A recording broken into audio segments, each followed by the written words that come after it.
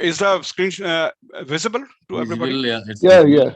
Okay. It's Okay. visible. Right. Anu, you can make it full screen. If No, I'll make it. I'll make it. Okay. I'll Okay. operate it.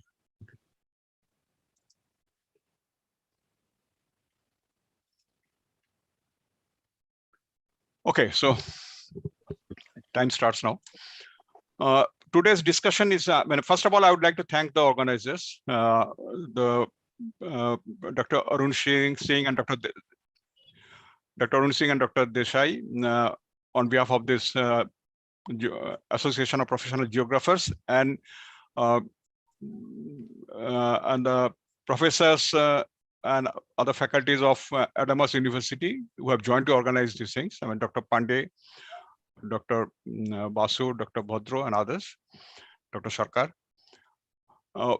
My topic today is basically to cover that particular aspect of the COVID pandemic that has been plaguing the world all over and have made everybody absolutely scared about the scope of sustenance on this earth. But not many people till now have fully realized the importance of this particular pandemic or the previous pandemics or the future pandemics that may happen with respect to the climate and the ecosystem and the environmental system of our Mother Earth.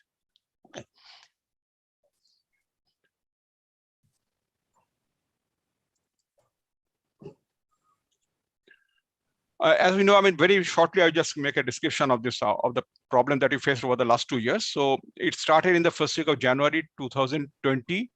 COVID-19 struck a very small part of the world in China, around the Wuhan laboratory. And within a few months, this took the shape of a pandemic. It became a pandemic. From a local infection, viral infection, to a pandemic, it took only some 3 to 4 months. During the same period, in the month of May, West Bengal and Odisha had seen a super cyclone, which is perhaps the worst super cyclone in the last 200 years history of the cyclonic storms in this part of Bengal, Odisha, and Bangladesh. Crops and vegetation in several North Indian states were again affected very severely during the month of July, August by a swarm of locusts, which is coming from East Africa, crossing Atlantic River. And this was perhaps the largest invasion of swarms these huge swarms of locusts, desert locusts.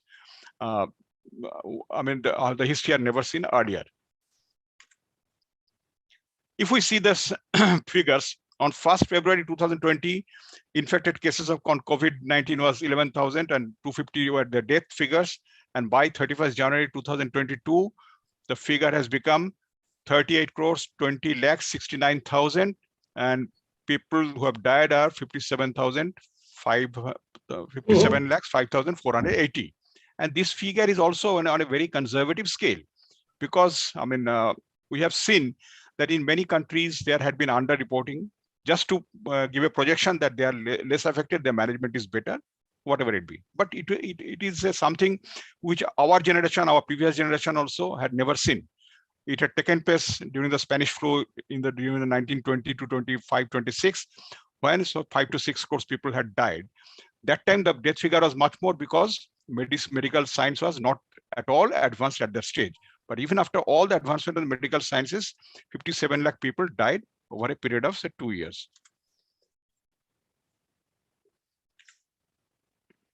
What is the global reaction to this COVID-19?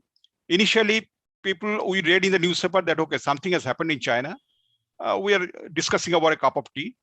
And then when it really struck India, we became concerned. And within a few months, when it was declared pandemic, then we are scared to death. So whatever was told to us by the government or the scientists or the microbiologists, so we are ready to listen to it because it was threatening our life. Till then, when it was taking place in Wuhan or it was taking place in, say, Italy or other places, so we thought that, okay, I mean, we are not affected. It is happening somewhere else. But when the danger was on my doorstep, then I was also concerned. So it happened for the entire humanity on this, say, 750 crores of people. They became concerned about this one because death was basically staring at their face.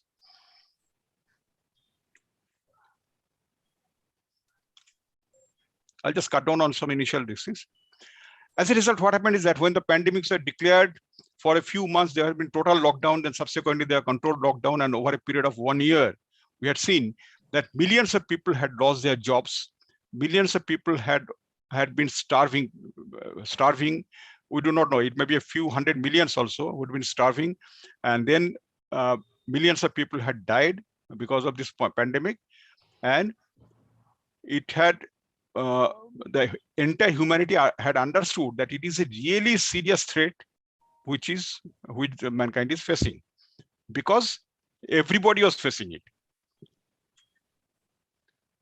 And came the new normal scenario where we ultimately, to cope up with the situation, we changed our way of life. We had more control on our activities, and most of the human activities that day, in the form of entertainment or in the form of industrial production, whatever it be, it was destructive. It was basically destroying the nature, or it is basically affecting the nature. So we unconsciously and forcefully had to mend our way of life to be more eco-friendly.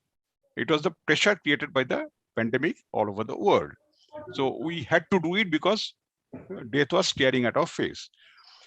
We learned a new normal that, okay, education, schools, colleges were closed, and we went online. For the IT sector and for the other online businesses, there's no problem. Online things are going on. And this whole online thing became a way of our life. So we entered into a new normal where our demands were limited, forcefully limited. Even if you wanted to have enjoyment in the nature, going for fun, creating disturbances in the nature, we could not do that one. The nature benefited, we suffered, but it was a new normal, which ultimately we accepted. Now, once we had seen this, everybody became aware about the COVID-19 pandemic. This it's a zoonotic disease. Zoonotic disease means it's basically from the virus was jumping from the animals to the human beings, had jumped. And how it is related to climate change. So this is an issue where the zoonotic diseases and about the COVID-19, most of the people who read newspapers or just surf the nets or discuss on these things with everybody else, so they became almost an expert. So all of them knew from which animal the virus has jumped to human beings, where did it really take place, what are its implications, I mean, how people suffer, and everybody became a medical doctor also. They knew, they stored medicines at their homes. They thought that, I mean, if we have this one, then I'm totally safe. Whether somebody suffering from that one is suffering from the shortage of medicine, I'm not concerned. I had the medicine in my home, so I'm safe. It happened. But nobody was, again, really bothered about the climate change, because climate is something in which we live, and it is something which does not, in the form of COVID-19 death, it does not stare at our face as an immediate emergent situation. But climate and this zoonotic disease, they are so intricately linked to each other that even the microbiologists and the biotechnologists and the environmentalists, they focus their full attention on this aspect. So why COVID-19 pandemic expanded so fast? How did the virus jump from the animal to this one? Whether there is a linkage between this zoonotic disease and the environment and the climate or not. And a lot of studies had been initiated, had been taking place, and many eminent climatologists and scientists, they started concentrating on this aspect, and very, very interesting things it started appearing in very renowned journals and scientific journals and other places. Now, this zoonotic disease, basically what happens is that when there are all the virus and the bacteria in the nature, when they are left undisturbed, they have got very specific carriers. So the carriers are basically, they carry the virus, the bacteria or the virus, but they themselves do not get infected. They do not suffer from it, because they have become immune to it, and those are the carriers. Now, when a particular species, or say some particular, I don't want to say group, it's a particular species become carriers of particular disease, if it has to be transmitted to some other animal, say for example, foot and mouth disease, which the domesticated cattle, they suffer from. But this foot and mouth disease does not affect the canines, the wild canine animals which are living in the forest. So even if the foot and mouth disease, the wild animals like the tigers and lion, they come in contact with the uh, uh, cattle, domestic cattle affected by the foot and mouth disease, they do not catch it because there is a barrier. It cannot jump from this domesticated cattle to the animals. Foot and mouth disease may be carried by the domesticated cattle, the cows and this one, but it is not carried by the tigers. And if it can jump, then that will become a pandemic, a very serious problem for the wild animals, canine animals, because they are not immune to it. So they are highly susceptible to it. So if it can jump, then there will become a serious issue. In the past, we have seen that this jumping of this virus from certain specific species of animals to the human beings had taken place in case of a Ebola virus in Africa, HIV and avian influenza, and then the SARS, the MERS which took place in the Middle East countries, and the latest was the COVID-19. So all these are basically zoonotic diseases which have jumped the barrier. Why? Why this spillover from the carrier animals to the new species, which had not been taking place over the thousands of years in the past? So this particular virus is not a new one. It had been existing over thousands of years, but why did it jump suddenly now? Now, it has been seen by the climate scientists that this jumping of basically the barriers, there are multi-level barriers between the animals which are carrying the disease and the animals or the human beings which may be affected in future. And crossing these barriers is not very easy thing. Nature takes care of itself. When the nature gives rise to the bacteria and virus, when the nature gives rise to the human beings, so it also takes care of the balances, checks and balances. If the virus, it can be deadly for the human beings, so it imposes a number of barriers within that one. And unfortunately, it has been seen that because of this climate changes of the recent days, some of the barriers have been broken down, and it has become easier for the particular bacteria virus from jump from one animal to others. And we are not much concerned if it is happening for the other animals, but we are concerned when it happens for the human beings. Climate change is one of the reasons for this breaking down of the barriers and jumping of this one. Another imminent effect of climate change is that it increases the frequency of the forest fires. It increases the frequency of the droughts, the floods, the famines, and it also results into this cyclones and typhoons and tornadoes all over the world. And it also creates an intense zoonotic pressure from the animals on the human beings because of the breaking down of the barriers.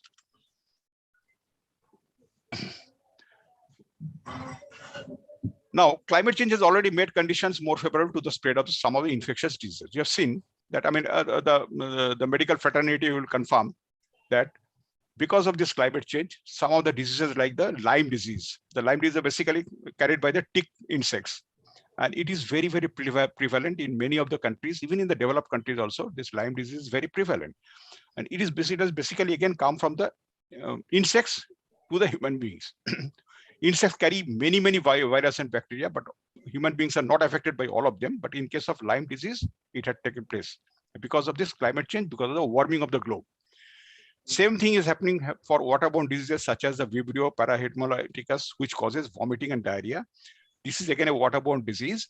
And this again, the reason is again the warming of our globe and the warming of the water sources that we have. Average warming of the water sources. And of course, the mosquito-borne diseases such as malaria and dengue fever, all of us know that, when it becomes warmer in cold climates, say, for example, I am in California now. So till now, I have not seen, for the last 7 years, I've never seen a mosquito here. It does not happen here because of the cold climate, dry climate. But in Newtown, I live in a very so-called sophisticated town, Newtown, and where there are millions of mosquitoes, especially when it becomes from the colder to hotter days. So we are infested with mosquitoes. So climate and global warming is a cause for increase of some of the zoonotic diseases. We have seen that there is a trend of emergence of the infectious diseases in the recent decades because of this climate change. Okay, let me cut it down to that. What can be the reasons for this larger transmission of this zoonotic diseases from the animals to the human beings? One of them is that previously the wild animals, which were basically the storehouse of some of the virus and bacteria, and which were living in the forest areas, isolated from the human beings who are living in towns and cities. So there had been barriers, physical barriers also, geographical barriers between the habitat of the virus and bacteria and the habitat of the human beings.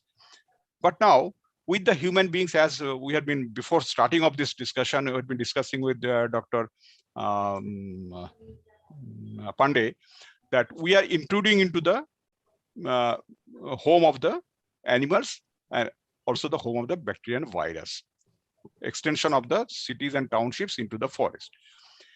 We are also so we are becoming coming more in contact with the wild animals and the diseases that they carry. There is also a massive concentration of domesticated animals around the world, some of which can be home to the pathogens like the flu that can make people sick. So domestic animal, why do we require them? For production of meat, for production of food. So we are cultivating them in a very, very small confined areas, concentration of animals, increasing the risk of contamination to other things. We also have massive concentration of people in cities.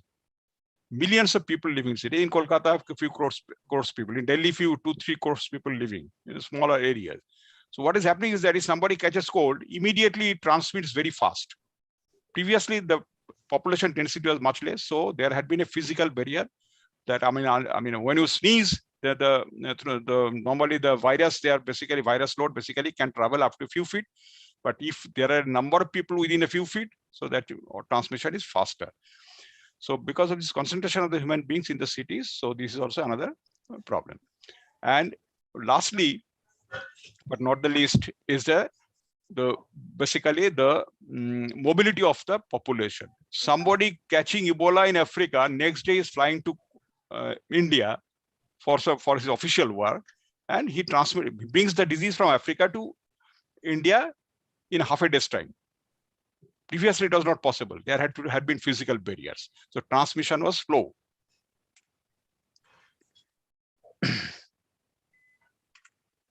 Now, if we look at climate change, it forces spatial changes of where animals and plants live. So because of the climate change, what is happening is that we find that previously Earth is basically over millions of years, our Earth's environment have developed over millions of years. So, and everything had been taking place through a balance in the ecosystem. So if something was getting wiped out, that was necessary for the system to wipe it out, and something new was coming. So there had been a perfect balance between them.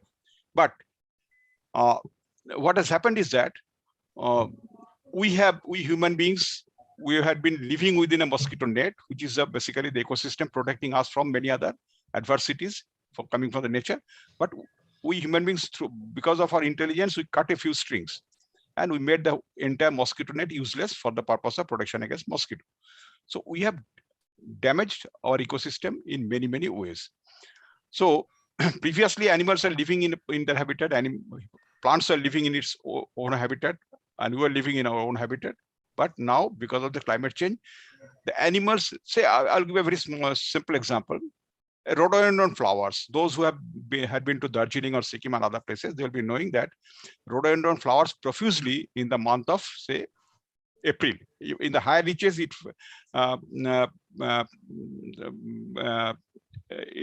basically blooms in the month of, say, late April to May, but in the lower reaches, from the month of March, it starts proceeding. But only 2-3 years back, I had been, during my beginning of my service career, I had seen that in Sandakphu area, rhododendron blooms in the month of April, late April. But 3 years back, when I visited Sandakphu, I found that in the month of March, this rhododendron is blooming. I wanted to know how it is happening. People say that, sir, for the last few years, it has started blooming earlier. And I couldn't make out that it was because of the climate change. The Sandakphu had become on an average slightly warmer than what it used to be, say 30, 40 years back. So because of this climate change, the flowering is different. So what is happening is that now rhododendron is shifting its original home from Darjeeling to higher reaches. So basically, same thing is happening for human. Dr. Archana Sarkar, I think her it has been observed that okay. So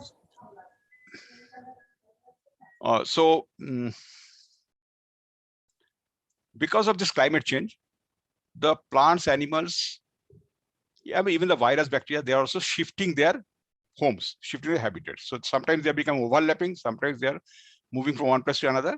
And the intricate balance of nature between the plants, animals, the microorganisms, that the bacteria and virus, so it is getting severely and abruptly disrupted. Instead of a normal natural change, it is becoming a sudden change, and which is causing the problems in the our ecosystem balance.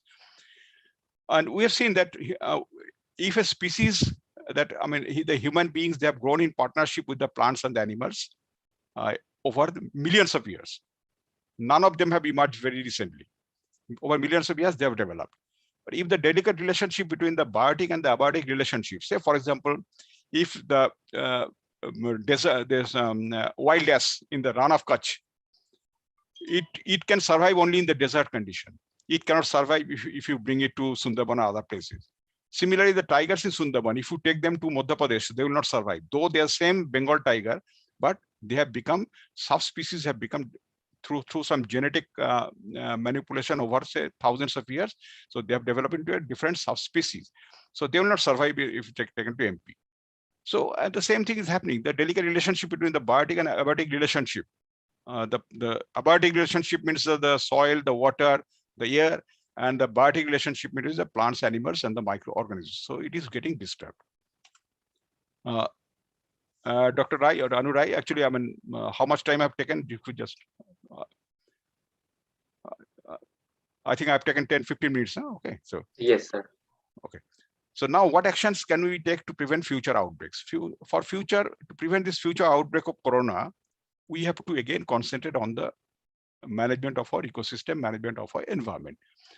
First of all, as an immediate measure, the global society has to provide more funding for the research needed for averting this present crisis. That is, what are the climatic factors which have helped in breaking down the barriers between the animals and the human beings, so that the zoonotic diseases can jump from the animals to this one. So more research is needed. Till now, we are just talking off the hat, but more serious research is needed to identify those factors. Which are the factors who are specifically helping in breaking down the barriers? Then secondly, we have to be very, very cautious about the illegal wildlife trade. What is illegal wildlife trade? In USA, there used to be a strong demand for tiger skins, for this leopard cubs, for this skin of this crocodile skins for making ladies' handbags. So there had been tremendous demand for this because people used to pay thousands of dollars for that one. And in India, these animals live in the forest areas. The people living around the forest areas are very, very poor. So some middleman from Kolkata will be in touch with some villager and give him, say, 500 rupees and say that you kill a tiger, give me the skin. And that tiger skin will be sold in USA through via the middlemen at maybe say 1 crore of rupees. And 1 crore rupees is nothing in USA, but 500 rupees is a very high amount in some remote area in West Bengal or India. So what happens is that basically there is an incentive for the local people to allow the capture or killing of the wild animals and get them transported to the cities to meet the basically fun of the city people, rich people, where there is really no need for that one. But ultimately, a small, beautiful, small wild animal from the forest is landing up in the drawing room of a very rich person in California. So you can imagine how the change of place is taking place for these animals. So if we cannot prevent this illegal wildlife trade, we will not be able to stop this physical transmission of the animals. Then preventing deforestation. What is the serious issue about deforestation? Yesterday I had been hearing that somebody is talking about that planting of trees.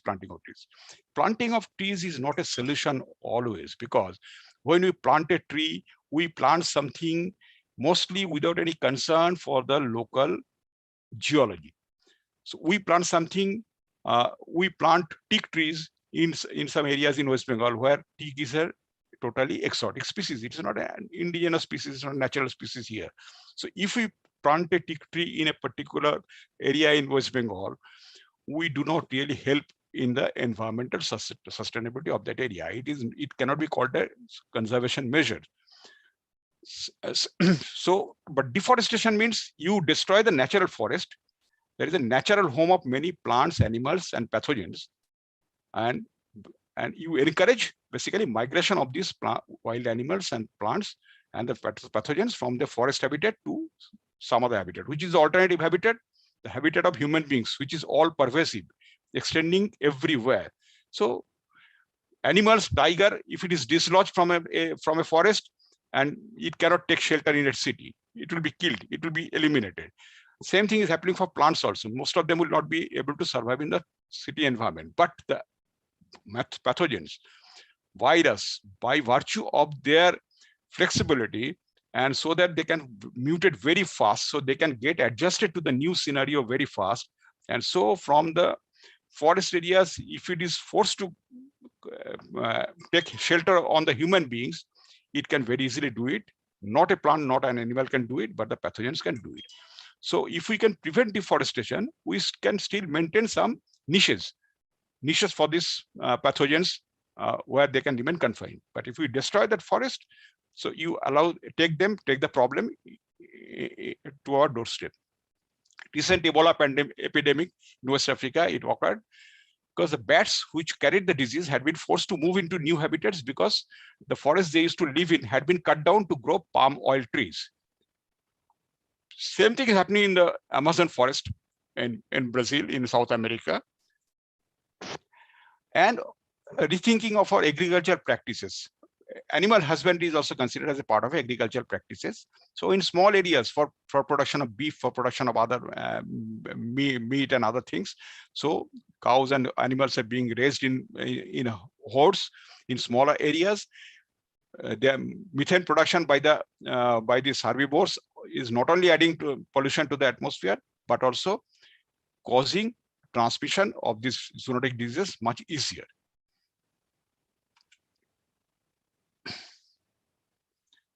The most important way to carry out climate change is to prevent climate change is to resort to the eco-friendly energy sources. Without energy, our present human civilization cannot sustain. So we must have energies.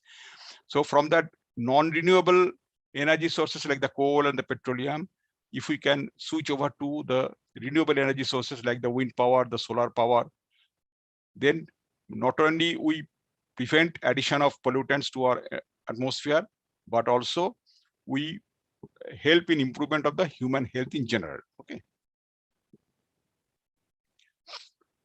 Unfortunately, till now, when the pandemic started for COVID-19, so all the countries, Donald Trump said that I allow so many billions of dollars for development of antibiotics and so much of thing for free food and this thing, that thing. In India also, people were given free food because they lost their jobs. And in the process, what happens is that nowadays you don't get a labor to work in the field.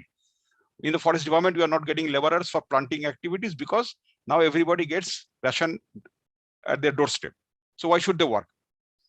So people were saved of their lives, but at the same time, what happened is that our economy was actually basically disordered. If you spend 1 rupee and cannot generate at least a few paisa out of that one, your rupee value goes down. And simple economics says that if for every paisa rupee spent, you should be able to generate something. But if you spend 1 rupee not to generate anything, so that your basically GDP goes down, your valuation of rupee goes down, and your economy also goes down. This pandemic, because of this pandemic also, it has happened. Though it was a social welfare measures in most of the areas, and many Nobel laureates also had suggested that, okay, I mean, it should be, people should be given free food and all those things. But if people get free food, most of the people who work hard to earn their food and generate, basically generate resources for the country. So if they do not work, so what happens, you can imagine. Anyway, I don't want to stress much on that one, but this is a point to be pondered by everybody. Now we spend billions of dollars for our health, but we did not spend even a few $1 million for the improvement of our environment, because environment policy and the health policy, they are totally segregated. Health concerns the human beings, so we are concerned much more about it. We make much more allocation for the health. Environment is a concern of nobody, because basically it's a free air, you breathe free air. So I mean, you don't have to buy it. You drink free water, you don't have to buy it. And soil, you can grow anything on the soil, it is a free soil. So it is nobody's property. So it is a free property, government property. So everybody enjoys, nobody wants to spend anything money for that one. But because of this segregation of this environment policy and the health policy and delinking of the same, since we do not invest in the environment, improvement of the environment, we are basically not investing in the improvement of our social or communal health. Okay.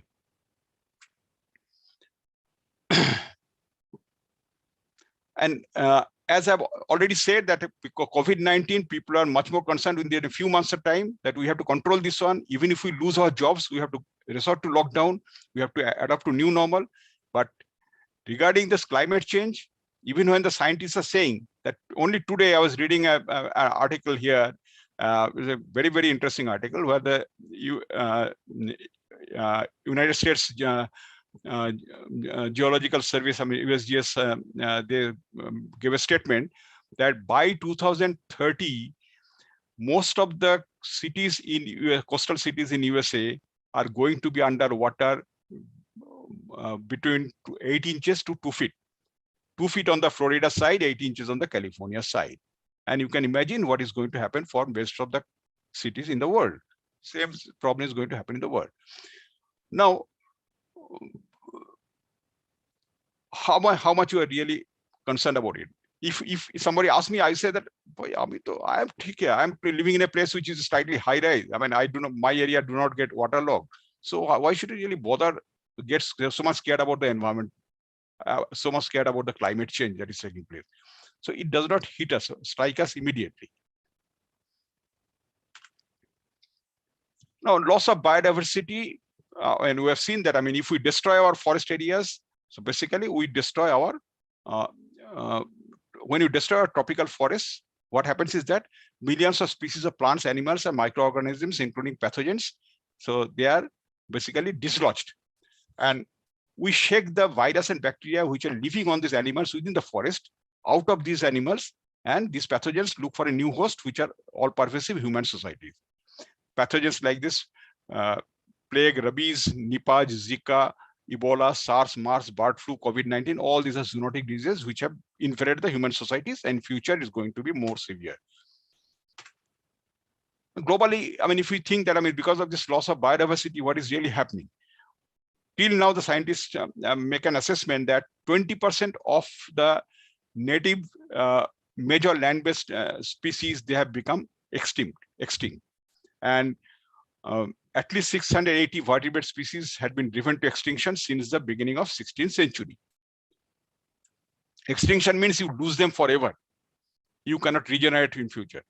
What are the causes of loss, biodiversity loss? First cause is, as we know, the habitat loss. If we destroy forest, the forest habitat is lost, the biodiversity of the forest is lost. So deforestation is one of the causes. Then second, overpopulation is another reason, that because of overpopulation, the towns and cities extend into the forest area. Second is the pollution. The industrial development from the beginning of 20th century over the last, say, 100 years, 120 years or so. What has happened is that we have dumped millions of tons of toxic gases and effluents into our water, into our soil, into the atmosphere.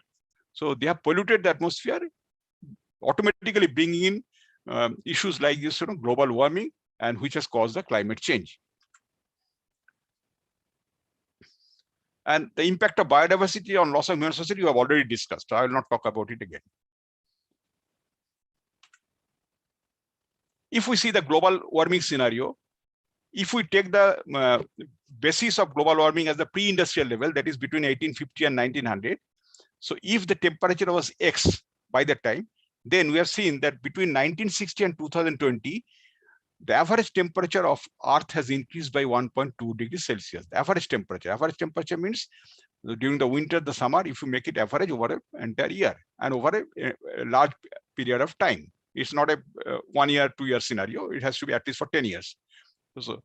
So average temperature increased 1.2 degrees Celsius. But if we see that the change of temperature between 1960 and 2050, projected rise will be 2.8 degrees Celsius. And so we find that the average global temperature is increasing. What are the impacts? Another major cause of global warming are the emission of greenhouse gases like carbon, CO2, methane, nitrous oxide, CFC, etc. The sources are the burning of fossil fuel and emission from the vehicles, and even the deforestation also, releasing of methane into the environment. Now, what has happened because of global warming? The sea level have been rising. The Arctic ice and the Antarctic ice, which is melting, pouring water into the sea. The sea level is rising. Between 1880 and 2013, the global average sea level have risen by 20 centimeters over a period of 130 years. 1880, yeah, 133 years, it has risen by 20 centimeters. So if it was previously 0 millimeter sea level, now it has become 20 millimeter sea level, mean sea level. And from 1950 to 2009, that is in the recent period, we find that the global average increase has been 1.7 millimeter per year. That means over a period of say 10 years, it will be 17 millimeters. And over a period of 100 years, it will be 70 centimeters. So it is becoming gradually more and more change of this rise of the sea level. And it is forecast that between 1993 and 2009, it's not a forecast, now it's a this one, 1993 and 2009, the rise has been 3.3. That is almost the double of the previous few decades.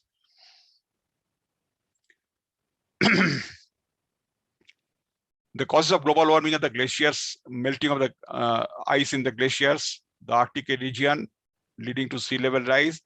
And it has also changed in the precipitation pattern. I need not explain to all of your geographers how this, because of the sea temperature and sea currents, how the climates in different countries are basically taking place, changing. And El Nino effect on all these things are basically causing more precipitation or less precipitation in certain areas. It's part of your what the physical geography, and changes in the geographical distribution of flora and fauna. A very interesting thing would be setting of climate refuges. Climate refuges means if India becomes warmer, if paddy is being cultivated in India, then if it becomes still warmer, if the temperature increases by another 2 to 3 degrees Celsius on an average, so this area will become unfit for cultivation rise. Which area will become fit for cultivation rice? Maybe Sweden, Norway, Denmark, the Scandinavian countries, where rice cannot grow now, but it may become warmer by 2 to 3 degrees Celsius. It become so what will happen is that the farmers from Bangladesh and India will have to migrate to Sweden or Norway to cultivate paddy.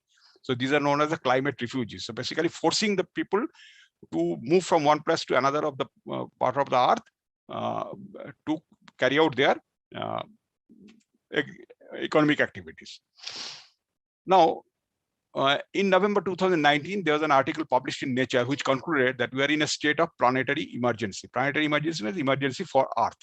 And in January 2020, another article published in the journal Bioscience, which was prepared by a group of over 11,000 scientists, it described global warming as a climate emergency or a climate crisis.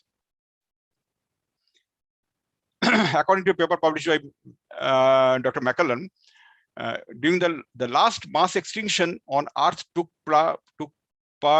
place in 65 million years ago when the dinosaur became extinct.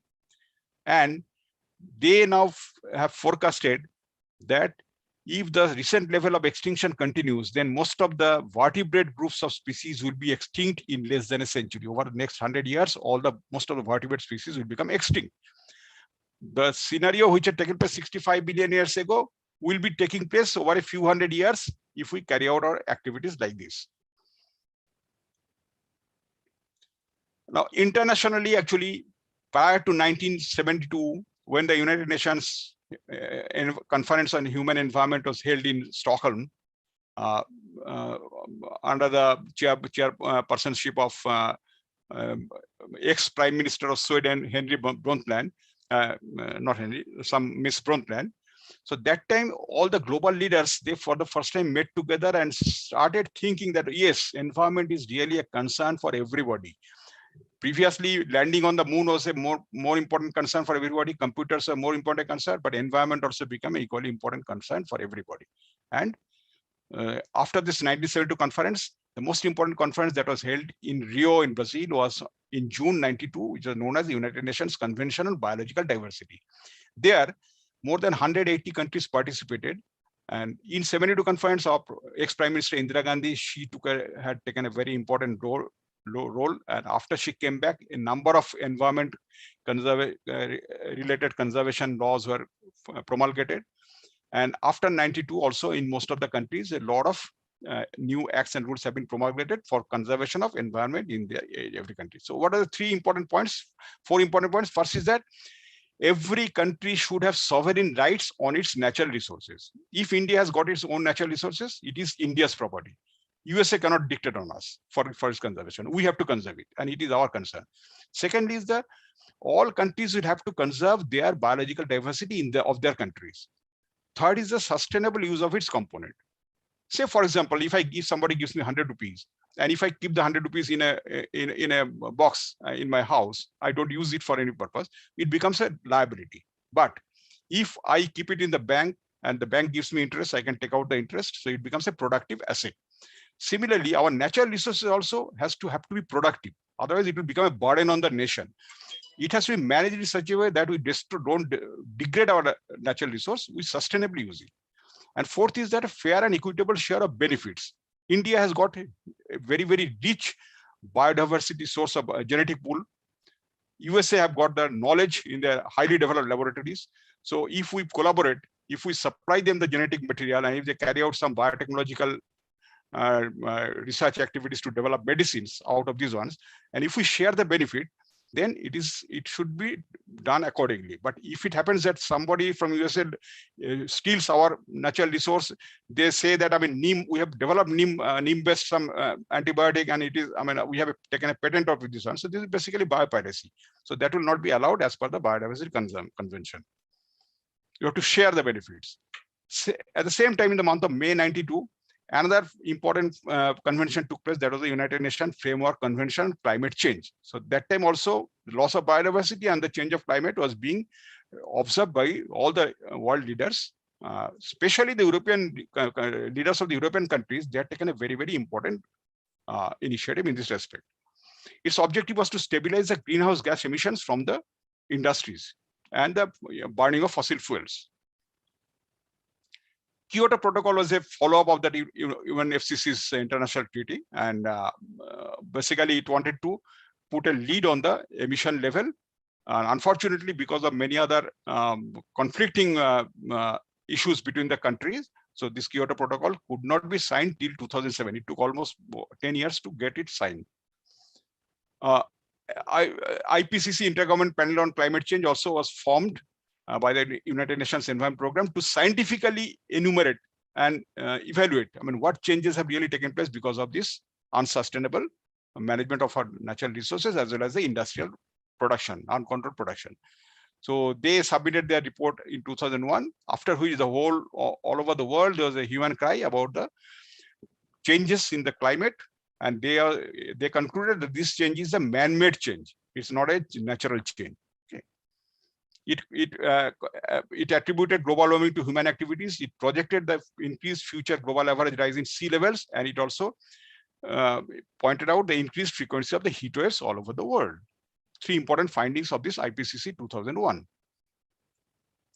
Then there had been Paris Agreement. In Paris Agreement, all the countries, they say that, okay, I mean, already some 7-8 years have gone, but we have not been able to come to an agreement. What has to be done to control the emission of greenhouse gases and to prevent the biodiversity loss?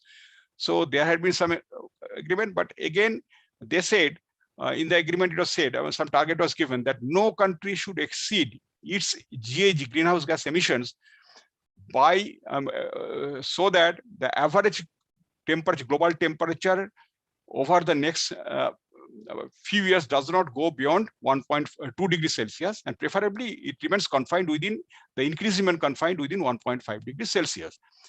But this could not be implemented again, because as all of you know, that in 2019, Donald Trump said that, I mean, it is against, this agreement is against the interest of the USA, because we have to cut down our industrial production.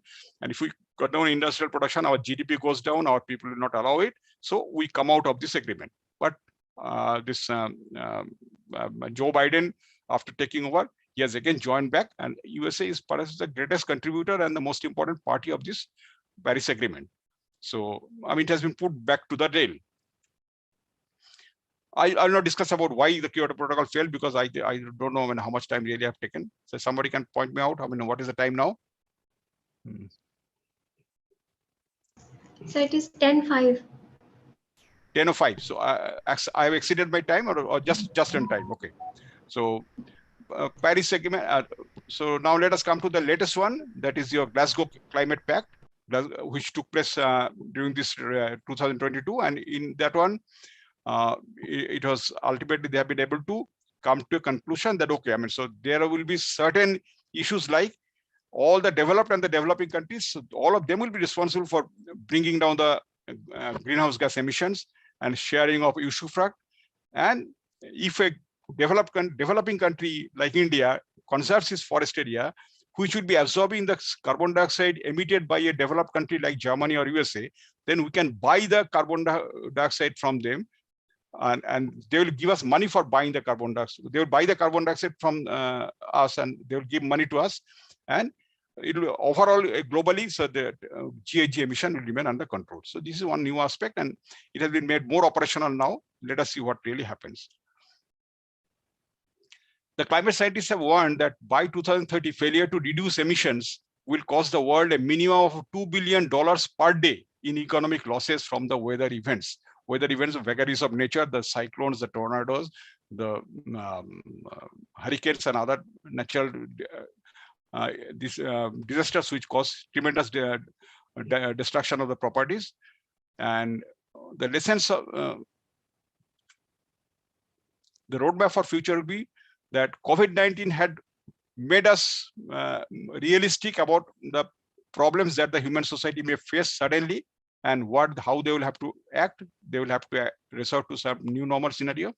Similarly, for the ensuing environmental catastrophe also, which is threatening the existence of entire civilization, if you cannot reframe our mindset, if you cannot link up the health policy with the environmental policy, we shall not be able to avoid this disaster. So we also have to take it as seriously as we had taken in case of a COVID-19 pandemic. Many of our unsustainable activities, when controlled, will give us clean air, water, and much better environment to live in. Man can survive, progress, and live happily even without destroying our nature. Human knowledge should not create a Frankenstein, and a real world is more important than the virtual world. Thank you very much.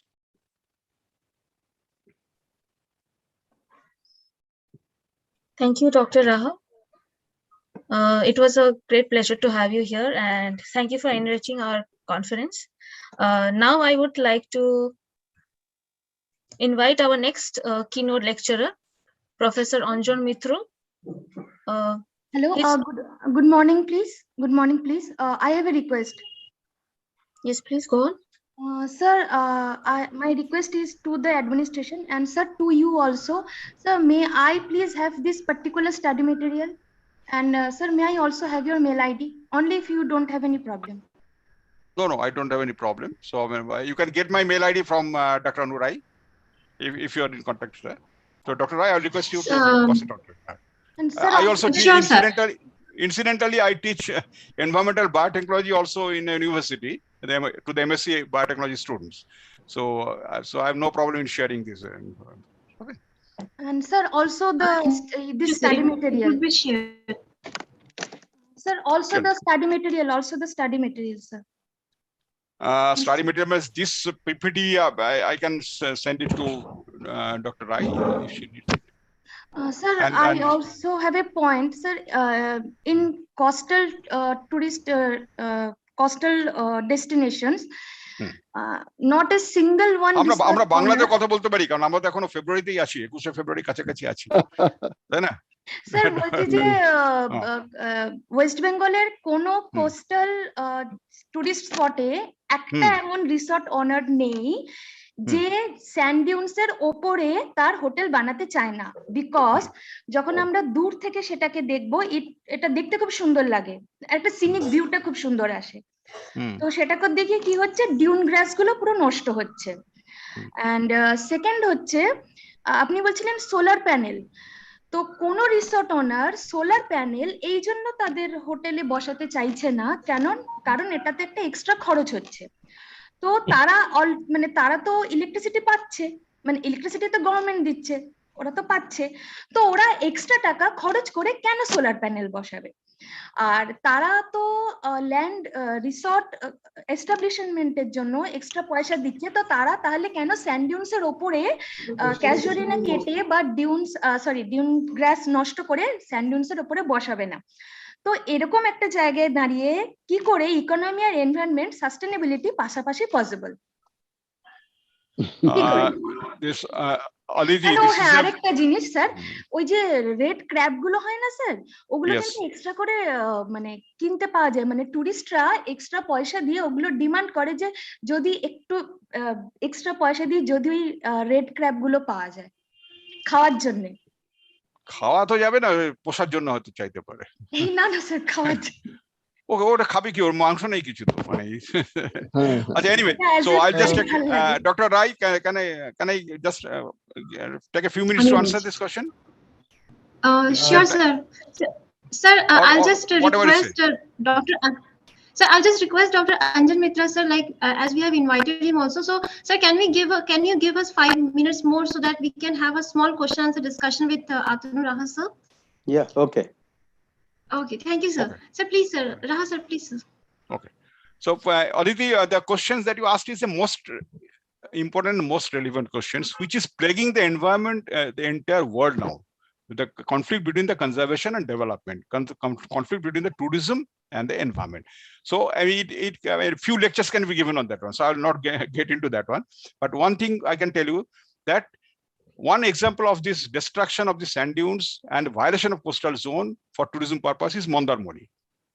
Even if one friend of mine here said that we had an excellent time in Mandarmani this summer, I said that you have done a tremendous damage to our environment. So you should not have gone to Mandarmani to this. All these are violations, and unfortunately, my study is Digha and Mandarmani for my research. Yeah. So basically, so this is a scam. I will say that it is a scam on tourism. So it should not have been there. Secondly, regarding this, after the sand dune, you asked another question that tourism. Solar Electricity. Solar lighting. Yes, solar lighting. So regarding the solar lighting, I would like to point out that many of these coastal tourism areas, so they tap the electricity without paying the duties also, so they get free of cost. But if in fact, I am a member of the Ecotourism Advisory Board, which had been recently constituted. So our objective is to draw up an ecotourism policy for the interstate where the না definitely নয়, you have told something which পড়াশোনা করছো তোমরা, university পড়ছো, তো if you can't ask questions then who will ask question? আমরা অ্যাডমিনিস্ট্রেশনে যারা আছি তারা করব, আমরা তো সবসময় ফলো করবো। ইউ আর দ্য যারা অ্যাডমিনিস্ট্রেশনে আছেন চোখ বন্ধ করে আছেন স্যার। না না সরি, আমি সেটা বলিনি স্যার। চোখ বন্ধ করে নেই, আমরা চোখ খুলে রেখেছি, কিন্তু চোখ খুলে রেখেও তো অনেক কিছু দেখছি আমরা সব। মন্দারমণি, দীঘা কবে থেকে এরকম চলছে বলুন? ইয়েস, কবে চলছে, কিন্তু unfortunately Unfortunately, you also know that. My locality also crapping up. You know the reason why it is happening. I do not want to enter into any controversy here. কিন্তু it is a fact. আমি ভুল বলে ফেললাম? না, তুমি ঠিক বলেছো, এবং এটা আমি বলতে যাচ্ছি যে মানে এডুকেশনের মেন পারপাস হচ্ছে টু আস্ক কোশ্চেনস। এবং আমি আমার এখানে আমার ছোট নাতিকে আমি দেখি, এখানে কোনো কিছু ওকে যখন আমি পড়াই, অঙ্ক শেখাই, ও ও কিন্তু he keeps on asking me questions, দাদু why this one why that. তো আমি যখন আমার ছেলেকে বললাম যে ও একটু বেশি আমাকে ডিস্টার্ব করছে, তখন আমার ছেলে বললো, নো ড্যাড, এখানে অ্যাকচুয়ালি এটা হচ্ছে they force you to ask question, so that once the question is answered, the person who is teaching you also should be clear about the answer, and যে question answer করছে তারও কিন্তু mind open হচ্ছে, and he is also looking beyond his limited world. সুতরাং অদিতি, তুমি যেটা প্রশ্ন করেছো, very very relevant. Second question regarding the solar panel, government gives subsidy for this one. এখন কেউ যদি বিনা পয়সায় বিজনেস করতে চায় এবং সেখানে যদি তাকে পলিটিক্যাল পার্টিজরা সাপোর্ট করে, তাহলে তো কিছু করার নেই। It's a basically vicious cycle. কিন্তু সোলার প্যানেল হচ্ছে ইটস এ মাস্ট, মানে এটা হওয়া উচিত সব জায়গাতে, এখানে মানে হার্নেসিং দ্য উইন্ড পাওয়ার। এবং আমি তো এখন দেখছি যে এখানে ইউএসএ তে Tesla is basically going to replace the entire fuel based car sector, এবং ভবিষ্যতে হয়তো সারা পৃথিবীতে এটা হয়ে যাবে। তো আমরা তাহলে তখন একটা বিরাট একটা পলিউশন থেকে অ্যাভয়েড করতে পারবো, কিন্তু সেটাকে এনকারেজ করতে হবে। Initially somebody has to invest, সেই ইনভেস্টমেন্টটাই হচ্ছে সিরিয়াস প্রবলেম গ্লোবাল লেভেলে। প্যারিস এগ্রিমেন্টের ফেলিওরের একটা কারণ হচ্ছে who will invest. Everybody says, the industrialists say, I will not invest, but I would like to get the reap the benefit. Profit. If somebody does not invest, then the whole world ultimately suffer. COVID moton hoye jabe. Okay, thank you very much. But your question is very relevant, and I'll request you that you keep a mind open and keep on asking questions. So that is most important. People should be able to answer your question. Your teachers, your other seniors should be able to answer your questions. Thank you. আর যিনি বললেন, আমি জানি না কে বললেন, যে আমরা চোখ খুলে আছি অ্যাডমিনিস্ট্রেশনে, আমরা চোখ বন্ধ করে নিই। কুমার সিং বলেছে, আচ্ছা, আমরা চোখ বন্ধ করে নিই, আমরা চোখ খুলে রেখেছি, একদম পুরো বন্ধ করে বসে আছি স্যার, চোখ বন্ধ করে বসে নেই। Digha, Shankarpur, what is happening there? And শুনুন, apart from that, তাহলে doctor Singh, in my area in picnic garden, lot of trapping in front of my eyes. Yes, আমি বলছি, আমি আপনাকে আপনার উত্তরটা দিচ্ছি। গতকাল আপনারা একজন ডক্টর দইয়া বলেছিলেন যে অ্যাডমিনিস্ট্রেশনে বিএ পাস দিতে হবে না। না না না, আমি আনসার দিচ্ছি না, আমি just drawing the this one 1 or 2 minutes। না, এখানে আমি আরেকটা হাফ এ মিনিট, আরেকটা half a minute, please sir, এটা উত্তর দিতে হবে না বলছি। আমি এটা উত্তর দিচ্ছি না, আমি আপনাকে অন্য একটা ইস্যু বলছি। দুটো কোশ্চেন আছে আমাদের, সেটা হচ্ছে half a administration, he said that BA degree is the minimum criteria for qualifying as an IAS officer, but you will be surprised to know that 75 to 80% of the people who are joining the civil services are now either the IIM graduates or the IIT graduates or the medical doctors. They are not simple BA BSc pass. So it does not mean, and in spite of their qualification and everything, our India is suffering. India is not developing. You cannot blame a single part of the body. The entire civil society is also responsible for that one. When something is being done illegally, why do we tolerate? Why we also keep our eyes closed? Why you are also keeping our eyes closed? Yes, this is known as a shifting of your power to others. Anyhow, sir, এটা নিয়ে debate করার দরকার। ঠিক আছে। আচ্ছা, আমার একটা দুটো প্রশ্ন আছে অ্যাজ এ জিওগ্রাফার। ছোটবেলা থেকে দুটো বই আমরা পড়ে আসছি, একটা হচ্ছে স্টিয়ার্স আনস্টেবল আর্থ। আর্থ কোনোদিন স্টেবল ছিল না। আমরা আজকে যেটা ক্লাইমেট চেঞ্জ নিয়ে কথা বলছি, খুবই ভালো কথা, সাস্টেনেবল ডেভেলপমেন্ট হোক, কিন্তু তার নিয়ে যে অত ক্রাই হিউ অ্যান্ড ক্রাই, আমার মনে হয় না অ্যাজ এ হোমোসেপিয়েন করা দরকার। সেকেন্ড প্রশ্ন আমাদের, এটা কি আমি উত্তর দেবো কি দেবো না? না না, উত্তর দেবেন, আপনি উত্তর দেবেন। সেকেন্ড প্রশ্নটা হচ্ছে থিওরি অফ আইসোস্টেসিস। এক জায়গায় ইরোশন হবে, এক জায়গায় আর্থে এরকম চলতেই থাকবে, and from time immemorial it's going on. So Homo sapien is accustomed to all this situation. Geographers সব থেকে প্রথমে 1889 এ এই ক্লাইমেট চেঞ্জ, আনস্টেবল আর্থ নিয়ে কথা শুরু করেছিল, and 1936 A geographers and anthropologists came together. Wagner Grant Foundation A man's role in changing the face of the earth. আমি জানি না, অনেক very few geographer of this present generation must have read, or any forester like you who have been working on the ground situation have gone through these records. But it is a published book. So আমাদের বক্তব্য হচ্ছে যে there is a mechanism, inbuilt mechanism in the earth ecosystem itself, which can minimize to great extent the adverse effect which is being created by other external factors. সেই জন্যে আমাদের মনে হয় না কি খুব বেশি এটাকে নিয়ে চিন্তা ভাবনা করতে হবে যদি human population Homo sapien has survived for such a long time facing many ICs, they can survive also in this situation. Thank you, sir. Okay, so I'll answer to his question first, Dr. Desai. First of all, whatever you said, আপনার মনে হয় না বলে মনে হওয়ার উপরে পড়েছেন, but I have only quoted the scientific evidences. So মনে হওয়াটা এক জিনিস, your belief is something and scientific facts is different. So scientifically it has been shown, and it has, আপনি যেটা বলেছেন ডোনাল্ড ট্রাম্পও একই কথা বলতেন যে this is basically a conspiracy by the environmentalists to bring down our economic development. He said it, and he has been thrown out. He has been thrown out by the American people.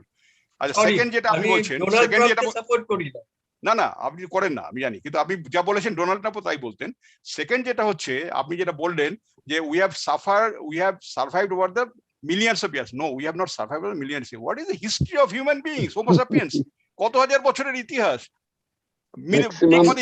পৃথিবীর ইতিহাস তো millions of years, 6.5 million 6.5 billion years কি আমরা যেটা করেছি এই লেভেলে ছিলাম? তার আগে তো আপনার কাছে কোনো রেকর্ড নেই।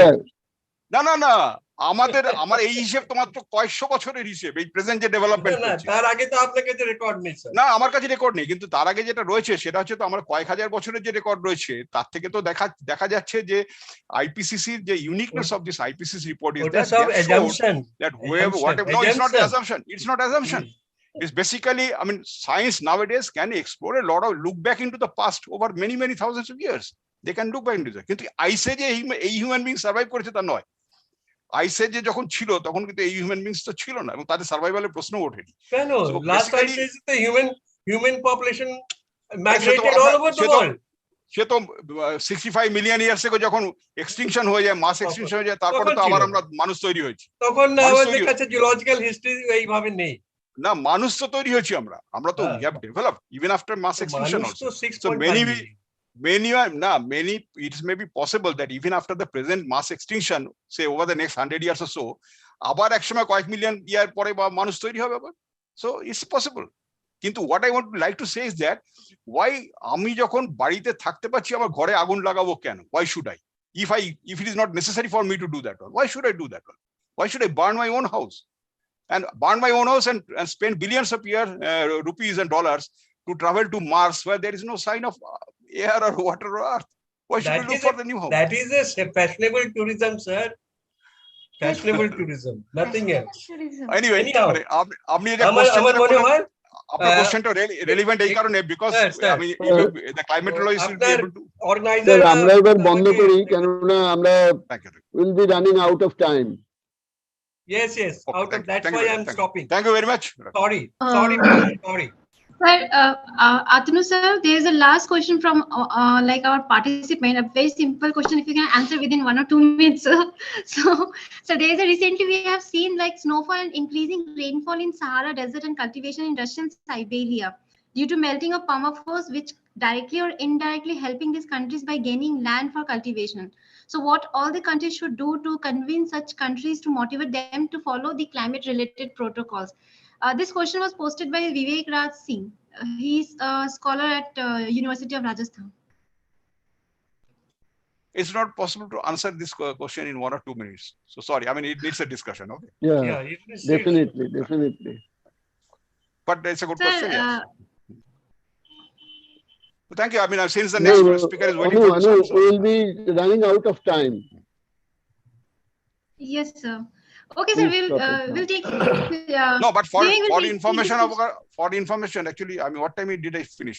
For information, at the beginning, I had said that I was present here from 8:55 a.m., but the meeting started at 9:20 p.m. So I was already delayed in starting. Yeah, so I have not taken the extra time. Thank you very much. So thank you, sir. Thank you very much. Thank you. So Joyita, you can proceed. Yes, sir. Thank you, sir. So I will again now invite Professor Anjon Mitro to present his work on Nodi Ghat Nagor, concept of time, life, engagement, and manifestation, Professor Anjon Mitro, practicing architect and urban design and visiting professor of B College, West Bengal. Please, sir, over to you now. Okay. Thank you very much. Well, it was an interesting discussion to start with. Professor Mitro, just give me a few seconds. I will tell that Dr. Desai, your question will be discussed at the end of this session. Okay. Perhaps Dr. Desai was asking something to No, I Dr. don't have Raha. any question that, but I have some observation. I see. Okay, that I will add at the end of the session. Okay, thank you. Okay. Please continue. Okay. So, I mean, what I'm saying is that that has been a very interesting discussion to take on, because I think in the very last phase, there are some very interesting questions that has come up. So what I am going to do here is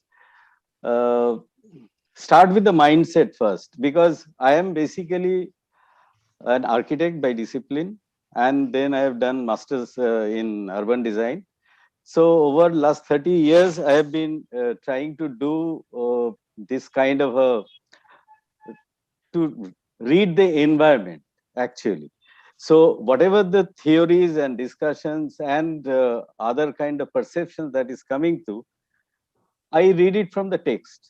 I read what is manifested. So in that way, actually, I can connect some kind of a missing dots. And so what I will be doing here is taking that can I share my screen now? Yes, definitely, sir. Okay. So I take on myself with this, the ecosystem management and contemporary environmental challenges as the basic theme, which Dr. Raha has amply put a beautiful framework to delve on. So, the work that I'm going to present here is not really a kind of a, just a minute, okay. So, the thing that we are trying to do here is not really giving a kind of a keynote speech or anything. It is sharing of our experiences and our kind of a understanding as our practicing firm, which is the appropriate alternative, that we have migrated into a responsible design practice, responding to development issues. So we deal with very small buildings to a total townscape, and in fact, many redevelopment projects, as well as the theme like river on the Ganges and all that, or Europe on the Ganges. So that is one part of our understanding. The second part that we have understood, the development is a very multidisciplinary, a layered kind of thing, which is breaking away from the silos. So we have an NGO, which is Sustained Actions for Value and Environment, which is a collaborative think tank for holistic development process. So there we have to dialogue with medical professionals to the various urban geographers, historians, etc. And there also we need another supporting network like Disappearing Dialogues, which is a community engagement network. So they actually derive what is there at site and how the user perception of the environment is. So this is a kind of a realization that I'm going to put forward. That is the holistic perception of the development pattern, the contestation, transformation, and changes. So with this understanding, first is how do I really share this in terms of communication, because we are dealing with a non-verbal communication, which is a building or a built environment, which is to be experienced, to be practiced and used. So it has a number of takes. So people are free to interpret the way they want. But at least to start with, there we find that instead of concepts of river, environment, health, and life, we thought it will be better if we can actually address it as Nodi Ghat Nagor or Vastu as a concept of time, a life, and its engagement and manifestations. So that is how we start. So what is the indigenous approach? We talk about the Nodi is life. It's the life is the source of our being. The thing Dr. Raha was trying to explain is the biotic and abiotic relationship. It is the whole part of the nature. Human beings are part of nature. This is something we just kept forgetting. And that is the way, and this kind of values, it's also ingrained through myths, folklores, rituals, and practices. So they never let you forget about who you are. But being modernity is something which is a denouncement of anything that is traditional. There we have a major kind of mindset. Now let's see in indigenously what is in Indian philosophy, what really Nodi means. So it means is the first thing that our connection to nature. If you take Ayurveda as a science of life, there also it is there, the earth, water, all the air, ether, everything is there, which is controlling ourselves, our whole human body and mind. So here what we do, we take river, we also practice, invoke Ganesha, and then we do a Sankalpa, which is a basically faithful way of practicing a ritual. And then what we do, we then actually offer our blessings to our ancestors. And that is how we first do the Tarpon, and then we invoke them. And as a whole, the journey starts, and then we also offer ourselves to the water. Now, this is the connection. That river is not a physical entity anymore. It is the whole mindscape that we are talking about. It is the thing which gives us access, which connects with distance, from far to distance. That connection is physical, it is symbolical, it's also emotional. So that is one. And then there is a relationship from everything we do. And if we respect something so dear, so we pay our homage to the water, to the river first, because river is river of life. And then it is not only just a profane kind of a routine, it is also a very sacred routine. When during Durga Puja, which is the festival, and Durga was also conceived as a Shakambari, which is the mother harvest, what we do Kalabu Snan, and then take it to the Puja Mandap where the whole divinity was invoked as a part of everything that governs us. So this is the kind of relationship we have established with our whole being. Then it is also about cleanliness. It's about also offering something which is pure. So this is the whole way of connecting. This is the life sustaining. It provides us fish, it provides a occupation, it helps in our harvesting. In fact, the flood in some part of Bengal was much more appreciated in Arambagan and other thing, because it provides that with the fertile soil, and that increases the fertility of this thing. So there is a natural order, there is a natural cycle that we need to understand when we talk about the river. Then river is a social space. It's not just a kind of a physical entity. This is the interesting part of our indigenous thought process. It connects the generations, and it is also the place where we kind of release ourselves. It is a place where we meet, we interact. The collective as a whole, that is something that has been harnessed in the river banks. We cherish, we celebrate life. These are the things that is exuberance, that actually means the real happiness. Today, we are not talking about GDP anymore. We are talking about the index of happiness. And in that happiness index, the modern society is failing miserably, because ultimately we may be rich, but in the true wealth, where it is the whole being as a collective human beings, where are we leading to? So it is not there. And finally, the crux of this in a physical, because I'm trained as a physical planner, so we are looking at the physical entity, but now we have realized it is not the physical entity that is important. It is the wholesome experience. It is this important. So river has a soul. That is why all our literature, they invoked Ganga Amar Ma, Padma Amar Ma.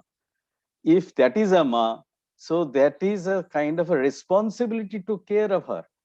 Are we responsible? I don't think so. This is the way the river is. If you see the river and if you see the surroundings, that is the whole situation there. And this is not a homogenized kind of a situation. What we find in today's time, because this is a today's picture, so at times where we find very uniformly grained, balanced development along the river, and then there are some very sporadic, some kind of a major destructive intrusions that is happening into this place. So from the river, now let us move to the land-water interface, the ghats. The moment you say ghat, ghats are not only just a physical interface, it is something beyond. So like an atom, if we try to understand how really this relationship builds, in a very small module where there is a cluster of house, the river goes by, and river has all the potential elements that helps it to survive. So we have a ghat. And then there are cluster of things for all our profane activities. It is taking place at the ghats, the land river interface. It is the open space, it is the nature, it is everything that we can believe it. So these are the private ghats. What happens when this Vastu grows? It grows into the second stage of module where slowly there are cluster to a pada. Even in a pada, so we know that is a Tatipada Ghat, that is a Kumotuli Ghat. So these are kind of either bound by an occupation or some kind of a shared beliefs, and that is how, and its connection to the river. So all through it is just like the mother who is kind of doing these things, and slowly it is evolving into a much more interesting social spaces at the land river interface. And it is a kind of a renouncement of the interconnectedness, the interbearing thoughts. So we have this small boats coming in, the people are taking bath and all that. Now, what happens then? This pada gets extended to several padas.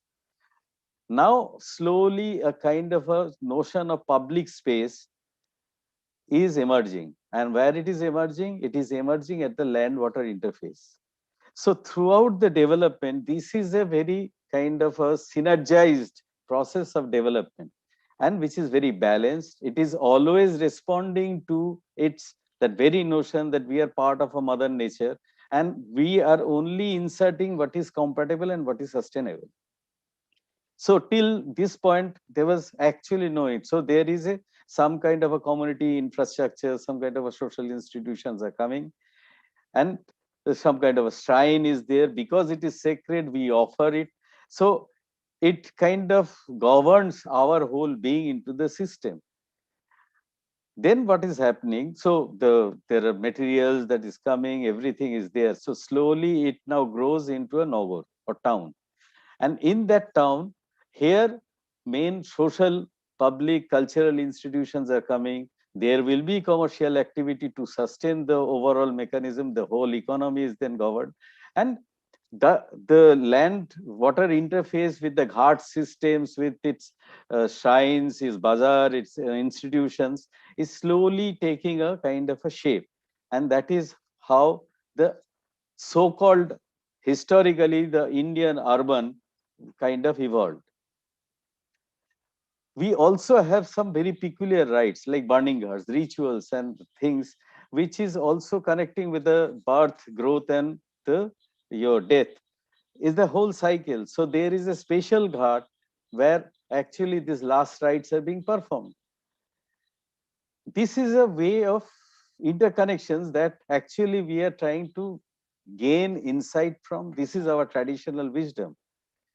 So from there, I'll just take what is the final manifestation here. I take a snapshot of Varanasi. If you see, when we talk about Varanasi, the whole representation is not only just the water, it is the water, the river or the nadi, and then you have the ghats where these interfaces are there. Then you have the whole Vastu, all actually presented in a single kind of an image. It can be interpreted in any way you feel like, but the connections and relationships stays. Here, if you see what is there in that, you will see that there are Asi Ghat, there are Riva Ghat, there are so many different kinds of ghat. Around the ghat, then there is maybe a Tulsi monastery will be coming here, some kind of a institutions will be coming here, some kind of a new cafe, the bookshops. It is a huge public spaces along the river. This public space is now being missing in the new township or things that we are talking about. So even this is for Hindu culture, or supposing we just go back and try to see what other major traditions are there. In Islam traditions, they have Hugli Imambadas by the river, so that anybody who passes by, it's a kind of a outpost, and as well as, but it still enjoys the kind of public relationship at the land water interface. It is something as a river as a public property, and that kind of thing is a public image which holds together all the various human settlements across. So it's a connection, and it also is a talk of the concepts of time all through, because even the cycle we do Sankalpa and we do Tarpon is to have that traditional continuity. So we don't think that we are just a single impulse or a linear kind of thing. It's a cyclic order. So that is what is being maintained in the Hindu philosophy. Now, then we entered into the colonial period. The Britishers came, they came with a Western mind. They have a completely materialistic, very different kind of view. They are also a product of the scientific revolution, our industrial revolution. So it has changed the life, it discarded the Indian way. It has a different way of looking at life altogether. What they do is, they start opening up the geographic boundaries. They started documenting. In India or in other Indian civilization, we never actually thought of having a kind of a this kind of a documentation, because it's very local. So everything we know by heart. But when you are shifting your mindset to a more centralized system, you need documentation. What is available where? What is the strategic location? How it can improve or control the other parts? So here comes Renel, then comes the Portuguese. They identify which settlement should be there, so that they have a better control over the economy and the local population. So that is being charted. And look what ultimately is done. I have said that whatever we might be thinking, it is all manifested physically. It has to be manifested in terms of tangibles. So let's see what is this tangible thing is doing. So if you see this, that what we have is this is the kind of settlement now. So all these huge blocks are the new areas where these colonial settlements first took places. So that is how they changed the land-water interface and the inlands, the whole geography of the scene. Now this has a kind of a different call. Even the land-water interface is now, this is what is being changed, because what they think that the river suddenly is become a major transportation node.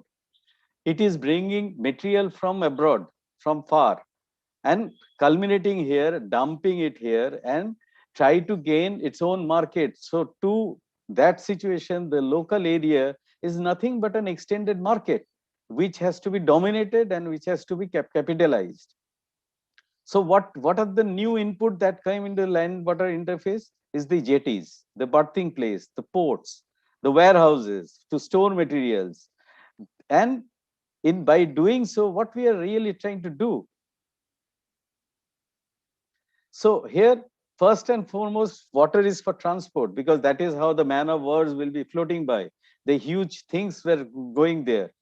Now, as opposed to this, this is also even in the traditionally when Chand Saudagar actually do the trading, he has first respected, worshipped the river god before embarking on a long journey for our blessings. So the connections are very different. Here they are bringing in tons and tons of different kinds of material, which is produced by Manchester's or some industrial towns, and then they are actually putting it up here. So to them, this is a major convenient access. It is the source of revenue and commerce. So the linkages are very different. And then also it is because of industrialization, we know that there is a problem with the environment. So what they also try to think that the river is also source of air and it has utility. So it is a very, very utilitarian kind of view. So now this is the kind of change in the river that has come. Even for small kutis, like this is your French establishment, and what you have is a kuti. This is the storehouse. Now, because it is a storehouse, so all the materials from hinterland, it is being collected here. So they needed a protection, so that they were instructed to put up a fort. So that is the connection, and because of the huge unloading, loading docks has to be prepared, so an elaborate jetty system is being prepared. Now this is the way the whole landscape around the river completely changed. Now this is the kind of new interface, new imagery on the thing. So this has been superimposed on our traditional concepts of the river. The boats, the moorings, everything. We take up some colonial towns because we have done in the past around 92 a very interesting study that is called the Euro-Indian urbanism on the west bank of Ganga in Bengal. So we actually looked up the different colonial settlements that has come from Kolkata to Triveni. And we try to identify in terms of their spatial form, what are important and what kind of importance it has given to the river and how they are being disposed. So we understood from that one is this fortification, that is very important landmark. Then they have a landmark which is basically a kind of a open green space. It can take a form of a esplanade or the strand, and say, or the Maidan, the breathing ground. So this is the new imagery that is been established in the river towns. So they also understand the value of rivers, so they try to kind of get somewhat influence because of visibility. They started putting their religious institutions, they put up their colleges, the educational institution on also new infrastructure like Howrah waterworks and things. They are now coming and getting into the banks of the river. So this is a very interesting read. This is the whole Strand riverfront. That is from our old study. Then this is what is the riverside Ganges. Because of the air, because of the mortality, the health reasons, the Britishers were actually falling ill in this different kind of a climate. So their mortality is very high. So probably they have understood that fresh air, that particularly the south breeze is very good for rejuvenating their health. So these are the kind of green spaces they started creating. Then they created botanical gardens on one side or the Eden Gardens on this part. So this is how the overall spatial plan started kind of developing. But and also because of some kind of industries have come up, it has also created a kind of a migration for the workers. So you see a whole range of workers which are comparatively very low income group, the mainly workers, their sanitation, everything is being provided by the river, the major bathing ghats. So this is a kind of a new scenario that has been kind of developing and changing the river interface. And so after that, now we come down to a kind of a different mindset and try and see how slowly we are moving outwards from the river to other thing. Industrialization has taken place, railways has come. Now the major goods movement, because riverine channel is only one, but connecting to the hinterland, you need a different kind of an access. So railways, and supporting the railways came the roadways. Now these are slowly bringing a new kind of equation along the river. So now it is for the bulk movement and bulk access, the road and railways are started taking a more important role. So what is that role? Now, if you see, this is the main central spine. Along with, we created a parallel kind of a road and rail system, which is to provide from a different access to the river. This is number one. Then second happen is the industrialization, like jute mills, sawmills, salt gola, then your heavy machineries, every other thing, the large industries, the more large industries, the more there is a requirement of water. So they started then occupying a very different kind of a very large footholds by the river. All along you see is this jute mills and other thing. And jute mills are a huge property. Sometimes it is more than 100 acres. So they occupy, and they also involve thousands and thousands of laborers. They come from very hinterlands of the Bihar and other places to in this area. So what they do? So they started taking billions and billions of water, gallons of water, for their sustenance, for operating their machines. And what they give in return is a kind of toxic waste and recycle. So it's almost like complete pollution and completely destroying the river in the very first place. This is what is happening. And as this industry grows, their work population, they started filling the inside. So slowly the river bank in these urban areas are completely cut off with the the natural human residences, habitations. So they were pushed back. And when they are pushed back, what they have done, because for their other things, the new concepts of sanitation and public health emerge. So now piped water system actually come into the scene. And also there is a centralized kind of a waste disposal system, where they are going to do, they are simply dumping it untreated into the Ganges. Even in a Clean Ganga Action program, what they have done, they have used the some kind of a septic sewage treatment plants along the river, and then throwing their waste still there. So this is what is happening because of us. So industrialization, actually by virtue of their centralization, they are centralizing the whole resources, manpower into a kind of a stronghold, and that is now slowly being governed and dominating. Let's see, if we take this aerial map and we see, let's see how this land river interface and the inland, what is it doing. This is the south of Vivekananda Setu. What you see is a huge number of your Shalimar Yard, the major yards and documents that is taking place. On the other side, there is a huge dock. From the dock, if you go outwards, either this is the army installations or something else which is completely, so this is the traditional area. Earlier, they have an access to this whole public space. Now it is completely gone off.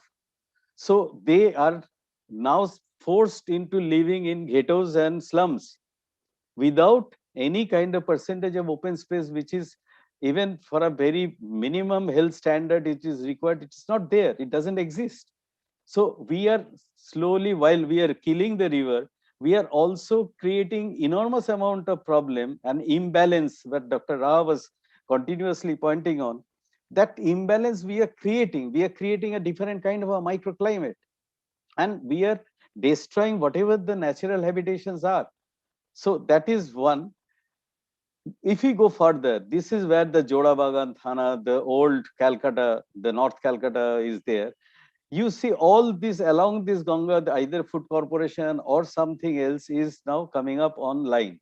You have the burning ghats and this, the whole thing, actually then there is a circular rail which has now put across, cutting it even further, making a almost impermeable kind of a physical boundary. And next to that, because the railway corridors are there, you have a whole stock of storeyards, whether it's a Nimtala area, which is wood timber plantation. This is a wholesale market, so there is a huge amount of hoarding. This is not only in one side, this happens on the other side also. The major salt gola, which you see here, is kind of lying vacant, and they are now trying to figure out what will be the real estate value for this. So this is how the whole the riverfront, the major public spaces are taken out from the development domain into something more like real estate development process, and completely discarding the social cultural fabric of the cities. So this is how the now this has become, because of there is a kind of a shift of industrialization. The major public land are now being unutilized because there is no more that kind of a warehouse facilities are there. So they have shifted from the river to more inland along the highways. So that the mode of operation of the goods movement is completely shifted, making this redundant, very large vacant spaces. Now what it really do? Now there is a new trend of real estate developments with the recent situation. What we have a very despaired urban development. So at locations which are large, imprints are coming in terms of gated communities. There is a complete social kind of a disfiguration. So on one hand, the existing traditional residential areas are getting over congested, and the moment there is over congestion, there has to be an environmental implications, and that implication is always reflected in terms of public health. That is happening in there. And the more ventilated spaces are now being occupied by a major affluent gated communities there. Now gated communities bring together a completely different life cycle and the lifestyle that is alien to our Indian ethos. So they can be anywhere, whether the people who are working here may be working whole time in New York or in USA or in UK. They hardly, only their physical presence is here, but their mindscape is completely all over global. And what is there? They also, like the old forts, they try to secure their boundaries through a high wall. So public access is completely denied behind this kind of real estates. Now, this is a development, and obviously this is a kind of situation that is now replaced by an imagery is like this. This is the new land-water interface. This is what we are doing it to the river. Obviously, there are implications.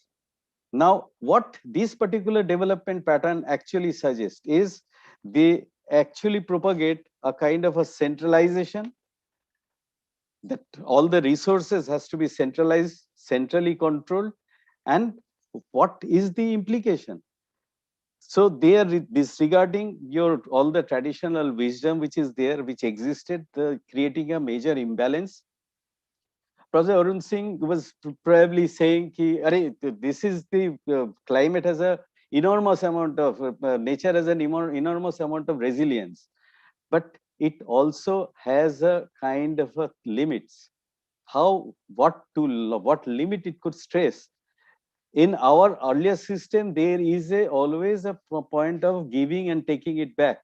But today, it's only one way. It's a linear kind of progress. So there is a start and there is a growth.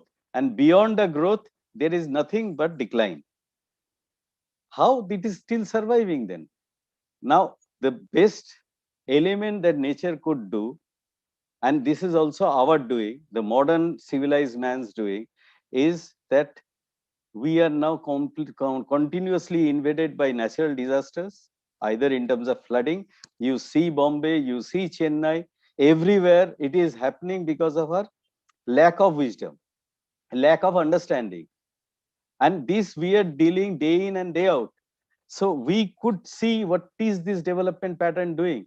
So either that has been invaded by the nature by direct means, or tsunamis, or we will be invaded even in a more subtler sense by pandemics. These are the corona is nothing but a kind of a whiplash on our thinking process. If we can't do it, it will help us to destroy ourselves. That is exactly what corona has done. It has forced back people from an industrialized way of growth to indoors. What has happened then? Your air quality got purified. Your old habitation started reclaiming. This is what is a thing. So it has to stop cycle somewhere. And that is this, and this is going to continue if we don't get back to the new normal policy. And what is this new normal policy? It has made one point very clear, that you have to discard global. We have to now think local. For all our necessary amenities and opportunities, we have to depend on local circuits. When the shopping malls are closed, when things are out there, it is the local vendors who has helped you to survive. When you are not being able to go out, it is they who actually come and provide services. Your health system was completely down. It is the human volunteers who provide that health services at your doorstep. So you have to, for your all kinds of health and every other thing, it is the local resource that you have to garner. We have to know now. Earlier we have this flooding problem. So how do we solve? We have, every household has a tank or something which is act like a aquifer reservoir. That has helped it to sustain. So on one hand, we have created highlands for things to come up and things to grow. On the our Sundarban survived because of the mangroves. Now we have destroyed the mangroves, and it is open to the vulnerable environmental conditions. So the problem is the saline water coming inside and staying for time. It is a major problem. When we are developing Mayapur, it is the foreigners, the Europeans, they actually said, we don't mind getting waterlogged for 3 weeks. But this is a natural situation. We'll help it to go by that. So they refuse to create a kind of a huge embankment the way Netherlands has done. That was the proposal. So instead they said we try to live with the natural system as much as possible. That is what is being doing. So the alternative now is we have to redefine our development agenda. We have to look for what has happened. COVID also has shown the vulnerability of the migration. First, we put them into a kind of a non-acclimatized kind of a work scenario. We put them in an unhealthy, sanitized situation for so long. When the epidemic comes, then what we are doing, we are forcing them out into the open. So they became the carrier. Yesterday, there was a talk on this politics of diseases. There, actually, that the speaker has clearly identified how this, like the military, the major central establishment, the whole migration, they actually became the conveyor of epidemic to the rural belt. In fact, this epidemic is primarily targeted the affluent classes more, because they were the carriers who has brought it the global scenario in Indian context, and they infected the other population. And as a result, that is the kind of chain. But because the lower income group, they are more dispersed in the rural belt, it really didn't actually affect it as much as in the urban areas. Now, this is a clear sign that in our urban area, the way our urban development practices are, it's not really sustainable. So we have to think of a very localized solution. So our waste should not be treated the way it is being treating to a centralized system. Our water system, every other system has to be brought in localized.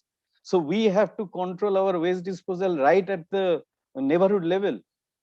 So we don't really throw in the way, and definitely we don't need large industries anymore. We need more cottage industries which are more sustainable, and that will create much more employment generity, so that these people will be able to sustain. long back, Omyo Bakshi was actually mentioned in the history of humankind.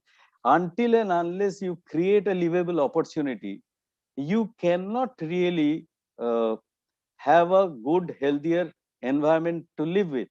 And this is exactly what we are trying to do. In Disappearing Dialogues, we were looking at the East Kolkata wetlands. The wetlands are the kind of native cycles, how they actually use the constraints as an opportunity and make a living out of it. And in a way, created a sustenance system. Are we going to disrupt that, or are we going to encourage it? Because in today's system, the whole urban development policy, whether it's and also the environment and health policy, is all triggered by very high corporate level things. For a corporate magnet to feed in, you have to have a centralized system. So if we have to denounce, our political system is basically trying to harness them rather than thinking of the overall public health and the well-being of our civilization. So we have to take this step in a more localized way. So local politics has to be stronger and has to be more proactive in order to solve our problems at hand, and take this new normal as an opportunity to reverse back some of the non kind of a conformal situation that we are deriving from. So I think this is what I have actually tried to aim for. And to some extent, we have gained small initiative. I'm sorry, before I end, actually, there are some very interesting triggers that we are trying to do now. It is, we have started respecting heritage. Conservation has become our focus. And in doing that, so when we talk about heritage, we are not talking about the built and natural environment. We are talking about the very basic elements of water, health, air, all these, even light, as a kind of a major resource to be conserved. And to do that, heritage structures are a kind of a new opening. So we try to create this heritage structure by conserving them. We are reviving the old crafts, old traditions, old way of life, and old philosophy into creating some kind of a very localized solutions. We have done it in Panchakot in Purulia, and we are trying to do some part in the along the rivers in this in Mayapur and other belts. So this is a kind of a way to readdress our development agenda and development issues. Thank you so much for hearing me out.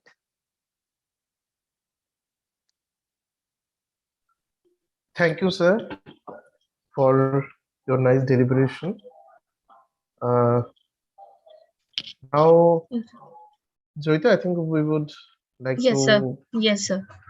Thank you, sir, so much, sir. Now we will move towards our presentations. I have a question to sir.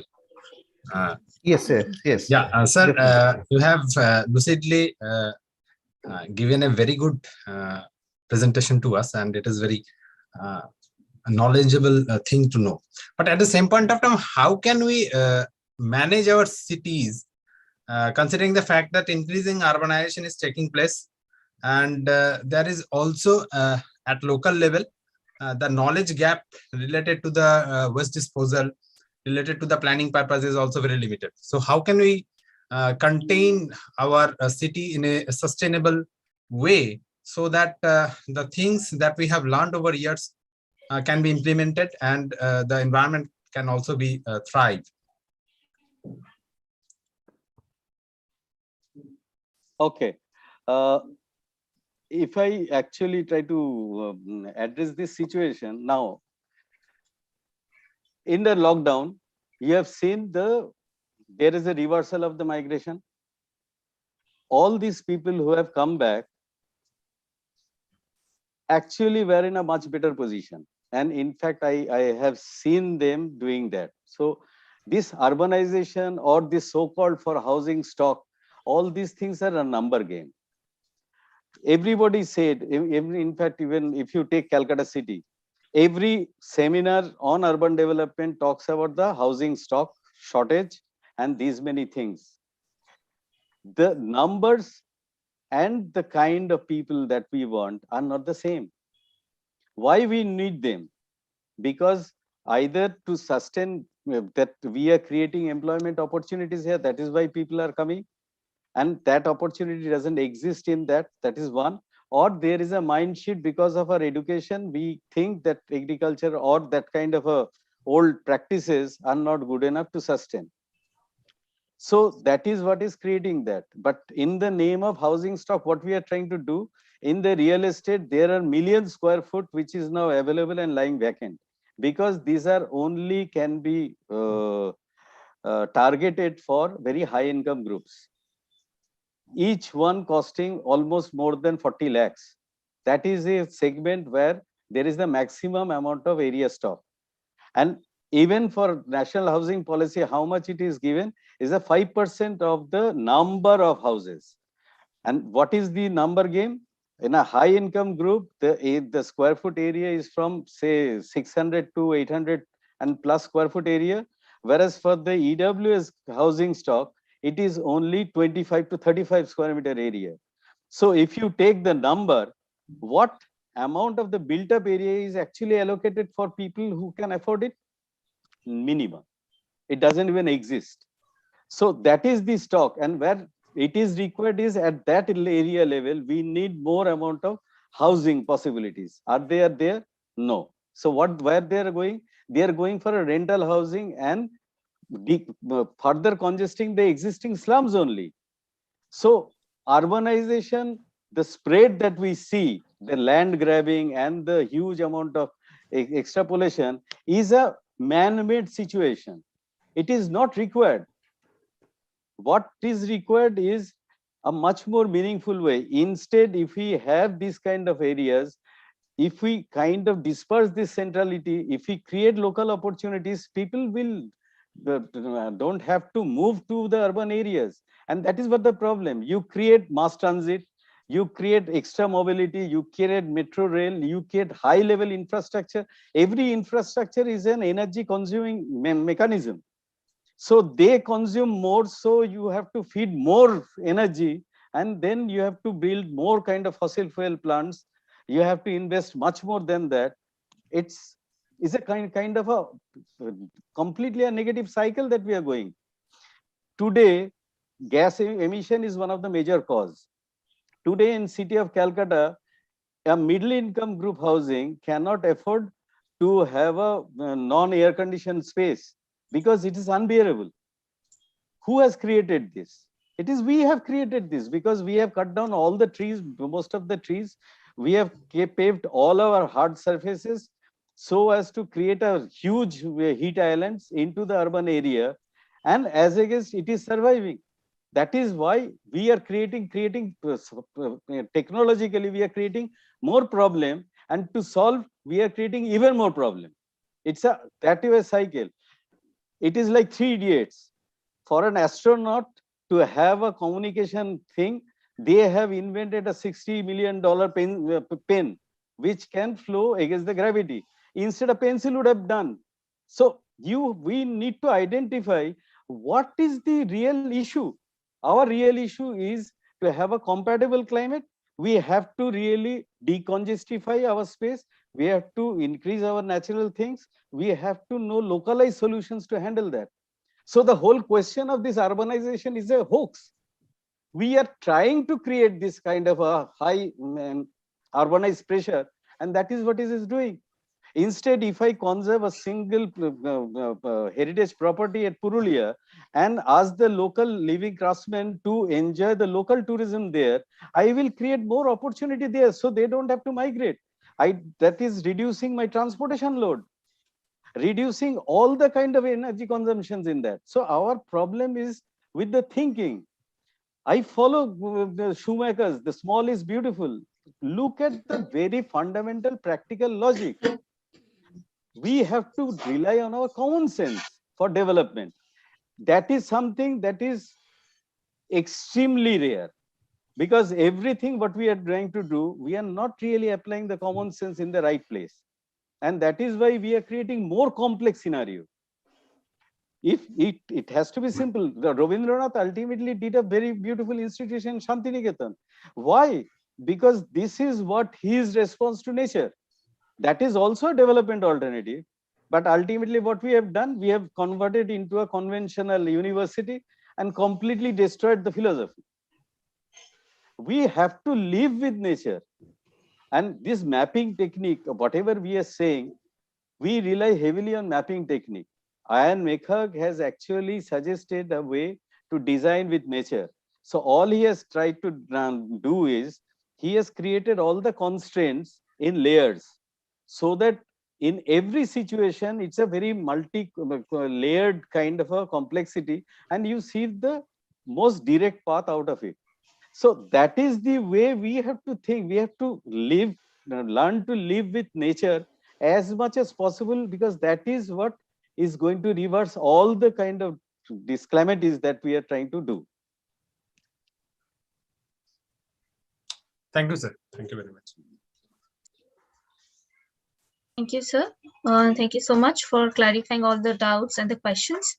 Now we would be moving forward with the presentations. And before moving forward, I would like to request the chairpersons and our keynote speakers, especially Anjon Mitro sir, because I don't think Raha sir is present here, to be a jury member for the presentation. And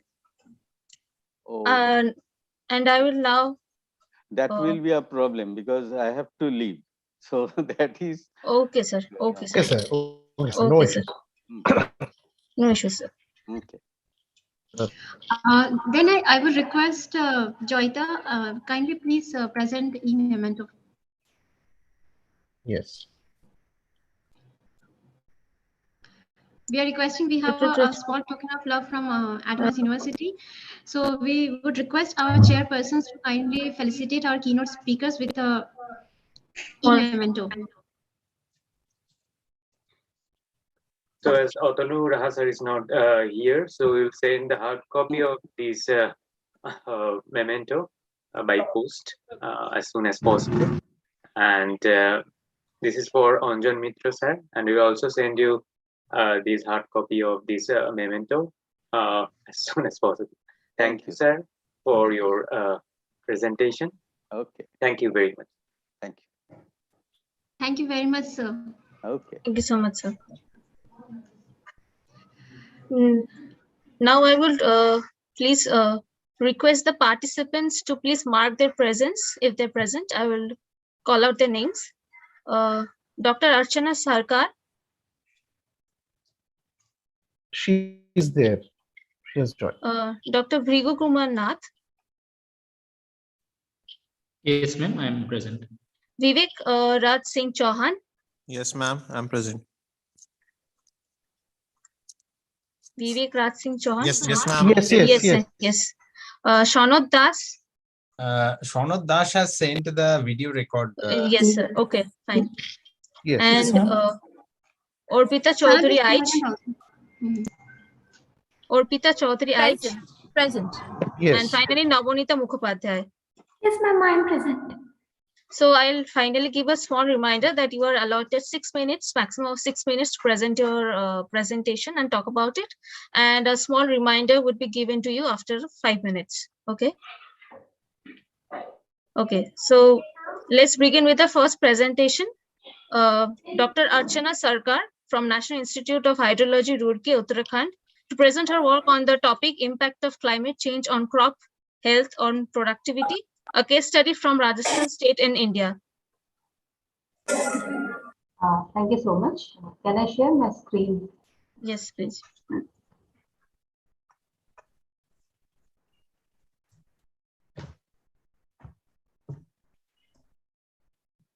Okay, so here we go. As you can see, I am going to present, my work is on impact of climate change on crop health or crop productivity, and it is a case study from the Rajasthan state in India. I come from the National Institute of Hydrology, and we are the R&D Institute for the Indian Ministry of Jal Shakti. And I am basically working with the surface water hydrology division of this institute, and my main research interest is in hydrological modeling and the studies of impact of climate change. So, looking at the Rajasthan state, it is the largest state in terms of the geographical area of our country, but the water resources are very less, only about 1% of the country's water resources. But even with this scarce water resources, this state, it produces about 5.49% of the nation's total food grains. And it is very high in terms of the oil seeds. 21.31% of oil seeds of the country are produced from the Rajasthan state. So you can see that the water scarce. So this is the absolute scarcity, and this is the water scarce line. And the water availability within Rajasthan, it shows that it is below. It is we are somewhere here right now, and it is much below the water scarcity level. So it is going towards the absolute water scarcity level. So this is the present situation of water resources, and almost all the groundwater blocks, they are overexploited, critical or semi-critical within the Rajasthan state. So this is the study area or the basin. So this is I'm coming to the background. So this is the river basin map of Rajasthan, and this is the Banas River. So the Banas River, this is the largest river basin within Rajasthan, and this river basin, it also has a dam called Bisalpur Dam at this point. So it is very important because this particular reservoir, it is used for providing drinking water to some of the major cities like the capital of Rajasthan. The Jaipur city, it gets 70% of its drinking water from this reservoir through pipelines. You can see the pipelines, and these pipelines, they go for as long as 300 kilometers. And there is a irrigation command area. So this is the reservoir. Here is a irrigation command area which grows mainly mustard crop, which is 75%, and also some wheat crop. So this is done through irrigation, which is done in the winter months. So why we focused on this study, because this particular Bisalpur Dam project, it plays a very important role in the overall economy of Western Rajasthan, I would say, in the Banas Basin, because it provides drinking water and also irrigation to the command area. And it has been seen that there has been an increase in both maximum and minimum temperature in this region using the observed historical data. So besides water availability stress, the high temperature stress, it is also very critical for the growth stages of the crops, especially the wheat and mustard, which is a major crop in this area. So it was vital to assess the effects of climate change and the crop productivity in order to adapt to best crop management practices. So this is the study area. So this is the Banas River. This is the Bisalpur Reservoir, and this is the irrigation command area. So this is so in the irrigation command area, the water is supplied, or it is supplied through the reservoir during the winter months, whereas the rest of the basin, it is dependent on rain-fed agriculture. And the irrigation command area is something like 4,930 square kilometers. And the precipitation, using the historical data, it has been observed that the precipitation seems to be increasing, although it is not statistically significant at all the points. But in some of the these points, these are the points where observed precipitation data is available with the Rajasthan Water Resources Department, and in some of the points we found that the precipitation seems to be increasing, which is statistically significant in the past 30 years. Similarly, using the observed or the historical data, the temperature also seems to be increasing, where the mean temperature, the maximum temperature and mean temperature, they are not statistically significant, but the minimum temperature seems to be statistically significantly rising. Now, for the present study, we used the climate data, the GCM data, 16, you can see the 16 GCM data from the coupled model intercomparison project, that is CMIP5 of IPCC. And this data was available at 0.5 degree grid. So 0.5 degree grid, 50 kilometer by 50 kilometer grid, we used the 16 GCM models data for two scenarios, that is RCP 4.5 and RCP 8.5. And we derived 4 parameters or 4 essential climate variables, that is precipitation, minimum temperature, maximum temperature, and mean temperature.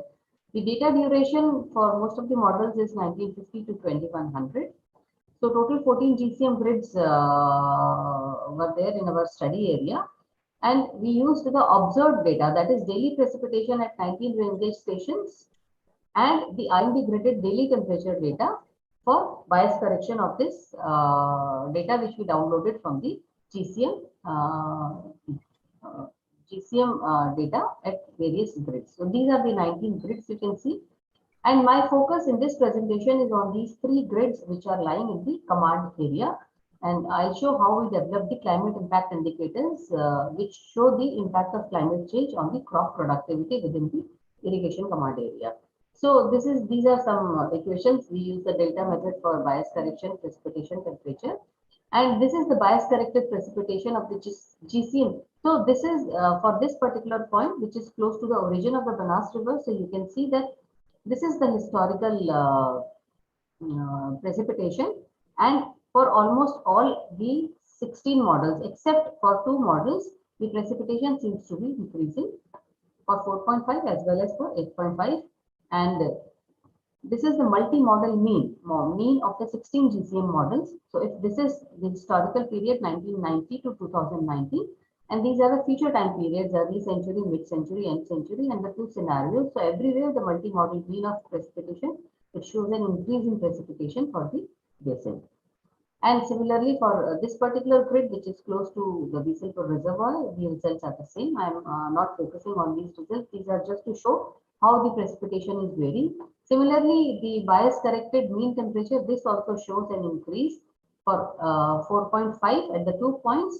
The mean temperature, it is rising in for all the models, all the 16 GCM models. And this is for 8.5, RCP 8.5.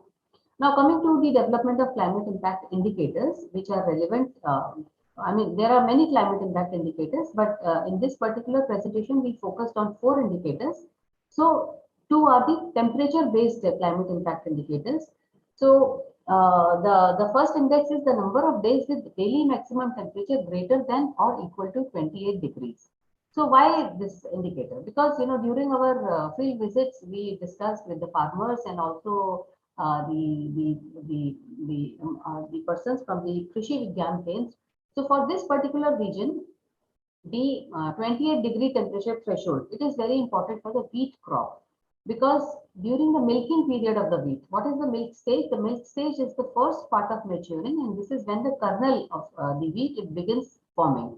The kernel is fully formed during the milking and the dough stage, and the plant takes nutrients from the stalk and leaves and transfers them to the kernel. So it is the observation from the agriculture background people that if the daytime temperature is more than 28 degrees centigrade during this period of milking and the milking and dough period, which happens if the sowing is done in the month of October or November or October, then the milking would be somewhere in the month of January or February. And during this time, if the temperature is more than 28 degrees, at this stage, the crop gets affected. The kernel will remain small and the crop productivity will be hampered. Now, the second index is the daytime temperature more than 30 degrees centigrade during October to December, because this is the period when sowing of mustard is carried out in this region. And if the daytime temperature is more than 30 degrees centigrade, it destroys the saplings. So in fact, the farmers, they told us that earlier they could sow the mustard crops during October, which has shifted to November, and in November also now they are forced to shift the sowing towards end of November. The other 2 indices are the SPI, the drought indices, the standard precipitation index SPI. SPI is computed based on the non-exceedance probability of monthly precipitation over a region, and it is derived with a major assumption that precipitation is more variable than temperature. So here we consider temperature to be stationary. So this is SPI, and another is standardized precipitation evapotranspiration index, where we are considering precipitation as well as the temperature, because the temperature we use to compute the potential evapotranspiration. So this index SPEI can be computed at different temporal scales based on the non-exceedance probability of precipitation and potential evapotranspiration differences. And PET is calculated from temperature. So here we are using precipitation as well as temperature both. I will not go into much details of these indices. I straight away go to the results. Now I will be showing many graphs, but then this is the climate impact index 1, that is the maximum temperature or the daytime temperature greater than or equal to 28 degrees centigrade. So for this particular grid, that is the Malpura block, now you can see that for the month of January, if we consider the maximum of the 16 GCM models. So this is the result for the maximum of the 16 GCM model. This is for minimum of the 16 GCMs, and this is mean of the 16 GCMs. So if we look at the maximum and the mean, we see that the number of days for all the three cases, the number of days for which the maximum temperature or the daytime temperature is more than 28 degrees centigrade, it is increasing. And the increase is statistically significant for the months of January, February, both for maximum and mean. There is no trend in March because all the temperatures, they are going above 28 degrees. So it shows no trend.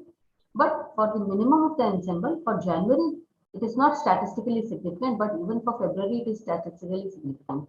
So what this, the interpretation is that during January month and during the February month, if we concentrate on the mean ensemble, that there is a statistically significant trend of daytime temperatures going beyond 28 degrees centigrade. So this is a very alarming situation for the wheat production in this particular region, that is the Malpura. And we have seen similar situation. So this is for RCP 4.5 and this is for RCP 8.5. So for RCP 8.5, the difference is that even for the minimum of ensemble for the January period, there is a statistically significant positive trend, which is, a worsening condition compared to RCP 4.5. And this was for Malpura for one particular grid point. And the same situation is there for the other two grid points, that is the block of PQ for RCP 4.5, 8.5 and the block of Devli for RCP 4.5 and RCP 8.5. And we have observed these similar results for our second index, that is daytime temperature greater than 30 degrees centigrade. And this we have done for the months of October, November and December, because this is the sowing time for the mustard crop. So here also the window of sowing of mustard, it is reducing. You can see for RCP 4.5 November, there is no trend, but for December it is significant. It is positive because in October and November, the daytime temperature, it has already crossed 30 degrees centigrade. And similar results are obtained for RCP 8.5 and for all the three grids. So because time is very short, so I'm not going into much details or many more discussions. I'll quickly going through the results. Now coming to the next set of climate impact indicators, that is standardized precipitation index. So this is SPIs. Now to understand this result, this is for the month of April for RCP 4.5. This is for RCP 8.5. Now the first column which shows the historical data for the entire basin. So historical is 1990 to 2019, 30-year period. This is the historical SPI. The center row is for the multi-model mean, and this is for multi-model maximum, and this is for multi-model minimum. Now here, if the SPI is less than 1, which means a drier condition, and SPI, if it is more than 1, up to 1, it is a wetter condition. Now here, as I showed in my earlier graphs of variation of precipitation, the precipitation seems to be increasing. So even the drought condition is improving. So you can see that if we consider concentrate on the multi-model mean, so it is going towards from 0.8 to from 0 to 0.8. So it is almost around 0. It is non-negative. It is non-negative means the drier conditions are becoming better. The drier conditions are improving for RCP 4.5, even for RCP 8.5. And the similar condition is observed for the month of May and also for the month of June. So these are the main drought months. We have developed it for other months also, but I'm showing only for 3 months here. And coming to the SPEI, where we also consider the temperature or the potential evapotranspiration. So here the condition is better compared to SPI. So if we focus on the multimodal mean, then we can see that the condition is already not very dry, but it is improving in the early century, mid-century, and century. In the coming centuries, it is increasing because this particular region of Rajasthan, it shows an increase in precipitation in the future time periods using all those 16 GCM models. And the same. Dr. Archana Sarkar. Yes. Actually, you are running much out of time. Okay. Please okay. try to wrap up. This is my last slide. So this particular case study presented the important issues of climate change impact on crop productivity, and we use the GCM data to develop these kind of climate impact indices. So the future precipitation is observed to increase in the basin. It indicates an improvement in overall drought situation and also water availability. So more water would be available. And then the temperature, there is also a consistent rise. So this is an alarming situation because it impacts the productivity in a negative way that we have seen for wheat and mustard. So based on this observation, some of the adaptation options that we suggested could be the short duration variety of crops, which should be promoted especially for mustard because the growing window is reducing. And because we will have more water through enhanced precipitations, so we should consider more storage for catering to the higher conservation. Now, in the end, I would say that developing other weather indices relating to yield reductions in wheat, mustard, and other crops also. This is an urgent requirement, and it can be used for weather index-based crop insurances. Thank you. Thank you, Dr. Archana Sarkar.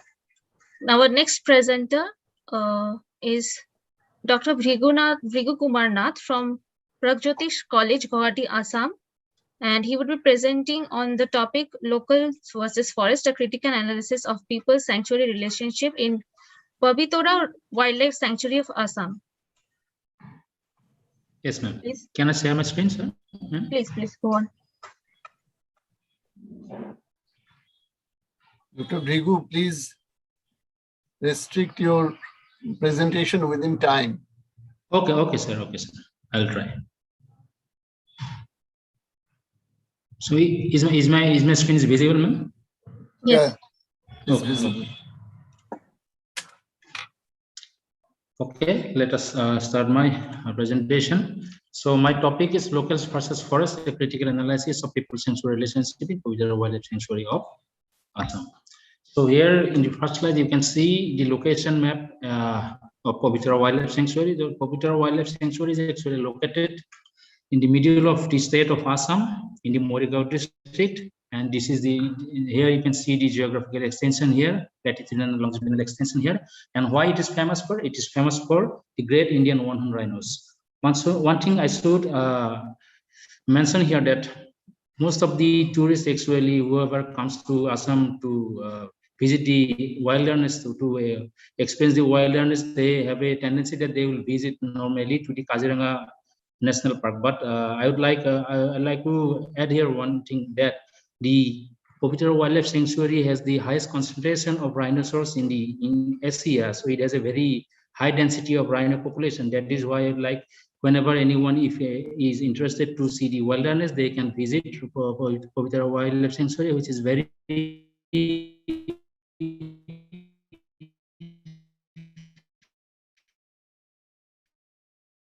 near to the Guwahati.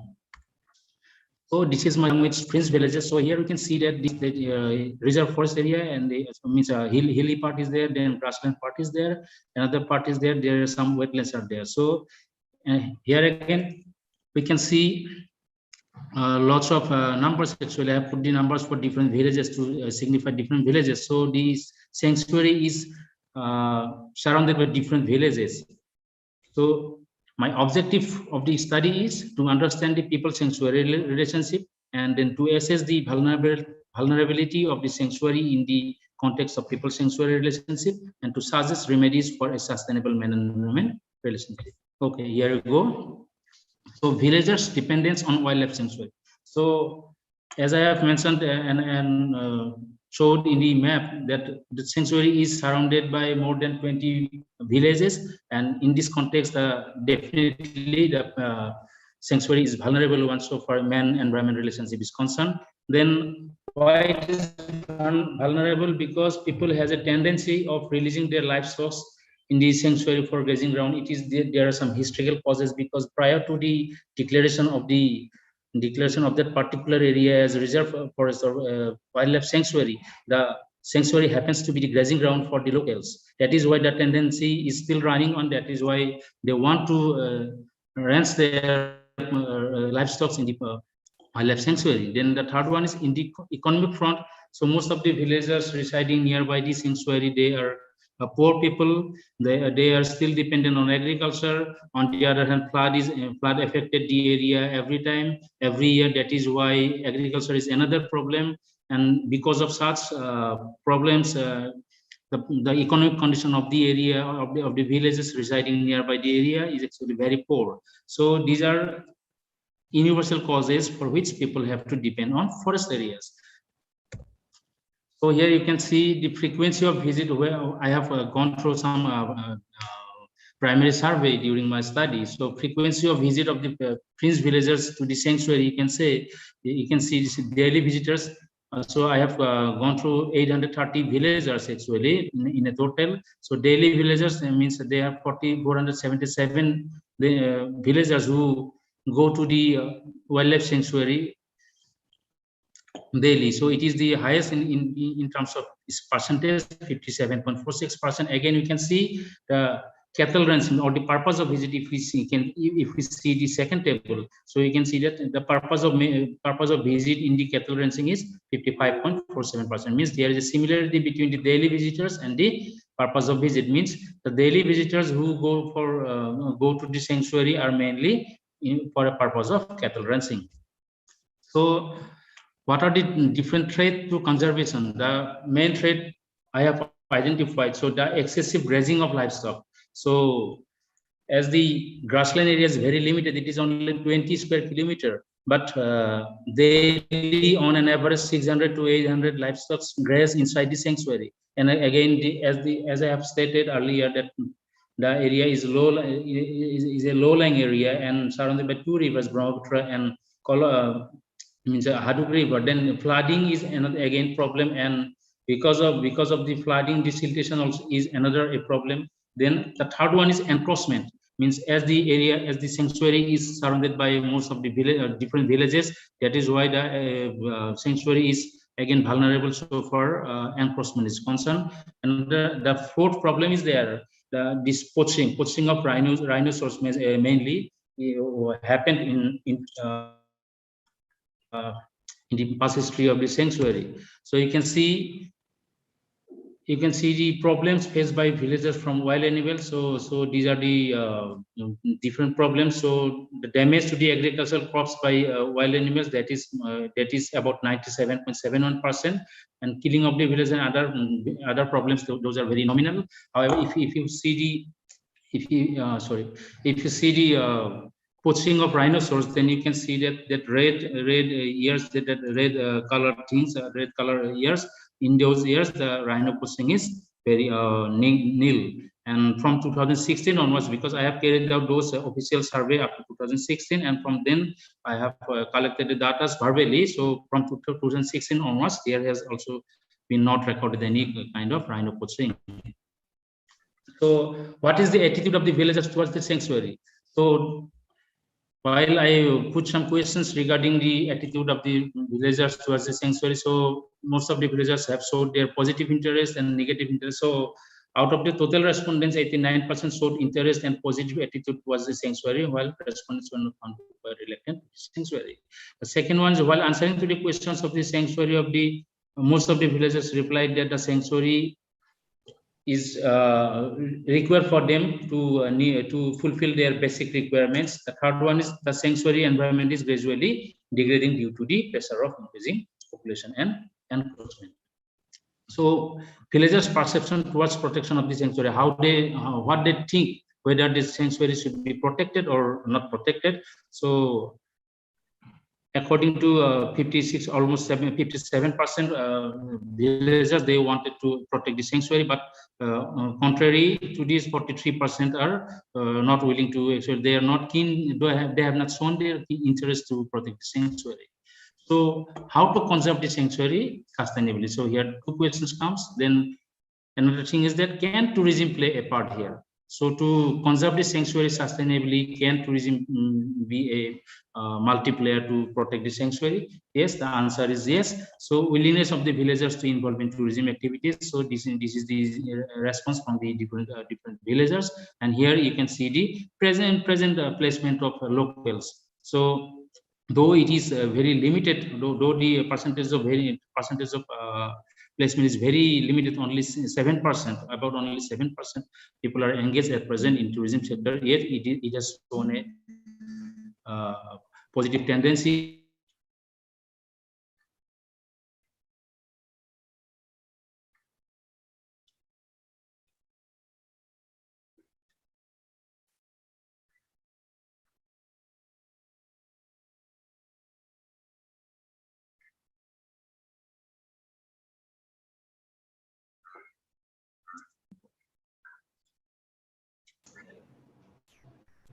Dr. Bhrigu Kumar Nath is not audible.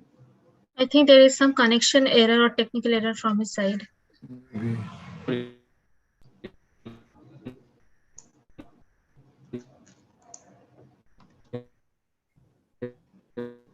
So emergent You are not tendency that audible. in Okay. future that Okay. sustainability. I think your screen sharing is also off. Yes, I think there is some error problem. I think we should. Technical glitches. So should we move on with the next presenter? No, 1 or 2 minutes. We can wait, yes, for 1 or 2 minutes. Yes. If Okay. Dr. Bhigu is present, we can give him 2 minutes or so. No, sir, he is not present. He is not I think- present, so the connection No, is no. totally off. Connection is totally off. Yes. Oh. Then let us go for the next presenter. So we can call the next presenter. Okay. Okay. So our next presenter is Mr. Vivek Raj Singh Chauhan from University of Rajasthan, and he would be presenting on the topic changing climate, weather extremities, and disease pattern. So Dr. Bhrigu is here. Okay. Okay. Just Rejoined. Okay. So Vivek, we will be presenting you later. So Dr. Bhrigu, are you there?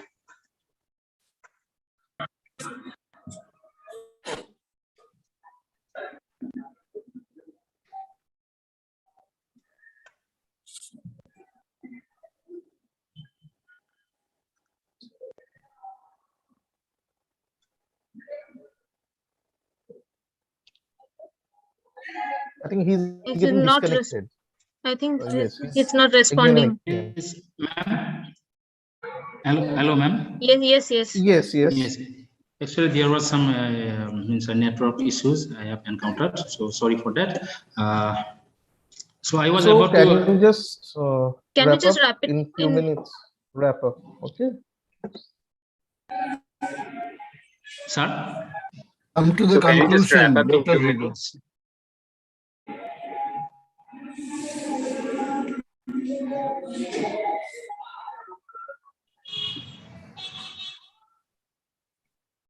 Okay, sir. So I was just about to finish my slide. So does the sanctuary is vulnerable one, especially the enforcement and poaching of the one-horned rhinos is concerned.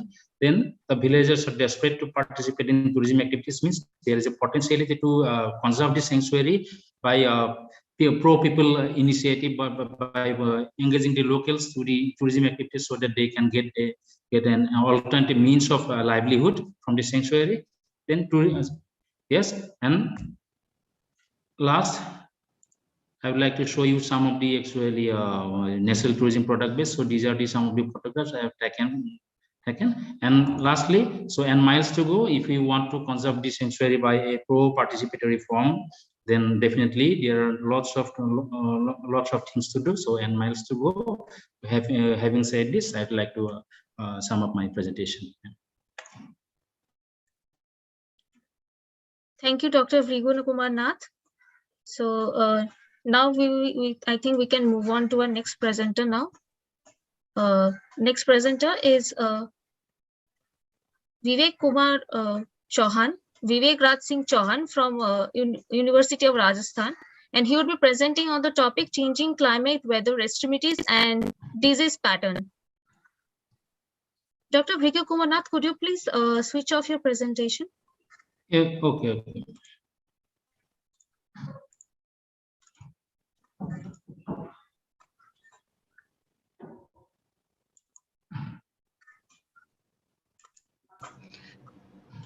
Please stop screen sharing.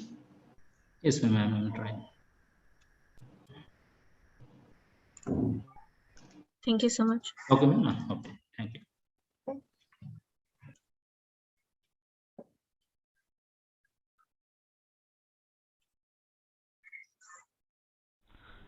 Good morning, everyone. My name is Vivek Raj Singh Chauhan. I'm from University of Rajasthan, Department of Geography. My topic is climate change, weather extreme, and disease pattern. Firstly, I want to give a short description about my abstract. Climate change refers to long-term shift in temperature and weather pattern. This change occurs due to natural process or man-made. In the year 2020 to 21, people around the world have been doubly hit by the pandemic and extreme weather event, which is fueled by climate change. Secretary General of WMO, Professor Patry Tallis, recently stated that raising temperature can have far-reaching consequences, including an impact on food security, health, environment, and sustainable development. I have divided my topic into three parts: climate change, weather extreme, and disease pattern. As I have stated earlier, climate change, according to the UN, climate change refers to the long-term shift in temperature and weather pattern. IPCC forecast a temperature rise of 2.5 to 10 degree Fahrenheit over the next century. There are many factors which influence climate change, but generally we consider into two: natural, example volcanic eruptions and ocean current, and anthropogenic, which is also known as man-made factors like burning of fossil fuels, deforestation, livestock farming, in which burning of fossil fuels is a major factor, in which we consider industries as well as vehicle emissions. The first picture shows the impact of climate change, like rising of sea level, melting of glacier, pollution, and the second picture shows future climatic shift due to anthropogenic activities and shows the increase in average temperature. In this slide, I'll discuss about the anthropogenic activities induce climate change. Excessive utilization of natural resources causing global warming, frequent floods, cloudburst, unprecedented rainfall, cyclone, and man-induced earthquake. Global warming, as we know, that the rising of mean earth temperature due to natural and man-made activities causing global warming. Frequent floods, as we have seen in West Bengal, Bihar, as well as in Bangladesh. Cloudburst in Uttarakhand. Unprecedented rainfall in Thar Desert as well as in Sahara Desert. Cyclones like Taute and Yas in Arabian Sea. Man-induced earthquake due to the mining of minerals. This bar graph shows the extreme weather events attribute studies like rain and flooding, drought, wildfire, storm, river flow, coral bleaching, cold and snow ice. In this slide, I have discussed weather extreme. Extreme weather refers to unexpected, severe and unseasonal weather condition which is interlinked to climate change caused by natural and anthropogenic activities. The recent trends and research has proven how human-induced climate change brought severe weather conditions like heat waves in Sweden, drought in South Africa, flooding in Bangladesh, frequent cyclones in Arabian Sea, heat dome in Canada, forest fire in northern Siberia, California, and Amazon forest. In this slide, the first picture shows the fire in Northern California. The second picture shows the drought condition in South Africa. And the third picture shows how heat dome works.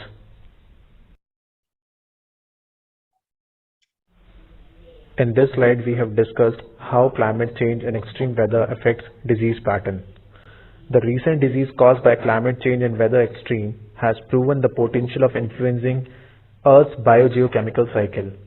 According to a report released by World Conservation Society named Deadly by the Dozen, 12 diseases climate change may worsen, like Ebola, bird flu, plague, etc.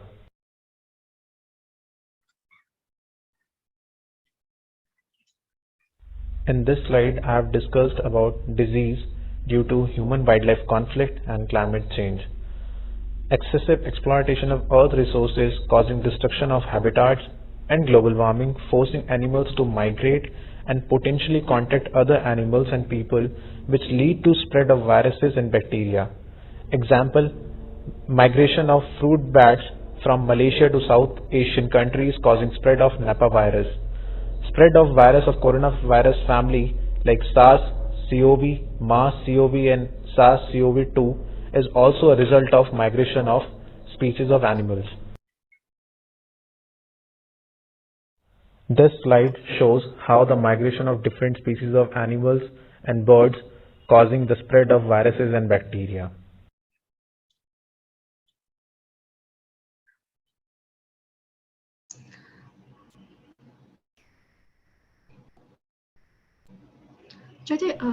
At last, I want to conclude my PPT with Mahatma Gandhi's quote that Earth provides enough to satisfy every man's need but not every man's greed. Thank you.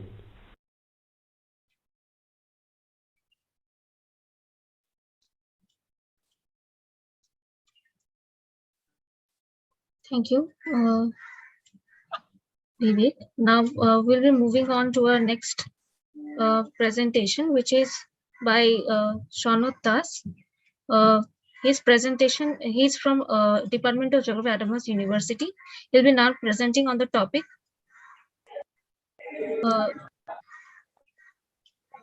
changing nature of channel morphology, a case study of Bhagirathi Hooghly River in West Bengal using remote sensing and GIS techniques.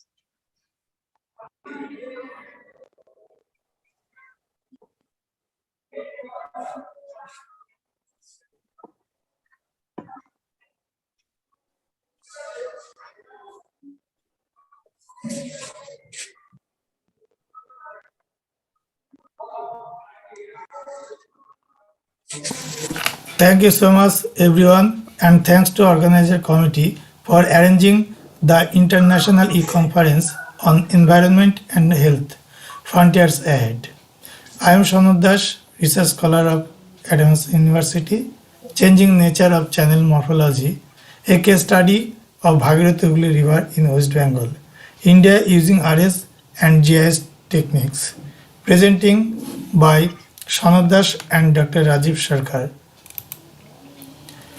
Changes of the channel morphology is a natural geomorphic characteristics of the rivers. It causes progressive course migration and bank erosion. The river course changes constantly to adjust to the topography. Alluvial channels are also highly dynamic landscape features that can quickly change their morphology, hydraulics, and sedimentology in response to the changing environment conditions. The Bhagirathi Hooghly is a downstream meandering alluvial river. This river has a long history of avulsion and lateral migration. The objectives are: first, analysis the river width midline channel shifting from 1972 to 2017, to analysis the channel pattern used by the Sinuosity Index, and lastly, estimate the riverbank erosion and identify the shifting direction. This is the study area, the study section of the river Bhagirathi Hooghly from Ghasuria Danga to Medgachi. This river length is 122.4 kilometers. This table shows the details of data those are used for this study. Extensive field survey and toposheet are used to identify the location of bank erosion and the shifting of the bank erosion. Methodology shows the summary of the study. For this river width, midline shifting, seismicity index, cutoff meandering, erosion and deposition have been analyzed. For this study, the river Bhagirathi Hooghly from Ghasuriadanga to Medgachi has been divided into 6 reaches and 96 cross-sectional lines on the basis of the river 2017. To study spatio-temporal changes of the river course, 5 maps of the year 1972, 1989, 2001 and 2017 have been displayed in these figures. From these maps, it is confirmed that there is general trend of changes in the river course. This figure also shows the river width of different reaches. This study confirms that the river width is reducing gradually during study period. This study shows the mid-channel in the different periods and forecasting with moving average method. The maximum midline channel shift occurred in cross-sectional line 26 and 62 in the study period 1989 to 2001. There is no huge fluctuation in actual shifting line and forecasting lines. This figure shows the reach-wise lateral shifting rate of the river in different periods. Maximum shifting rate of rightward in reach 2 and leftward in reach 4 were in the period of 1989 to 2001. This figure shows the seismicity index from the study period. The maximum seismicity index 1.11 remained in 1972 and minimum seismicity index 1.01 remained in 2017. It confirms that the channel from the study section of the river is gradually transformed from a sinuous to straight pattern. This figure shows the sequential change of the river course during study period. In this figure, M1, M2, M3 and M4 are the meandering bands which are gradually changed and intercepted from the main channel. Development of meander loops and cutoff meander indicate the river has migrated within study period. This figure shows the erosional and depositional land from the different times periods. Erosional land of the left bank was higher than the right bank in different times and reduced from 1972, 1989 to 2010 to 2017. This photograph showing the riverbank failure and erosion of different sides of the Bhagirathi Hooghly River. River width has gradually decreased throughout the study period. During this period, the river's midline shifted the most in reaches 4 and reach 2. This river was gradually transformed from sinuous to straight due to severe bends as measured by the seismicity index. The formation of meander loops and cutoff indicated that this river had moved significantly. The maximum erosion occurred in the left bank than the right bank. The river was drifted gradually toward the left side from 1972 to 2017. A monitoring mechanism should be enforced to confirm that existing trends are not increasing. Thank you.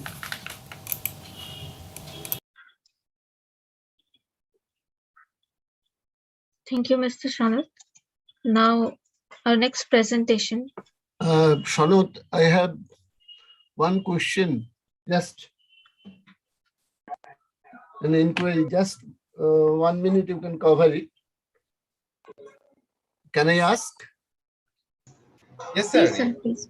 Rajiv, can I ask? Yes, sir. You proceed, please. Now, is the sinusity change related to neck cutoff? And the second question is, why is the river getting narrowed? Shanut, will you answer this?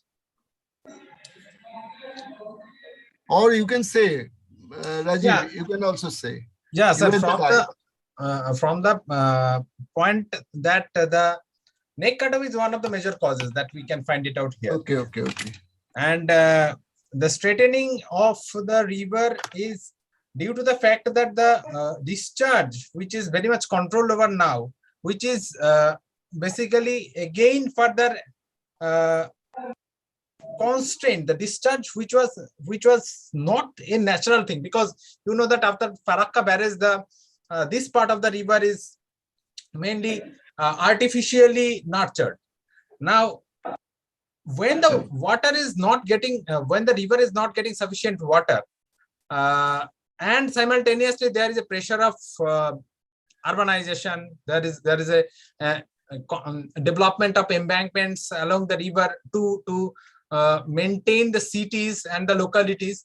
So, sir, that the river is not getting its proper water, simultaneously it is being impeded by artificial construction. That is why, sir, river is not being able to avail much in the downstream section. But where there is not much embankment is being built, and sediment deposition is quite high in that upper reaches. In terms of below the Farakka, it can avulse. It avulse. It is being observed, sir. Bank erosion is not taking place. And in the downstream section, it is very limited. But and in the upper section, in the Farakka Murshidabad area, it is high because of it is not stable. The sediment deposition and the bank erosion is not stable, and simultaneously construction is also very limited over there. Okay. Thank you. Okay, sir. Please continue, Joyita. Okay, sir. So our next presenter is Arpita Chaudhary Aich, and I'll request her to give her presentation. Yes. Am I visible and audible? Yes, please. Okay. Thank you. Very good afternoon to all the dignitaries present over here. So I am Arpita Chaudhary, research scholar of NL Khan Women's College, Vidyasagar University, and I'm also presently serving as assistant professor in UEM, Kolkata. So my topic for presentation is Wealth from Waste, a case study of the socio-ecological impact of peri-urbanization on the shrinking East Calcutta wetlands. So as for the definition goes, that Ramsar has given the definition of wetlands on the Convention of Wetlands, and wetlands are basically areas of marshes, fen or peatlands, and the water can be natural, artificial, permanent or temporary, and the high depth of the water at low tide should not exceed beyond 6 meters. So the East Calcutta wetlands, which is one of the Ramsar sites, it is popularly known as the East Calcutta wetlands, and it is located on the eastern part. And this East Calcutta wetland is a very good absorber of the sewage and excess rainwater runoff from the city, and it is also serving as the world's largest wastewater-fed aquaculture systems. And this is also preventing the city of Kolkata from the floods. So the East Kolkata wetlands offers enormous ecological benefits as well as economic benefits, because the East Kolkata wetlands not only generates the direct and indirect employment, but it also supply us with the fresh fish and vegetables. And this is also the waste recycling region, where all the major economic activities around the Dhapa region is located along this East Kolkata wetlands, thereby turning the urban waste into wealth. So this is the map of the locational map of the East Kolkata wetlands.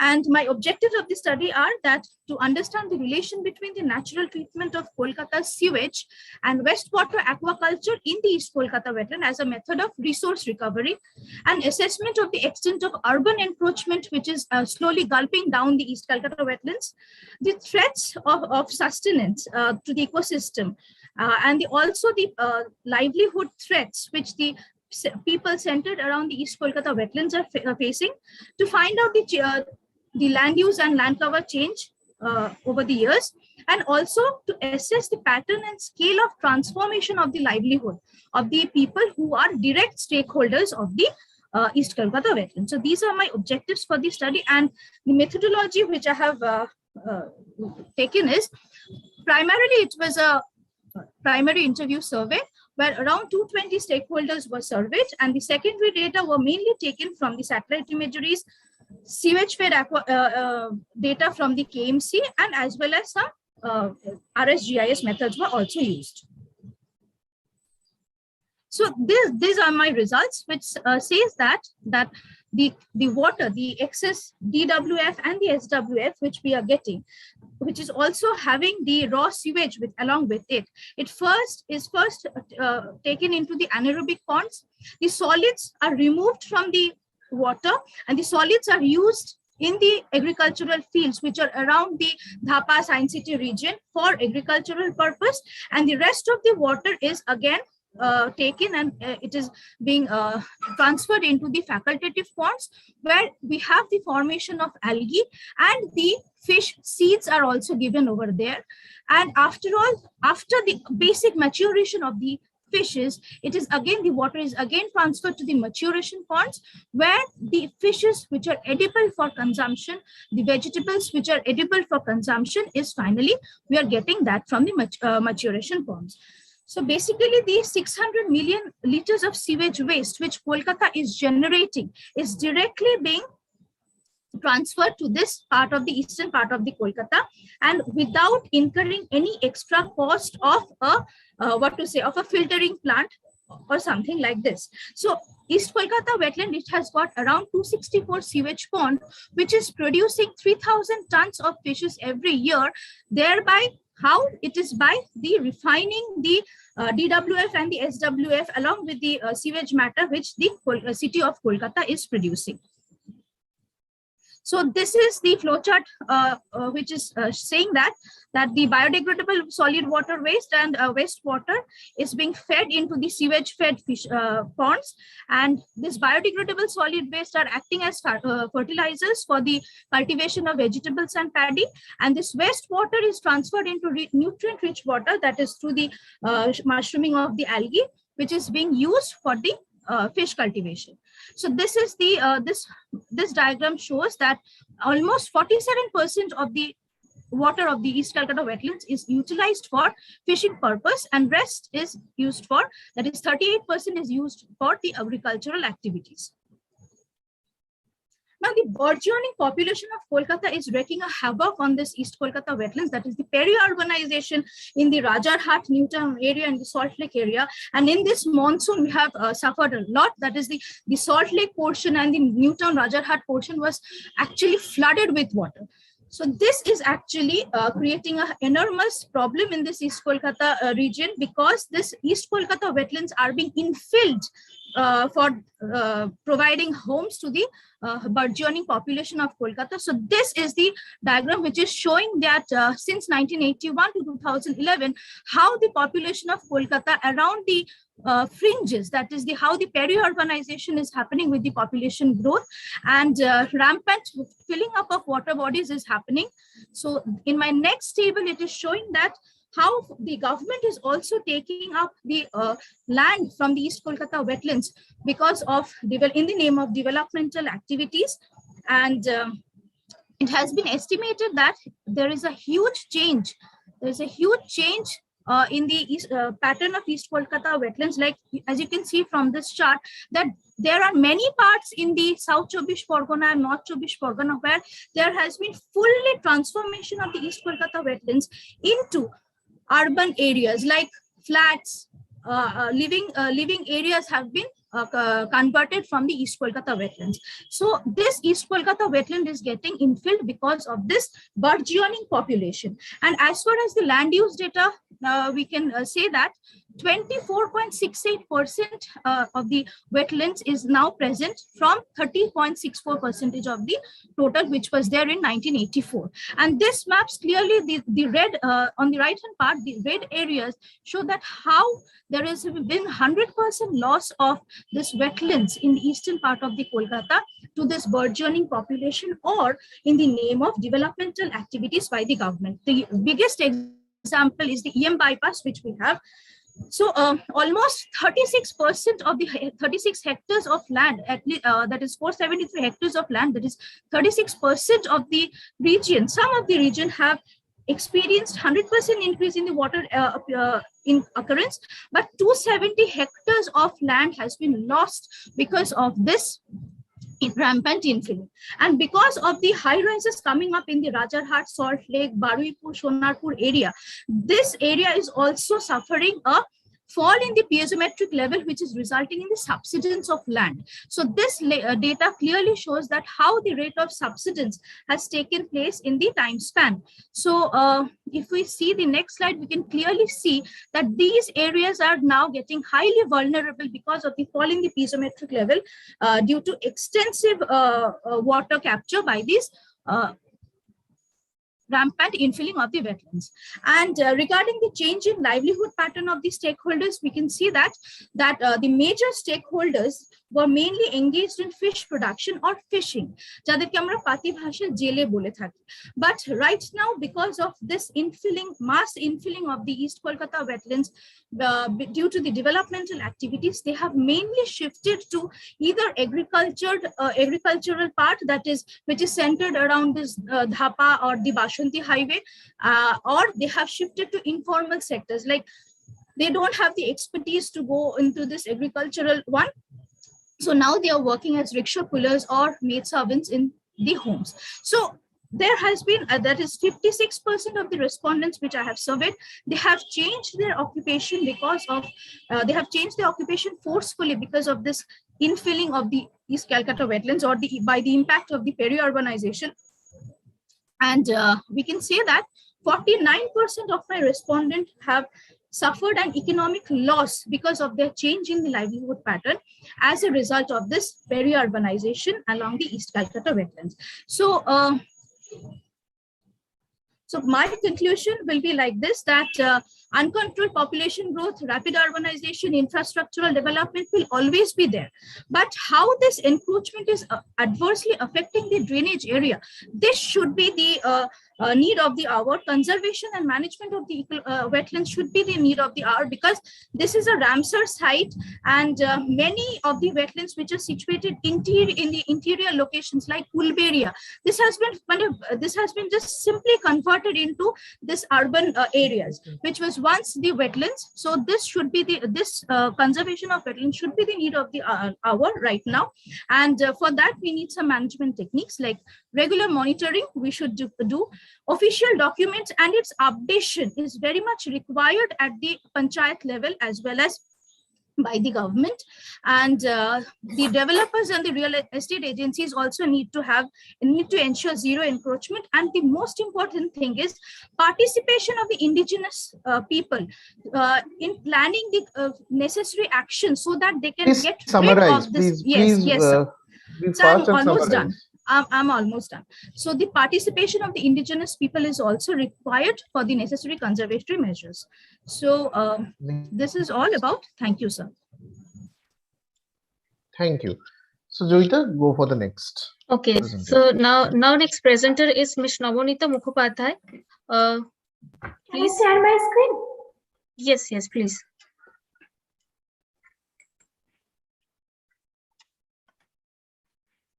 Good afternoon, all of you. I am Namonita Mukhopadhyay, research scholar, Bankura University. Today, the topic of my presentation is solid waste, biomedical waste, and COVID-19 waste management in Bankura Municipality. Your screen is not visible. Are you sharing your screen? Oh, okay.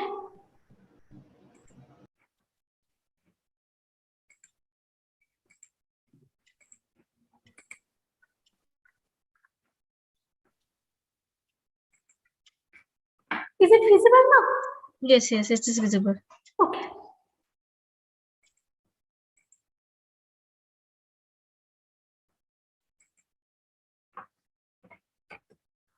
We all know that resource consumption is increasing day by day, and its nature is also changing as a result of rapid urbanization. So, for every urban authority, it becomes a challenge to manage this huge amount of waste.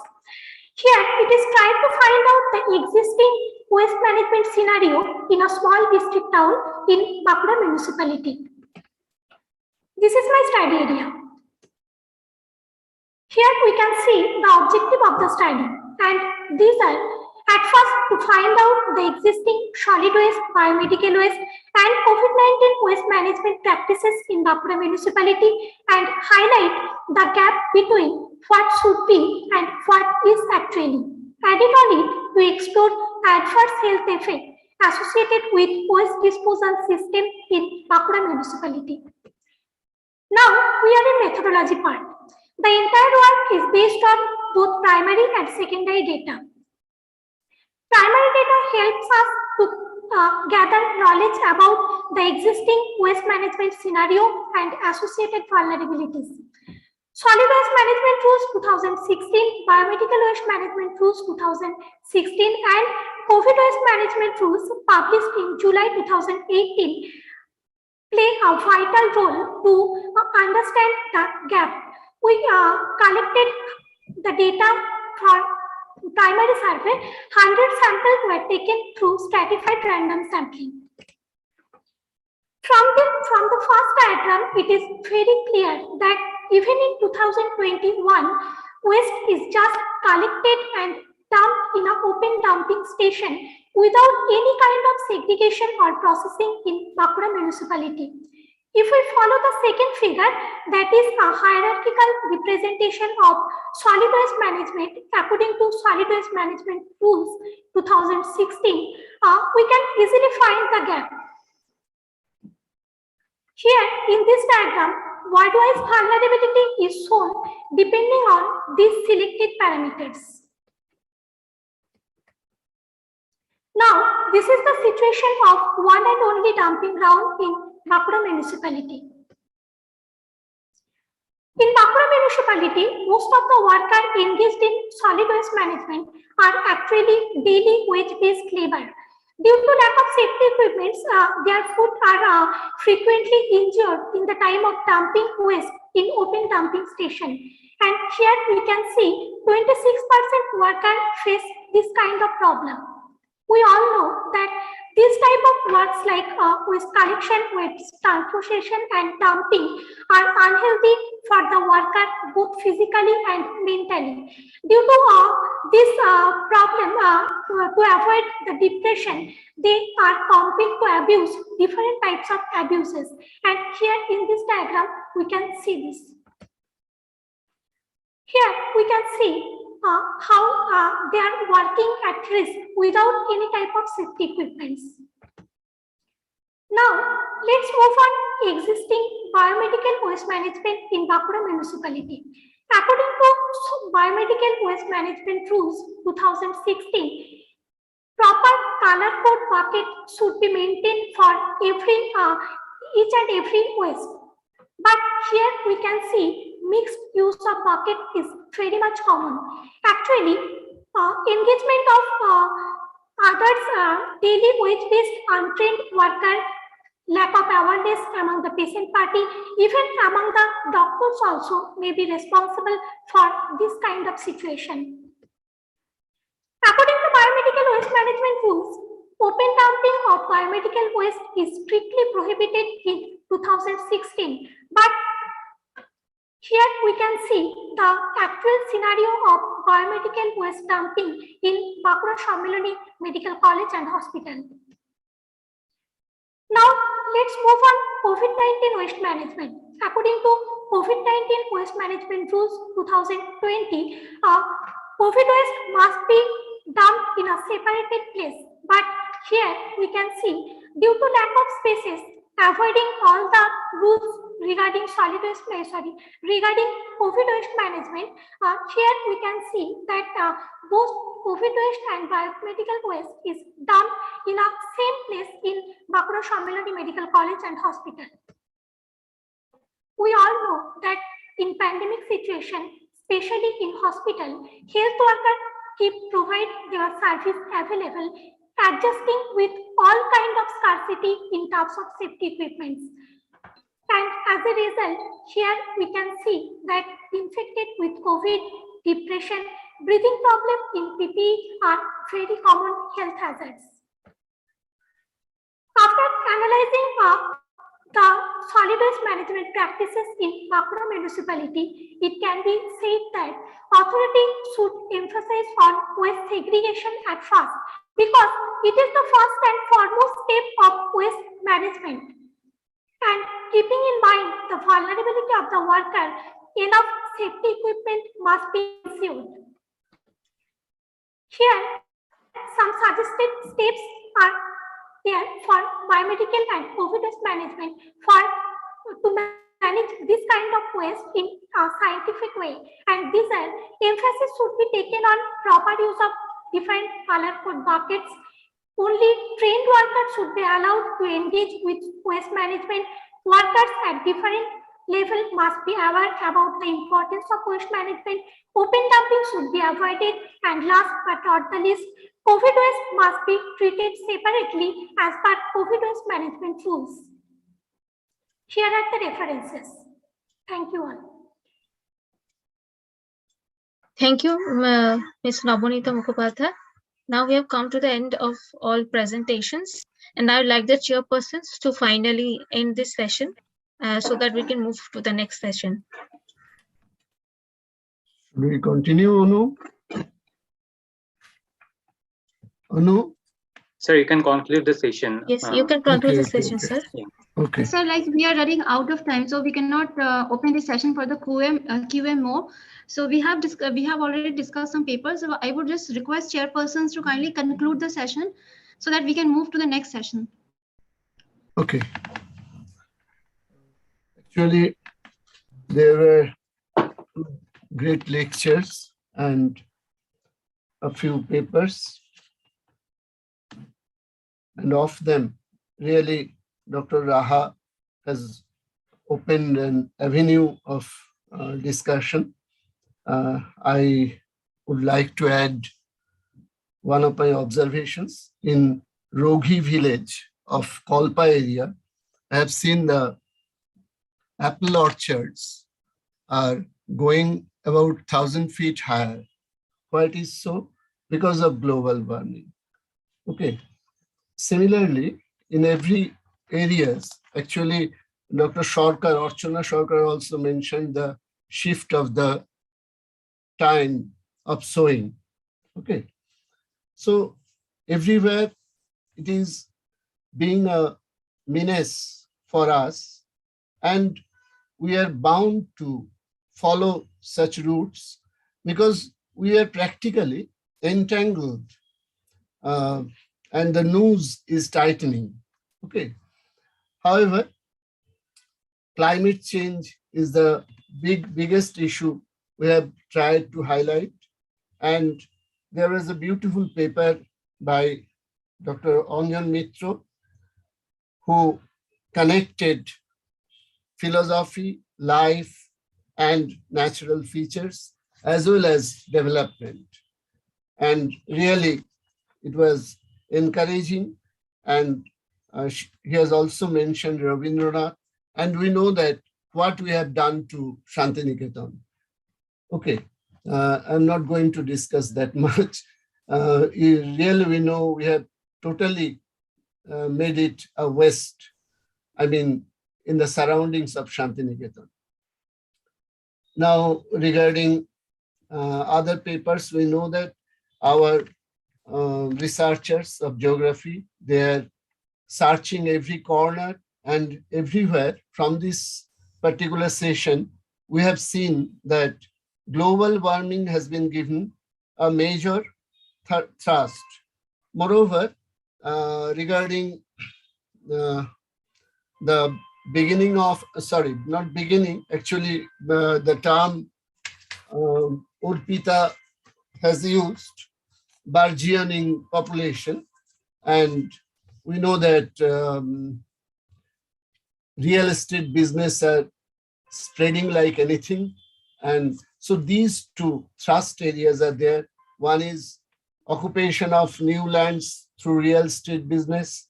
Another is the global warming, which are really creating trouble to our environment. And definitely that will be having an impact on the health also. And lastly, Navonita's paper was regarding biomedical waste. Actually, it is fearful to see such a type of dumping in open air. Really, we are sorry that we are creating our environment this type of degradation. However, thank you all. I should thank the authority also to give me the opportunity to chair the session. If Dr. Tuhin Bhadra has something to say, please continue. And if Dr. Mamata Desai is there, you were trying to add one observation.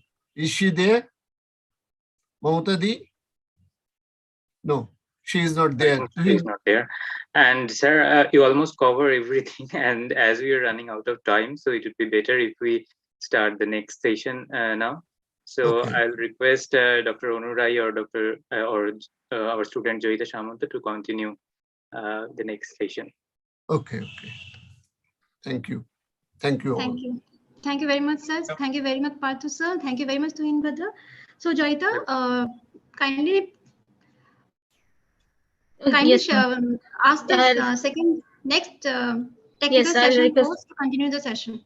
Yes, please. Next technical session will be hosted by Kesang and Shorina. Please begin the session. Yes.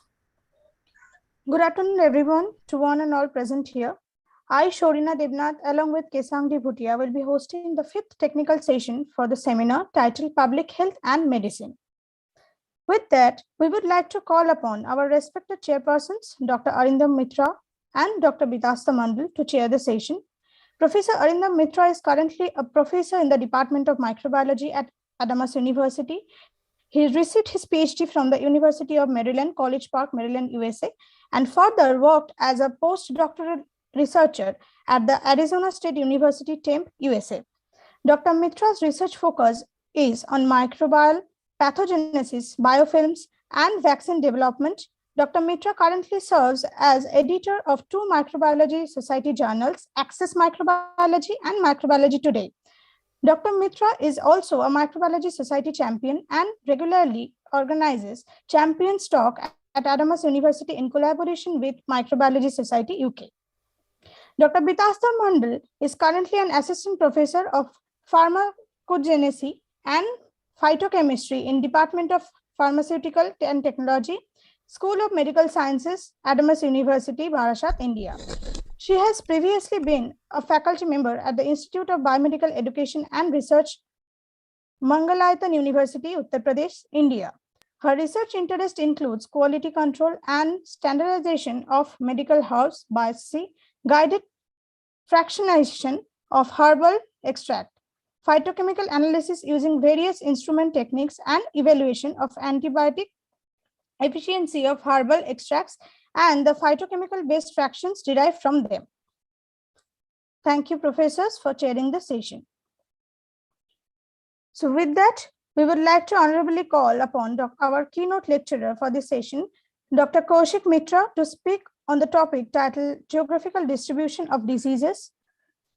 Dr. Kaushik Mitra is Associate Professor, Department of Community Medicine, Bardwan Medical College, and Directorate of Medical Education of Government of West Bengal, Shastha Bhavan, Kolkata. He has published many articles and worked on projects like infant and young child feeding practices and post-MD assessment. Over to you, sir. Thank you. Am I audible to all of you? Yes, sir. Okay. Just a minute, let me share my screen.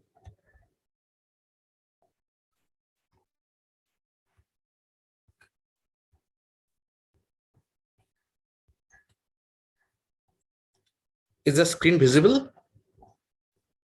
Yes, sir, it is visible. Okay, good afternoon, everybody. Good afternoon, the chairpersons for the session, Dr. Arindam Mitra, Dr. Bitasta Mandal, and I also thank the organizers, Dr. Onu Rai, madam, and Dr. Arun Kumar Singh, sir, who is a senior anthropologist and secretary of the Foundation of Practicing Geographers. So as we are running out of time, I would like to just make it short, our presentation. So let me start. The chairperson, sir. Yeah, please go ahead. Okay. So the topic of today's discussion is the geographical distribution of diseases.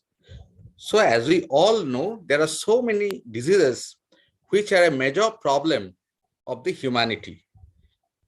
That disease actually is a term which means lack of ease, that is uneasiness. This is the starting of the word disease, and it occurs when something is wrong with our bodily function, maybe also bodily structure. But we generally tell disease occurs when there is something wrong with our function of the body. It may be described as physiological or psychological dysfunction. So what it is to do with the geography? Because geography is a study of the places and the relationships between people and their environment. And what diseases are? They are somewhat influenced by the geographical environment as well as the socio-economic environment. And diseases have impact on every individual, maybe at the regional and global level. And distribution of diseases varies from continent to continents, countries to countries, states to states, and even locally. So we can find that some of the diseases which occur in this part of the world may not occur in some other part of the world. Maybe some diseases are occurring in India, but not occurring in Sri Lanka or Maldives. Maybe some diseases are very much prevalent in Eastern India, but they are not at all prevalent in other parts of India. And even within the state also, we can find there are diseases which are found more often in this southern part of West Bengal, but not in the North Bengal. So the distribution of diseases, they vary across, maybe across the globe, maybe across districts, maybe across the countries. So this is the importance of geography in relation to the occurrence of or incidence of disease. Just for an example, I show you that this is the global burden of dengue. The more presence, it's more colored in orange or brown, and the least ones are colored in green. So you can see there is definite zone where dengue is more prevalent, or the incidence of dengue is more in this part of the globe, where some other parts like the Northern Americas, the Russia, and this Australia, or some part of this South America, they are not at all present, or maybe they're complete absence. So this is what geography has to done with the disease. Even in our own country, see the prevalence of dengue. It is somewhat more prevalent in states like Tamil Nadu, Kerala, West Bengal, but least prevalent in states like Jammu and Kashmir, Himachal Pradesh, and some of the northeastern states too. So the distribution of disease varies across the different states. Now I am coming on to the burden of disease. So what is the burden that disease has on the society? So this is the map of the burden of disease. So it is dealing with the disability adjusted life years, that is the number of years lost due to premature death and years lived with a disability. So this is the burden of disease. Please mute yourself. So this is the burden of disease which we can see throughout the globe. And the more disease burden is found in most of the parts of Africa. But it is not so in the North America or some parts of Australia, China. They have the least burden of disease. So the global burden of disease is more on Africa, some of the countries of Africa rather. So what is the burden? The burden is, it is more due to cardiovascular disease, it's more due to cancers, it's more due to neonatal disorders and other non-communicable diseases that we call NCDs. And And nowadays, the infections, the communicable disease, they are coming down due to much more emphasis on vaccinations and others. So this is the global burden of disease. Just a minute.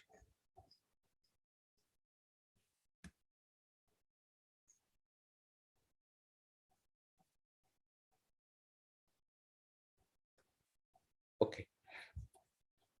So how a disease is caused? So when an epidemiologist, they describe the causation of disease, we think of three things. That is known as epidemiological triad. The first one is agent. That is the agent which really caused the disease. The other is the host. That is the persons in whom the disease is caused, and the environment.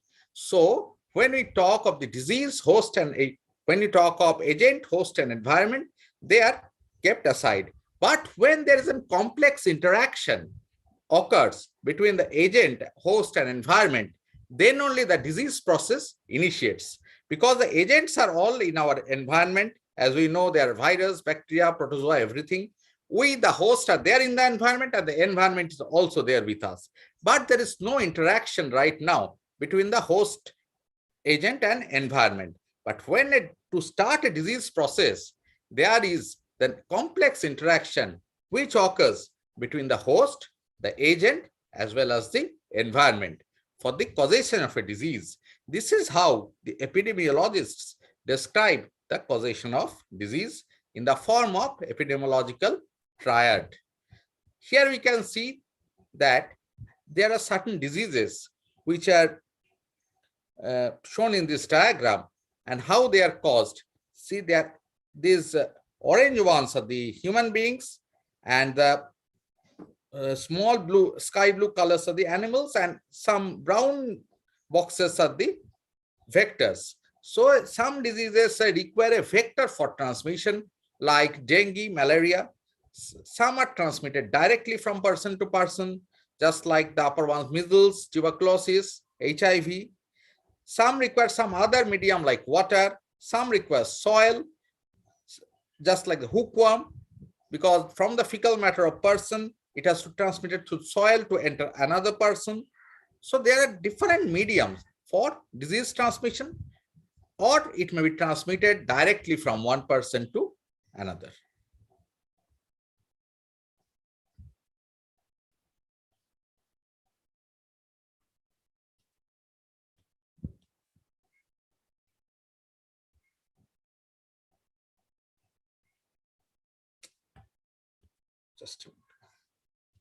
So the burden of different diseases with a global distribution varies from one population to another and is influenced by its socioeconomic, demographic, bioclimatic, environmental, host genetics, and many other factors. So the burden of different diseases with a global distribution, because most of the diseases are distributed globally, but the prevalence varies from place to place, from one population to another, and it is influenced by the socioeconomic status of the country, the demography of the country, the climatic conditions, environmental conditions, and host genetic. And there are also many other factors which may be responsible for the causation of disease. So the distribution of many of these diseases are due to the impacts of geographic environment of disease prevalence, the social environment of disease spread, the global prevalence of diseases, and globalization of diseases. So it may be due to the impacts of the geographic environment, social environment, and global prevalence. So let me come one by one. So what is the influence of the geographical environment on the prevalence of disease? So Earth is a planet with developed diverse of flora and fauna. The distribution of living organisms and vegetations is conditioned by some hydrometeorological cycle on the Earth. So it has a diverse flora, it has a diverse fauna, and the climate is also a most important factor for the wildlife distribution. So there are some wildlife present in some countries. The tropical regions are warmer, they are more humid, so they developed richer wildlife. And this wildlife may also be source of disease. and major conditions for the development of disease. And there are some cooler areas like the Arctics or the Antarctic, and with the higher latitudes and altitudes. Their prevalence of wildlife is very much low in that part of the so there are less chance of emergence and development of disease. So climate itself forms an important factor for prevalence of certain diseases. Then there are diseases which are transmitted by insects due to geographical features that distinguish certain regions of the earth like warm climate, cold climate, high humidity, dry lands, wetlands, polluted water, shortages of food, etc., etc. Certain diseases appear by typical geographical distribution. Because of this geographical variability, there are certain regions of the earth which are variable because there are areas some insects are found, there are areas which those insects are absent. So it is somewhat regulated by the climatic conditions, the wetlands, dry lands, pollution, and shortages of food. So some of these, the diseases which are transmitted by the insects are the malaria, dengue, Japanese encephalitis, river blindness, yellow fever, human African trypanosomiasis. So as we all know that, for an example, this yellow fever, this is found in some parts of South America and Africa, but not found in this part of Asia or India. So these are the variations of the diseases transmitted by the insects. So first we go into malaria. What is it? It is an important infectious disease and it is caused by a parasite that is known as Plasmodium. We all know that there are more 5 species of Plasmodium, like Plasmodium vivax, Plasmodium falciparum. We know the names of these 2. And there are others too, like Plasmodium malari, Plasmodium ovale, and Plasmodium knowlesi. And the vector of the parasite is female Anopheles mosquito. So in 2020, there was an estimated 241 million cases of malaria worldwide. And the estimated number of malarial deaths as 2020 is 627,000, that is 6,27,000 approximately. And the WHO African region carries a disproportionately high share of global malarial burden. And in 2020, the region was home to 95% of malaria cases and 96% of malarial deaths. So this African region, and as WHO divides the world into several regions, the WHO African region, they have a very high proportion of malarial incidence as well as malarial deaths. See, you can see the incidence of malaria in these parts of the world. Very high incidence of malaria in this African region, and somewhat low in other parts of Asia, South America, and strongly enough in this part like Papua New Guinea, the incidence is somewhat high, but you can't see it is very low in North America, Russia, Mongolia, etc.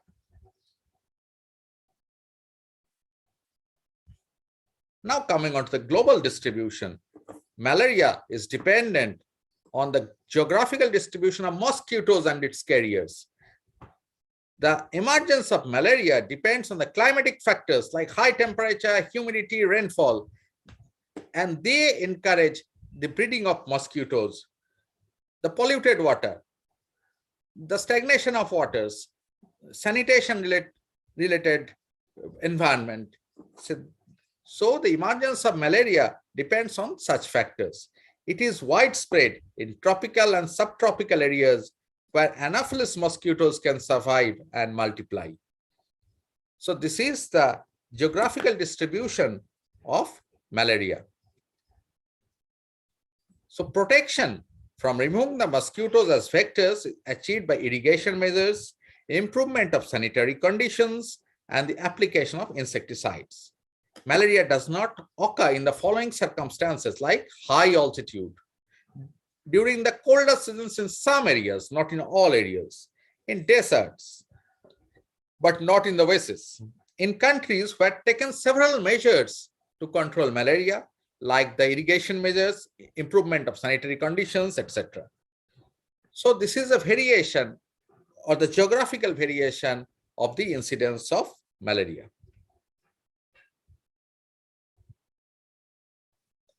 Now coming on to the one of the other disease which I was talking of, that is yellow fever. Those part of the world marked in yellow are where the yellow fever is found. The virus is endemic in tropical areas of Africa and Central and South America, and nowhere else in the world. The large epidemics of yellow fever occur when infected people introduce the virus into heavily populated areas with high mosquito density and where most people have little or no immunity due to lack of vaccination. So these are the parts of the world which you can see are the part where this yellow fever occurs, or the incidence of yellow fever are more in this part of the world, and in other parts there are no yellow fever. So, but India is a yellow fever receptive zone. Why? Because Aedes mosquito, the vector of yellow fever, is present in India. The environment is suited for this transmission of yellow fever. But still then, why there are no yellow fever in India? Because the agent, that is the yellow fever virus, is not present in our country. So Government of India has been following a strict yellow fever vaccination program to prevent entry of yellow fever in India. All passengers to India or passengers going out of India to countries endemic for yellow fever, so these are the countries endemic for yellow fever, should have a valid international vaccination card for yellow fever. Otherwise, they will have to be quarantined for a period of 6 days or till the yellow fever vaccination becomes valid, that is 10 days after vaccination, or whichever is earlier. So to prevent yellow fever from entering into India, yellow fever, the passengers coming from these countries, yellow fever vaccination is a must.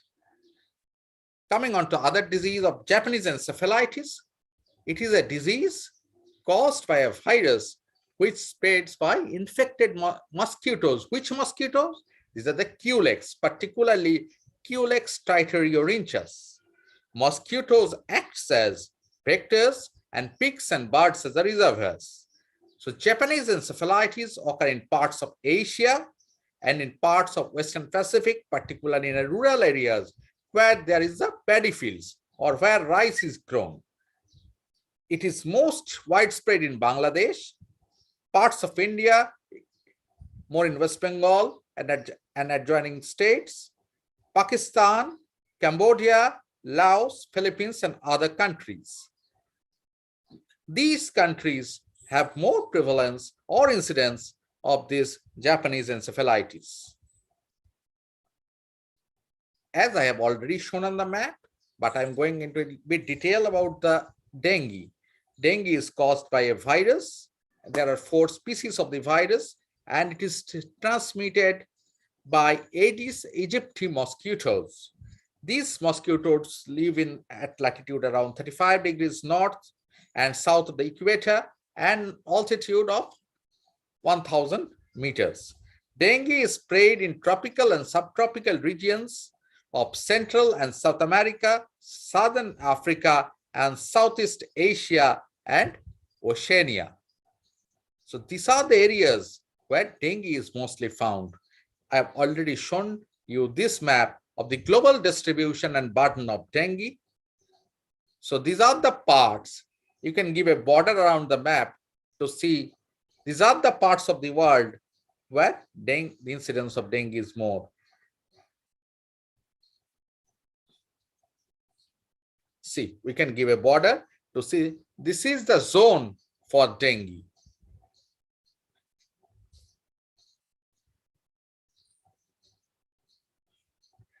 This I have already discussed regarding this dengue in India. So what are the impact of social environment on the expansion of the disease? Due to irregular layout of the resources in the world, economic differences are rising with dramatically opposite socioeconomic characteristics of the regions. In the regions with low levels of socioeconomic development, in terms of geographical distribution of diseases, are characterized by disorders associated with the plurality of the population, lack of food, poor sanitation and hygiene, low health and malnutrition, and there are the diseases that lead to the death of the people. So what are the diseases caused by unsafe drinking water? Due to geographical features that distinguish certain regions of the earth, like the warm climate, cold climate, high humidity, dry lands, polluted water, shortages of food, certain diseases appear by typical geographical distribution. Some of the such diarrheal diseases are cholera, amoebiasis, giardiasis, shigellosis. These are all diarrheal diseases and are waterborne diseases. Those diseases which are caused by unsafe use of water or unsafe drinking water.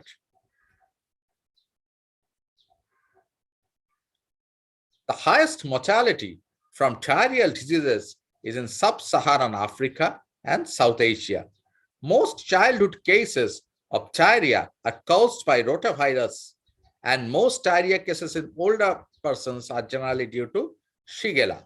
The highest risk factors for development of diarrheal diseases are unsafe drinking water, poor sanitation, etc. For children, child growth failure and vitamin A deficiency are also an important factor for development of diarrhea. One of the most important diarrheal disease is cholera. Cholera is the father of public health. So cholera is an acute infection caused by bacteria Vibrio cholerae O1 or O139. It is a severe acute contagious intestinal disease that causes diarrhea, vomiting, muscle cramps, leading to dehydration. So these are the death rates from diarrhea, the annual number of deaths. You can see again, this disease is more incident on some parts of Africa to areas of India, Pakistan, and again in this region of Papua New Guinea. And other parts of the globe, the incidence is very much less.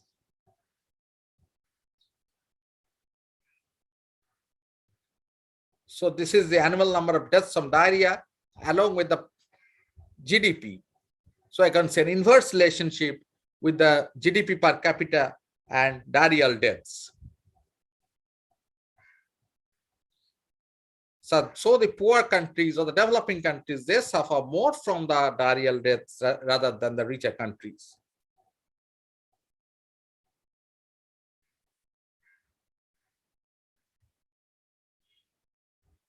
So the death rate from diarrheal diseases in many of the poorest countries is higher than 100 annual deaths per 1 lakh children.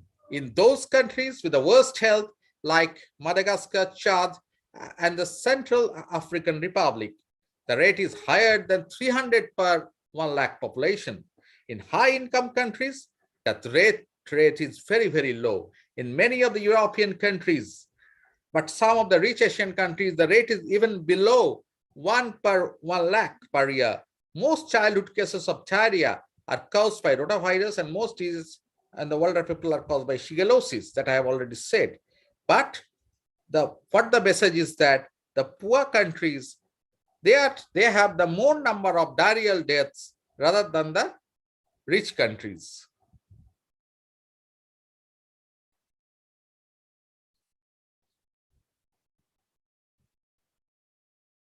Similar in case of cholera, which is also a diarrheal disease, commonly occurs in Asia, Middle East, Africa, South and Central America. This case, America is also involved, along with the Gulf of Mexico. Certain cases are transferred to Europe, Japan, and Australia due to local outbreaks. Outbreaks in endemic areas often occur during the warmer months. In the newly diseased areas, outbreaks can occur at any time of the year. And it is same as the typical oral fecal infection that transmit from one person to another. We in countries with low hygienic standards. Now we come to diseases caused due to lack of nutrients. Due to high natural, social, and economic differences, regionally speaking, there are different practices in the world in the production and consumption of food and shortage of certain nutrients in the food that can cause different diseases. I will speak of two such diseases like pellagra and beriberi. What is pellagra? This is a disease that is caused due to chronic lack of niacin in our diet, that is vitamin B3. Symptoms of pellagra are sensitivity to sunlight, insomnia, aggressiveness, dermatitis, diarrhea. The earliest cases of pellagra dating from around 250 years ago, after the introduction of corn as a main crop in nutrition in their diet in Europe. So where corn is a staple diet, these areas of the world, they mainly suffer from lack of this vitamin, that is vitamin B3, and the pellagra is caused due to this deficiency symptom of vitamin B3. Pellagra existed in China, Indonesia, Korea, and Africa, where corn was one of the most important staple food. An outbreak of pellagra occurred with the new coming of the population in the regions of Mississippi and Alabama, where corn as a food product was a basic source of poor agricultural population. It is interesting that the natives of America, Indians, used corn as a basic food source. But with correct use and processing, there is a type of processing of the corn so that vitamin B3 is retained, and so deficiency symptom doesn't occur in that part, and the disease also doesn't occur in that part.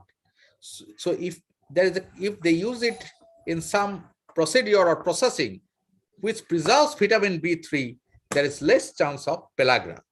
Corn originated in America, but since the beginning, the people did not know the correct use of using corn in the diet. That led to widespread of pellagra around the world.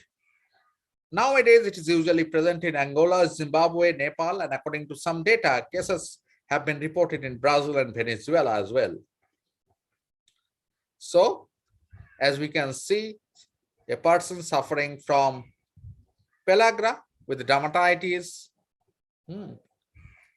and you can see a necklace type around the neck due to pellagra, and this has been attributed to this corn as a staple food in these persons.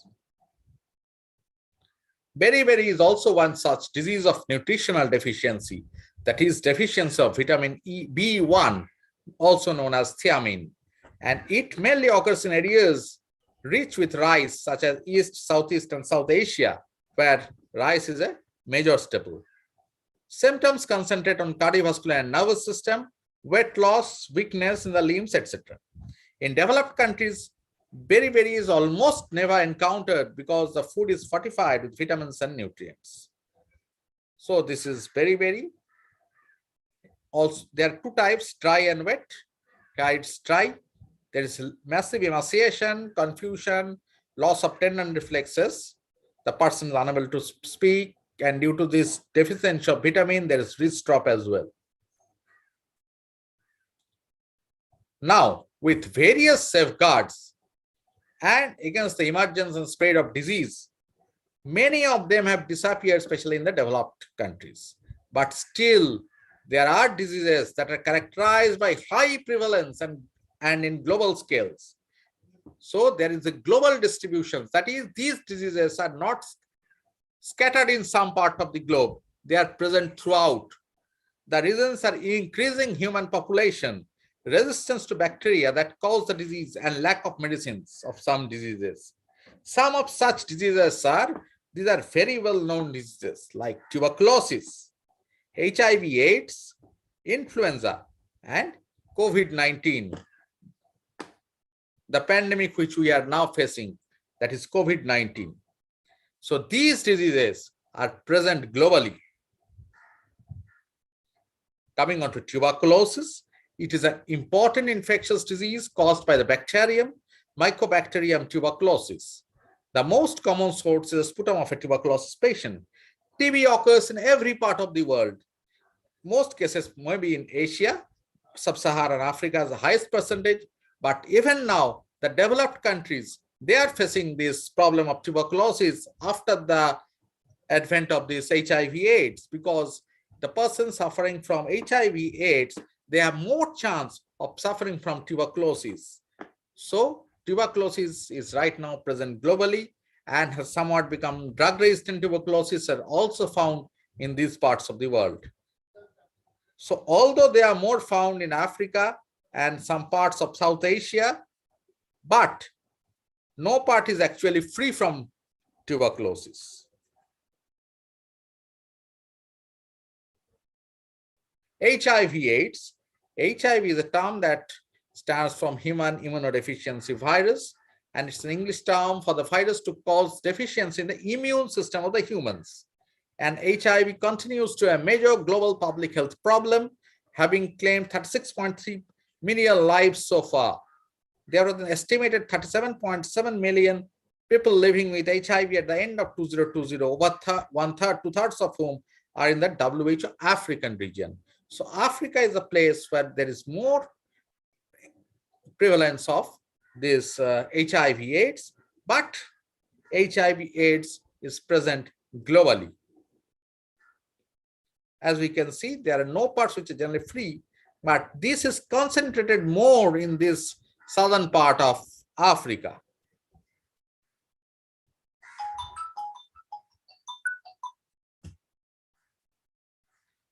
So children now newly affected with HIV, this is also more, the incidence is more in this part of Africa. Number of tuberculosis patients tested with HIV.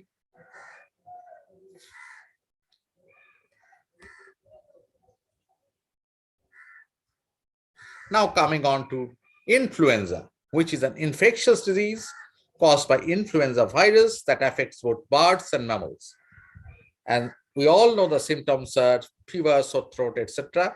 But it has worldwide distribution and has a somewhat seasonal character. It reaches its climax in the winter in the temperate zones. But because in the northern and southern hemisphere, winter is not in the same period. In the northern hemisphere, winter is in the month of December, January, and where in the southern hemisphere, it's in the month of June, July. So every year, two different seasonal influenza diseases occur. And there are some pandemics in history due to this influenza. Very well-known Spanish flu in 1918, that is about 100 years back. Just after 100 years, we are facing another pandemic of COVID-19 right now. And in 2009, the swine flu, H2N2 in 1956 caused the Asian flu, H5N1 in 2004, that's the bird flu. So there are several influenza pandemics which are witnessed by the earth. So this is the distribution of the influenza virus. So blue is from the November to April, yellow is all the year round, and the red one from April to November. And this is due to the change in the seasons or the seasonal variations of influenza of the earth. So the influenza occurs in such distribution.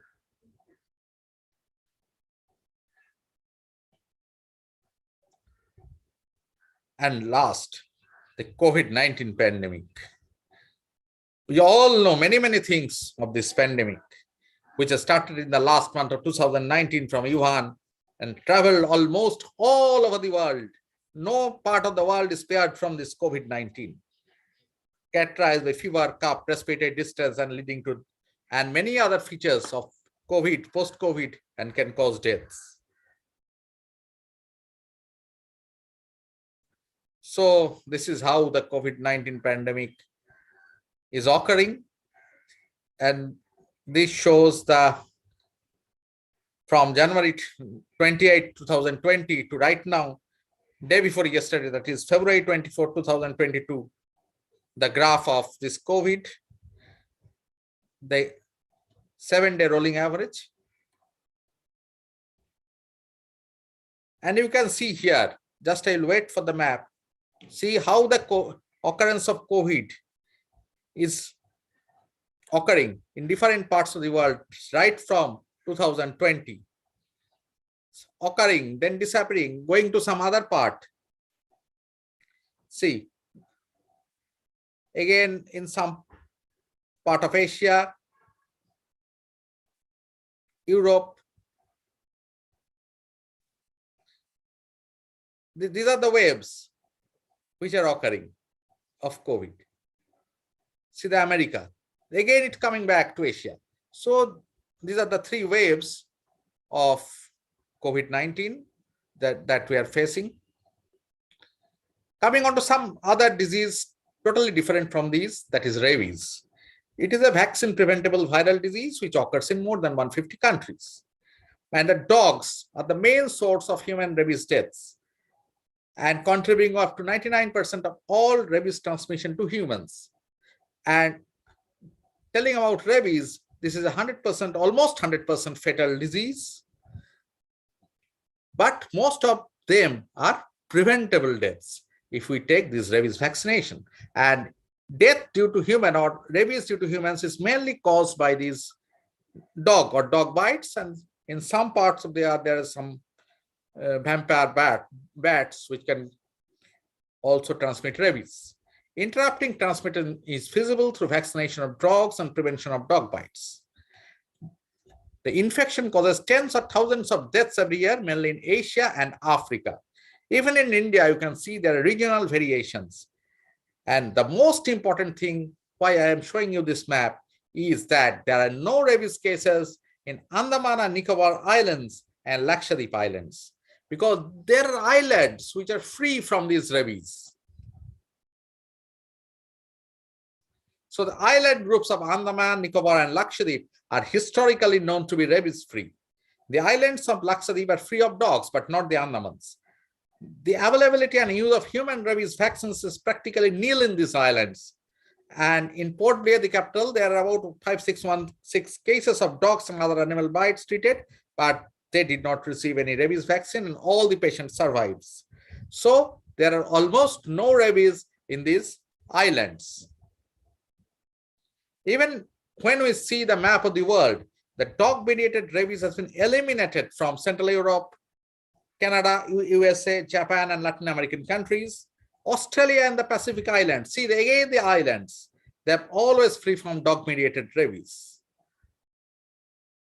These countries may still report imported cases, but there are no indigenous cases of rabies. Now come on to the non-communicable disease. The disease which I was speaking of were all communicable diseases. But when we come to non-communicable disease, these are the chronic disease. They have tend of long duration and result of combination of genetic, physiological, environmental, and behavioral factors. The main types of NCDs are cardiovascular diseases, heart attacks, strokes, cancers, chronic respiratory disease, and most important, the diabetes. And diabetes is a disease which is occurring throughout the globe and more concentrated in Southeast Asia. And some of these non-communicable disease, they are also known as the lifestyle disorders, because these diseases generally occur due to modern lifestyles. Lack of physical activities, sedentary lifestyle, the diet, they are all responsible for these non-communicable disease. NCDs disproportionately affect people nowadays in low and middle income countries, which were more than 3/4 of global NCD deaths. Previously, these diseases were more in the developed world, but now these diseases have started occurring in the low and middle income countries as well. Are driven by forces that rapid unplanned urbanization, globalization of unhealthy lifestyles, and population aging. Unhealthy diets and lack of physical activity may show up in people as raised blood pressure, increased glucose, that is diabetes, and elevated blood lipids or dyslipidemia, and obesity. Aging population and cancer. So what happened? Aging population is aging globally, and social economic risk factors remain among the primary factors driving the increase of cancers worldwide. And cancers are due to varied etiology. There is worldwide distribution of cancers, but their presence are varied due to prevalent risk factors. Some types of cancers are present in some parts are more prevalent in some part of the globe. The parts where tobacco is more consumed, there are chances of lung cancers more. There are increase in the incidence of stomach cancers in Japan and other countries there because of they're taking tinned fishes and smoky foods. So it is a disease which are related to some risk factors, and the prevalence of these risk factors in certain parts of the world is responsible for these variations. Even the incidence of cancer in males and females are different. Nowadays, you can see the increase in the breast cancer is very high among the females. In the males, the lung cancer is high, prostate cancer is high, and this is a disease burden due to this cancer worldwide. It is present throughout the world.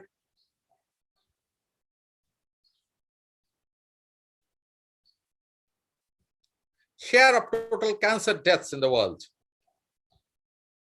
due to smoking. And not only smoking, and also due to secondhand smoke.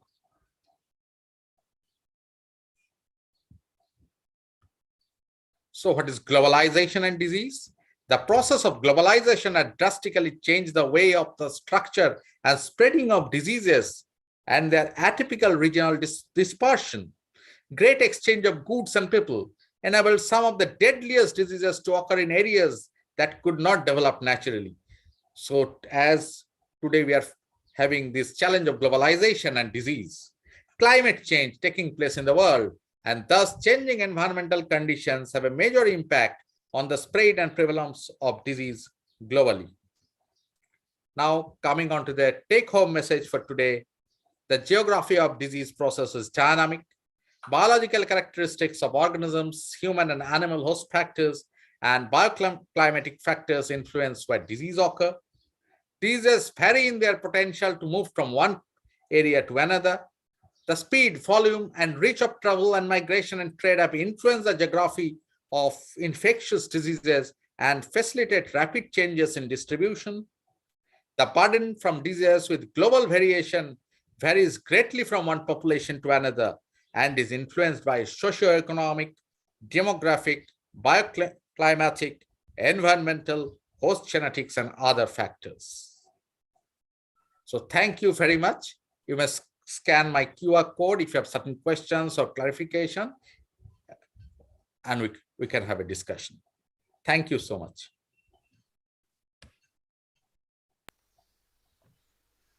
Thank you, Dr. Mitro. Thank you. So next up, our next keynote lecturer is Professor B.V. Sharma.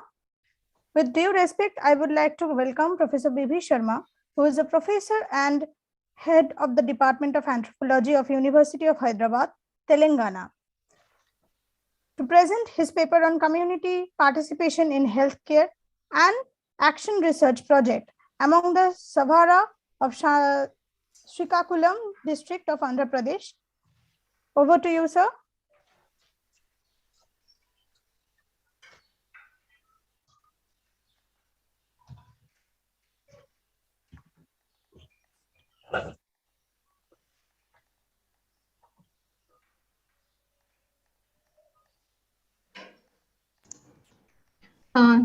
We can, with the permission of a chair, we can wait for 2 minutes. Sir is trying to join.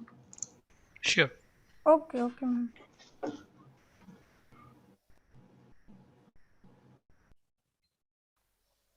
While we are waiting, can we ask one question to Dr. Mitra? Yes, sir. Sure, sir. Yeah. So, in your opinion, what are the major strategies that India should formulate to reduce the burden of infectious disease in the current scenario? In the current scenario, the most important strategy to reduce the burden of infectious disease is immunization or vaccination of the children.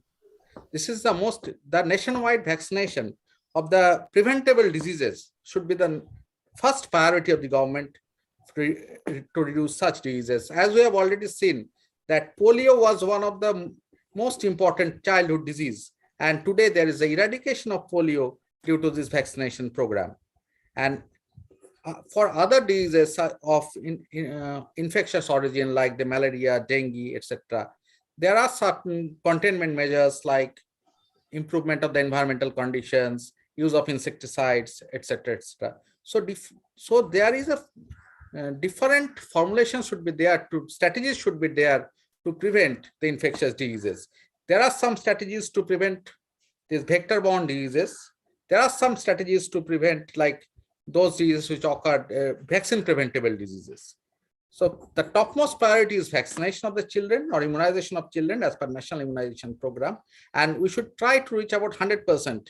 We should try, we will never reach 100%, but our try should be to reach 100% in this immunization. Great, thank you, sir. Sir, this is Dr. Bitasta Mandal. Can I ask one question meanwhile? Yes, ma'am. Yeah, sir, as I saw in one of your slides that non-communicable diseases, they are more prevalent in the low to middle income countries. Right now. Yeah, sir, I have also, this is for observation, I have seen that in high income countries like United States, a significant proportion of the population suffers from cardiovascular diseases. So, yes, sir, you link these types of diseases with the income, like specifically to income. So, whether there is any specific relation between this, because this is like actually what I have observed, it is not relating. That is why I want to ask. Yes, these diseases were. Before, these diseases were more in these high-income countries like US and all, but due to poor infrastructure and availability of healthcare resources, now these infectious diseases are coming down in the developing countries and change in lifestyles in these poor countries. So these diseases are occurring right now in the poorer countries rather than in the developed countries. The incidence is rising up in the developing countries. And it is coming down to certain extent in the developed countries. Before it was the other way around.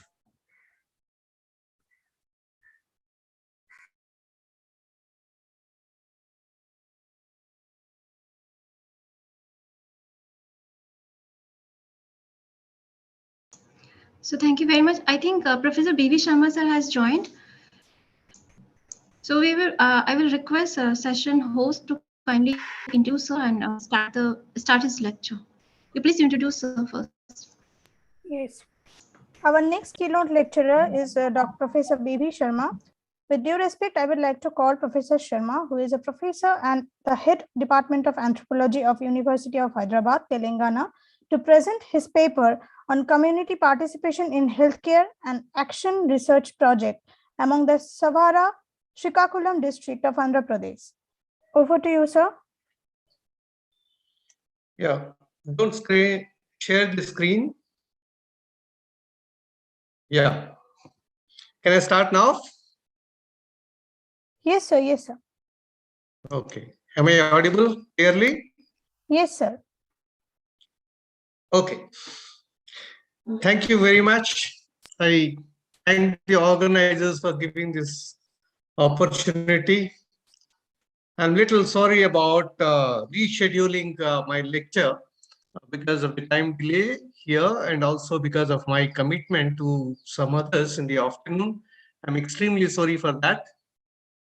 I would like to be very brief now because of the delay that's being experienced. Without wasting much time, I would like to go into my presentation. Well, I would be actually talking about the project which I'm currently doing with the support of the Indian Council of Medical Research. I have titled this lecture as Community Participation in Healthcare, Lessons from an Actions Research Project in Andhra Pradesh. Am I audible clearly? Yes, sir, you are audible. Right. Okay. Yes, sir. So are you sharing your slides, sir? Yeah. No, I don't want to do that. I have given I'm the sharing PPT to the organizers. Probably they'll do it at the end when I have to show some photographs. That's all. Okay, great. Thank you. Yeah, I thought it will take some time. My focus for this lecture is initially I'll talk about health status of tribal communities and healthcare resources for tribals. That would serve as the introduction for the lecture. And then I will go to the issue of the importance of community participation in healthcare. And I will dwell upon the issue of tribal medical practitioners or traditional medical practitioners as a valuable human resource. And then I will present the findings of the action research involving the traditional medical practitioners for referral services. Well, I thought that this lecture would best fit in the other theme, sustainable development, because the research is all about sustaining some, healthcare practices. Anyway, to start with the health status of the tribals, I don't have to deal in any great detail. All of us know the tribals suffer from extreme deprivation and economic underdevelopment. And the tribal communities in India especially have far worse health indicators than the general population. There are many reasons for the poor health status of the tribals, and a lot of research has been done by anthropologists, public health specialists, as well as others, including the geographers on this issue. The reasons for the poor health status are many. Well, more generally, the tribals are blamed for that poor health status in terms of illiteracy, being superstitious or being religious or kinds of things. There are many. We talk about the isolation, both physical and social isolation, the poverty, their ignorance and whatnot. And in fact, many of the reasons are usually put under the framework of accessibility, acceptability, and affordability, the 3 A's. This is the framework in which the poor health of the tribals is generally explained. I just hear to some part of the lecture, the earlier speaker, many diseases which people all around the globe suffer, and the diseases suffered by the tribals especially has been noted. The major problem for the tribals is the nutritional deficiencies such as protein and or energy malnutrition, and the micronutrient deficiencies like iodine deficiency these days. Well, these micronutrient deficiencies, malnutrition has become a problem perhaps now more than earlier, because earlier the issues were different. The food diversity that the tribals enjoyed for a long time because of their hunting, gathering activities, supplemented with some sort of agriculture like the podu, shifting cultivation and all, enabled them to have the food diversity. But this food diversity has been lost because of their acculturation, because of resettlement and rehabilitation and other issues, and now they have these diseases also. I'll not go into the other issues, some other understandings of these problems from the point of view of political economy approach. That's not my focus today. The other disorders which are usually listed in the case of tribals are the gastrointestinal disorders and all, but malaria is one major disease for the tribals. The statistics for India show that the large number of cases of the proportion of malaria cases in tribal areas is just larger, very large, compared to the total malaria cases in India. And as all of us know, there are certain genetic disorders like sickle cell anemia, thalassemia, are very particular or peculiar to the tribal communities. Well, there are other health problems suffered by the tribals because of the social issues like alcoholism, tobacco consumption, etc. Well, I will not go into all the details of these diseases as such in the tribal communities because focus of the paper is different. Coming to the healthcare resources for the tribal and what is the place of the public health institutions for the healthcare of the people, you can list out these resources. The primary resource or the major resource for the tribals is the ethnomedical practitioners. The medicine men who are available within the community who give them magico-religious treatment, and also there are herbal specialists available for them. So it is the major resource. And of course, the government has made many initiatives to introduce biomedicine in the tribal areas, and public health institutions are available, the primary health center, the sub-centers, the primary health centers, and then they also have the referral services like community health centers and then area hospitals and district level hospitals. Okay, these are all public health institutions. They're also a good resource for them. But then there are several reasons for using or not using the public health institutions by the tribals, including the problem of access and acceptability. So the other resource which has become more useful for the tribals is the unqualified medical practitioners, who are generally termed as the registered medical practitioners, which is wrong, of course. They are not registered. These days, they are themselves calling as rural medical practitioners.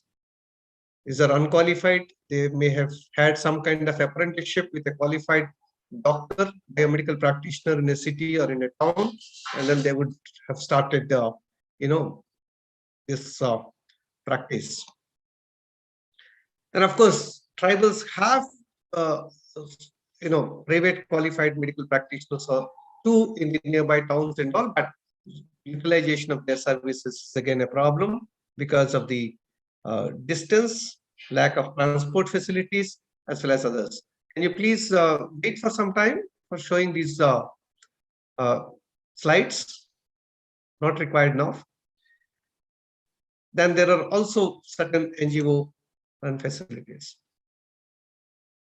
Now, coming to the question of community participation in healthcare. It is said that the success of health schemes or programs where community participation was central is reported by several scholars all over the world. All over the world, many scholars have talked about the importance of community participation in any development program, and more particularly in programs like healthcare.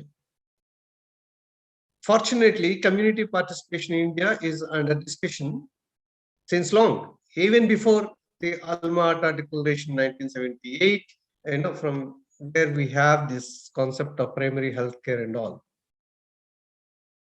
Today in India, we have this integrated child development service scheme.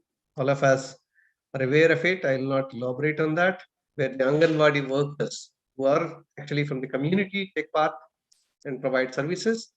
And in tribal areas, we also have the community health volunteers even today, but actually the government, the then Janta government, experimented with this community health volunteer scheme, 1977. And more recently, we have this Janaswasthya Abhiyan, 2000, we have initiated in 2000. And then we have this National Rural Health Mission. All these programs have recognized the significance of community participation in healthcare. We have this ASHA initiative now in the rural tribal areas, also in the urban areas. It's a definitely very laudable kind of initiative. However, OSHA are by and large working for the reproductive health care, and they're more focused on women and child health. Recognizing the limitations of OSHA in tribal areas especially. In many tribal areas, the community health workers are being drafted for some other services. Well, I would say that the efforts of the government to improve the health status of the people since independence is very, very remarkable. The commitment of all governments to improve the health status of the people cannot be questioned. But somehow it is still proved to be insufficient. One of the key reasons which is identified for the poor healthcare, for health status of the tribals by a special committee on tribal issues, which is constituted by the government of India. This is the most recent committee, I suppose, on tribal health. And this committee remarked or observed the near complete absence of participation of people from the scheduled tribes or their representatives in shaping policies, making plans, or implementing services in the health sector. Unquote. I just quoted from the report of the High-Level Committee on Socio-Economic Health and Educational Status of Tribals in India, 2014. Well, when it comes to the healthcare of the tribals and community participation, there is a critical gap about knowledge. And this critical gap is about the role played by the ethno-medical practitioners in the healthcare of the tribals. Unfortunately, there are not many studies as to how the ethno-medical practitioners or the traditional medicine men of the tribals can play a role in the healthcare of the tribals. What is the role of the TMPs in tribal healthcare? Why should they be thought about when we think of community participation in tribal healthcare? I can just give these four at least. One is they are the first choice in case of many illnesses. I mean, tribal people approach them first in case of many minor illnesses and also major morbidities. In fact, these ethno-medical practitioners become the only choice for some illnesses because these illnesses are assumed to be very specific to their culture or the community. These are all like culture-bound syndromes or culture-specific illnesses. Second, the traditional medical practitioners, their presence is very great in tribal areas. Their strength, their size is remarkable. Their coverage in terms of the patients that they treat in tribal areas is also quite enormous. They provide the medical care through herbal medicines as well as magico-releases healing. And this is very important in the tribal context because many of the illnesses are attributed to the supernatural beings or at least the human agents. The TMPs play a very significant role in the therapy management. They have a very important role to play in the health decisions and health choices of the tribal people. And if a person of a tribal community suffers from an illness, like in the case of non-tribals, a group is formed to manage that illness. And that is what in medical anthropology terms we say therapy management group. And who are the people who are recruited into the group? What is the social composition of this group is important. In the tribal areas, the TMPs are invariably an important member of therapy management group in case of any member of the community. They take many decisions. It is they who can influence the delay in seeking care or in the shopping for diagnosis and treatment. There are many empirical studies on the usefulness of involving the TMPs in the healthcare. Not so many in Indian context. There are quite a few outside India. I will not present all these, studies because of lack of time. A very important comment made by the World Health Organization is worth noting in this context. WHO has pointed out that a healthy public policy ought to promote community health through a whole range of public policies, of which traditional health service policies are just one element. It makes health a priority on the public policy agenda, emphasizing positive initiatives rather than restrictive regulations, achieving objectives through rewards rather than penalties, and encouraging self-control, self-management, participation, and mutual aid. I don't have to really go into the details or explain the importance of this statement. There are other studies which on the importance of involving the tribals, how the traditional medical practitioners are important in both preventive services and curative services has been explained in many studies, whether it is in the case of tuberculosis or malaria or mental health or reproductive health care. Different studies show the contribution that the TMPs can make. But these studies are very small in scale, and there is no depth of understanding, as to how they can play. So I saw a knowledge gap. So that in the initiatives of community participation in healthcare, somehow the ethnomedical practitioners are projected as antithesis, and that they may act against the success of any program of modern medical care in view of their vested interest to maintain the status quo is something which is there, in the minds of the policymakers. That the ethnomedical practitioners may have a may play a negative role, is what is also pointed out.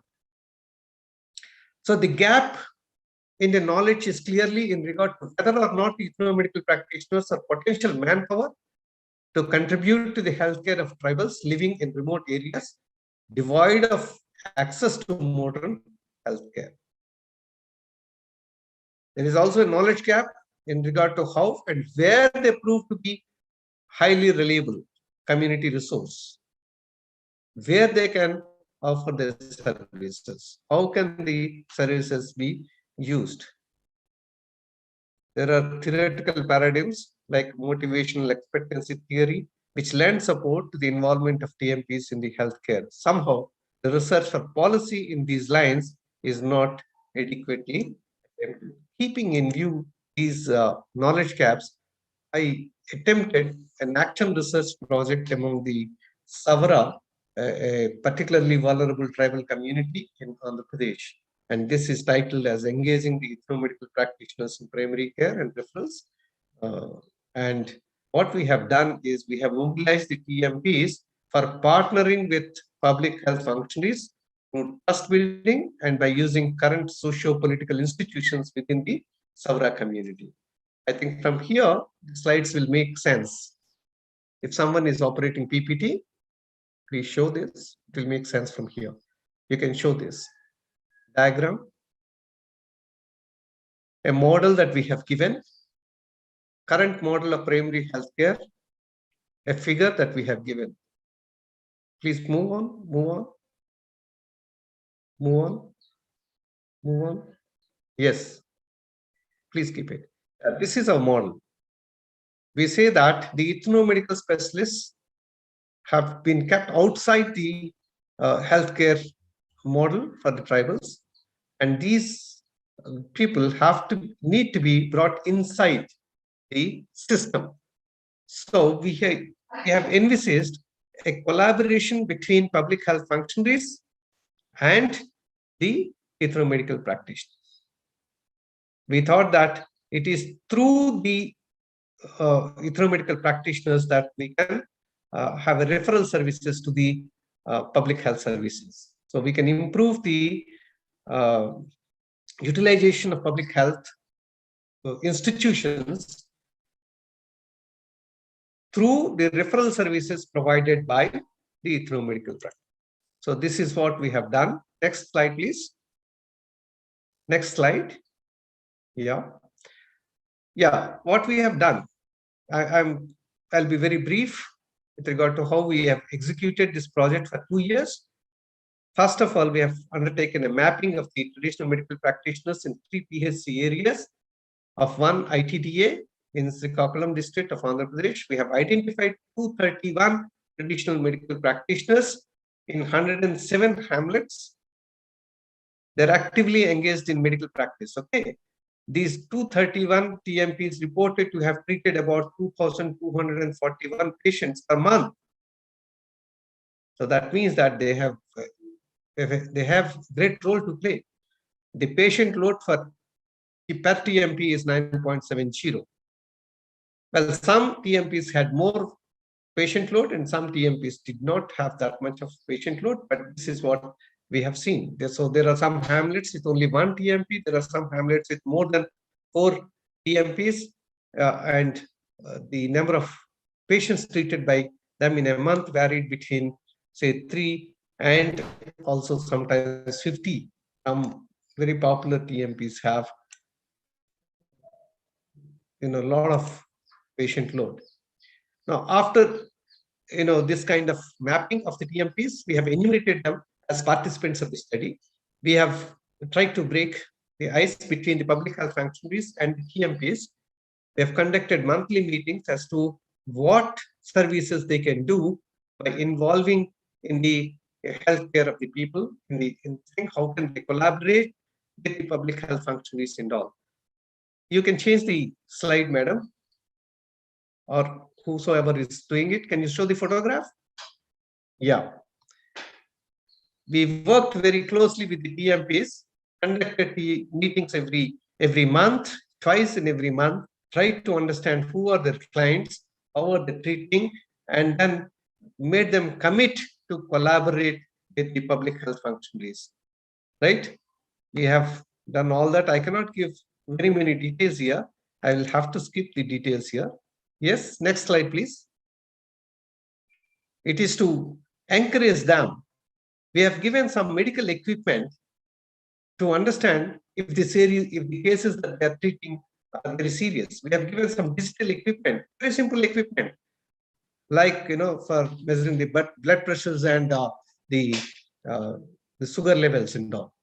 Now, this kind of equipment not only helped them to have some kind of improve their preventive behaviors, but also gave them some kind of status within their community.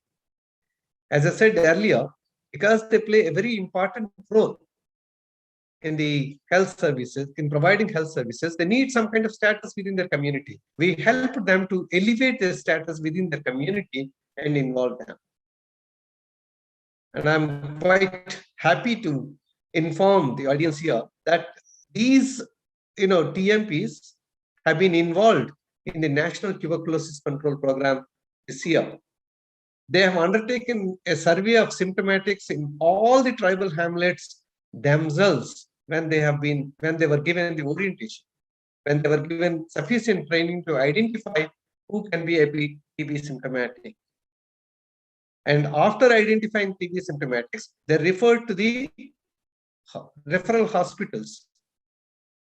And to facilitate the diagnosis, they have even carried the sputum samples to the referral hospitals and have helped diagnosis of TB among the members of their community at an early stage. They have participated, in this program quite well, and I'm told There's no other district, a complete survey has been undertaken for identifying symptomatics, but this could be done by the tribals themselves here. So these are some of the photographs which show how actively they were engaged to collaborate, okay, with the people and all. So this is the recognition that we have given to them in terms of some cash awards for the, the women TMPs who have helped the early diagnosis of tuberculosis and all. And then while doing all this, they've also worked very closely with the public health functionaries and the functionaries of the tribal welfare department. 300 staff of the public health institutions have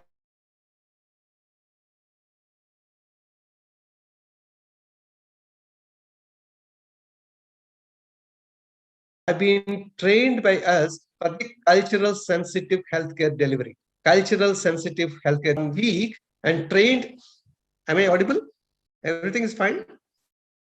Yeah, you are audible. Yeah. So we have done this part also.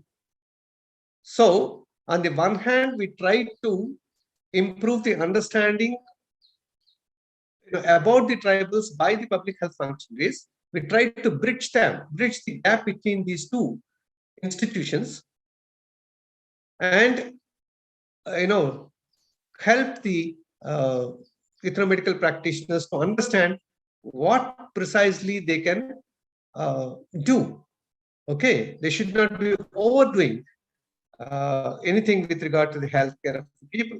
See, if all of us know, one of the main problems in the tribal healthcare is that the tribals do not visit qualified biomedical providers within a short time. There is a considerable delay from the onset of symptoms to the first contact with the qualified biomedical provider. If this time is cut short, if there is no shopping for the diagnosis and treatment, that means if an early treatment is provided, then many things would be better in the tribal areas.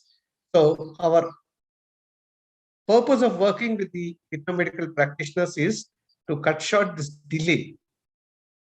The TMPs should not be treating anyone who comes to them for more than, say, 3 days or 5 days. They should refer such patients to the public health providers. This we could do using anthropological theory, anthropological methodologies, and anthropological orientations. As I said earlier, we have conducted and sensitized the health staff about the cultural sensitive healthcare delivery. We have informed the health staff as to how the symptoms reported by the tribals could be miscommunicated or misinterpreted by the health staff, and why the moral and social support of other members is required when a particular tribal patient is admitted as inpatient. So all this we have done, and now finally we have these results of the study. This is how many patients the TMPs have treated during a period of 12 months. I will not present. You can see the 8,315 patients were treated by these TMPs, 59 TMPs finally who were selected for the project, and these are the age groups. And we are glad that these many patients are referred by the TMPs themselves to the biomedical providers. 211 out of those who came to them. This is not a small figure. And then more importantly, whom did they treat for more than 10 days? Why did they treat for more than 10 days? This information has also been obtained by facilitating the TMPs to maintain the outpatient records and all. How much of time they have taken and all. From all this, we are quite happy that this particular experiment proved to be successful. Thank you very much. Hello. Thank you, sir, for gracing this session and sharing your valuable knowledge with all of us. Yes, sir, please go ahead. Thank you, sir, for gracing this session and sharing your valuable knowledge with all of us. We are truly grateful to you for giving us your time and your wisdom to this communication. Thank you, Professor. Thank you. If there are any questions. Now, like we can request our chairpersons to kindly conclude our two keynote lectures. And sir, if you have any observation or our audience have any question, they can ask the question to sir. Do you have any question? Yeah. Dr. Singh, Arun Kumar Singh is. Yeah, please. Thank you. Thank you, Professor Sharma, for giving us a very insight talk on the tribal health system, especially of Srikakulam district, among the Sauras. I have worked among the Sauras in the year 1972-73. So from Palkonda to Sitampeta and from Sitampeta to Vamarali village. But to my understanding, Sauras at that period of time, they were not facing any malnutrition. They were quite a healthy lot. We have been working on the shifting cultivation. Their food base was quite enlarged. And what is the present condition, I don't know. But when we compared our data with the Sauras of Ganjam district, then there was a problem, especially of Odisha. The Christianity has taken over them. And once the Christianity has taken the Sauras, they were slowly moving from shifting cultivation to settled paddy cultivations.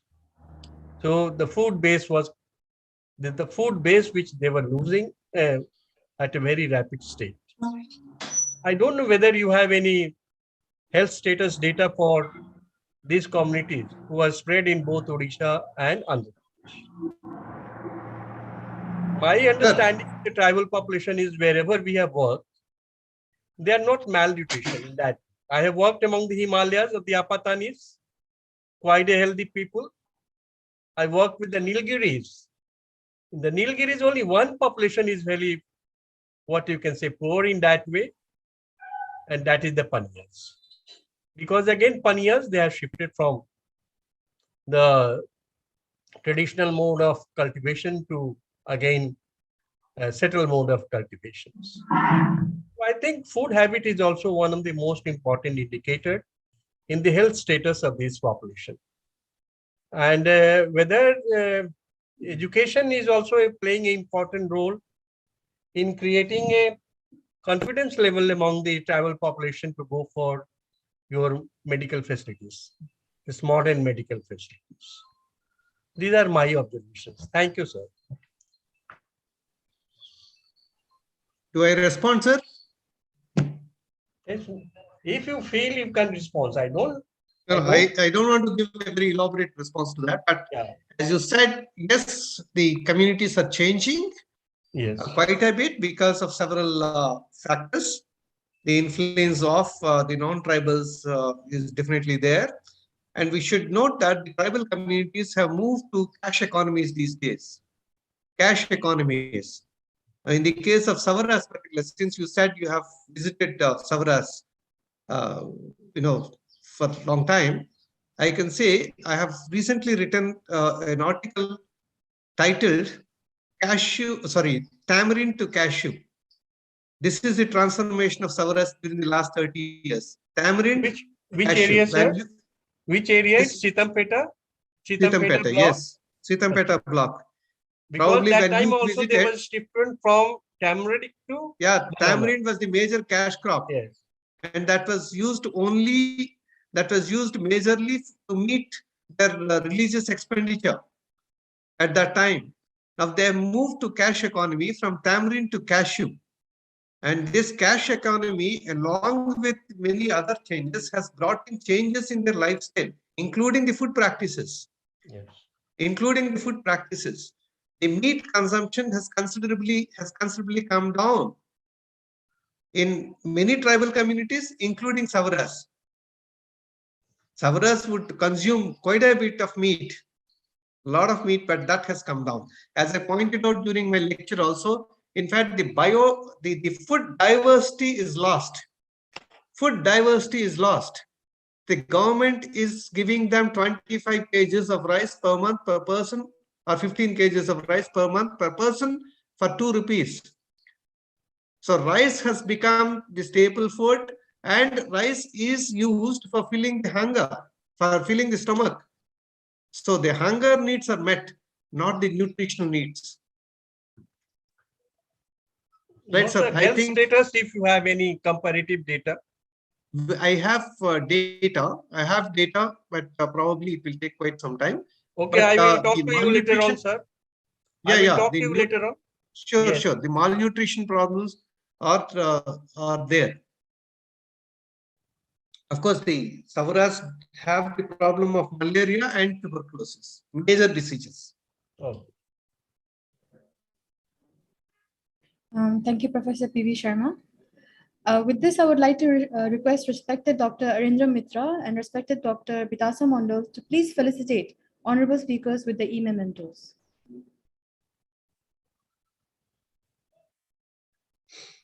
So these are the certificates and that we are felicitating with our keynote speakers for this session. So we thank the speakers for their wonderful and excellent presentation. So I think this will be also, sent over post so shortly. So thank you very much for your talks. Thank you. Thanks to both of you, sir. Thank you very much. Thank you. Can I leave Thank now? you, sir. Thank you very much, sir. Thank you very much. Yeah, Now, can I Kisan, leave now? Sir, your wish, sir. Thank you very much, sir. Now, Kisan, please proceed with the presentations quickly. Okay, ma'am. With your permission, we will now be moving forward with the presentations. I would like to remind our chairpersons and honorable speaker that an evaluation sheet has been shared via mail or link for your discretion and assessment. Before we begin, I would like to do a small confirmation of our presenters whom I believe are currently present. Ms. Riya Bhattacharya, Ms. Nidhi Joshi, Ms. Diksha Sharma, and Mr. Chiranjeev. A reminder bell will be given to the presenters after 5 minutes, as everyone is provided with a maximum of 6 minutes to present their work. With this, we would like to welcome our first speaker, Ms. Riya Bhattacharya from Sholini University, Bajol, Himachal Pradesh. I request you to begin with the presentation. And here also we like to mention that, one small note, please try to restrict your presentation within the allotted time. Thank you. Go ahead. Anu ma'am, can you hear me, Dr. Anu? Yeah, Hello? I can. Yes, yes. Yeah, ma'am, the evaluation sheet I haven't received actually. Who is this? Dr. Bitasta. Dr. Bitasta. Ma'am, okay, they are sharing over the chat only. I have emailed also, but in the morning only. Kisan, please share the evaluation sheet with the Bitasta Mandal, ma'am. Yes, ma'am. Sharing, ma'am. There's a bit of connectivity problem. Sharing. Okay. Yeah, Ma'am, no the issue. evaluation sheets will be shared soon. So I would like to request Ms. Riya to please commence with her presentation. Okay. Thank you, ma'am.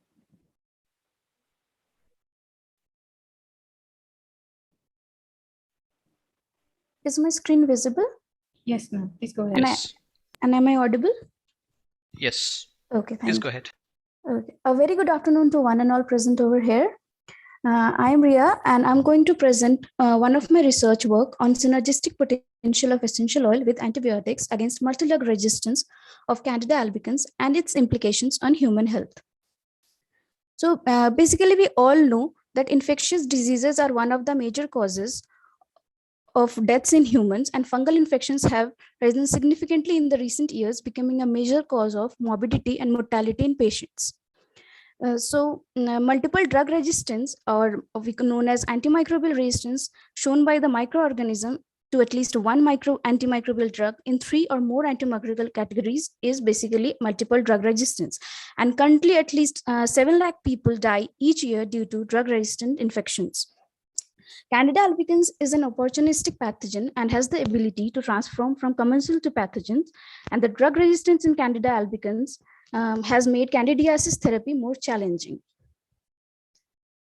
So these are the two illustrations which are made by me from one of my published papers, which shows that the antifungal resistance by Candida species, like most of the commercial antibiotics, are resistant to the most common commercial antibiotics such as ketoconazole, itraconazole, fluconazole, and clotrimazole. And the second diagram shows the mechanisms of the antifungal resistance exhibited by the Candida species, which has like enhanced drug efflux, drug concealment, target alteration, multiple targets, and blocked drug entry. Then comes the there should be a novel approach to treat this antimicrobial resistance. For this, traditional medicinal plants have received much interest because of their phytochemicals, which have the potential to lead to the discovery of new drugs or the improvement of the existing ones. And the essential oils extracted from the medicinal plants have been used as an alternative drug resource against fungal pathogens. And a novel approach to fight against this is synergistic combination of essential oils and antibiotics can prove to be a valid and pragmatic alternative to develop drugs with increased drug efficacy and low toxicity.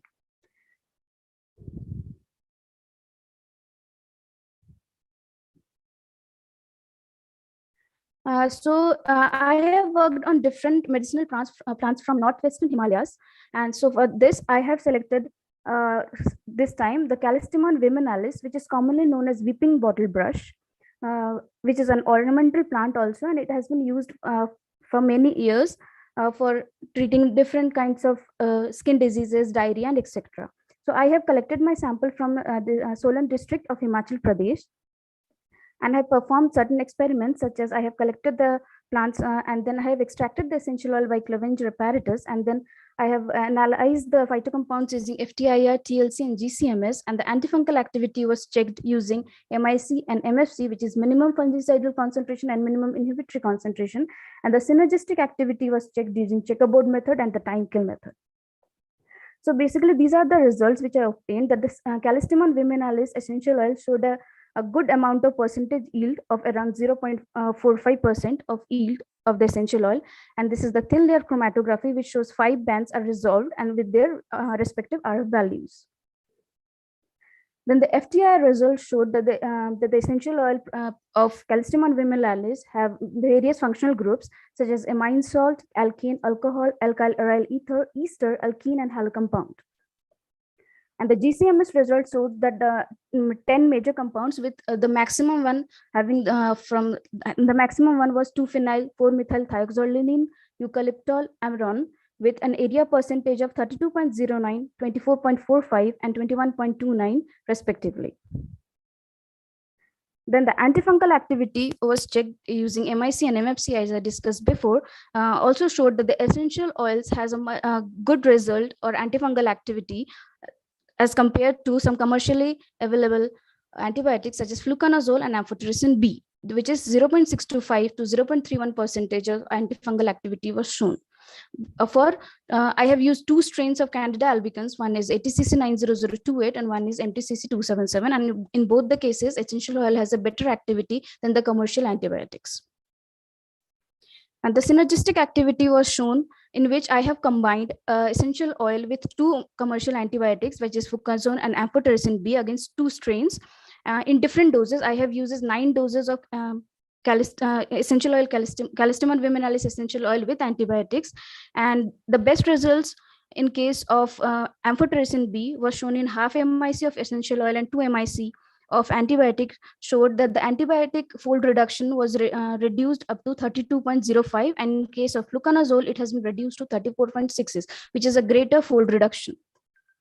And similarly for the second strain also, in case of fluconazole, the antibiotic fold reduction was 16.42, and in case for amphotericin B, it is 32.89. And then next, which I confirmed my results using time kill assay, in which I have performed the OD part or the growth profile part, which also showed that the 4 graphs showed that the combination, that is oil with fluconazole, showed killing of the cells much faster than the oil alone or even the antibiotic alone, which showed a greater and complete killing of the cells after 20th hour. Similarly with amphotericin B also, and for both the strains, that is 277 and 90028, the combination showed greater result than the commercial antibiotics. So I would like to summarize this first because we have time constraints. So this works relate to the field of antifungal bioenhancer properties of phytocompounds present in essential oil of Callistemon viminalis. Antifungal activity was also evaluated against Candida albicans, and the CVEO, which is Callistemon viminalis essential oil, exhibited strong antifungal activity against 2 strains of Candida albicans with MIC of 0.312 to 0.156%. volume by volume, and further the synergistic potential of CVEO was studied through checkerboard method and time kill assay, and this combination enhanced the antifungal efficacy of clinical drugs by 4 and 34 folds with complete death of the fungal cells after 20 hours. So basically the essential oil alone or essential oil in combination with antibiotics can be used directly to develop improved topical or oral formulation for treating fungal infections in humans and animals. So these are some selected references, and these are the patent filed on this subject and the similar publications on this topic. And this is the team from my university, and I'm from my lab, and I would just want to thank all of you. Thank you for your presentation. It was timely. Thank you, sir. And yeah, can you suggest or propose a synergistic mechanism of action of CVO with the antibiotics that you have chosen? What would be the proposed mechanism of action for this synergistic interaction between CVO and antibiotics that you have? So there, like I have further done the mechanism part also, which showed that what changes are happening when we add antibiotics with essential oils, and they showed that how can I explain? Like sorbitol tests are there and ergostrol tests are there, which showed that the antibiotics or have when essential oil is added to antibiotics, the activity has enhanced a lot. Maybe some molecular actions is going on there, which is enhancing the potential of antibiotics also along. And basically I have used essential oil because essential oils are used in aromatherapy also, and it's a natural process like natural medicine, and it has low toxicity. So that's why we have used this checkerboard method to check why the results are coming like this, and the results were tremendously effective as compared to the commercial or the clinical drugs. All right. Any more questions? Okay. Yeah, I have a question to ask Priya. Sure. As you know that essential oils, there are a lot of plant sources from which we are getting essential oils. So right. Why you chose only this species? No, actually, ma'am, I have worked on about 17 plants from northwestern Himalayas. But this one is the most common plant which we can found in India and Pakistan, which is bottle brush. Yeah, you all must have heard that. Hello. Hello. Yeah, go ahead. Go ahead. Yeah. So, sir, I think we all know about bottle brush plant. It's an ornamental plant. Yeah, you're audible. Okay, thank you. So bottle brush is the most common plant found in India or Asian regions, and bottle brush is an ornamental plants also. We all have these plants in our universities, in our homes, and everywhere. So this plant is the most common one, and I have worked on different medicinal plants also, but because this is the most commonly available and it grows by its own, that's why I have chosen this plant.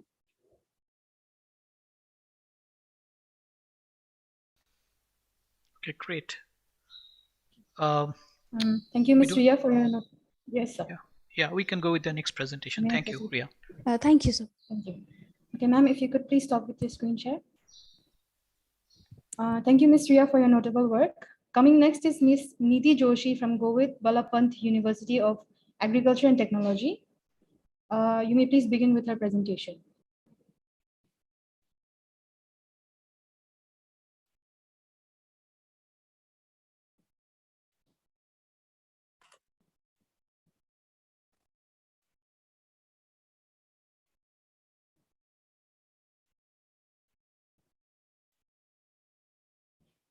Ma'am, can you please confirm? Joyita? Okay, I'm sharing her PPT. Yes.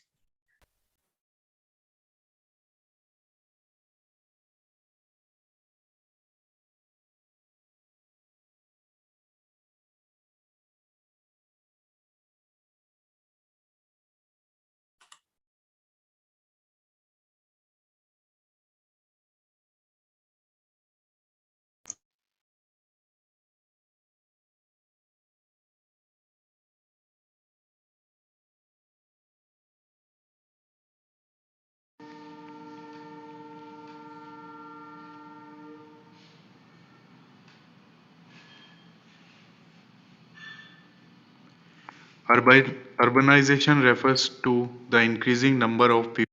Ma'am, this is not my Not my recorded presentation.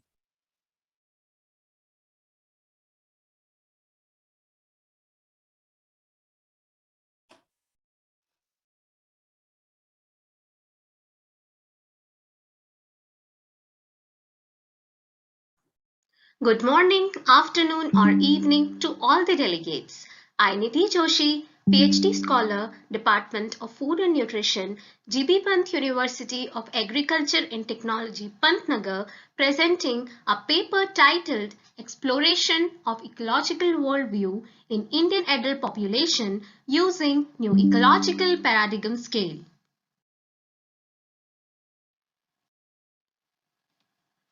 Anthropogenic activities severely impact the climate, resulting in global warming, biodiversity loss, ozone depletion, and biohazards. It is essential to explore the environmental crisis from the public point of view as our actions reflect our attitude. Public opinion on environmental crisis is not widely explored in the Indian context. Therefore, the present study sought to address this crucial gap in the literature by assessing pro-environmental attitude among Indian adults and their association with socio-demographics. The methodology used in the study is presented as follows. Assessment of pro-environmental attitude among Indian adults, which is explored using New Ecological Paradigm Scale, which measures agreement on 15 statements related to ecological worldviews such as humanity's ability to upset nature, the existence of limits to growth for human societies, and humanity's right to rule over the rest of nature on a 5-point Likert scale.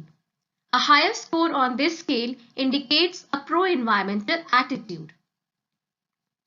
For this purpose, we conducted an online cross-sectional survey on individuals aged 18 years and above with a minimum of 12 years of education using the convenient sampling technique. Various statistical measures investigated association of pro-environmental attitude with personal, social, and economic determinants as shown on the slide. A total of 1,856 responses were obtained from various parts of the country as shown on the map. We found that pro-environmental attitude was reflected by 50% of the respondents with a median score of 3.37. Females reported significantly higher pro-environmental attitude than males with the mean score of 3.47. Significant differences in the mean score were observed across different age groups, with the highest score among individuals aged 65 years and above. In terms of education, postgraduates reflected significantly higher pro-environmental attitudes than other educational profiles. We also observed significant differences in the mean score across various occupation profile, with the lowest score among business or self-employed individuals. Respondents from social class 5 reflected significantly lower pro-environmental attitudes than other social classes. Agreement on factor possibility of an eco-crisis was significantly higher among respondents than other factors of New Ecological Paradigm Scale, with significant variation across subsets of gender, age group, educational level, occupation, and social class.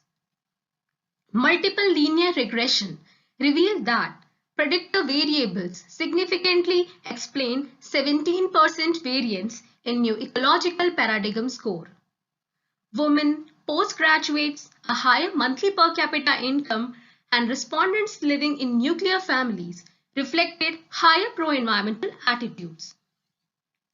Thus, gender, education, occupation, monthly per capita income, social class, religion, caste, marital status, and family type were independent predictors of pro-environmental attitude among Indian adults.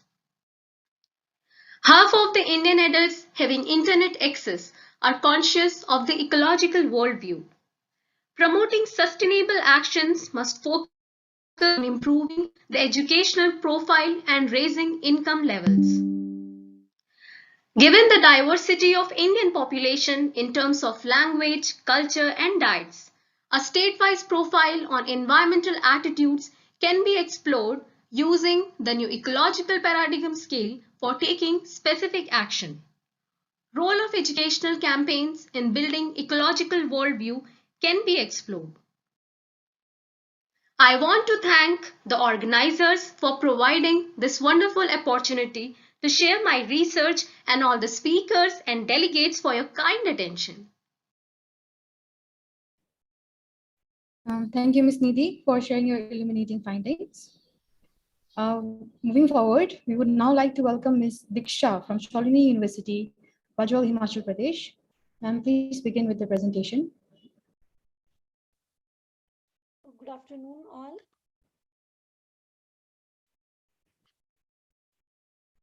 So I am Diksha Sharma from Shumni University, pursuing my PhD.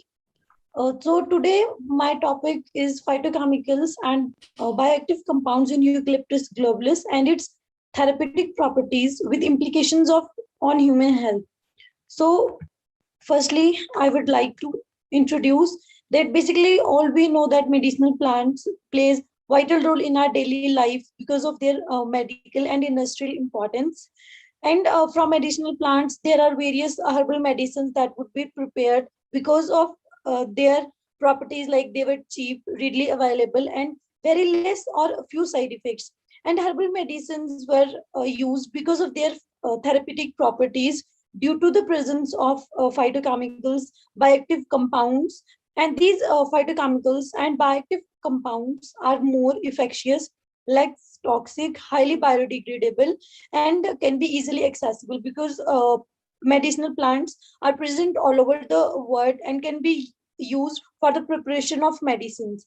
Next, basically, I will be talking about the medicinal plant which is being used is Eucalyptus globulus, and its phytochemicals like tannins, saponins, terpenoids, like glycosides, alkaloids, steroids, flavonoids, carbohydrates, and resins. These were the phytochemicals that were present in Eucalyptus globulus leaf extracts.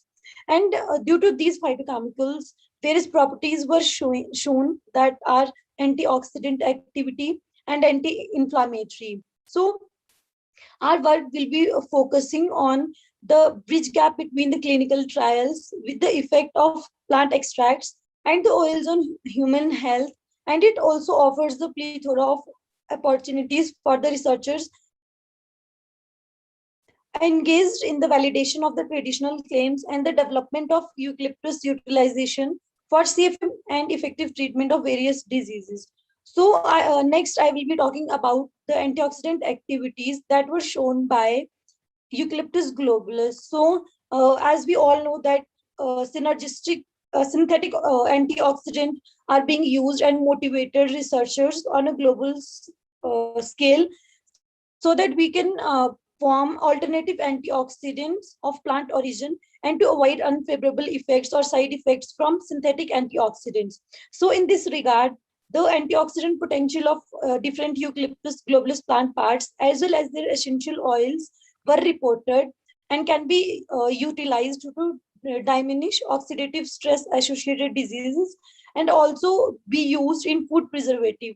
So in this table, the various methods will be used to check the antioxidant activity of different extracts of Eucalyptus globulus. So the methods that would be used are DPPH, FRAP, and hydrogen peroxide, and the extracts that would be prepared are methanol, chloroform, and hexane. A comparative study will be done for different extracts and different procedures. So basically, the highest amount of activity, antioxidant activity, will be shown by methanolic extracts, and that would be in DPPH assay. And after that, in FRAP and then in hydrogen peroxide. Same goes with the chloroform extracts. First one highest activity would be shown in DPPH, FRAP and hydrogen peroxide, and next with hexane. So next I will be talking about antioxidant activity. So as all be aware that inflammations are very basic disease, or we can say a cause. So as we get injured, so there's the large chances that we get inflammations. So if we prepare anti-inflammatory drugs from the Eucalyptus globulus leaf extracts, so it would be easy that without any side effects or very less side effects, we will treat our inflammation. So in this study, anti-inflammatory activity of eucalyptus leaf extracts extract would be prepared from methanol, chloroform, and then with hexanes, and the processes or techniques that would be used to check the anti-inflammatory activity were diene conjugate, beta glucuronidase, lipooxidase, and hyaluronidase. So in vitro inhibition assays will be tested against all extracts. So this study revealed that antioxidant activity of all the tested extracts, methanol extracts exhibit significant amount of anti-inflammatory activity as compared to all the other tested samples like chloroform and hexane as presented in this table. These are the results from the study. So next, I would be talking about that how Eucalyptus globulus is being used for clinical trials and can be used for the treatment of various diseases. Firstly, the disease that would be in which Eucalyptus globulus is used, that is sinusitis. So this is the dosage that 150 people would be treated with acute sinusitis, and then the study revealed that the patients that would be treated by a phytochemical that is produced in the Eucalyptus globulus extract, that is eucalyptol, recovered the patients significantly faster, because the eucalyptol thins and drains secretions and reduce the inflammation. Next disorder is acute bronchitis. So in this dosage would be oral administration of a compound that is present in a eucalyptus leaf extract, that is Mitro, would be given to the patients for 14 days in for 4 times in a day.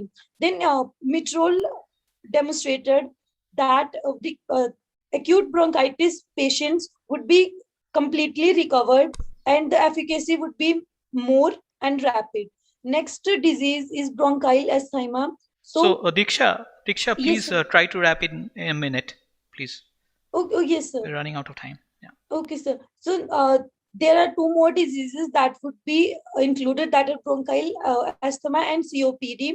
In both these diseases, phytochemicals from the eucalyptus are used for the treatment of diseases. So next I would be talking about that how we can use our eucalyptus extracts for further uses like synergistic interactions, and then antibiotics and multiple drug targets, then nano carriers for the improvement of for improved penetration of antimicrobial agents into microbial matrix, and for against various microbes due to their antimicrobial potency, and can be used in different commercial products like herbicides, insecticides, etc.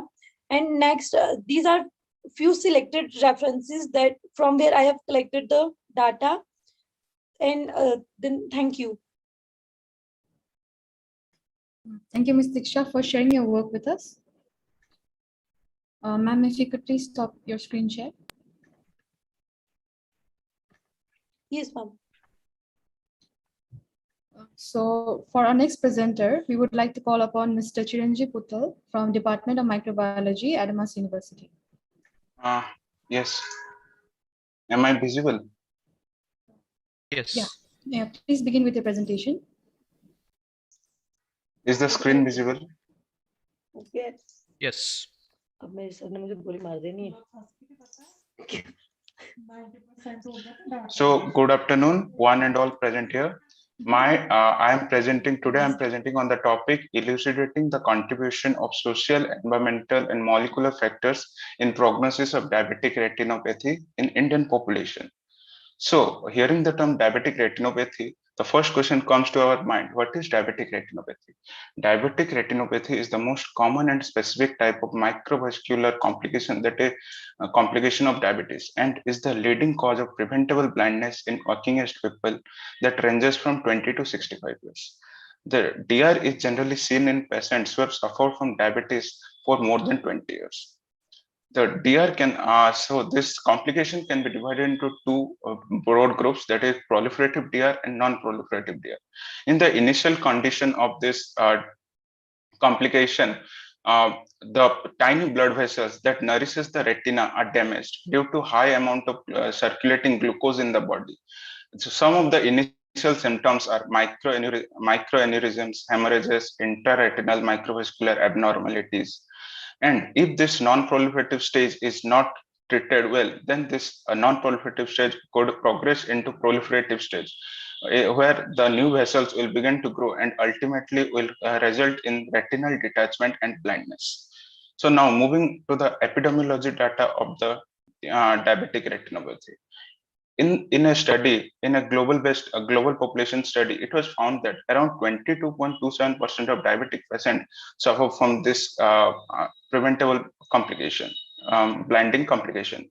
Among the total number of individuals suffering from this complication, the highest number of patients are reported from the African region, which accounts up to 35.90%, followed by North America and Caribbean region, Middle East, North Africa, Western Pacific, and Southeast Asia. In a study conducted in India, it was found that 21.7% of total people suffering from diabetes had DR, and about 2/3 of the people suffering from diabetes or diabetic retinopathy are from the southern and western part of the country. So from this data, we can observe that there is variation in prevalence of diabetic retinopathy in different parts of the world. What may be the factors? There are different factors responsible for diabetic retinopathy, such as diagnostic method, region, age, ethnicity, gender, and habitation type. So this map, and this is a world map showing the prevalence of diabetic retinopathy in different parts of the world. In Southeast Asia, we can see that there is 16.99% of people suffering from diabetic retinopathy, which is about approximately 15 million people are suffering from this complication. So the patients, those who are suffering from diabetic retinopathy, faces various social problems, such as in several reports, it has been found that the patients suffering from diabetic retinopathy find it difficult to maintain social interaction, and their social lives are disrupted. Social isolation because of incapability to participate in social activities, and as a result, they withdraw from social situations, which ultimately lead to psychological issues such as anxiety, depression, mood disorders, etc. Patient those who are undergoing therapy for diabetic retinopathy reported negative reaction of public towards vision loss and perceived social stigma, which further promotes the feeling of isolation. Patients have also reported anxiety in maintaining friendship and acquaintances because of their incapability to recognize faces. Patients have also reported often develop feeling inferiority and being burdened to their family members. Young adults with DR have reported difficulty in interacting with their fellow mates. Now, there are several risk factors which are responsible for the development of diabetic retinopathy in diabetic patients. Some of the key factors are listed here. First, duration of diabetes inside the body of the individual. Various studies have suggested that the more the duration of diabetes inside the body of individual, the more is the chances of development of diabetic retinopathy. So early detection of diabetes and proper treatment could provide protection against diabetic retinopathy. Then second reason is poor glycemic control.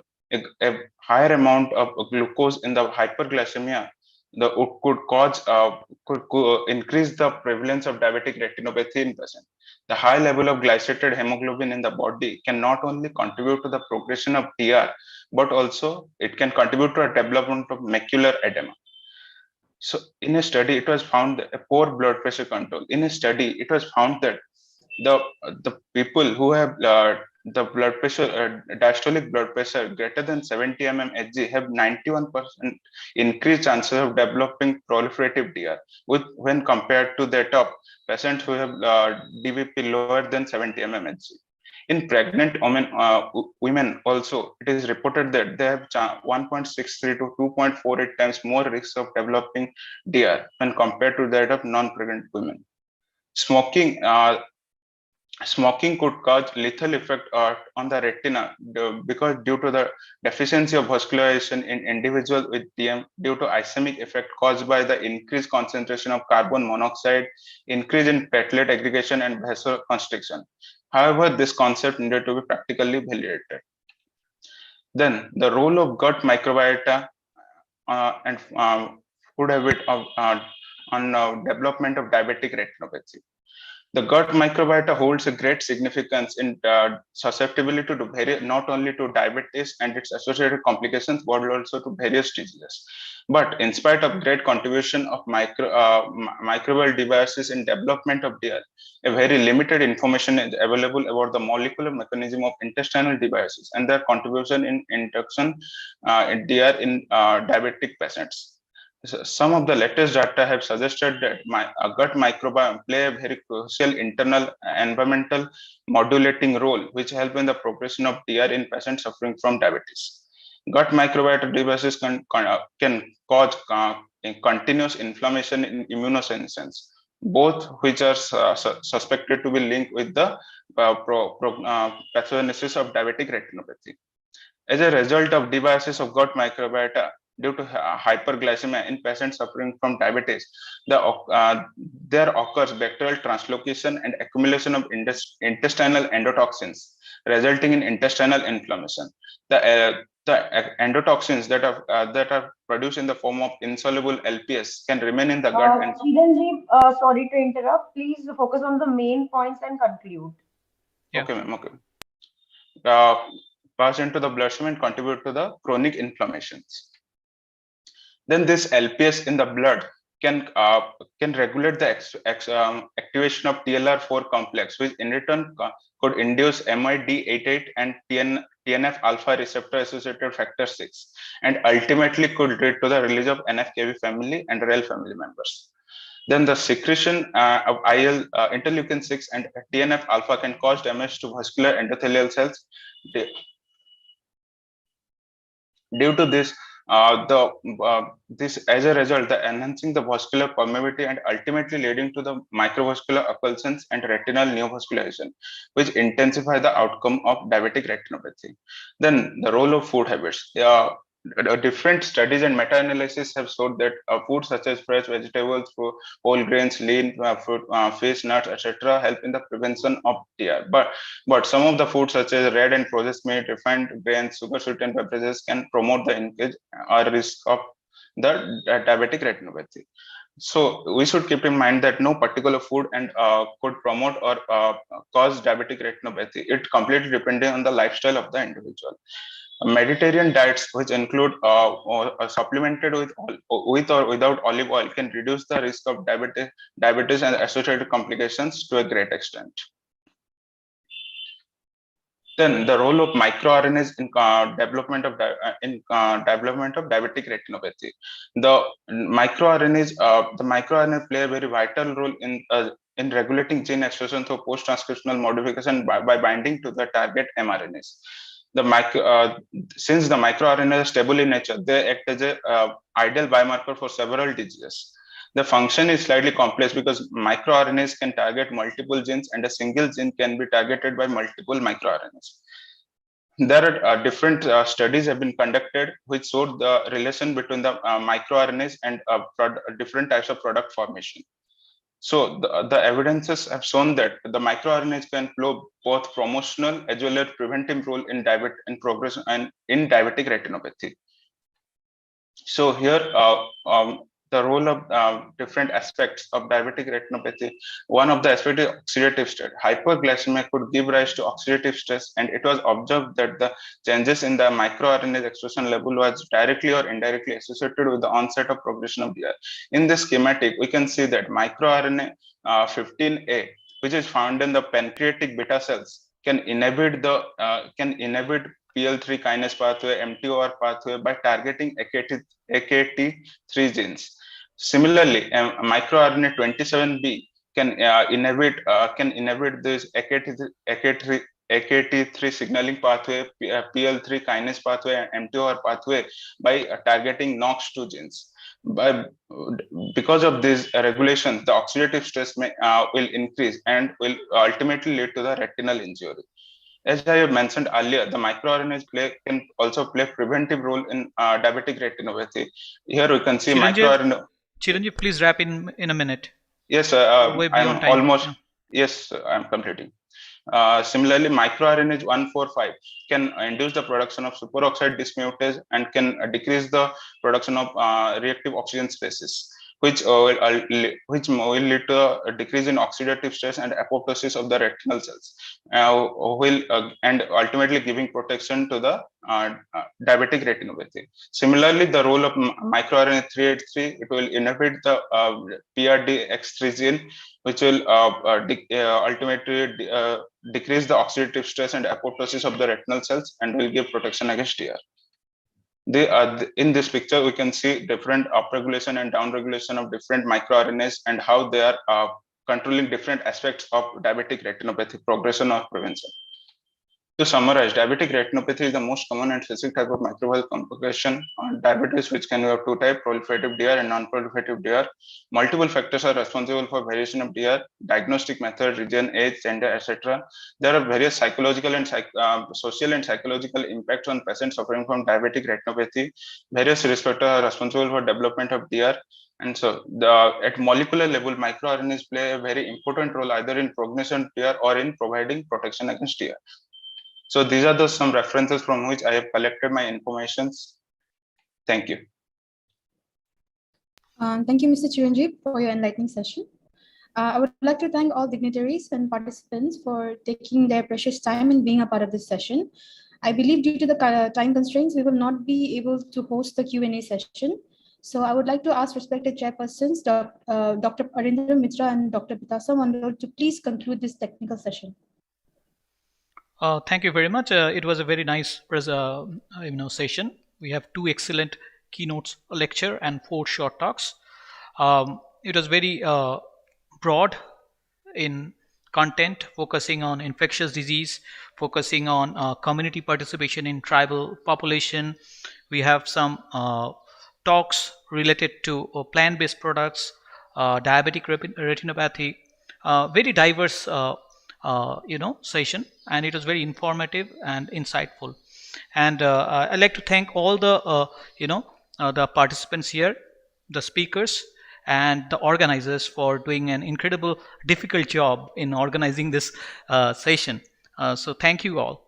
Thank you for also giving me an opportunity to chair this session. Thank you. Thank you, Dr. Mitro.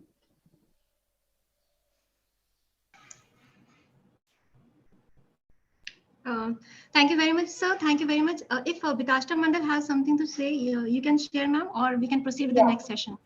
Yeah, just only that. Thank you so much for inviting me to this session, and already sir has said everything. So, okay, thank you so much. Thank you very much. Thank you very much for being with us. Thank you. I'll request my host to please start the next session. Dr. Rivu also is here. So let's start with the next technical session. Thank you. Good afternoon, everyone. I welcome you all to the technical session 6. I am Mollar Basu with Somudra Roy, student of Adams University, Department of Geography, hosting this session on the topic of population, health, and risk. Now I, with due respect, would request Professor Muhammad Mujibur Rahman and Professor Dr. Arvind Mullimani to chair this technical session. Professor Muhammad Mujibur Rahman, Professor of Environmental Science Discipline, Khulna University, Bangladesh. His interest lies in physical environment, disaster management, environmental planning and management, and GIS and remote sensing. Professor Arvind Mallimani, presently working as a professor, the Department of Geography, Karnataka University, Dhawat, Karnataka State, India. His area of interest lies in history of geography, resource geography, marketing geography, settlement geography, population studies, regional planning and rural development, remote sensing and GIS. Now, I would like to respectfully call upon our next keynote speaker, Dr. Rivu Basu, to deliver his lecture about behavioral economics as a tool to understand environmental health. Dr. Rivu Basu is presently an associate professor of Bankura Shamilani Medical College, West Bengal, India. He teaches mostly undergraduate medical students, family medicine. He teaches biostatistics and health management to postgraduate students and has special interest in health economics, statistical modeling, and health management. Dr. Rivu Basu.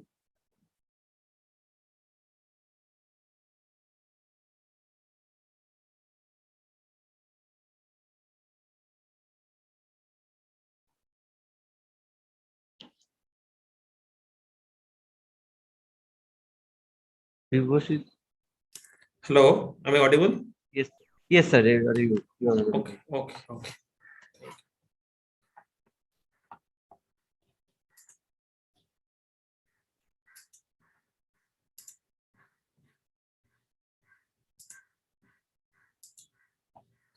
Are my slides visible? Yes, sir, it's visible. And is it moving? Yes, sir. It is moving, right? Yes, yes, sir. Fine. Okay, so good afternoon, everyone. I greet this learned audience.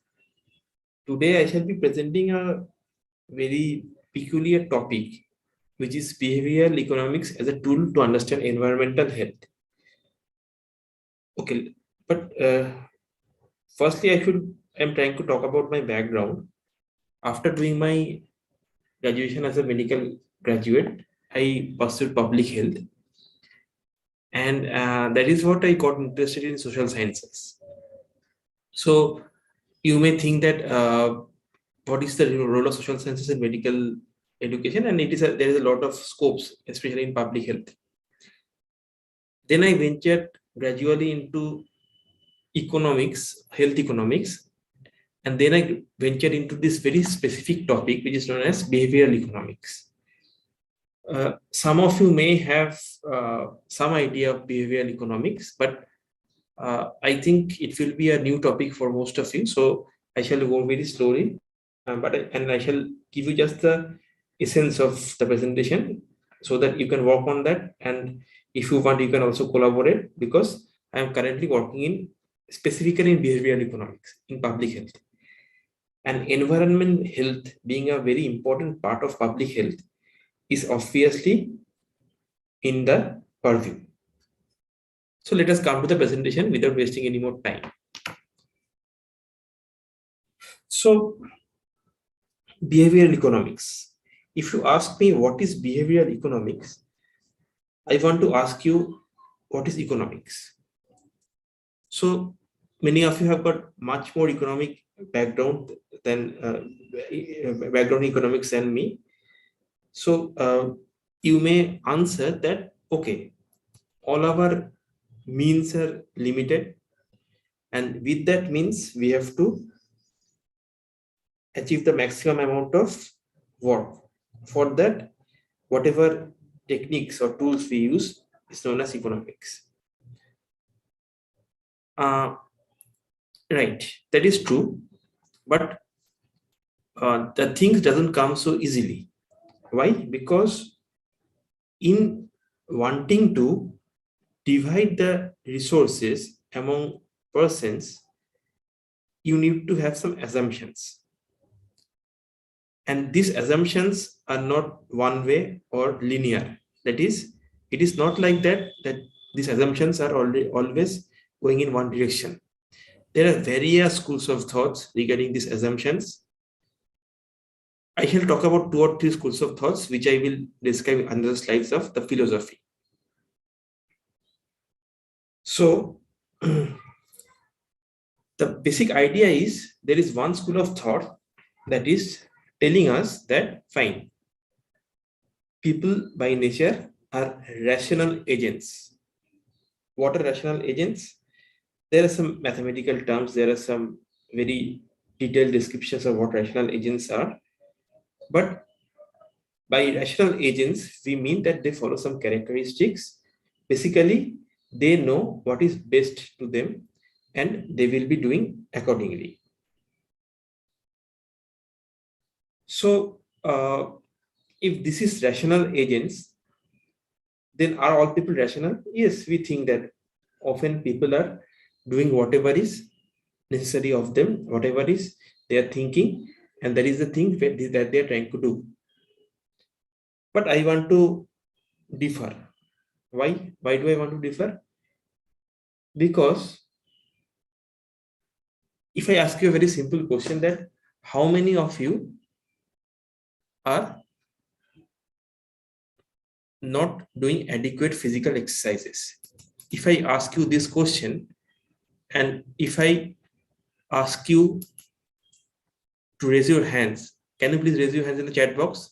How many of you do not think that you are doing adequate physical exercises? Can you please give some indications in the chat box why you are raising your hands? You can just raise your hands. Anuradha said, I am not doing okay. You can just raise your hands so that I know that you are not sleeping after the lunch. Okay.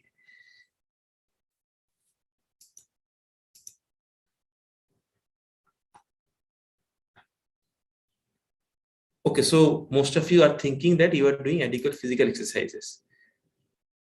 Well, I would have been the first person not to raise my hand, because I do not think that I am doing adequate physical exercise, and maybe I am not able to connect with the audience, but most of us are always procrastinating in these aspects. Like, we think that we should do physical exercises, we have gained some weight, we have got some problems in doing some walks, maybe a dress is not fitting to us, and at the same time we do not do the exercise. We think that, okay, let's do the exercise the day after. So this must be a experience which has been occurring with many of you, right? Procrastinations, like we tell ourselves that we will be on a diet, and we won't eat because our weight has gained, but the next time cold drinks comes or some fried food comes, we indulge into that, and we think that, okay, this is the last time I am doing that, we shall not do it later, right? So if that is the case, what did I tell of a rational agent? A rational agent can decide on his own what is good for him, what is bad for him, and he will work for what is good for him. But frankly speaking, after this example, do you think that we actually are rational agents? Well, I do not think of that, because we know that we should exercise, we know that we should stop smoking, we know that we should have a better food habit, but we do not do that, right?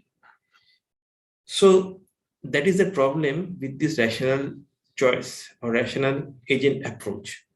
We human beings by nature often deviates from rationalism. A school of thought known as libertarianism, or has been in economics for quite some time. Basically, these people say that make everything, like, what should I say, according to the choice of people. People are the best person to choose. They will choose everything. Whatever they are doing, you cannot judge whether they're right or wrong. Let them do those things. They will be doing that for the best of interest. And when the people are doing it for the best of interest, then on an aggregate, this shall be the best possible outcome for the work, right? But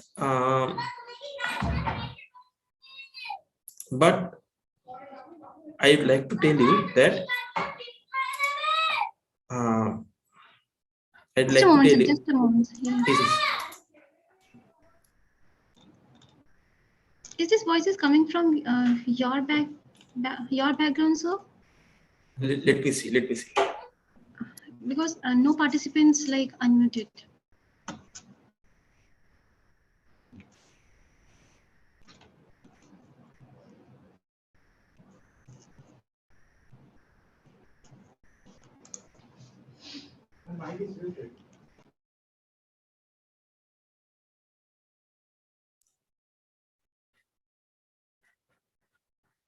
Hello, is the voice closed No, down? sir, it's okay. It's okay. It's now it's okay, sir. Okay, fine. So I just checked my microphone. Fine, thank you.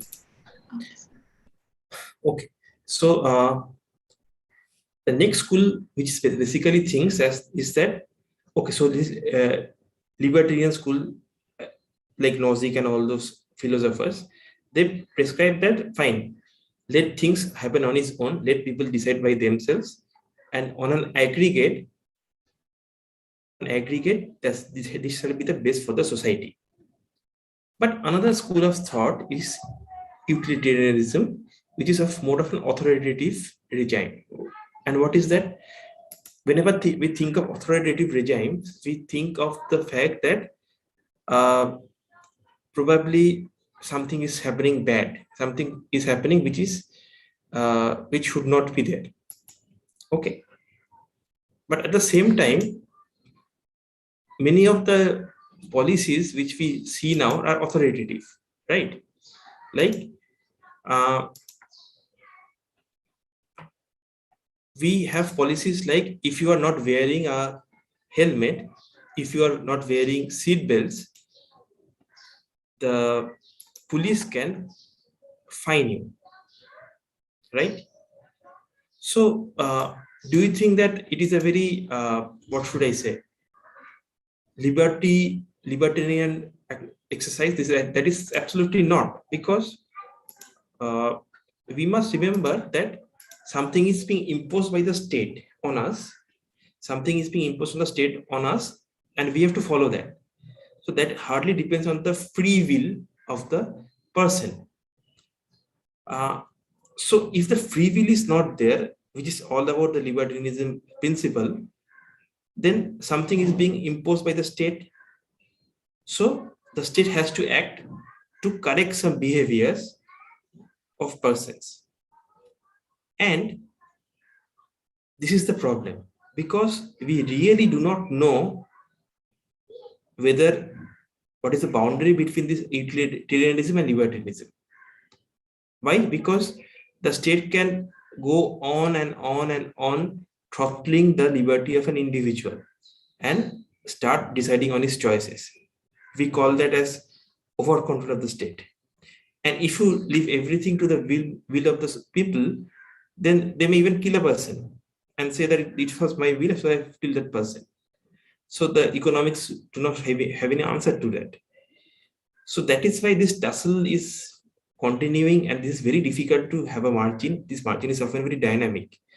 But at the last point, there is some like kind of a midway, which we call as libertarian paternalism, which has been evolving over the last 20 years. So do not think of these philosophical movements as very time-defined movements. These are occurring over time. But a new school of thoughts is emerging, which is this libertarian paternalism. That is, you can give the person's choices to make. You can nudge. I am using this word for the first time. You can nudge a person for some choices, and rest, let them decide. So this is about the background.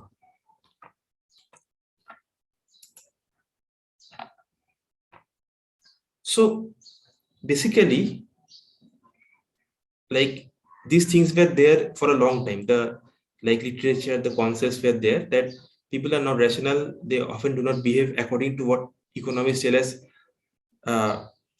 like a rational human being, okay, or Homo economicus. They often mention this term as Homo economicus. So allotted time is very less, and you are taking more. Okay, okay, fine. I'm completing. Please confirm. Yes. Okay.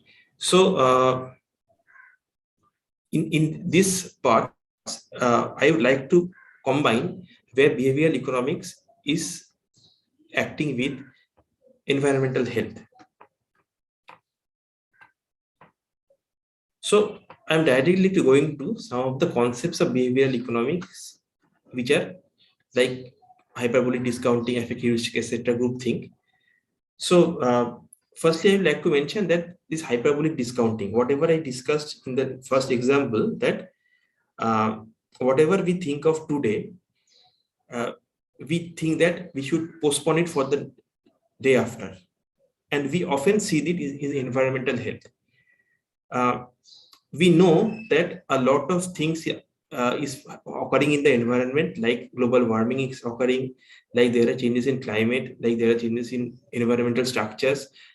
In some places rains are occurring more, in some places snow is falling more, but we are unable to control that. Why? Because we think that, okay, and crisis is imminent, so we have to act. But this action is never occurring. As Greta Thunberg is saying, this action is never occurring. So we have to act now, and the crisis is already there. But we often postpone this crisis for a later period. So this is a policy paralysis. Also, I'm not going into the other topics. There are some other things like heuristics. What are heuristics? Heuristics are a framework within which you tend to say, or you tend to discuss about the topics. Like whenever we talk of environment, we are unable to give the people a particular frame which they shall be thinking. We have got scientific literature that tells us that, okay, the temperature is rising for the last 20 years. For the environmental health, the diarrhea, the ARIs are rising for the last 10 years. But a person will not understand the statistics. They will understand whatever is happening with respect to his immediate reference points. So that is heuristics. The third important part I would like to tell about is groupthink or social norms. What is this groupthink or social norms? So this groupthink is something which is your peer pressure. Whatever you are thinking is being affected by whatever the persons around you are telling. Okay, so even if you are trying to decide on something which is very rational, your peers will be nudging you away from those if they are thinking something else. So you may think of all these things are very natural things, but this has been evolving from research by, I should mention, Daniel Kahneman, who got the Nobel Prize for Economics, also Richard Thaler, who has been working in environmental health and behavioral economics, etc. So this has been evolving, right? So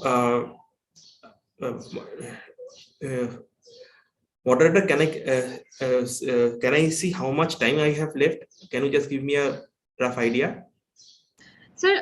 Sir, your slot was for 40 minutes, so you have started at 2:40. Yes, 2:42. So, sir, yes, you can continue up to 3:20, 3:25, sir. Okay. So that is why I was trying to hurry up. Fine. No, Okay. Right. Okay. So I would like to show you this slide. So this slide, if I didn't show you this slide, then the entire presentation would not be very visible to you. So basically, what Kahneman is proposing is there are two types of thinking we have. One is the system 1, or the automated thinking, the system 2, or the long-term thinking. System 1 thinking are those thinkings which are occurring to us in a very fast manner. Like whenever we see a can of Coke and we want to take that, we often take that because we are under the system 1 influence. Often the addiction properties, often the activities occur because of that. But in 80% of the 90% of the time, we stay in our autopilot mode. Why do we stay in our autopilot mode? Because we cannot think of everything. There is something which is to be done in a very spontaneous manner. So this is the problem with the system one thinking, because in the system one thinking, often the decisions are made which are not good for us, but we still take the decision being an irrational human being. In the system two, the humanity comes. What the information that we have, the knowledge which we have, it all comes into play. So it is a combination of the system one and system two thinking which is telling us to take a decision, and we are evaluating a particular decision. I'm giving you another example from the environment field itself. Okay, suppose all of us are told that we should not be running the AC for too much, right? So now, after a very hot day, you are very tired, you come to the your house, you switch on the AC, and the AC is there, and you feel immediately very comfortable. And when you feel comfortable, all your knowledge about the environmental health and everything goes off. Maybe you have given a lecture on environmental health and global warming just in the afternoon for your class, but all that things goes off. You are very comfortable, you are feeling relaxed, you tend to sleep, or even if you are not sleeping, you tend to walk in the AC, and often you switch on the AC for maybe the entire evening or the entire night. But we know that maybe switching on the AC is not good for the environment and not good for the body also. But all your knowledge and your system to thinking goes off. That is why we call that we are under the effect of heuristics at that point, or emotions. Our logic doesn't work. And this logic is the system two thinking Daniel Kahneman is talking about. Right? So what can we do as a behavioral economist? We have got some devices which we will talk about later, which we call as commitment devices. So what are these commitment devices?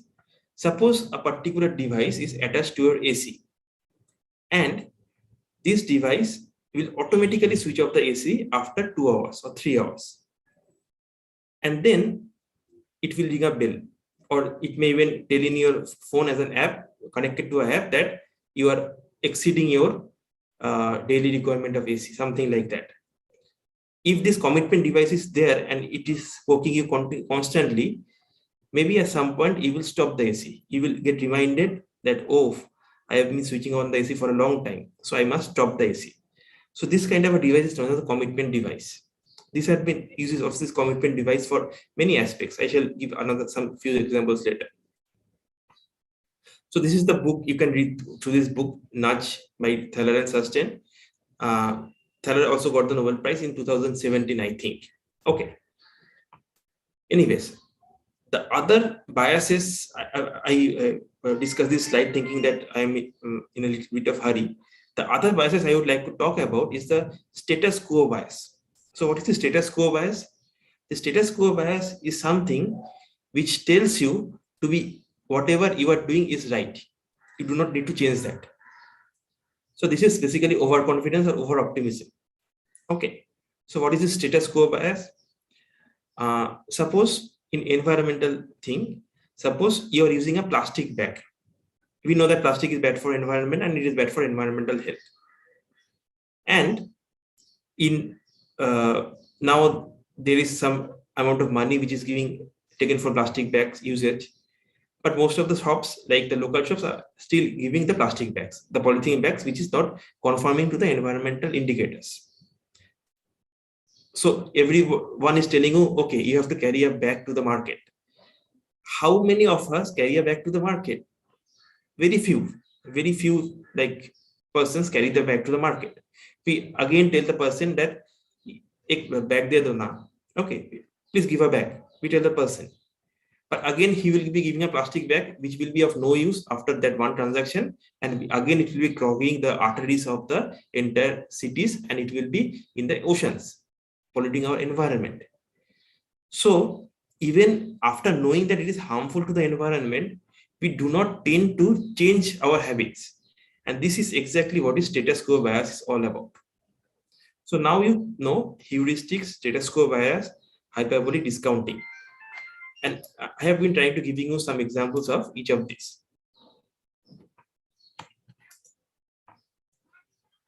So after coming to the biases, I am coming to the important parts like, so what?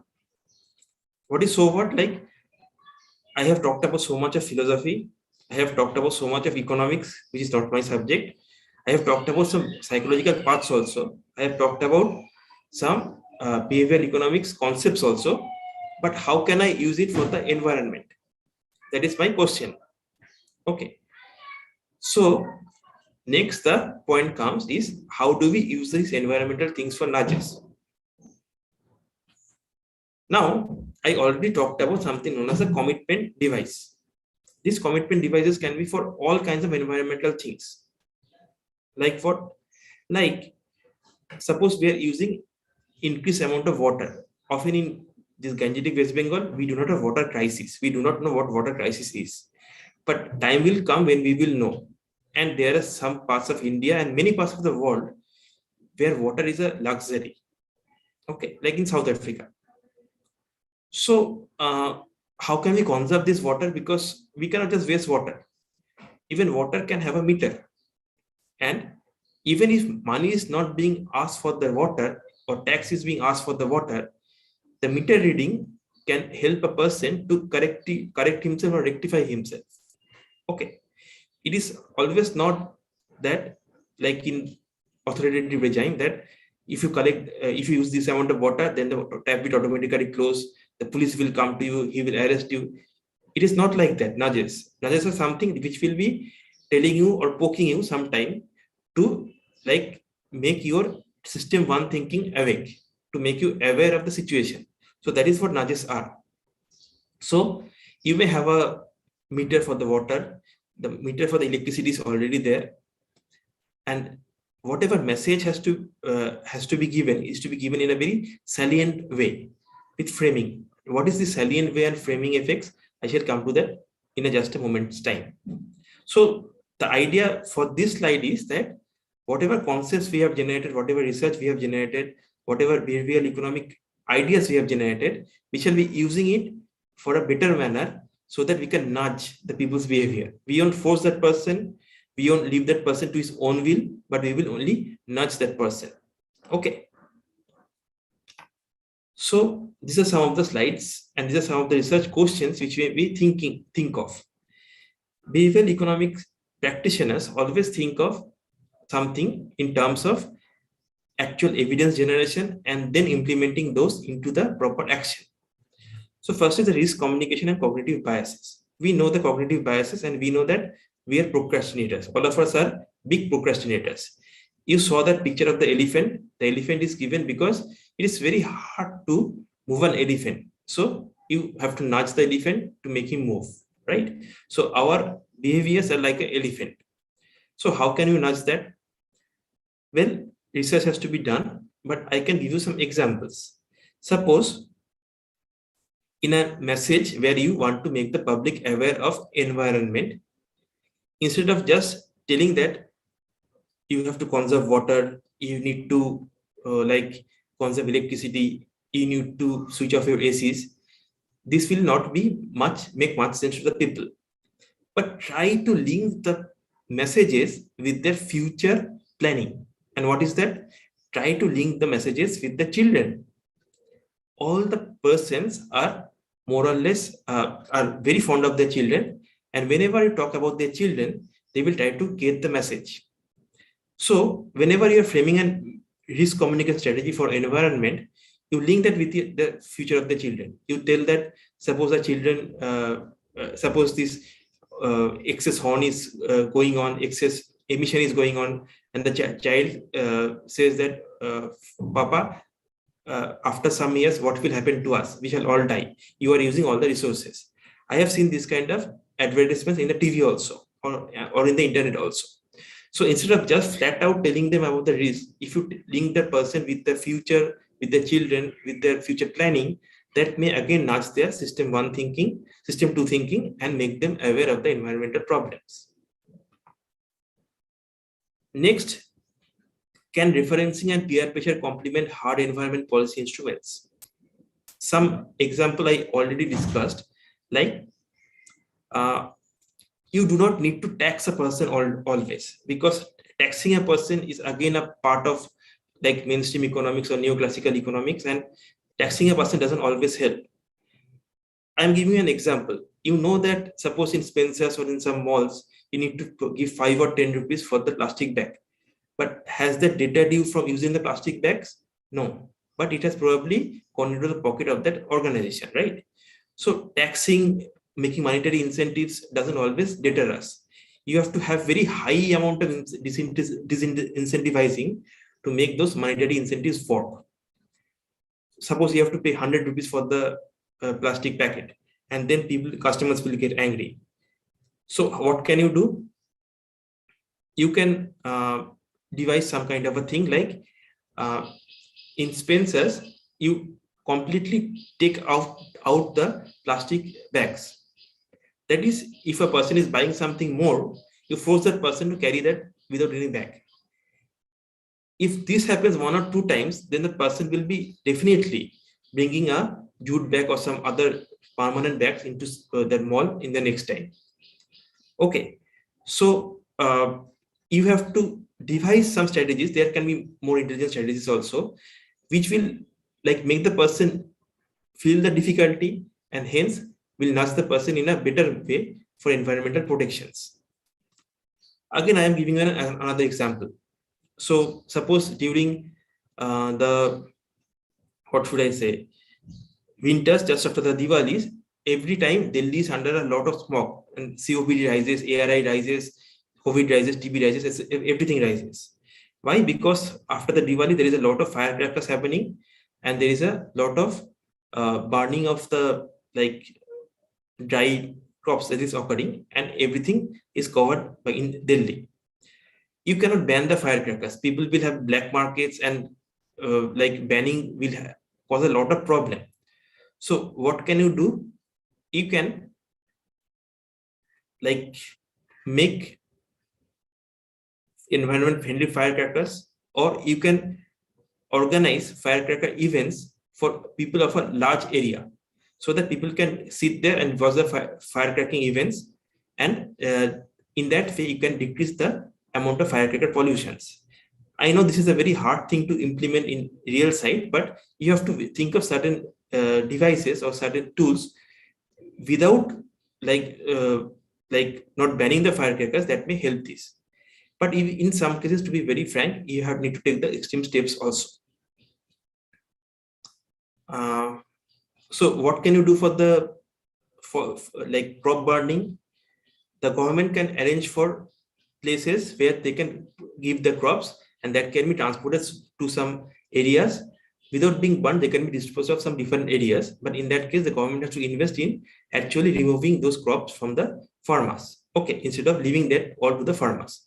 So there is the difference between libertarianism and utilitarianism I was trying to tell you.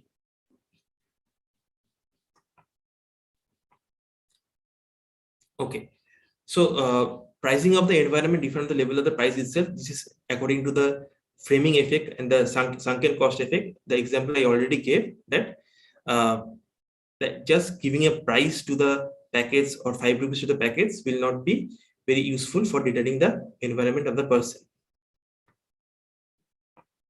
Okay, so last slide I'm trying to show you is how important is the framing of information. So as I mentioned, that framing of information is something by which the people will have a baseline by which they can compare. Again, that example, that if you tell that the ARI has been rising, temperature has been increasing for 20 years, this will not make much of statistical sense to the people except who are very learned. So what you can do is that you can tell the person that, see, the icebergs are melting, and give them a video to see. Okay, or you can tell that the amount of deforestation occurring in India by a picture. If that picture of pre and post, like in 2010 it was like that, in 2020 it is like that. If this picture of pre and post is given, the left one will be a frame. Okay, and with that frame, the person can compare actually how much of the environment is changing. So that is framing of information, and you have to design the strategies in a very smart way. And commitment devices, I already mentioned a few commitment devices, like the meter I was talking about for AC or water. which will help you to stick to your commitments. Okay. So a lot of these kind of researches are going on in public health, in environmental health, and you can positively contribute to the researches. Networks are also being built, but unfortunately, this behavioral economics is still to get into proper policy area of government of India. Some countries like USA, UK, and the Scandinavian countries have already had behavioral economics in their boards for giving advices, where we shall be making evidence-based decisions on environmental health. These are some of the very few examples I gave from literature available, but you can decide on your own methods by brainstorming, by research techniques, and test them in field and propose them as devices for environmental health modification. So I would love to collaborate with any one of you if you are willing to work. Thank you for your pleasant hearing.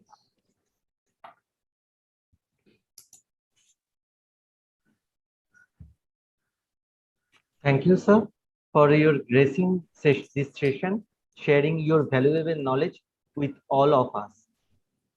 With this end of this, I would request the respected chairperson to facilitate the keynote speaker with e-memento. Before that, I would request Professor Arvind Molimani, if you have any observations that you would like to make.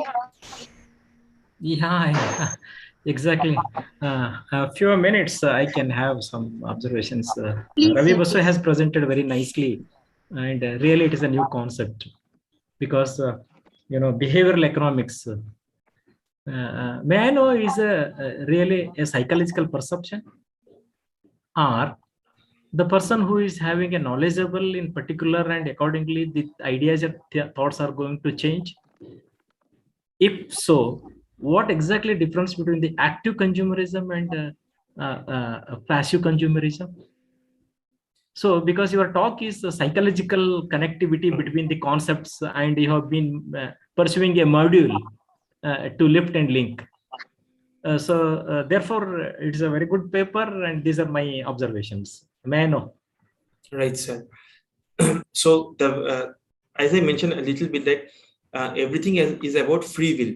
So is our free will within quotes good? Okay. So basically the behavioral economics has been trying to first see about the behaviors of people and how it is systematically staying aside from whatever assumptions the neoclassical economists are making. That is number one. And number two is that the next stage of economics, which is now coming, is the neuroeconomics. So what is that? People are actually doing CT scan and fMRI or functional MRI of brains to see areas of brain which are getting active to see some messages. The marketing persons are doing that. And they are seeing that the same product, if they're packaged in a very bright package, is attracting people more to buy them than a different product, which is the same thing, but which is being packed in a gray packet. So even the packet, the color of the packet, the placement of the packet in the shelves, the letters in the packet, how attractive is them, is attracting people to buy those things. So this is definitely against consumerism, active consumerism. That is, a rational consumer will always be thinking of something that I want this biscuit. So whatever is the packaging, I will want this biscuit, I will buy that. But now we know that from fMRI studies and from behavioral economics market research, that if this is packaged in a better way, then the consumer will be buying that biscuit more than the other. Similarly for environment also, we often tend to forget these things. We think of people as very honest persons and very straightforward persons, but the marketing persons have already gone deep into that, and they know how to persuade the consumers. In fact, in 1970, there was a wonderful book, The Hidden Persuaders, okay, which was the starting of this behavioral economics and marketing strategies, which was written. Okay, so now a lot of literature has also come. Being a public, being in the public field, we often tend to forget these ideas. But we have to think of these ideas, and we have to follow those styles of the marketing persons. So sell them the ideas which are better for them as public goods.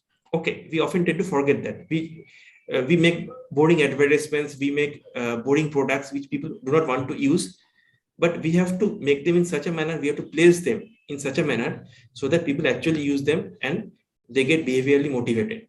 Okay, so that is my observation regarding this, your question. Okay, thank you very much. But one more clarification needs to be needed. Yes. How that inner sense and outer sense play a role in your entire research talk? Because I am also dealing a very high philosophy of the environment and nature. I used to obviously have to interact because it is a philosophical perception. Right, sir. It is not a way to deal in a lighter way. So therefore, we are going to the deep and roots that. For example, everyone is speaking in a floor that good words to encourage the people, but inner heart is totally different. So, as your talk is concerned, hello. Hello. I said in the beginning, how do you inner sense and outer sense? Inner sense, sir. In this part, I won't be able to tell, but because it is going deep into philosophy, and I am not like much into philosophical research, but I gave the slide only to make people understand that there is a tussle between two schools of thought. One school of thought is telling that people on their own is a very rational person, and they will be trying to best for. Hello. Hello. The sound is breaking, probably. I think there is some network issue from the side of Professor Mulimani. Okay. So, however, your session is like truly good, and I'm really interested to working with you forward because I'm much interested in identifying the behavioral economy which is affecting a patient decision-making processes. Means I work on that topic. So I have worked on the international patients as well and the domestic patients also. So like why the patients are moving from one place to another place, why they're selecting these hospitals, even the brand is same, the location is different. Right. The payment is the cash amount, they are paying the same amount, but they are looking for some different locations. So from the geographical perspective, I'm really much looking forward to working with you on this patient decision making processes from the perspective of behavioral economy, sir. So we'll connect you in future definitely, sir. In absence of Professor Mulimani, sir, have you joined? Have you joined back, sir? Yeah. He said, like, sir, you're disconnected for the moment. So I would request now. No, it's okay because network is. Yeah. Thank you very much for having accepted the invitation and deliver a very effective talk, which already Anu is ready to join the venture for your further research and all these things. On behalf of organizers, on behalf of this floor, I have to. It is a privilege for me to felicitate you. Thank you, sir. Thank you.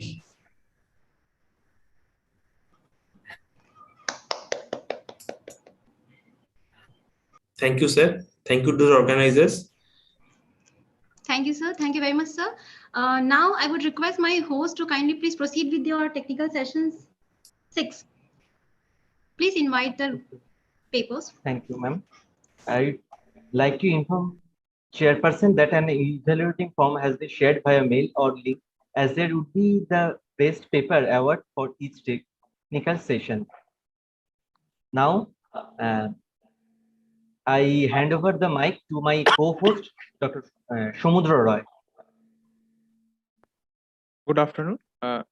Myself Somudra Roy, and I would like to say that there will be, for each presenter, there will be given 6 minutes to present their presentation. So first, I would like to call our first presenter, Anuradha Mandal from Vivekananda College for Women, Kolkata, West Bengal. Okay. Over to you, Anuradha. Okay, thank you.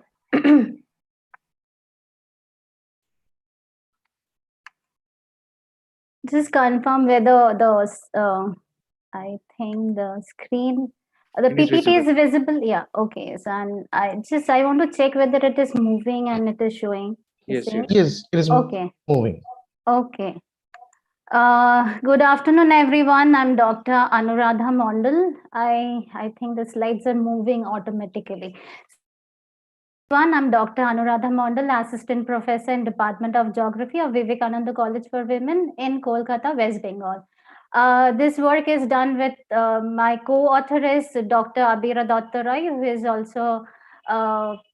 also faculty in a college in Bankura.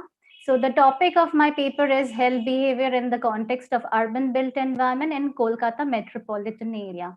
So I think by now a lot of people are aware of what this things are health behavior and urban built environment. A lot of dignitaries have already spoken about all these things. And the last lecture was also on health behavioral issues. So I'll be talking something similar to that. So I'll not take much time in the introduction part, but we are seeing that even after making tremendous progress in the medical world, we are still not able to ensure good health to everyone because we are stalked by new challenges. These challenges which we see specifically if we talk about India, we are seeing non-communicable diseases, and most of the mortality rates which we see are caused by non-communicable diseases. And geographically, if we talk about the non-communicable diseases, these are majorly seen in the urban areas, and which are mainly due to lifestyle problems. So what are how can we prevent non-communicable diseases? I think we need to check on our health behavior, which includes our food choices and consumption pattern, as well as physical inactivity. And along with that, another parameter, broad parameter, which I want to connect is the built environment. And what is built environment? Built environment is the human-made surrounding, the buildings we see, the streets we see, the roads we see, or the green space we see, all are part of built environment. And with that, I want to include even the food joints we see, that is also part of built environment, because I want to connect all these sub parameters which are under built environment with food choices and physical inactivity. There are researches internationally, major researches are done, have been done internationally. In India, some researchers have come up with this issue, but I think there are separate like not one paper is talking about all these issues. So I have tried to target these three issues: food behavior, physical inactiveness, and built environment in this work. Moving on to my objectives, I have tried to see the pattern of episodes of illnesses. Then I try to investigate the application of existing health knowledge to avoid health risk. And lastly, I have tried to see the association between built environment factors, which I have taken mainly proximity to green space or open space, then availability of public space like sidewalks or safe roads, and also neighborhood safety. And with that, I have tried to see a connection with health behavior, which I have mainly taken food behavior and physical activity. Food behavior, dietary choices and consumption pattern, and physical activity, I have mainly focused on walking and jogging. So for methodology, if I want to say, I've already spoken about my study area. So it is Kolkata metropolitan area, which includes various districts and parts of West Bengal. And I have used non-probabilistic sampling method. 200 participants were part of this study. Both women of age group 25 to 45 years, and the study was conducted in the year 2021. I have used mixed method approach, research approach, which is basically quantitative and qualitative approach, and univariate and bivariate analysis has been conducted. So the map shows the study area. The yellow part is my study area. I think it's not so clear, but I could manage the map in that way. So talking about the respondents profile, majority of the participants, 58 were females. By age group, it is near to equal distribution of the participants, and by work status, we can see majority of the male participants were working. And moving on to my main findings, according to my objectives, the first objective talks about the disease pattern. So if I have categorized the type of illnesses into minor, major, and severe. And according to the data, it is showing that those who reported ill during the last 6 months prior to my survey, a majority, around 51%, were suffering from severe illness, which actually includes the non-communicable diseases like the cardiovascular diseases, diabetes, obesity, and even hypertension, respiratory problem, and so on. So, and most of them who reported ill in the severe category were aged above 35 years. Next is I wanted to know about the knowledge and risk attitude. So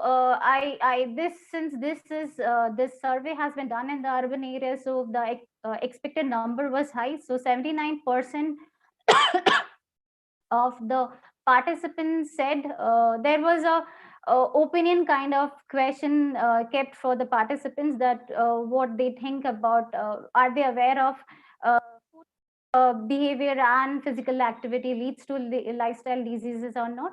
And 79% have agreed to that. They are aware that food and physical inactivity is a reason behind lifestyle problems, but lifestyle diseases. And the other questions that were asked was that whether age makes them carefree to choose risky attitude. So 26% of the respondents have said yes, and these were mainly the young participants. And lastly, it was also asked, what is the age which is appropriate for making healthy choices? So 43% have said in between 24 to 32 years, one should follow healthy choices like change in the food behavior, and also if somebody is not into physical activity, they should start immediately during those age period. And the other thing which I also try to see whether knowledge is translating into risk attitude or not. So I have categorized into high, moderate, and low. Talking about physical activity, we have seen that irregularity and occasional physical activity is repeatedly found among older age groups, while low risk are the younger participants who are proactive in fitness activities more because they are more aware of their physical appearance.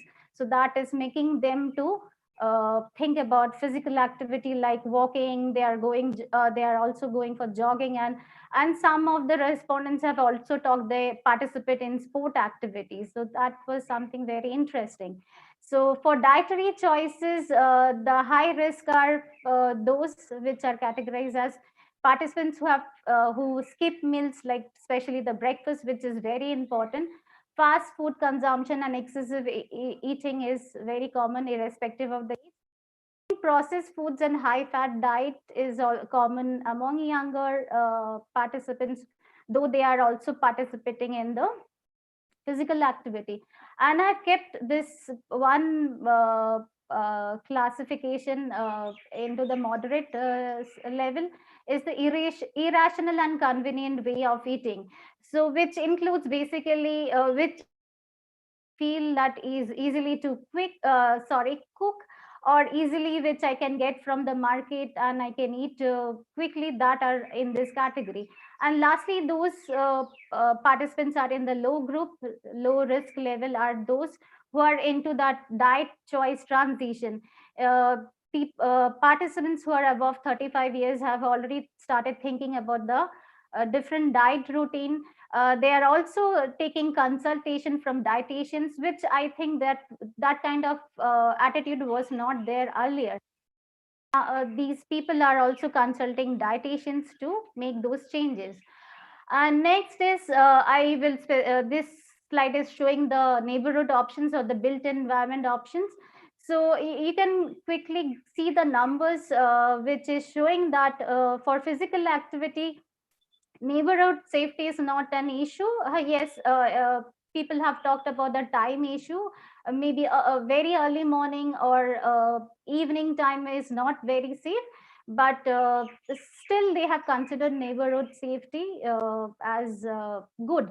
And then for public space and green space specifically, sidewalks, safe roads, and availability or proximity to parks is not available. And for food behavior, it is interesting, and I think most of us knows that availability and proximity of food joints is easier these days, and online food delivery options are also easier.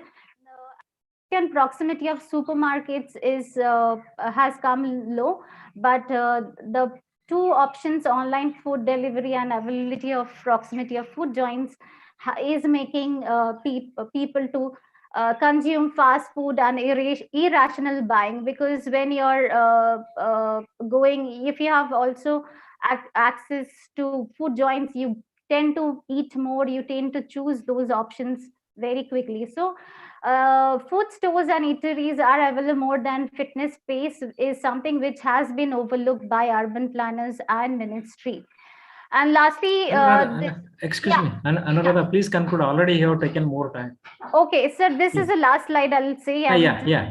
Go ahead. This slide I have used a Likert scale to understand which parameter is actually dominating the built environment factors or the individual indicators for physical activity or poor food choice. So the data shows that green space is an issue which is not allowing people to go for physical activities, and for sidewalks people have given neutral opinion. But taking the individual parameter with this along with the built environment, the pink box which is appearing in this slide shows that there is a neutral opinion. So it is the availability of the space as well as the time management which is actually leading people not to opt for physical activity. And for the second thing, food behavior for poor food choices, it is weak self-control along with availability of food joints, which is actually resulting into majority of the participants have agreed to both the factors. So finally, if I want to conclude, I would like to say that to ensure all a healthy life can be achieved on responsibly we act, and it is high time to revisit the urban planning design, because I already said about food joints and lack of green space. So we need to think about the urban planning. We are seeing high housing density. I think I have already asked that question yesterday also about the green space. So we need to think about that as well as our own individual actions. How I think Rivu sir has already said, and many other dignitaries have already said, this how we are also taking action. So that is, I know I have to go. I said in the chat box that I don't do any physical activity, most of us maybe, and then I know, but I don't do anything. So that is something we need to think on. And lastly, if at all we want to meet the sustainable development goals, I think 2020 is not possible, but beyond that also, if we want to exit some more time, goal number 3.4, 11.7 and 15.5 is all what I have talked now. So to prevent, 3.4 is talking about preventing non-communicable diseases and mental health. 11.7 is talking about ensuring accessibility to green space, open space, and 15.5, which is another important, which is talking about reducing urbanization. So I hope we can meet that. Thank you. Thank you, Anuradha. So we will be moving to our next presenter, Amandeep Singh of Central University of Punjab. Over to you, Amandeep.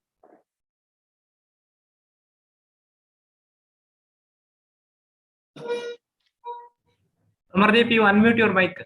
You please unmute your mic.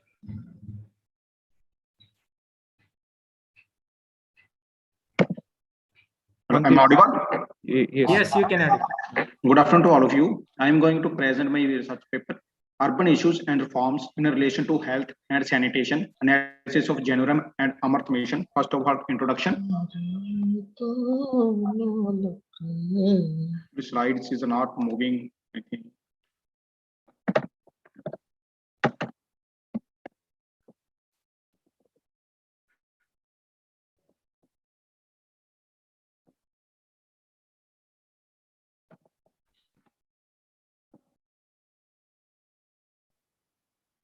I think slides are not moving. I'm moving or not?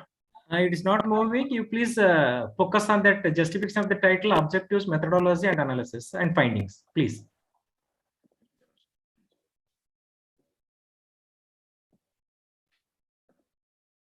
Just a minute, please. Just a minute, sir, please.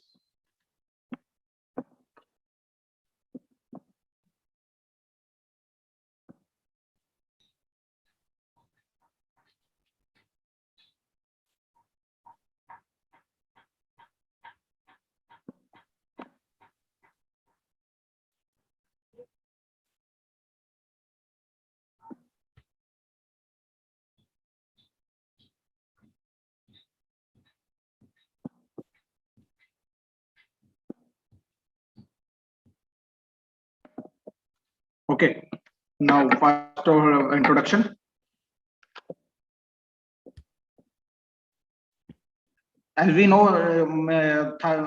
in India, 31.16% population are living in urban areas, and increasing pressure on urban facilities posed by increasing population will come various problems in the way of managing urban area, resulting in insufficient urban water and sanitation.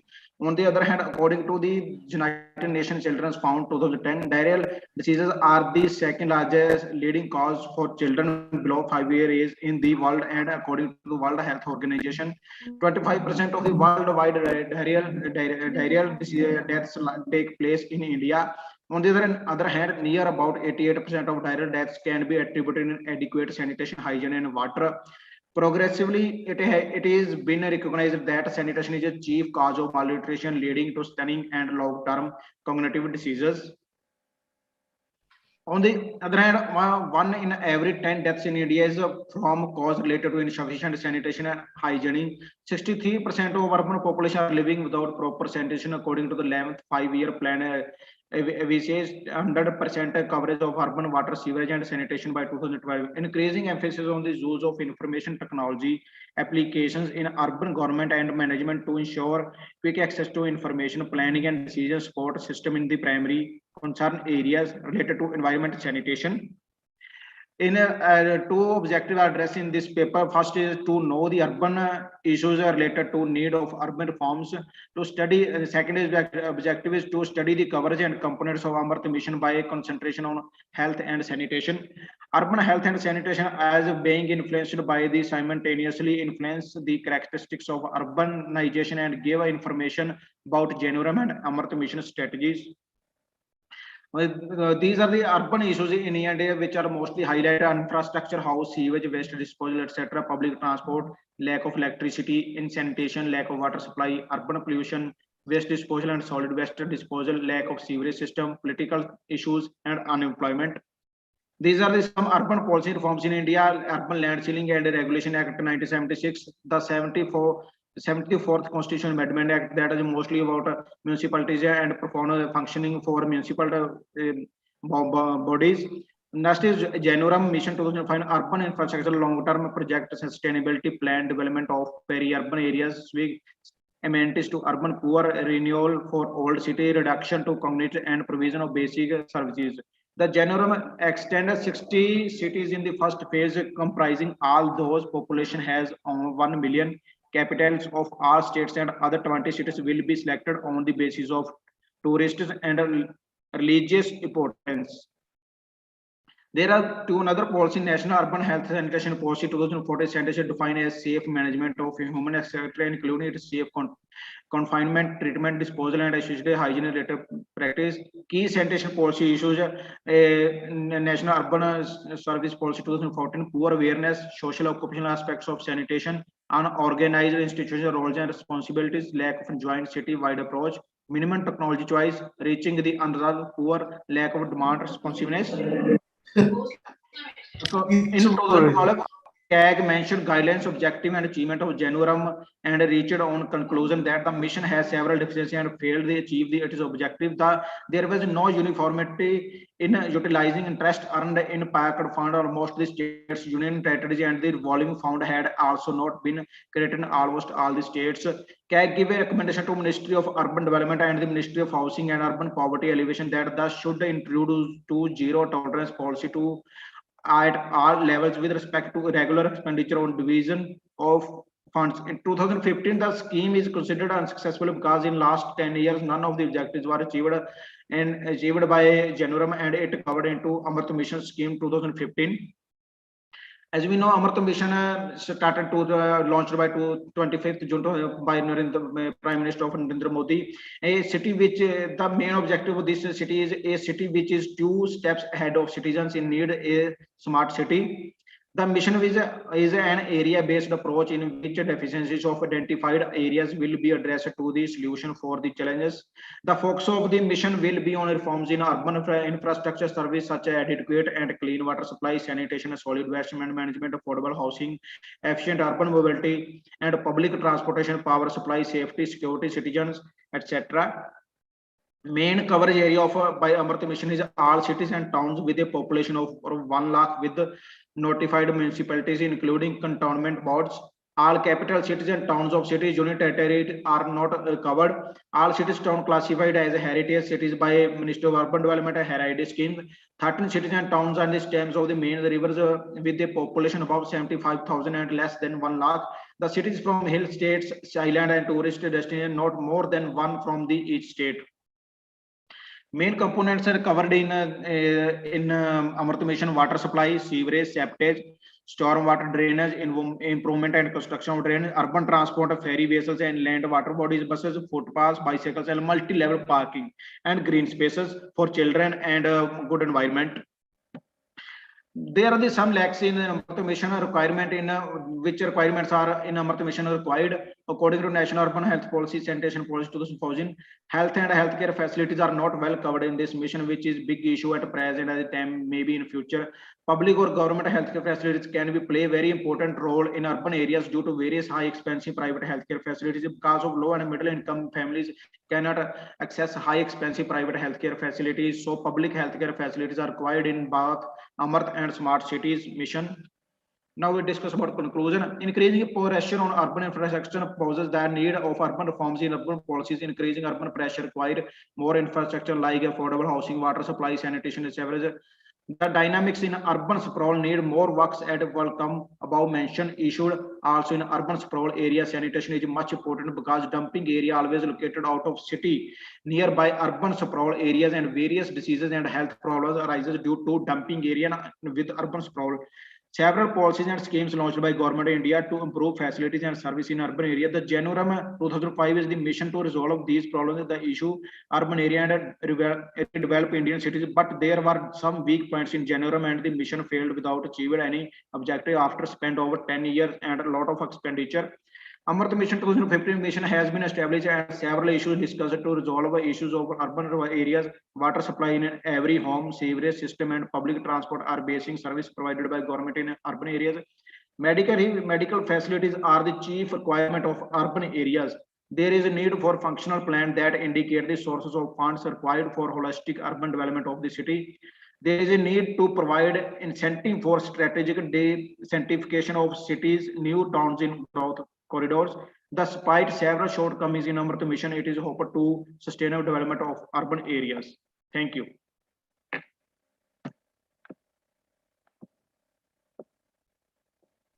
Thank you, Amandeep, for the presentation. Now I would like to call our next presenter, Partho Godai. Meanwhile, I'll request chairperson to kindly check the time, sir. It's very important for us. The scholars are allotted for 6 minutes only. Yes, sir, I am present here. Yeah. Okay. Okay.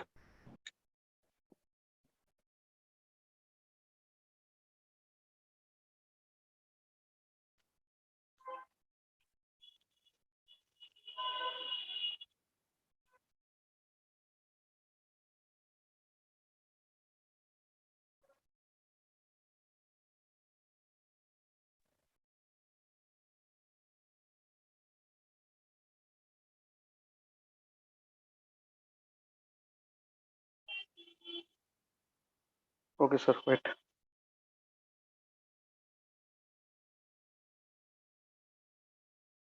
Sir, visible here? No, sir? Partho, you are not visible.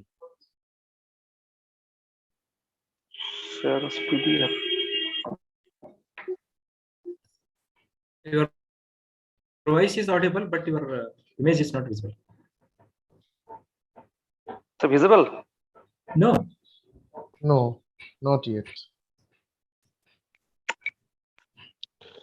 Perhaps Amardeep has not stopped screen sharing. Sharing, sir. Seen. Amardeep has not stopped screen sharing. Amardeep, you please stop your screen sharing. No, Amardeep stopped. Amardeep stopped. Showing, His video is on. His video is on, sir. I see. Partho, Sir, are you visible? Right. No, not yet. Partha, you are not sharing your screen. Even you are not trying to share your screen. Okay, ma'am. Okay. Just 1 minute. 1 minute. I'll request you. Yeah, I'll request Partha to please check once again. We have sent you the SOP as well. That how you can share your screen. Please go through with that SOP. And meanwhile, I will request chairperson to allow next participant to present his paper. Yeah, please go ahead. Shamudra. Okay, thank you, ma'am. Our next participant would be Dr. Sridhar Mudakavi from Karnataka Science College, Karnataka. Over to you, Dr. Sridhar Mudakavi. Sir, I am here, sir. Audible, sir? Yes, you are audible. Okay.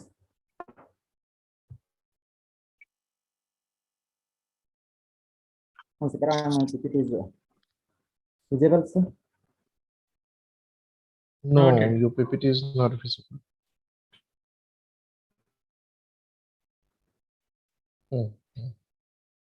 Now it is Yes. visible.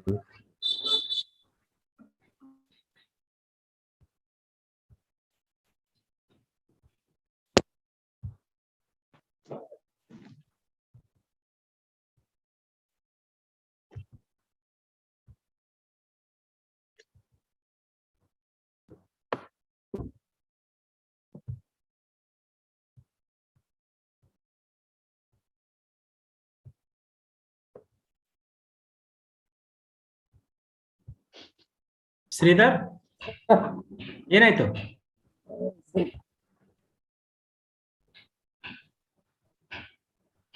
Share ಆಗ್ತಾ ಇಲ್ಲ, sir. Then you have to follow the SOP and prepare accordingly. You have prepared. ಆಗಿದೆಯಲ್ಲ?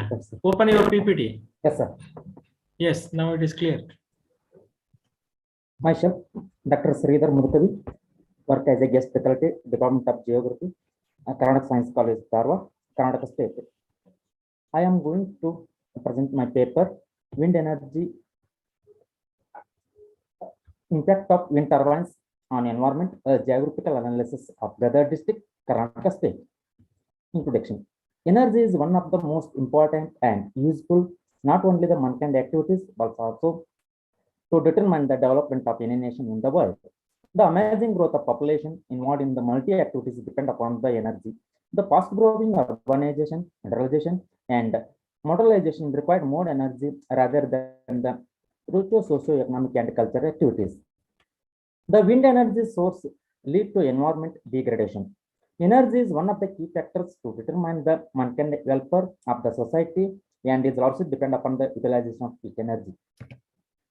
The main objective of my paper is focused on the study of wind energy and its impact on environment.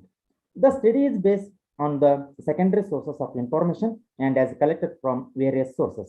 The collected information is brought in the form of tables and graphs. The analytic method has been employed and accordingly discussed. My study is located in the western part of northern Karnataka. It has semi-arid characteristics. It has extended between 14 degree 56 minutes to 15 degree 53 minutes north latitude and 75 degree 17 minutes to 76 degree 2 minutes east longitude. It has an area of 4,656 square kilometers with a population of 10,64,570 as per 2011 census.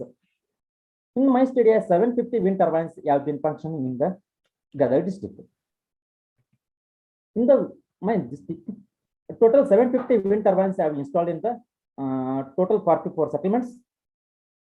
In the study area, Gadar Taluka is the leading taluka. Total wind turbines of 413 wind turbines are installed in Gadar Taluka, as followed by Mundarigi 214 and Rona 86 wind turbines and Sirati 28 wind turbines installed in 5 villages. And Gadag Taluka is the least taluka, only 9 wind turbines installed in Nargund itself. This map displays the wind turbines installed in the various settlements. Nature of land under wind turbines in Gadar district is concerned.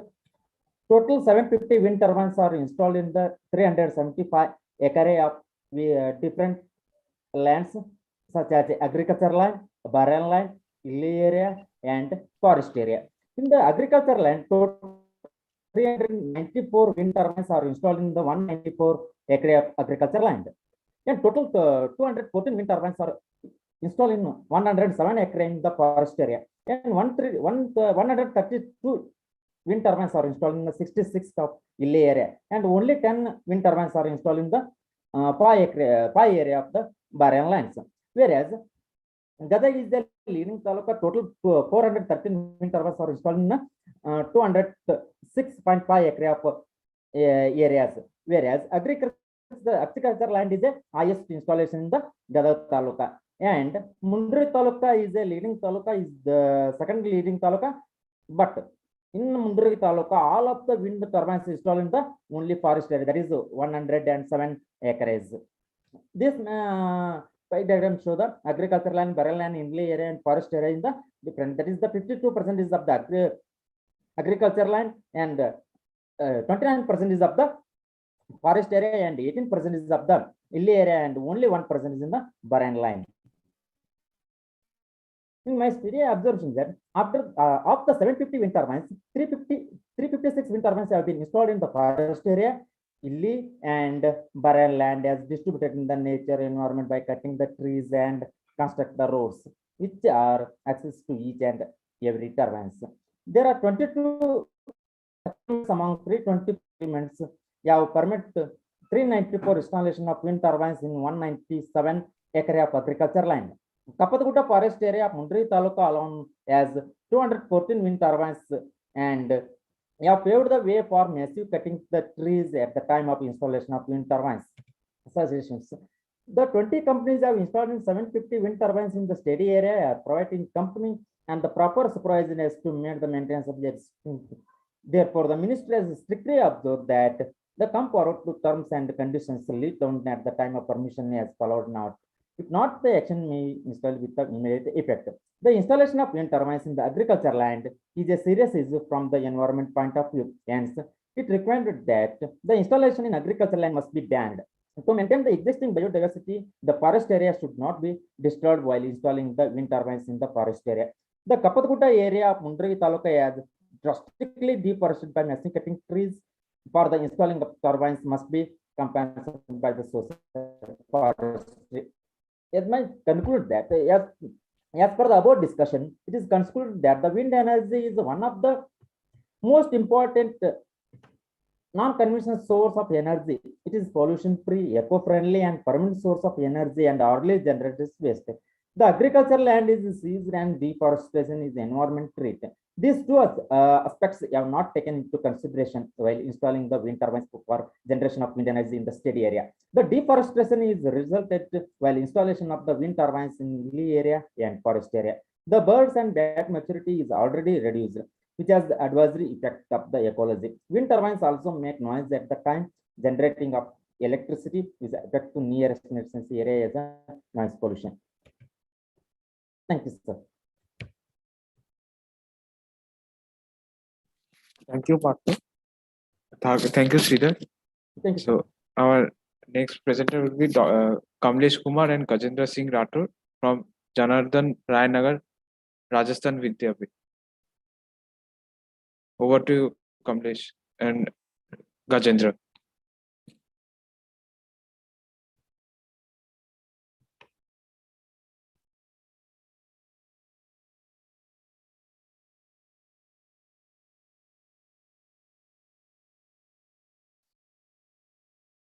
Sridhar, please stop sharing your screen. Sridhar. Yeah. So it happened. Kamlesh or Gajendra sir, who will be presenting paper? Kamlesh sir, are you here? We can see you in this participant list, but are you here, sir? Gajendra Singh Rathore. Gajendra Singh Rathore and Kamlesh Kumar Singh. Any one of them out of two. Yes, sir. So it is a joint paper, and the presenter is Kamlesh Kumar. But he is not been. He is Hello. there in meeting. Yes, sir. Yes, sir. Can you hear me? Yeah. I can hear you, sir. Okay. So you would be presenting paper? Yes. Yeah. Please proceed, sir. Just a minute.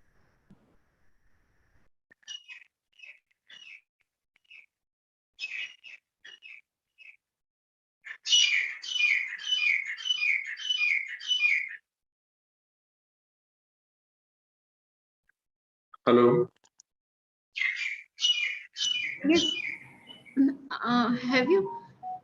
Have you joined with two devices, Gajendra Singh? No, I'm joined with one device. Is the screen Okay. is showing to you? Yeah. We can see your screen, but at the same time, we can hear some dual noises. That's why I'm asking. No worries, sir. You please proceed. Okay, just.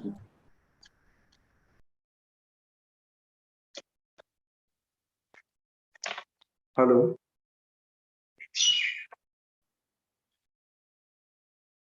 Yes, you please proceed. We can hear you. Okay. Your screen is also visible. Okay.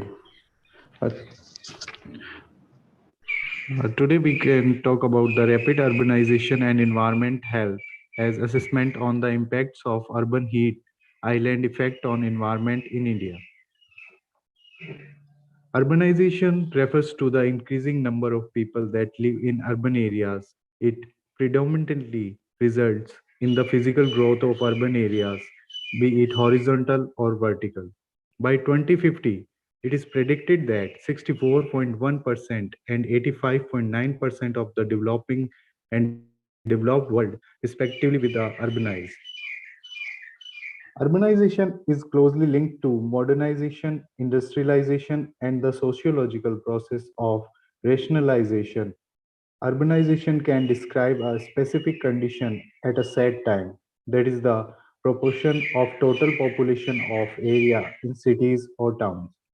Or the term can describe the increase of this proportion over time. So the term urbanization can represent the level of urban development relative to overall population, or it can represent the rate at which the urban proportion is increasing.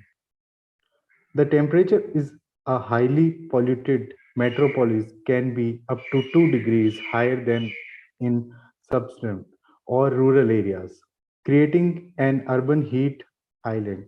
This is due to opaque non-transmitting material used, pavements, road and roofs such as concrete, asphalt and bricks, which have higher heat capacity and thermal conductivity than rural regions which have more one space, trees, and grass. Transportation refers to the flow of water from a plant to surrounding air, whereas transpiration refers to the movement of water within a plant and the subsequent lot of water via the stomata in its leaves. This is accomplished by grass, plants, and trees in the suburbs and rural regions. Due to a lack of evaporization in the city, the temperature in the city is greater than in the surrounding area. It also reduces air quality in cities due to pollution from industrial and automotive emission as well as a higher level of particulate matter and dust than in rural regions. The urban heat island boost the coronations of species that like warm temperatures such as lizard and geckos. As a result of increased temperature in metropolitan areas, ectotherms are insects like as ants that are more common have than in rural settings. Furthermore, cities are prone to heat waves, which have a negative impact on human and animal health, resulting in heat cramps, sleep deprivation, and higher death rates. The urban heat island has an effect on neighboring water bodies because warmer water is moved from the city to spring, and then discourage into nearby lakes and streams, lowering their water qualities. In this diagram, you can see the population increased year by year in Bangalore city. Thank you.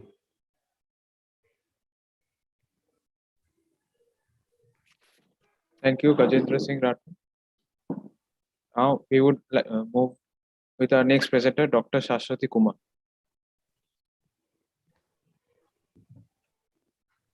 Over to you, Dr. Shashwati.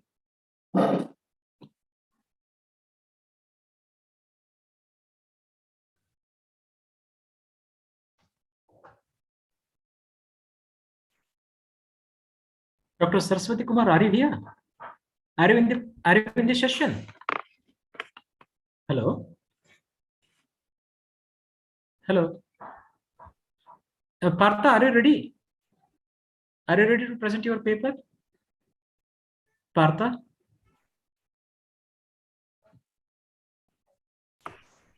I can see Dr. Shashwati is here. Ma'am, are you facing any problem? Dr. Shashwati Kumar? Madam, present. Partho Gorai. Okay. Yeah, Partho, you please proceed. Yeah, you please present. Okay, ma'am.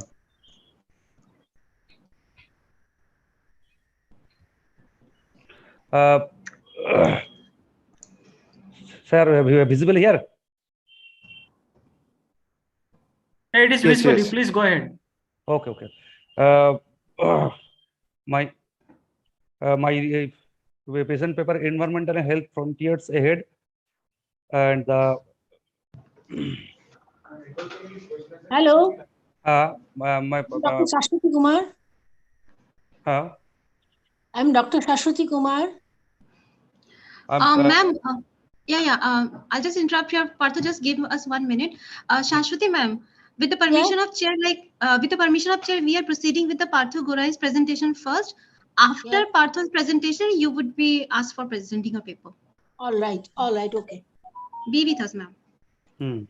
With due respect, and the dignitaries and research scholars present here, today my present topic is global warming issues and environmental degradation on the effect of population.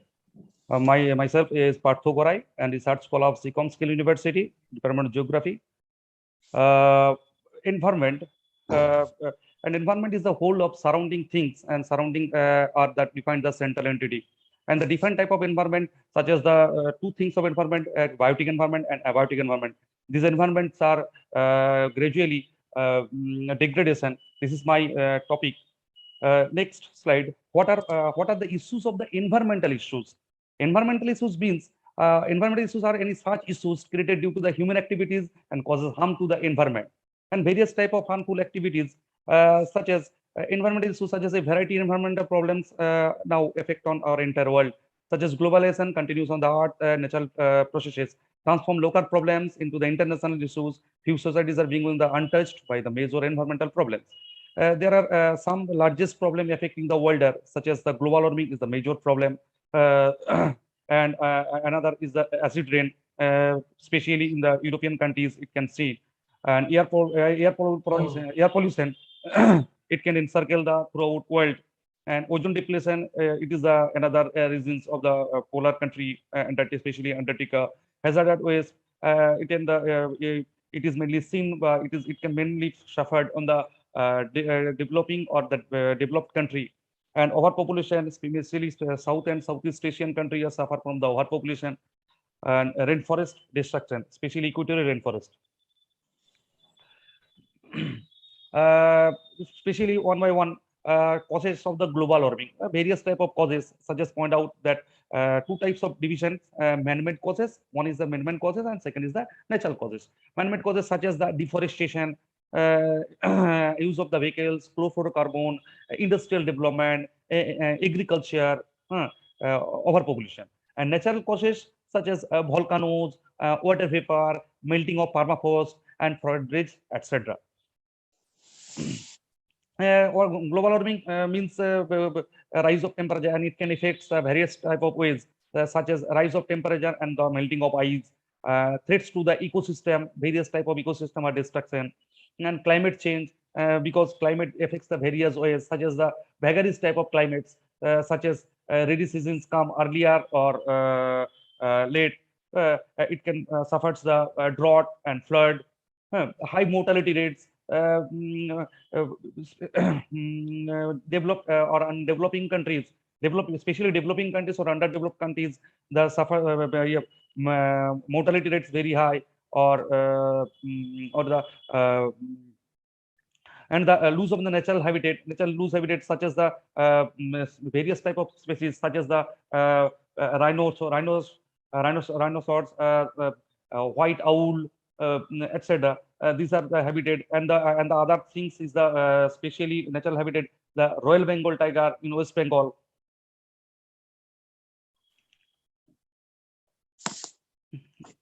This slide shows the world population. Today's the world population is at present the 7.9 billion, and it can shows the population projections, and it is the 1950 to 2015, and shows the up to 9 billions.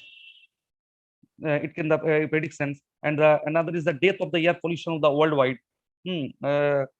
Afghanistan 406, 207, and the lowest is the Canada.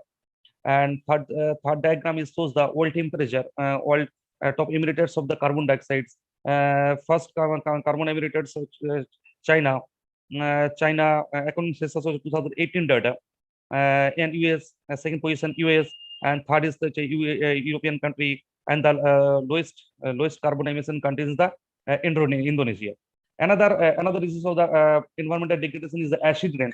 Acid rain means the mixture of different type of different type of gases, such as carbon monoxide, leads, nitrogen oxides, sulfur dioxide, and it gets the go down the through the earth, and it can affect the various type of, such as effects of the acid rain. It is harmful in agriculture, plants, and elements. Plants like the plants colors are changed, yellow types, and animals can the skin cancer, and agriculture can that fertility loses the soil. It is caused of respiratory of the animals and human beings. It affects the aquatic ecosystem, especially aquatic systems are affected because the water convert the saline water. It affects the water pipes. Water pipe means those pipes on the made of metal, and it can the rusting easily. It damages the buildings and monuments up to the stones and metals. It is the best example. Our Taj Mahal. Taj Mahal is affected on the acid rain. Various type of causes of the air pollution, such as you please confine yourself, because time is exceeds more than allotted time. Causes of air pollution. Different type of causes are present here: burning of fossil fuel, industrial emission, indoor air pollution, wildfire, microbial decaying process, transportation, opening the burning of garbage waste, construction of demolitions. And there are various effects of the air pollution, such as respiratory and cardio complications, global warming, acid rain, eutrophication, and lastly, depletion of the ozone layer.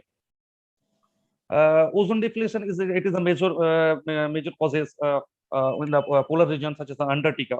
It has various type of reasons, such as chlorofluorocarbons, overuse of the chlorofluorocarbon, unregulated rocket launches, nitrogen compounds, natural gases, etc. Hazard waste, various type of hazard waste are present here. It can suggest proposed plan present here: inventory, storage, properly storage, inventory, transport, spilling, disposal, and waste exchange. And hazard waste are affects the various ways, effect of abnormalities, cancer, physical manufacture, such as kidney failure, reproductive impairment, genetic mutations, physical deformations, birth defects, etc. Try to conclude. Go for the major findings. Environmental degradation reasons, effect to protect the environment. Suggestion is the last conclusion. To protect our environment. Social awareness, population control, and strict application of Environmental Conservation Act, control of all the industrial and agricultural pollution, afforestation and program campaign, water management, management of the solid waste, improvement in housing, etc. Thank you, sir. Thank you, Partha. We will move to our next presenter, Dr. Shashwati Kumar of Asansol Girls College, West Bengal. Over to you, Dr. Shashwati, ma'am. Hello. Hello. Yes, ma'am. Yes. Audible. Good afternoon, all, everybody. I am Dr. Shashwati Kumar from Asansol Girls College, retired persons. My topic is health and demographic dynamics.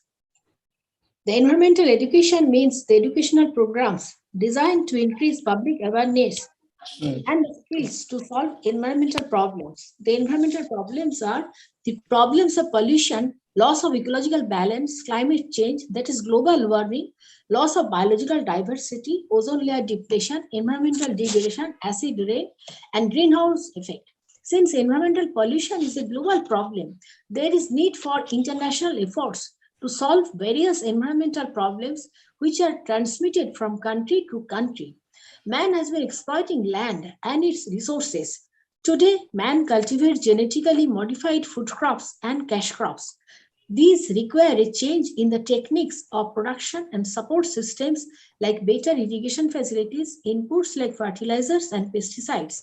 The demand of growing population for sheltered economic activities. Ma'am, very sorry to interrupt you. Are you sharing your screen, ma'am?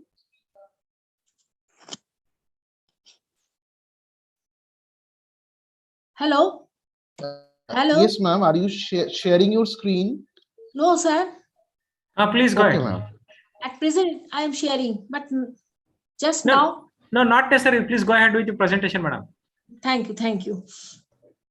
In order to meet the demand for land, the natural lands are being converted to other land use patterns, resulting in the destruction of the land cover. Environmental conservation may be defined as the management for the benefit of a life, including humankind, of the environment, and it may yield sustainable benefit of the present generation while maintaining its potential to meet the needs of the future generations.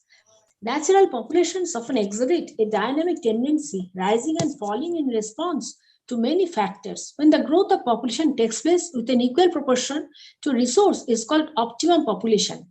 Overpopulation refers to the conditions where there are more people than the resource supply. Under such circumstances, population growth exceeds the rate of economy, leading the people too poor to procure sufficient food or to arrange for essential commodities. When the size of a country's population exceeds the carrying capacity of the environment, then the country is overpopulated. As example, India and China.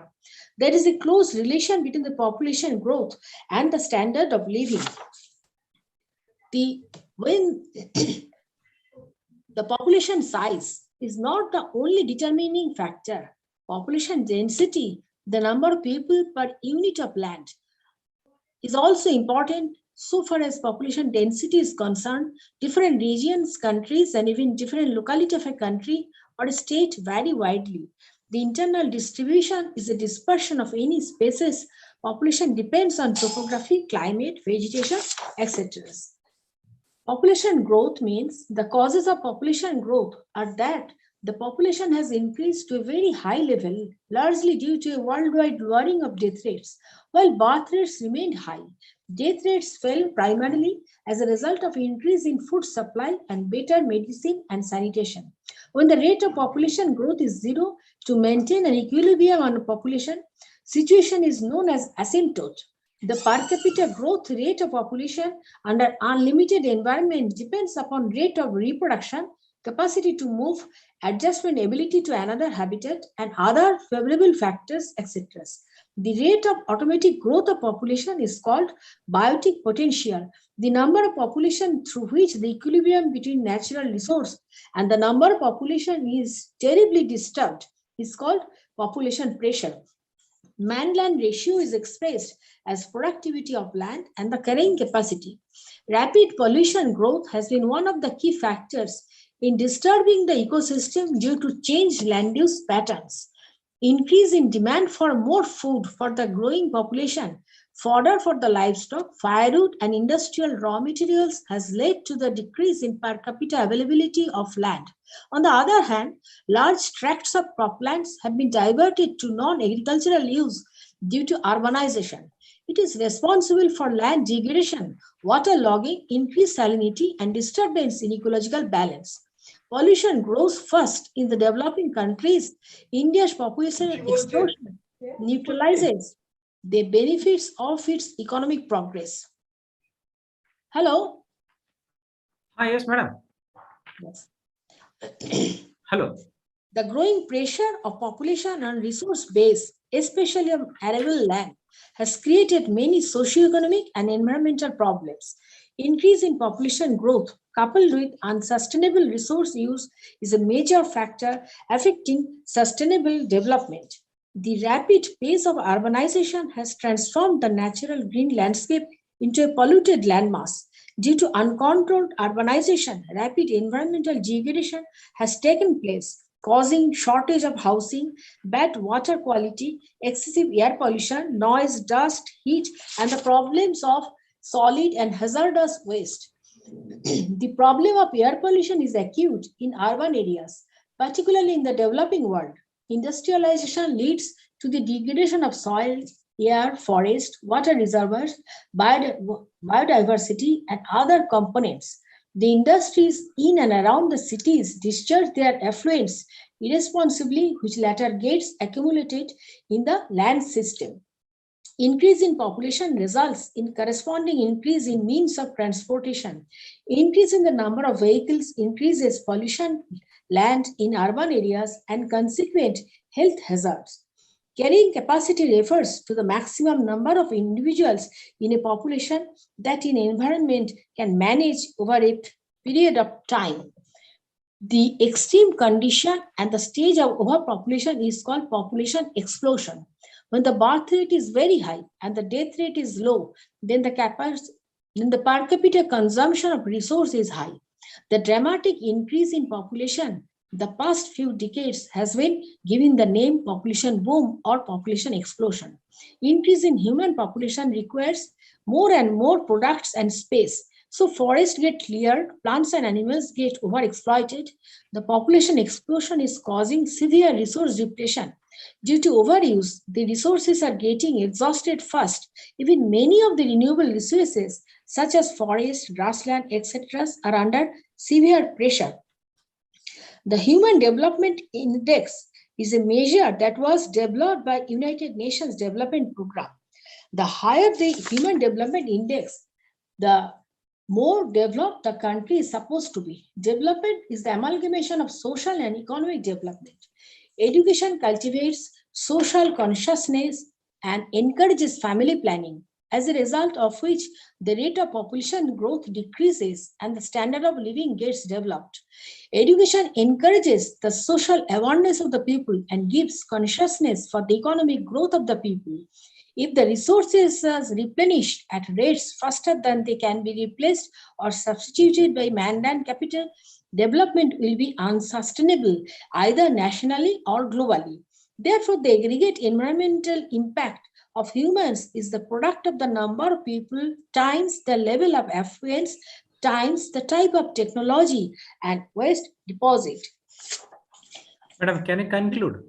Yes, anthropological precious water resources, both surface and ground, have been largely contaminated by industrial waste, urban sewage, different types of garbage from residential areas, pesticides and chemical fertilizers. The quality of fresh water all over the globe has been so degraded that these have become unsuitable for drinking purposes without being treated carefully before their use by the public. Land has been degraded in almost all of the countries through accelerated rate of soil erosion by reel erosion and gully erosion, consequent upon rate of deforestation. Impact of green devolution as high-yielding varieties crop plants are the only important criteria for green devolution. HIVs are not adapted to the local conditions. They need much care and a lot of inputs like water, fertilizers, pesticides for their survival. Monoculture has destroyed farm biodiversity. The use of agrochemicals has perhaps and the worst effect on the environment. Agrochemicals are fertilizers and pesticides that have been manufactured in factories. They are not natural and are synthetic, and so they are very harmful. The organophosphates and the carbonates present in pesticides affect and damage the nervous system and can cause cancer. Some of the pesticides contain carcinogens in excess over recommended levels. They contain chlorides that cause reproductive and endocrinal damage. And excess of fluorides can cause yellow of teeth and damage to the spinal cord and other crippling diseases. Drinking water that gets contaminated with nitrates can prove fatal, especially for infants that drink formula milk. It is also linked to digestive tract cancers. Problem of health for contaminated environment.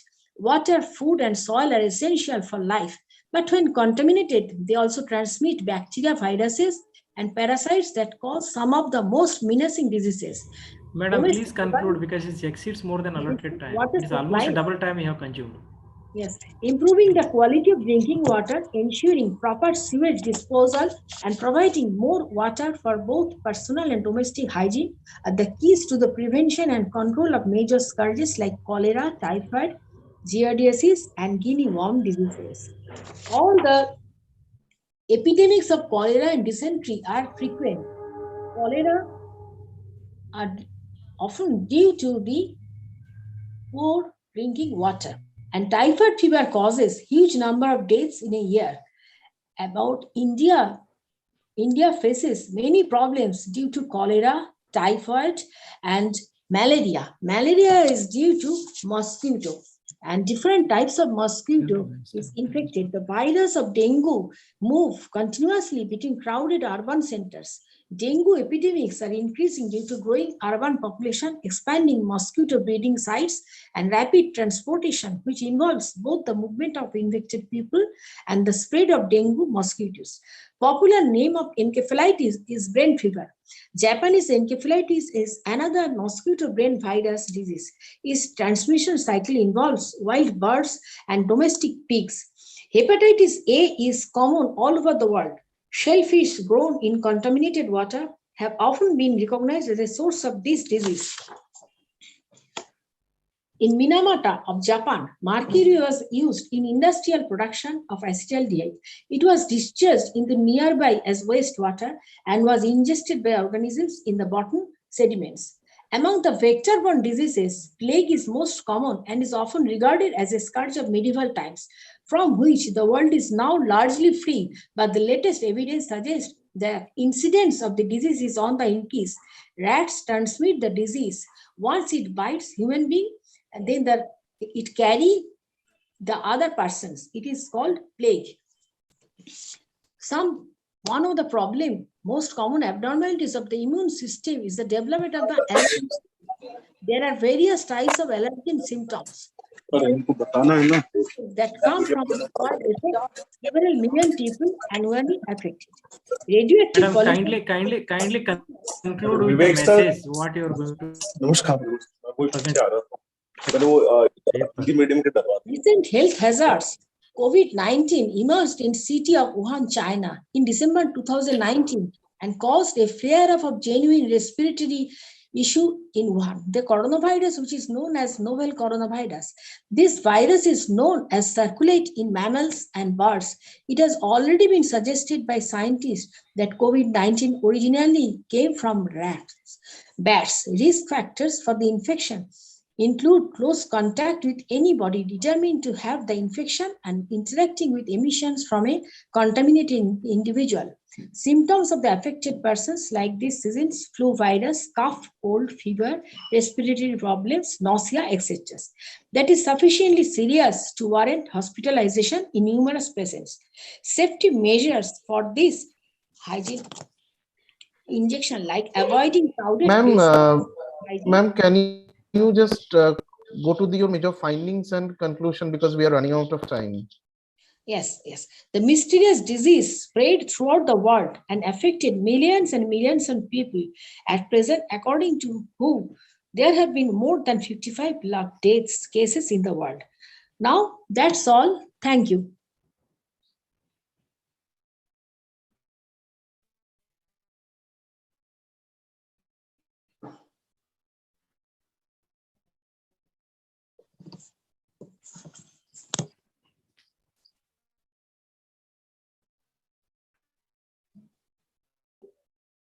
So with this, we come to an end of this entire technical session. Now, I would request our respected chairperson to conclude this session. Over to you, sir.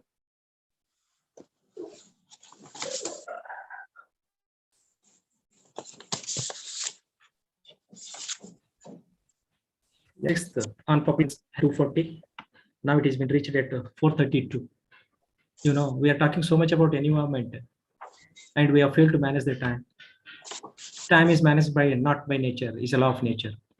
We have to manage the time. Most of the supposed to wind up this session, stipulated time, it is running so delay. But anyhow, all the participants, we have been presented a paper in a respective areas where they have been presented, and their thoughts and some methodology techniques are very effective. And morning session was very effective by keynote address of Ravi Basu has spoken much. And the first presenter of paper is the Anuradha Mandal, is also mentioned some of the issues related to urban build-up area of metropolitan city about health behavioral context. Then urban issues and reforms in relation to health and sanitation analysis is made by Amardeep Singh. And the third paper presenter was global environmental issues and environmental degradation of the effect on population is also presented by Partha. Impact of wind turbines and environmental geographical analysis of Gadag district has presented by Dr. Sridhar Mudkavi. And rapid urbanization and environmental health and assessment on the impact of urban heat islands effect on environment in India.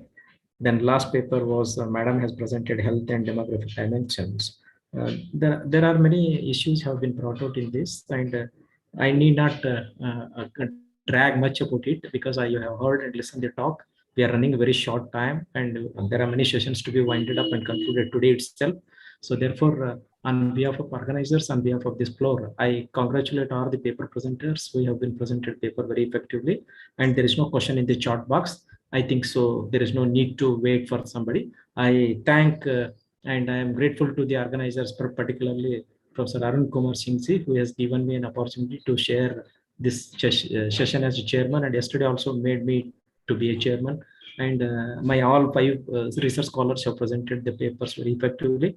Our participation and contribution in academic deliberations is being expected level we have done. With this, I am grateful to you, sir. I am thankful to you, and thank you very much for everyone. I am handing over back to the organizers. Thank you.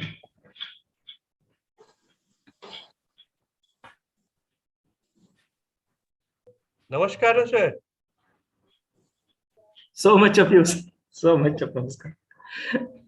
Thank you. Thank you, sir. Thanks a lot.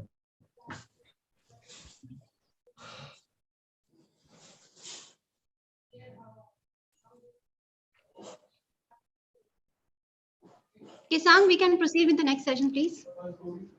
Gauri, sir. No, you proceed according to your plan. Sorry. I'm so sorry. Good evening, honorable speakers, participants, and audience members. I, Kisang, and my co-host Joyita Samanta shall start the next session of the seminar titled Application of GI Science in Health and Research. We would like to respectfully call upon Dr. Abhishek Santra and Dr. Anurai to chair the session. Dr. Abhishek Santra from Department of Geography, Adamas University, has expertise and research with interests which lies in application of geoinformatics in earth and environmental modeling, and Dr. Anurai of Department of Geography, Adamas University. Her specializations lie in regional planning and development, with much interest in exploring the anatomy of spatial events from perspective of geography of decision making. So, following the time-honored conventional method of delineation of factors related to health and GI, I would like to honorably invite Dr. Gauri Sanskar Bhunia to speak on GeoAI for COVID-19 prognosis and throw some light upon the newer addition and adopted contemporary passageway of determination of these components. He has more than 13.6 years experience in remote sensing and GIS field, skilled at digital image processing, GIS, mapping and modeling, experience in georeferencing of images, cadastral maps, hard copy maps, etc.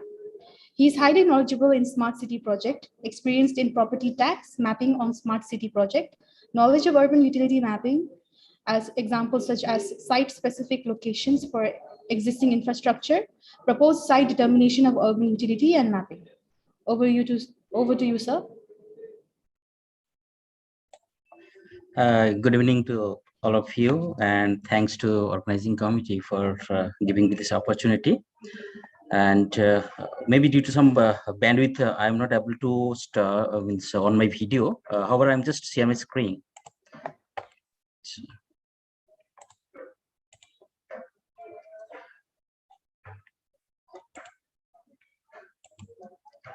Is my screen is visible to you? Yes, sir. It is visible. Yes, sir. Okay, thank you so much. So today I'm now going to discuss about the GeoAI for the COVID-19 prognosis, and which is one of the current present situation that we all are suffering from the COVID-19, and how this technology, specifically the geospatial intelligence as well as the artificial intelligence, will be helpful for the better management and decision-making process. So the algorithm-powered location intelligence can show the geographic patterns and trends, and help public health officials to make predictions about the first spreading of this COVID-19. So this online dashboard that track the number of COVID-19 cases are popping up worldwide as the health officials scramble to contain these viruses.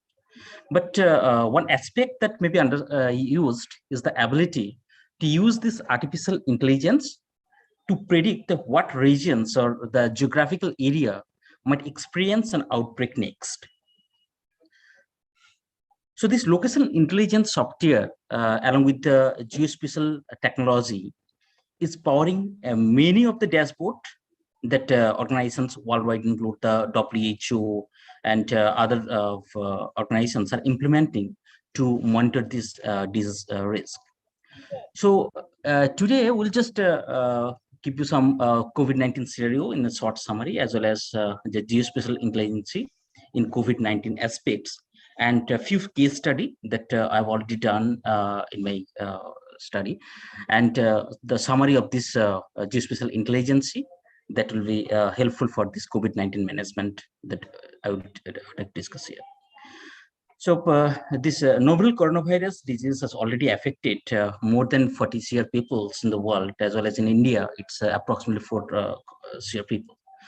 And there's a huge number of deaths are also found worldwide. And in case of the globally, you can see that Europe, Americas, and the Southeast Asia, the entire regions are affected by this disease. Simultaneously, the percentage of the people who need to be immune in order to achieve the herd immunity varies with each disease. For example, the herd immunity against the measles requires about 95% of the populations who are being vaccinated, and the remaining peoples are protected by the fact that the measles, which will not spread among these who are not vaccinated. So as of 22nd February 2022, India reported a total of approximately 4.2 crore population confirmed cases during the third wave, with the highest cases in the 21st January 2022, that is approximately 3,47,000. So the recovery rate in India is approximately 98.42% in the first week, as compared to the first week of the February. All states have showing the decline states. So the larger declines is found from the Assam, Sikkim, Gujarat, and other parts of the India. And currently, the fatality rate is 1.2%, where the Punjab is leading the fatality rate, that is 2.3%. So this pandemic continues to challenge the medical system worldwide in many aspects, including the sharp increase in demands for hospital beds, critical shortage in the medical equipments, and many healthcare workers have themselves been infected. Thus, the capacity for immediate clinical decision and effective uses of the healthcare resources is very much important. As a response to this international public health crisis, scientists, clinicians have made the enormous efforts in the last few months to generate a new knowledge and to develop the technological tools that may be helpful in combating this infectious disease.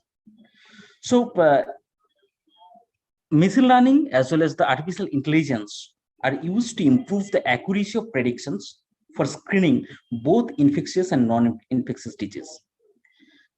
There are a number of machine learning algorithms are available in the market. Say, for example, the Gaussian process regression, support vector machines, decision tree. And this technology, with the branch of artificial intelligence seeks to endure the computers with a learning capacity using the well-defined algorithms to improve the performance or make the accurate predictions. So here, the artificial intelligence and geographical information system, such as the spatial analysis algorithm, that combined artificial intelligence technology as well as for a series of the geographical information enabled technologies like for clustering, classification, regression function, became the central focus of the geoscience research and applications in the current phenomena. So the AI and GIS technology consists of three parts, like GeoAI, which is the spatial data processing and analysis algorithm that integrates AI and is the product of the AI for GIS. And using these AI capabilities to enhance the function and user experience of GIS software, this will be helpful to visualize and analyze the technology of GIS to perform the spatial visualization and further spatial analysis of artificial intelligence outputs. So applying this technology to enhance and maintain the next stage of evolution of GIS technology system is an efficient way to address the current intelligent problem of GIS system. Furthermore, the technology such as voice recognition, speech synthesis can be launched, allowing for the greater empowerment. Since all GIS system includes a wealth of information defined by geographical locations, they are ideal training dataset for the artificial intelligence system. In the light of the recent advances in computer technologies and image recognitions, this AI have some successful attempts to utilize this GIS and AI in the COVID control program. Now, the machine learning is the core artificial intelligence and deep learning is the hot research direction in the core.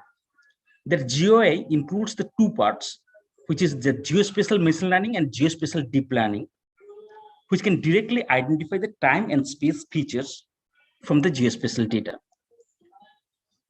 This deep learning uses the neural network, which are one of the most beautiful programming paradigms ever invented. And specifically for the artificial intelligence, have a vast potential to exponentially optimize the healthcare research, especially in the ongoing pandemic, where the time is of the essence. So the clinical data, epidemiological data, some other socioeconomic data have to be all processed together to come up with the best possible prevention, diagnosis, and management of the disease, and extrapolate it to the public health officials for the mitigations of the menace.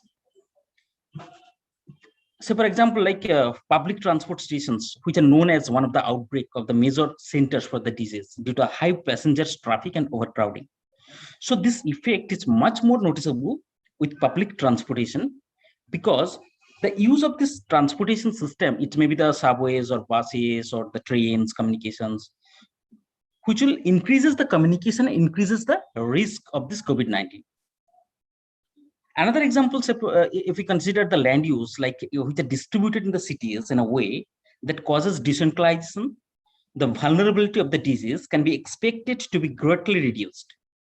The important concept in the urban land use in relation to the disease include the compatibility as well as its proximity. The compatibility, which is having the two land uses of the banks or the pharmacies, which are most correlated with the other land uses.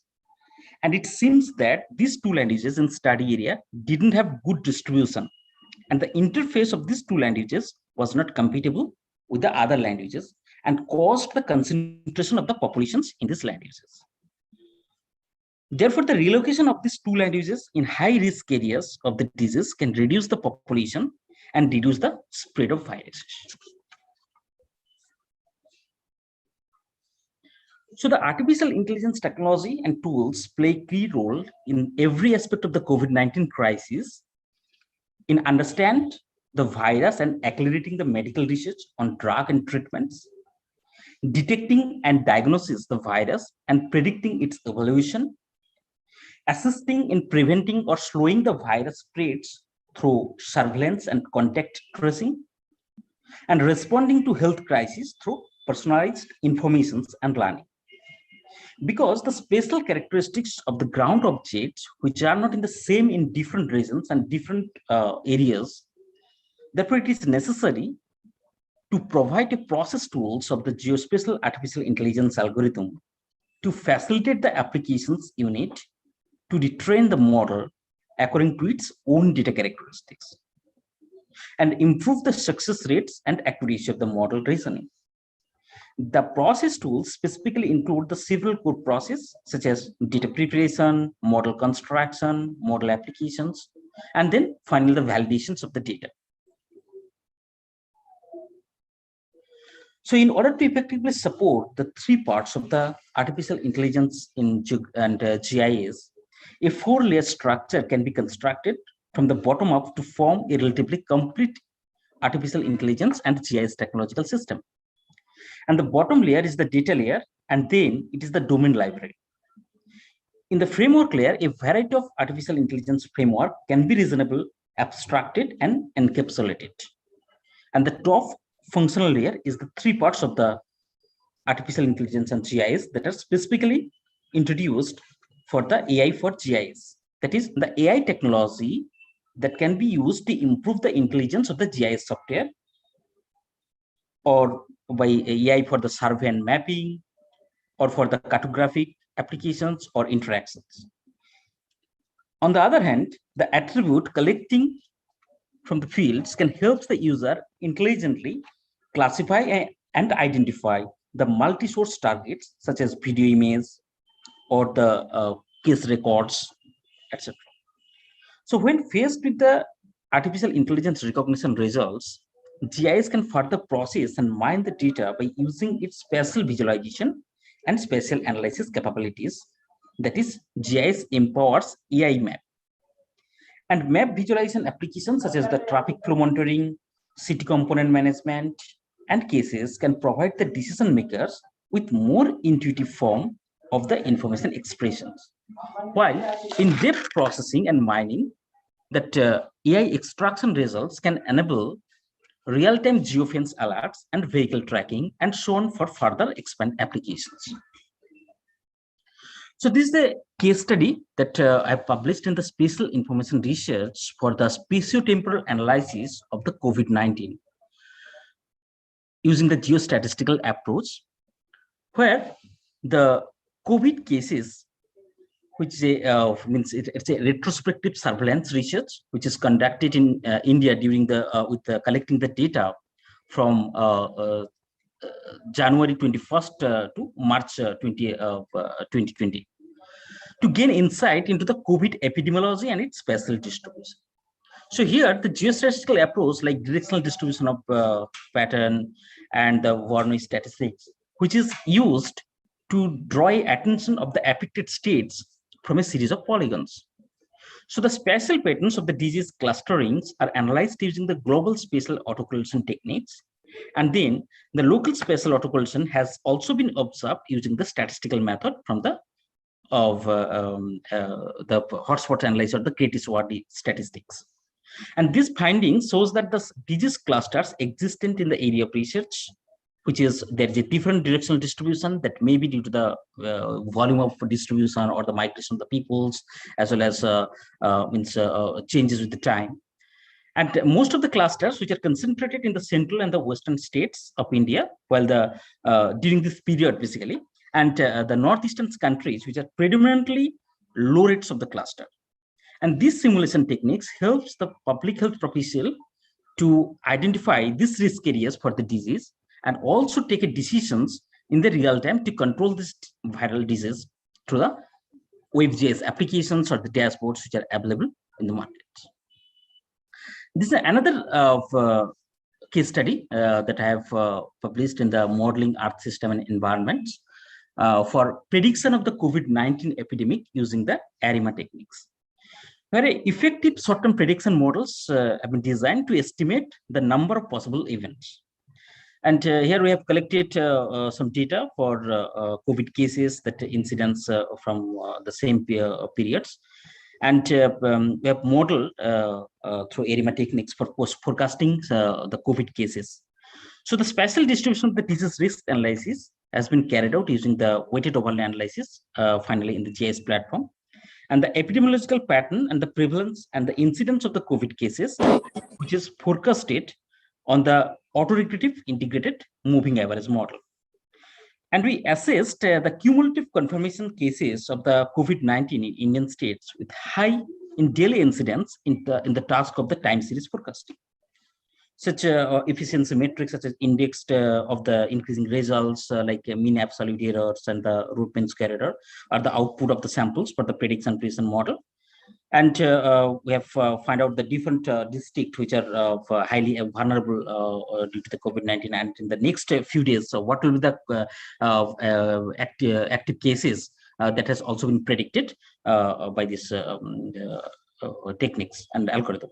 And then same information is integrated into the GIS database for the mapping and also visualizing these informations and for the spatial planning and for the health planners and the public health officials. And then another case study, which is also going to be published in the books of the challenge of disaster in Asia for the vulnerability and adaptation resilience in French. And here we have found that due to the regular increase of these COVID cases, this is a case study for the West Bengal. And we are trying to, I'm trying to find out that the informations which are publicly available. And this analysis was conducted to establish a vulnerability index based on the population and infrastructural characteristics to classify the vulnerable district within the West Bengal. So this composite index of the vulnerability at the district level is calculated based on 7 indicators across the knowledge deprivations, which has been collected the data in 2019-20 of a survey, through a survey by the government of India. And here I'm just considering this knowledge deprivation, like its literacy rate, provision of deprivation, like lack of sanitation facility, lack of electricity, and safe of drinking water, and the population density. And then make a PRCL correlation first to determine the correlation between the vulnerable indicators and the COVID incidence. And then geographically weighted regression index was used to perform the vulnerability index. And to measure both the domain specific and overall vulnerability, the percentile ranking approach was used and geographically presented within the study area. And we found that there are certain areas like North 24 Parganas, Hooghly, Kolkata, and Howrah, which are located in the southeast part of the state, so are found to have highly vulnerable for this disease. While the aim of this analysis was not to estimate the district risk of infection, basically, we found that the correlation between the vulnerability and the current incidence rates of the COVID intensity at the district level. And this suggested index seeks to help the planner and decision makers for coordinate vaccine allocations and regions which are efficiently and enact the risk reduction policies for improve the preparedness and reactions of the to the COVID epidemic. So in summary, you can say that the COVID-19 pandemic is full of unknown, and many of them have a special dimension that lead to understand the phenomena as a geographical and potentially mappable. And thus from a health science, that the research needs includes the ability to cross the variables of different kinds of interpretation of the COVID-19 phenomena. So for these reasons, the use of the geospatial and the statistical tools has become particularly relevant with relation to the COVID-19 epidemic. And one of the most important properties of the epidemic is that it's a spatial distribution. So we can use the GIS and spatial statistics to respond to this and to help mitigate the epidemic through the scientific information. So geospatial big data refers to the spatial data sets, means its capacity of the current computing systems and having the information about the human mobility patterns or the other big data. So for example, the satellite imagery that can be also helpful for the find out the land use and other environmental characteristics also. To such studies could help us to understand this pandemic behavior in terms of the outbreak tracking, its disease treatment, and future vaccine manufacture and the distribution. And on the other hand, the web map viewers are playing very important roles in this dissemination and provisions of the information on this COVID-19. So this most pressing issue is that these studies to better social mobilization, decision making, and planning especially by helping to provide a large number of methods and dynamic of the spatial transmission that enable effective feedback to public health officials and decision makers and affected communities, and to improve the estimations of the number of infection and detection of the possible new outbreak, thus facilitate most successful interventions in the public health. Also, this phenomena are helpful to understand and map the human environment and to formulate the appropriate scientific policy and the social measures, and to predict and spread of the disease distribution, which is essential for the health services. So the AI can quickly analyze the irregular symptoms and other red flags, and thus alarms the patients and the healthcare authorities to provide the first decision making, which is cost effective. And it also helps to develop the new diagnosis and management system for the COVID-19 cases through the using various types of AI algorithms. So AI can build an artificial intelligence platform for automatic monitoring and prediction of the spread of these viruses. So, for example, it analyzes the level of infection by this virus, identifying the clusters or hotspot, and can successfully do the contact tracing of the individual and also to monitor them. And the technology can track and forecast the nature of the viruses from the available data, social media, and the media platform also, and about the risk of this infection and it's likely to spread. Further, it can predict the number of positive cases and death in any regions based on the historical data. So with the help of this real-time data analysis, AI can provide the updated information, which is helpful in the prevention of the disease, and it can be used to predict the probable sites of infection, the influx of the virus, and needs of beds or healthcare professional during this crisis. Therefore, GIS is very much helpful for the future virus and disease prevention with the help of previous mentored data over the data prevalent at different times and different geographical regions. Thank you.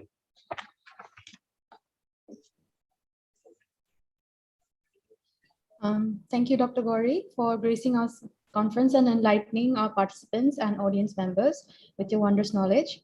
I would like to take this opportunity to thank Dr. Bunia on behalf of our entire establishment for taking your time and your effort.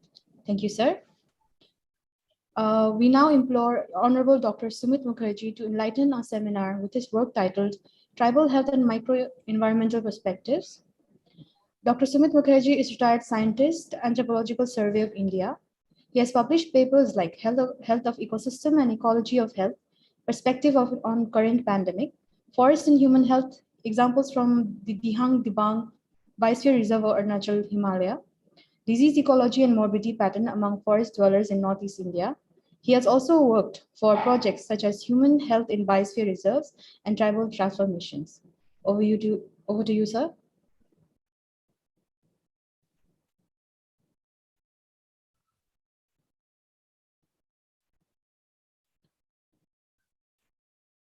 Honorable Dr. Sumit Mukherjee.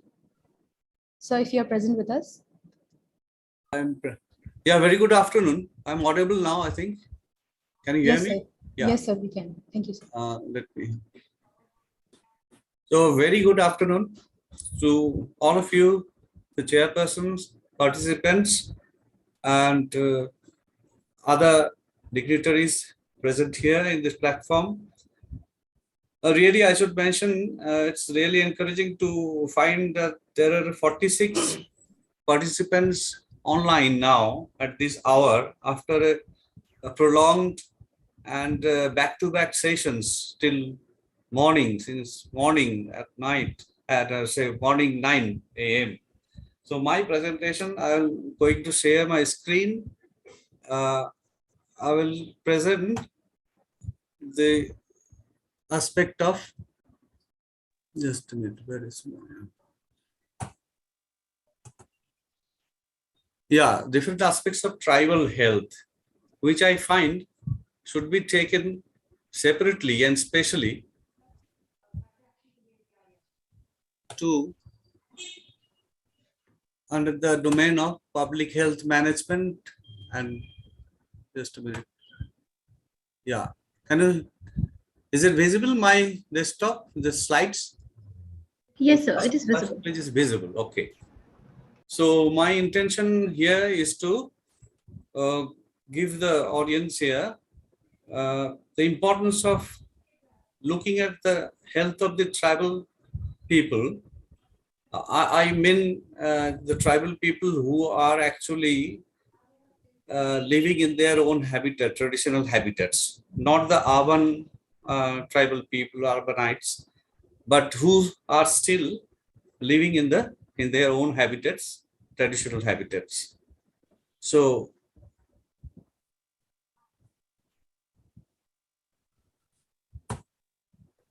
yeah, this is the question which can be raised. I'm going to answer it, that why tribal health is so important in public health management. You can see from my slides that just a minute.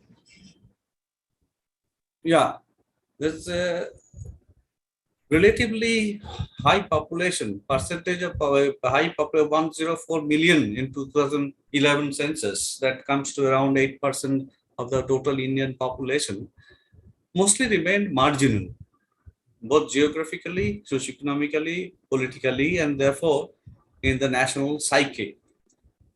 In the national psyche also, in reality, we do not always bother or get information about those people who are living in the far-flung areas of the hills and forests and deep inside the mountains.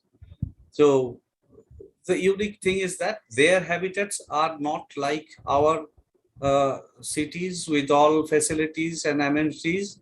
They are all living in different terrain and environmental conditions, which are not really conducive to a very comfortable stay, but they are still practice their own traditional knowledge system and technology to survive there in a completely rural and completely because we can call them the real ecosystem people. They are living inside the nature. So some more facts about this tribal health. Almost 40% of the 2.16 crore people were displaced, the tribal people displaced due to dams, mines, industries. So for all these benefits for the urban and industrial development, we have displaced them during last around 50 years or so. And we do not really know where they are staying, and they are pushed back to the least habitable conditions. That is true, and that is done by us only, the developed communities, or the what to say, quote unquote, the mainland communities, the mainstream communities. But unfortunately, no separate data on tribal health were maintained. They permitted that permitted a blissful unawareness of the tribal health. Tribal health data can only be separated from some of the data available, like the family health survey and district level health, if you can really segregate it. But you cannot get community-wise data. Say, if I say for the data for the Santhal community, is really very difficult to, until unless you reach them and you study at the field level, you have to generate the empirical data, and only that is the way. Almost 90% of the population of the country lives in rural areas, that we know. A large proportion of settled tribes collected, they still follow their traditional kind of occupations, including hunting, gathering, shifting cultivation, pastoralism, nomadic herding, and as artisans. They have, by the recent, I think it is 2011 data, 40% of STs live below poverty line. And amenity-wise, only 10% of them, 10.7%, say 11% of them get potable tap water.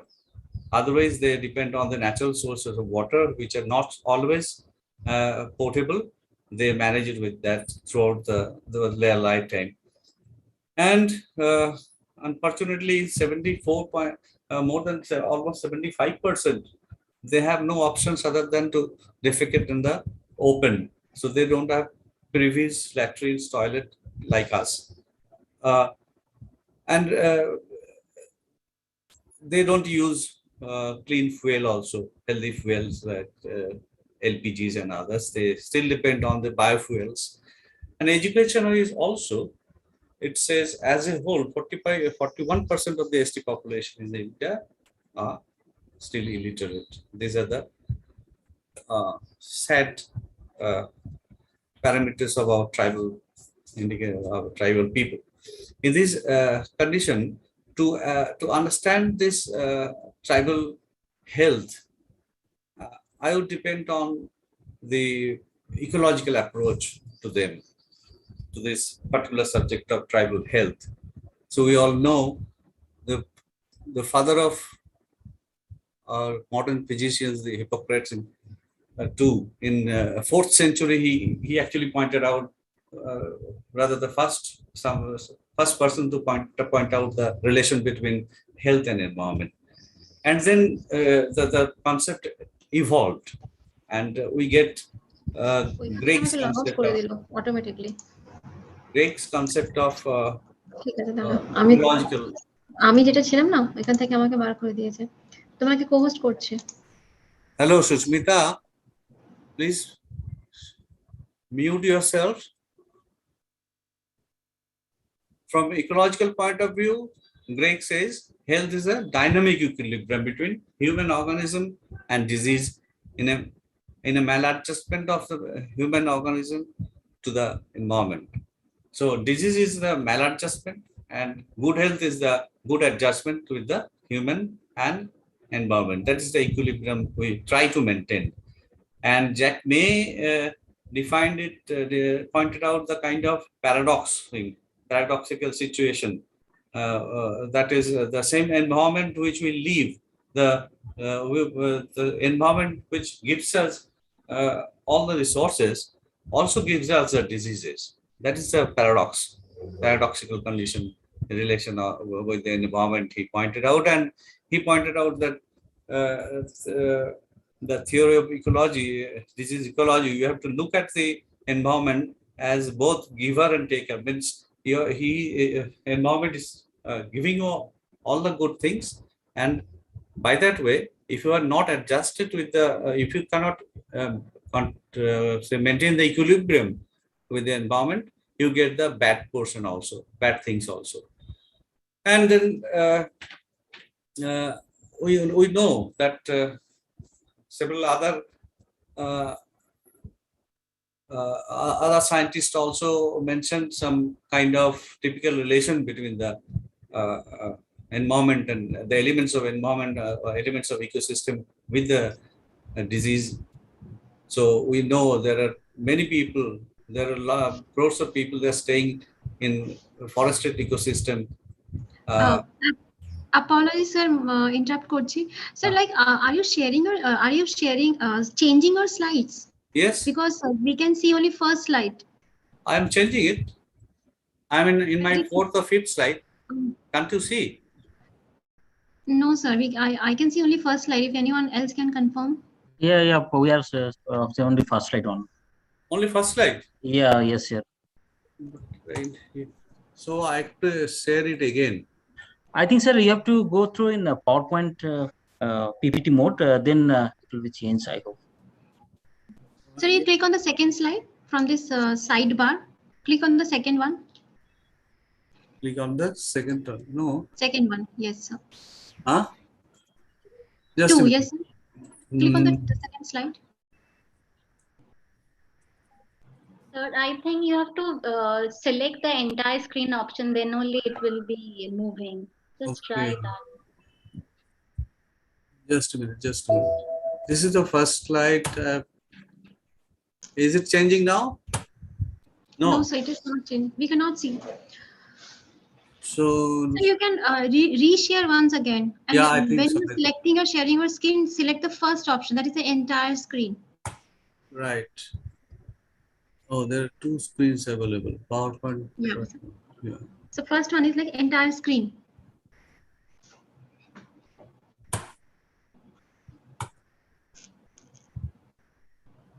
Yeah. Now just change your slide, sir. Then we can confirm. Is it Yes. okay? Now it is changing. Yeah. Now it is changing, sir. We have a Okay. second slide here, sir. Yeah, second point. You can Second go. slide. You can go to your fourth or fifth slide wherever Yeah, you are. yeah, yeah. I'm going that way. Thank you. Thank you, sir. Thank you very much, sir. So now I'm coming to one ecological approach I have already narrated, and then coming to the other approach, that is epidemiological approach. The epidemiology of health, in epidemiology, it is believed, it is accepted that all health-related states and events in specific populations and application of the study to the control of the health problems. So what epidemiologists do, they do undertake the study of this health-related states, or the occurrence and the places of occurrence and the degree of occurrence of these diseases and other health-related problems over the space, and study them. And this epidemiologists strongly believe that any kind of these diseases and other health issues, what are happening over the space of an area, that has certain pattern to display, to understand. They don't occur randomly. That is the main thing. So here is the special dimension of in epidemiological study, the special dimension like geographers is given an emphasis, and the distribution pattern over the population is the mainstay of this epidemiological study. So I can say the special aspect dimension, as we see as a geographers and epidemiologists, if we join hands, or if a geographer adopt the epidemiological approach, then the study will be very interesting, and the management of any health aspect, public health aspect, will be effectively done. Say, okay, that is a very common. That triad is already shown by different presenters here. Only thing is that this triad is manifestation of the interaction between the three components to achieve the dynamic equilibrium. Okay, then coming to the state of healthcare among the tribal people. Alarmingly, tribal people report a high proportion of respiratory, mental, neurological, and musculoskeletal conditions. Top of that is respiratory diseases. This is everywhere. So far, I have seen almost over the almost all over India, be it in forest, in coastal belt, or in high mountains or hills. I find respiratory infections are dominating among the tribal area population. And then, due to non-availability of good maternal care system, they are suffering from obstetric or maternal ailments more than 3 times of our national average. Communicable diseases still constitute the larger portion of 40%. The reported proportion of non-communicable disease like cancer, diabetes, cardiac ailments, and hypertension, these are coming on, and most certainly even HIV, those are cropping up slowly among the tribal people. Tuberculosis is already there. Then again, to look at this health of the tribal people, we should understand what is the conditions given in the forest areas. So link between the forest and health, that is very, very important to understand. Forest means, yes, natural habitat of most of our tribal population in India. So we know there are quite a huge population. They survive or they stay inside the forest, not only in India, but throughout the Southeast Asia and throughout the tropical belt. So there is a high correlation between the diversity of parasitic and infectious diseases and the distribution of tropical humid forest. This is found very recently in 2004. Huge job work was done in Southeast Asia. There is a direct relation between these things. The high prevalence of parasitic and infectious diseases in the forest areas compared to non-forested areas. And the forest ecosystem is responsible for huge disease burden of the inhabitants. So this is a paradox. What we find a very clean environment in forest that also provides gives us lots of say disease burden. Why it is so? When we try to understand why forest is so in terms of disease and health, because forest, the transmission dynamics, transmission of several microbial and vector-borne diseases are very unique in forest ecosystem. Okay, it's not like the cities in urban or semi-urban areas. Forest and the man is prohibited from because man is prohibited from controlling the managing the disease causative elements. Can you imagine? We can spray. Somebody can spray pesticides throughout the forest to control mosquitoes or other vectors. That is not possible. Though it is in urban and semi-urban areas, we use mosquito repellent elements or techniques. That is not possible in the forest condition, and even to resist certain diseases, we cannot take a really what to say, a holistic approach controlling the disease parasites or vectors or microbes in a forest condition. So these are the disadvantage being in the natural habitat. Forest villages are handicapped in accessing modern healthcare delivery. As I've already told, those are far-flung and poorly connected areas. And they are mostly now, still today, I find quite a good proportion of this tribal people. They are dependent on their traditional medicine system. Firstly, they first go for traditional medicine treatment, and then if the situation is further bad, they go to the so they visit health centers, modern healthcare.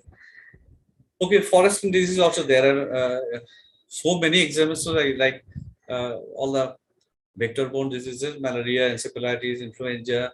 Influenza is not vector-borne, but anyhow, there are many well related to forest. These are the diseases related to forest.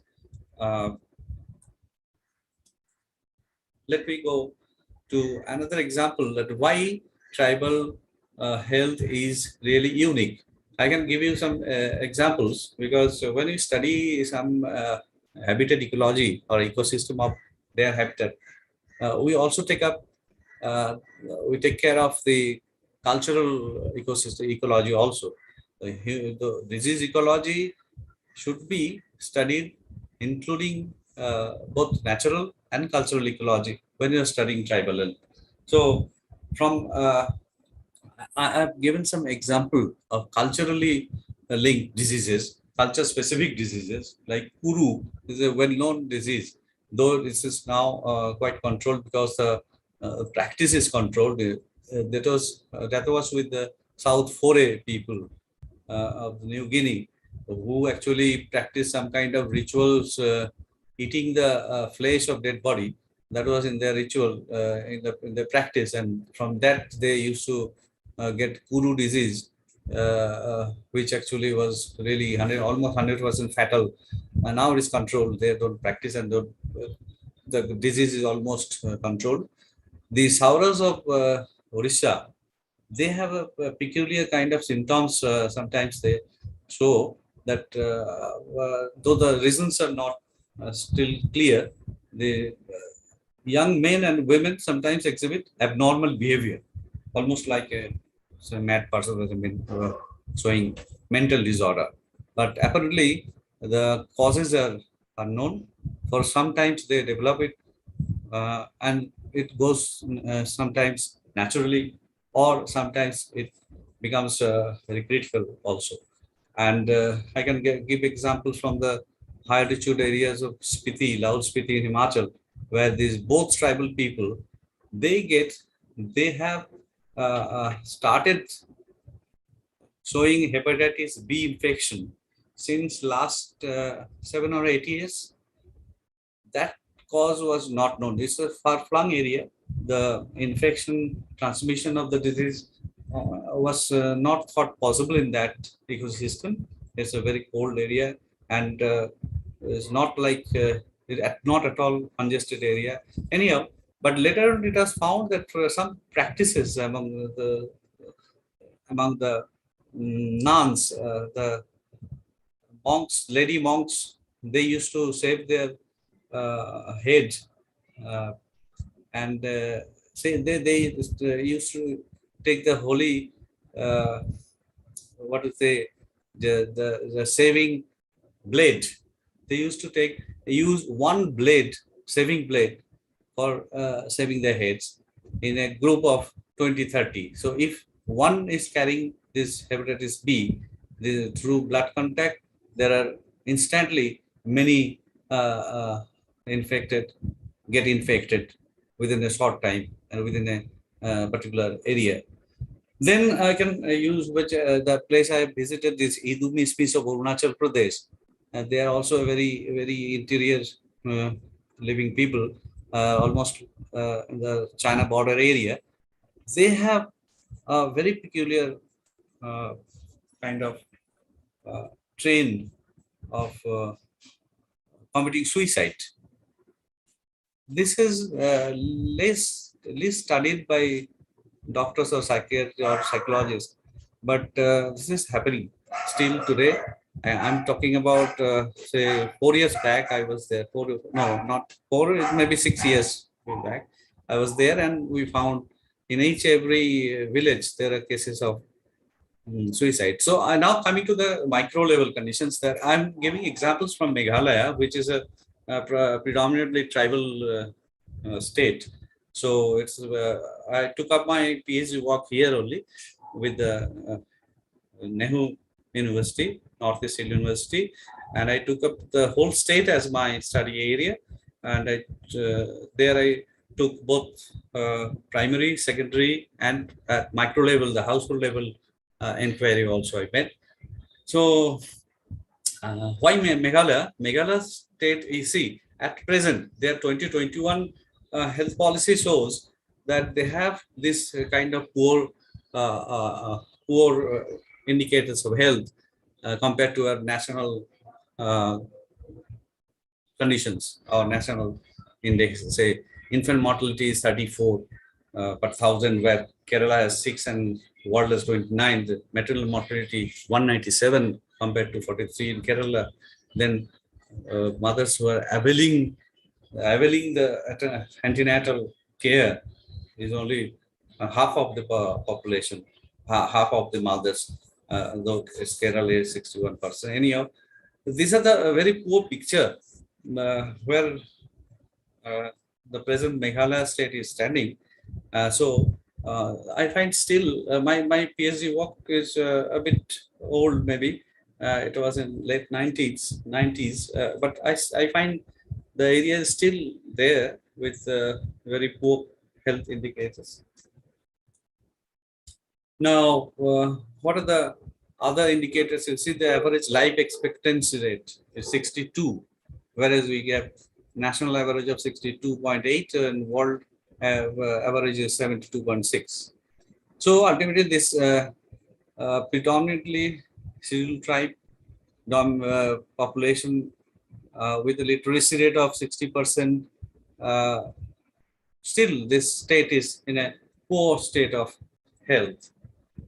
So my studies objectives are like that, both macro and micro level, to identify the major disease pattern prevalent in the state, to present the special pattern and seasonality of the distribution of the major diseases, to find the associated macro and micro environmental factors, natural and cultural, both, to propose suitable measures for improving the public health situation. So what I did, I took data from there are 30 development blocks, CD blocks. I took it as a micro level unit for the whole state. I visited all the blocks, and from there I took direct data from the health centers and hospitals, it numbering up to 64.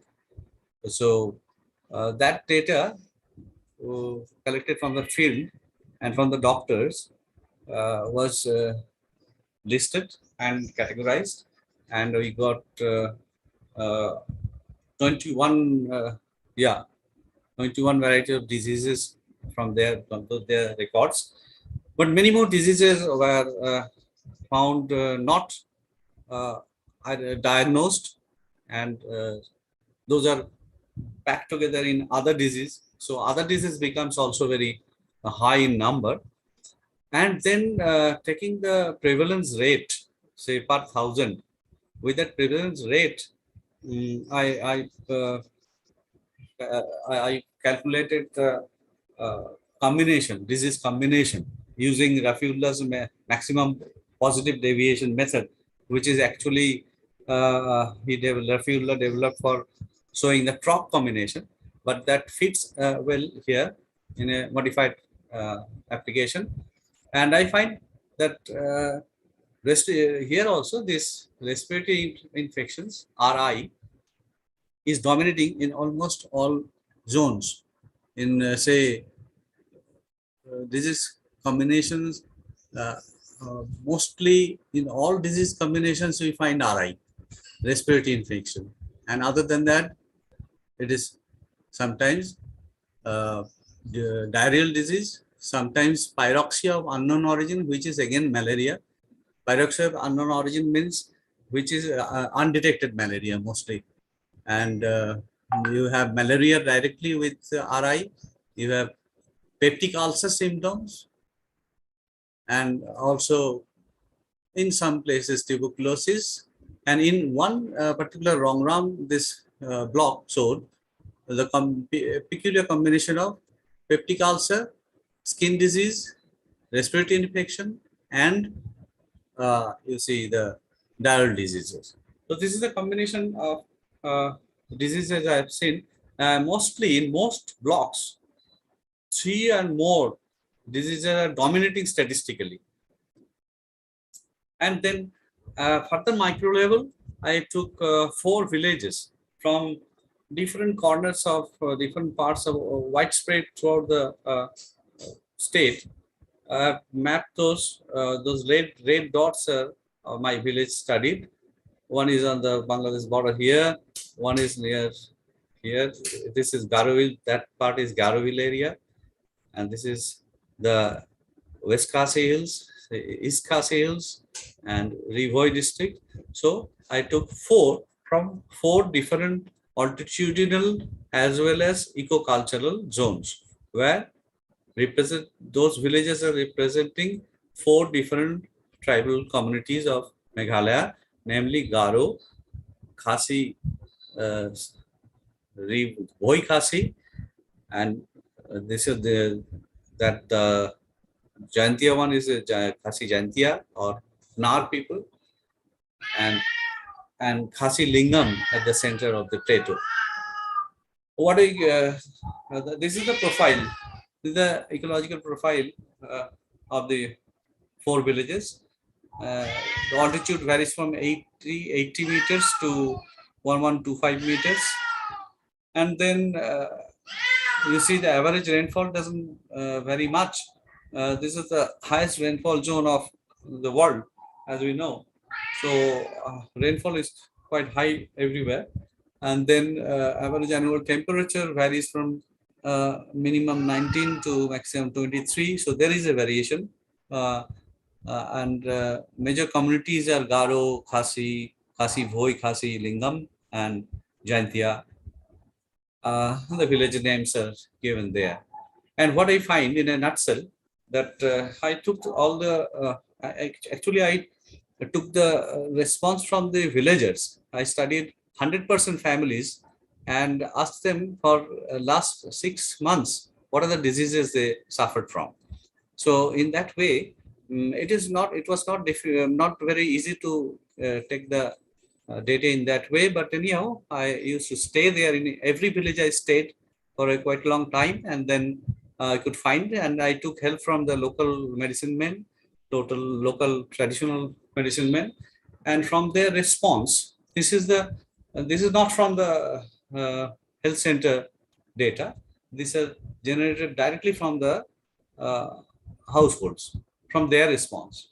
So I find, you see, and I ranked them depending on the frequency. I ranked them first order, second order, third order, fourth, fifth, sixth, seventh order diseases found in those villages, and I find malaria, diarrhea, and malaria. In 3 cases, these are malaria. Even at the higher altitude areas also, and diarrhea. In one, Langum Singh area, where the actual problem was with the available water. Then second rank was fever. Yes, the fever means mostly malaria fever, unidentified malaria fever, diarrhea, etc.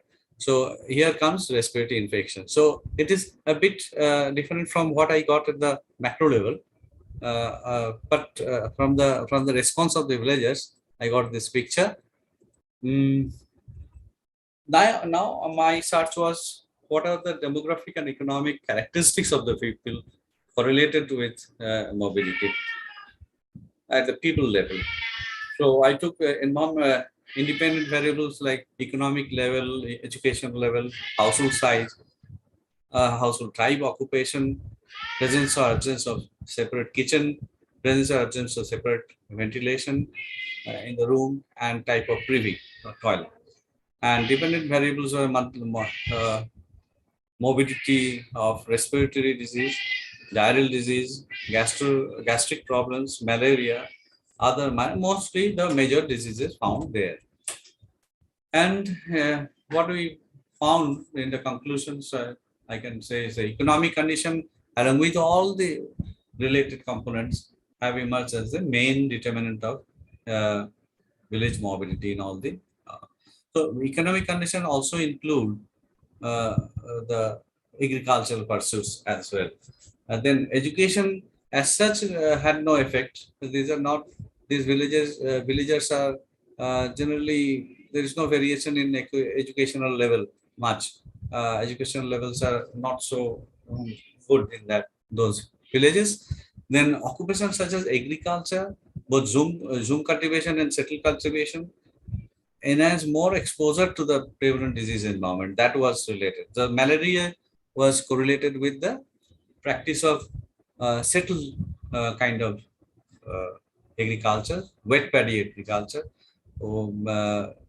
But those who used to do the zoom dry paddy agriculture, they are less affected, relatively less affected with malaria and waterborne diseases. Most of the communicable diseases or infectious nature seems to affect more of the people going for open air defecation as well as using open pit breathings. That is quite understandable. And malaria, the most dreaded and significant parasitic disease, does not show any differential spread over the different categories of people. Malaria only accepting what I have experienced, and only accepting the highest part of the Meghalaya plateau, which includes Shillong and Tura and some other places. That is almost around 5,000 feet. Saving that area, all other parts are endemic malaria zone in Meghalaya. Villages from different ecocultural zones possesses different disease attributes as reflected from the comparison between the 4 villages. Recommendations, those are, well, these are very common recommendations because there are so many, lackings in the part of healthcare provisions and hygiene, public hygiene. So, starting from drinking water supply to managing the or providing the public toilets, it is not possible in which is not really possible in rural areas, but the use that awareness should be there, that water sanitation behavior, etc., to control the diarrhea epidemic, which happened there almost in regular interval. And interestingly, this at this age of e-connectivity, uh, they are trying it. So I put it here: this internet connectivity in all development blocks to manage sudden onset of diseases and emergency services. That can be a good way to control wherever certain diseases are cropped up or at the level of epidemic nature. There are many other, including the fact that you have to invest more on health. The share of health budget is just around, say, 2%, 2.3%, as I remember, but that has to be looked into. So that is my completed my presentation with the note that well, the people who look after the management of health should think about. Oh,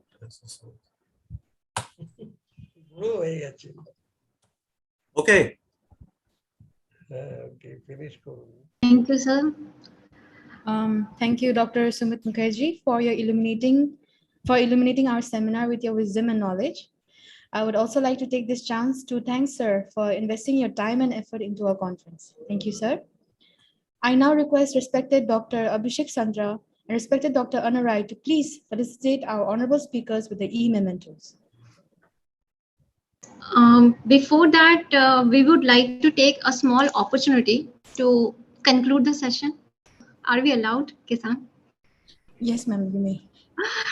Thank you very much. Dr. Shantara, if you have some comment, because Dr. Bhunia is also here with us. So if you have any comment, please proceed, sir. So you are not audible. Dr. Shantara, you are not audible. Am I audible? Yes. Now you're audible. Okay.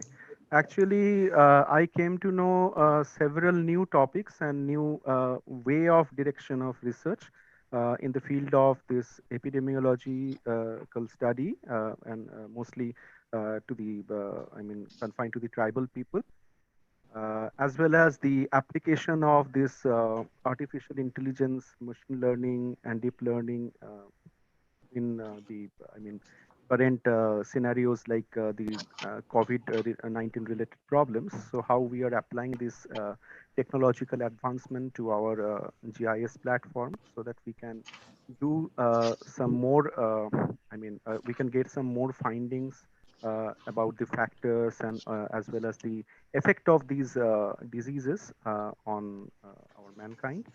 And we also, got some relevant information from Professor Dr. Mukherjee that how we can acquire such kinds of diseases not only through natural factors, but as well as how we can get these diseases culturally from different people.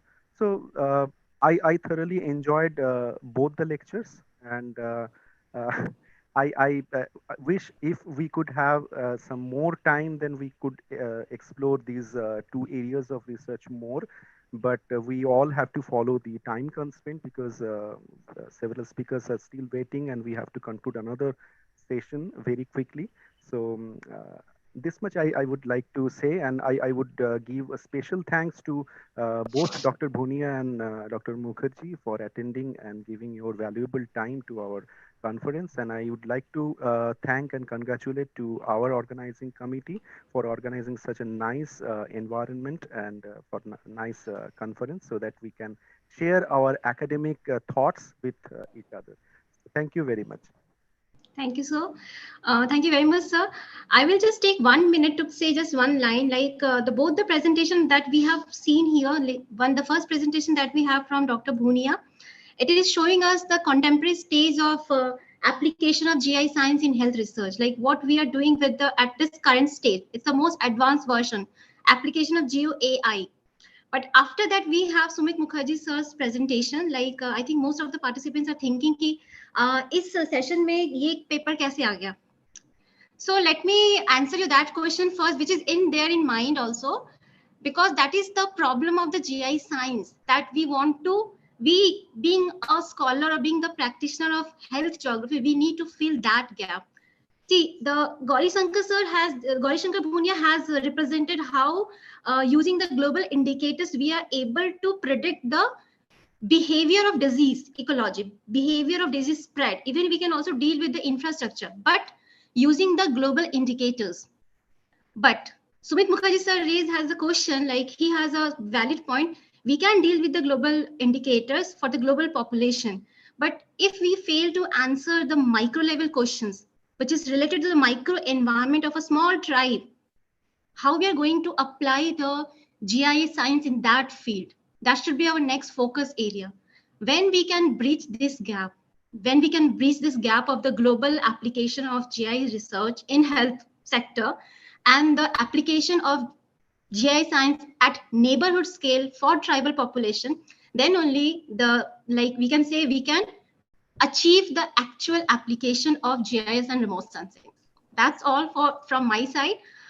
Thank you very much. Thank you very much, Santal sir. Thank you very I much. wanted to, Professor Anu, I wanted to add one thing. I missed telling you that this whole mapping business was done under Geographical Information System. I use GIS. I know, sir. I know, sir. Mapping. At this All this age, mapping, series of mappings. Sir. Very like, sir, it's a round of applause for you, because we are learning GIS from our college level, but you learned at this age. It's really hats off to you, sir. Hats off.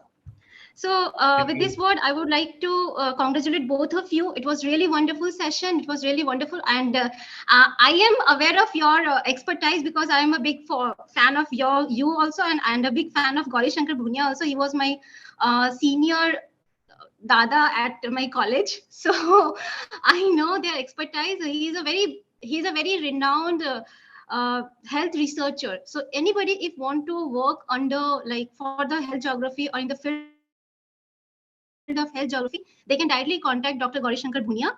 We have given his email ID also, and he would be happy to help you. He is like that only, right? So with this note, I would like to end this session here and just presenting. Sorry to interrupt. Thank you so much, and thank you, Chairman, the participants, and the respective staff. I mean, really, this is an enjoyable moment for me, and also I have to share my knowledge.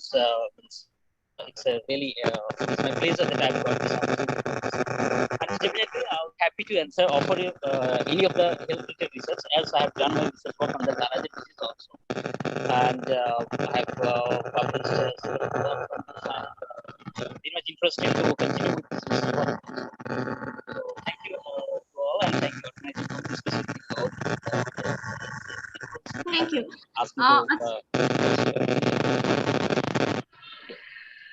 Sir, your phone, your mic is not working properly. But now no, actually, I'm on the way. Basically, that's maybe it's happening. I understand. I'm really sorry for the delay. I'm really sorry for the delay.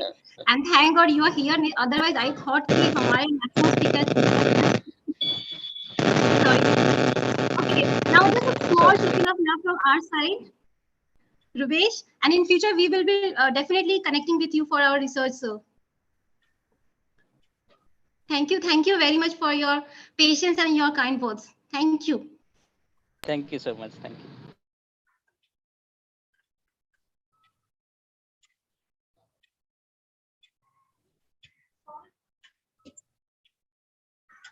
Thank you, honorable speakers, Dr. Abhishek and Dr. Anu, for your kind words. With your permission, we will now be moving forward with the presentations. Over to you, Ms. Joyita. Thank you, Kesang. Let's proceed with the presentations now. Our first presenter is Sania Javed. from Aligarh Muslim University. Are you there?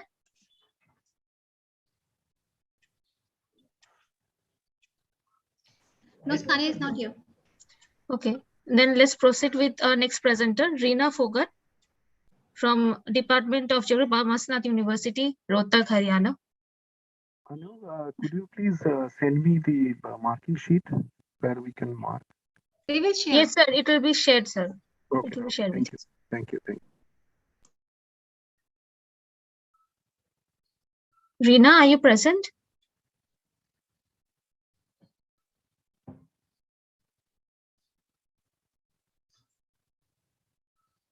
She was there. I can't see her anymore. Okay. Yes.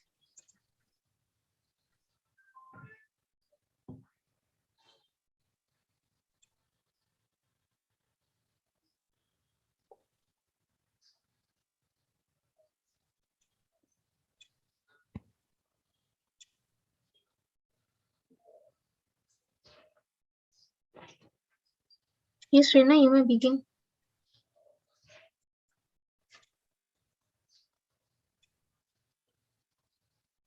Ms. Reena, you are not audible. Hopefully you are connected with your mic.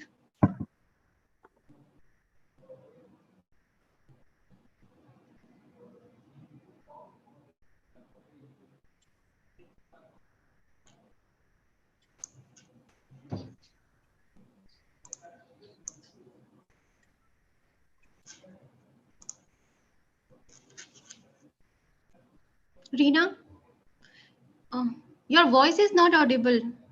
Are you mute? She's not on mute. It's the mic is unmuted.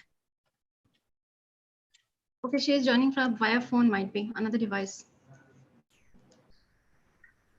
Yeah. Reena, say Reena. Hello Yeah. Ma'am आवाज हमारी अब आ रही है screen is visible now Yes, it is visible. My topic is transformation in occupational structure and its impact on development status, a case study of Southern Haryana.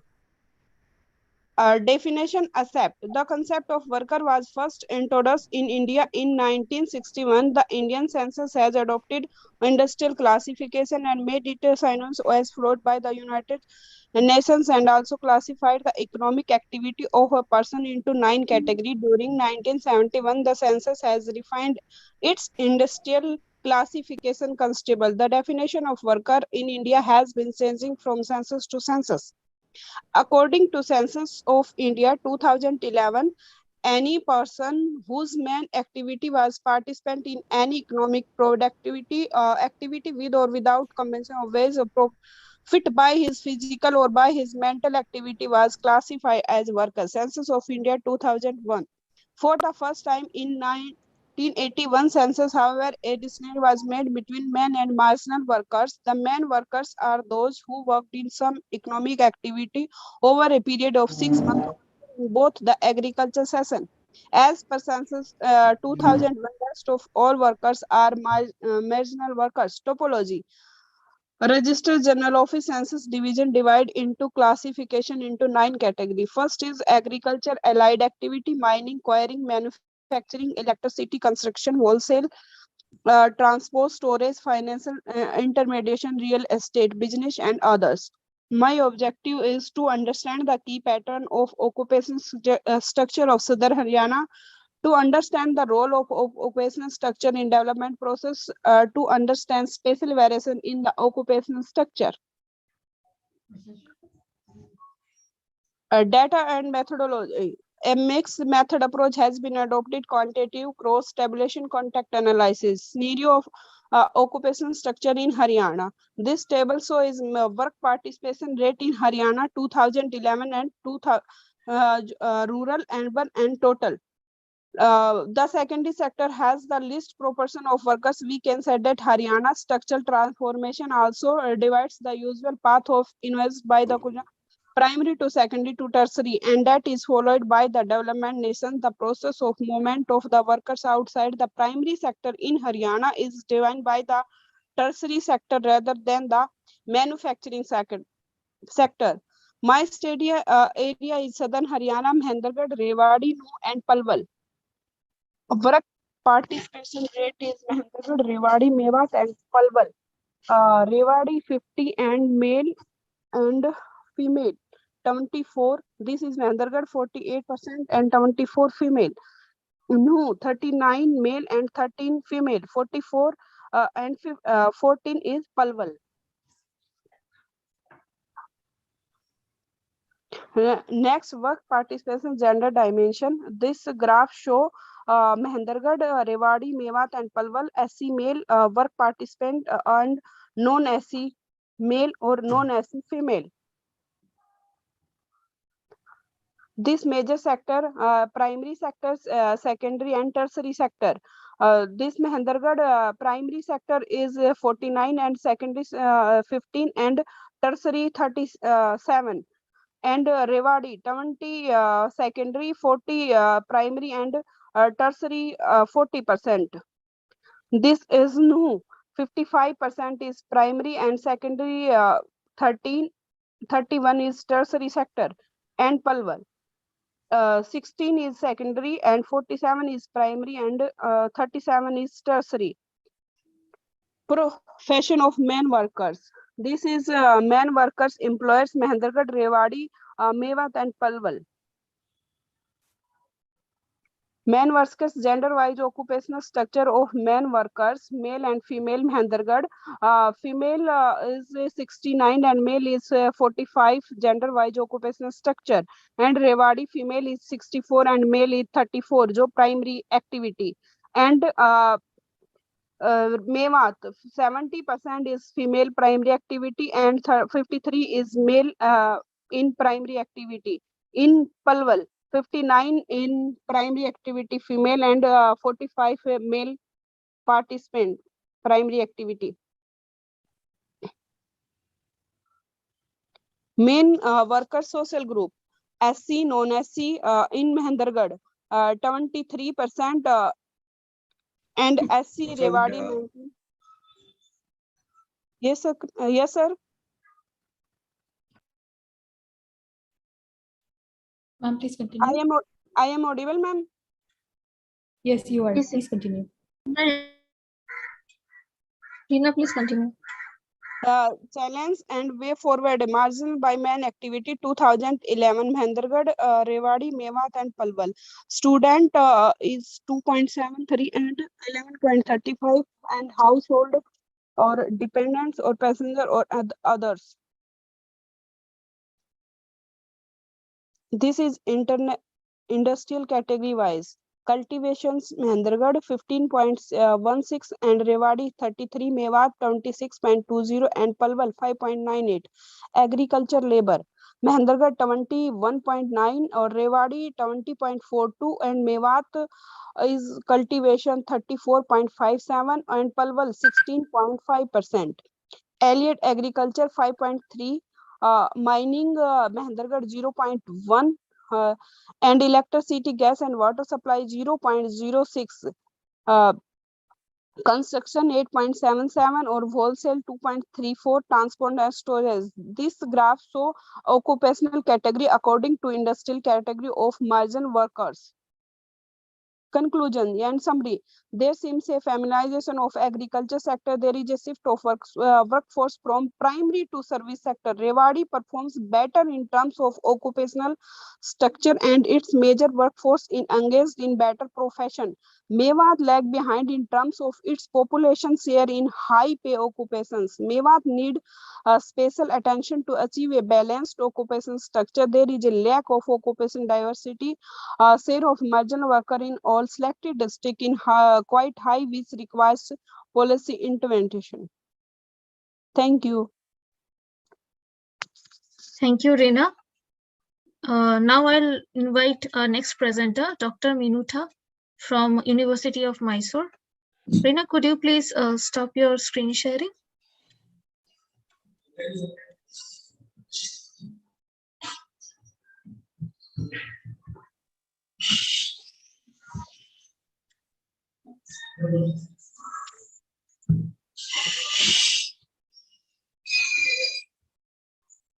Hello, ma'am.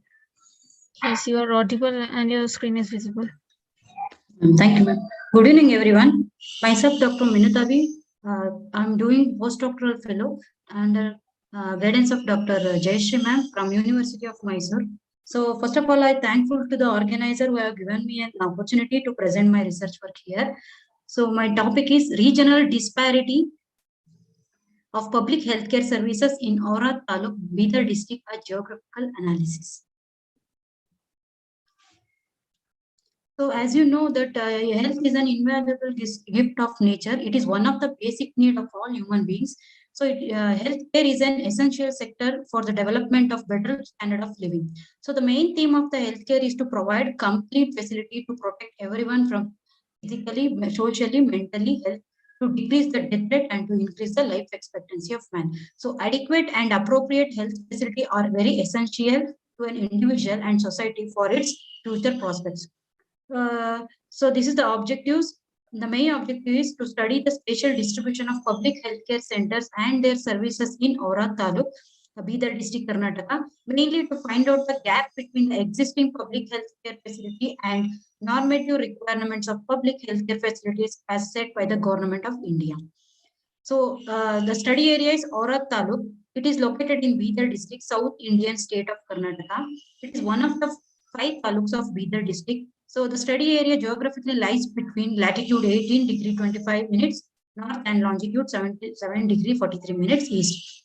The taluk spreads across an area of 1,227.20 square kilometer with an average elevation of 542 meters. So totally, the Aura taluk comprises 6 hoblies, 38 gram panchayat, 2 towns, 151 inhabited villages and 1 uninhabited villages with 51,672 households. According to the census of 2011, Aura taluk had a population about 2,78,400, which male were 1,42,309 and females were 1,36,091 respectively.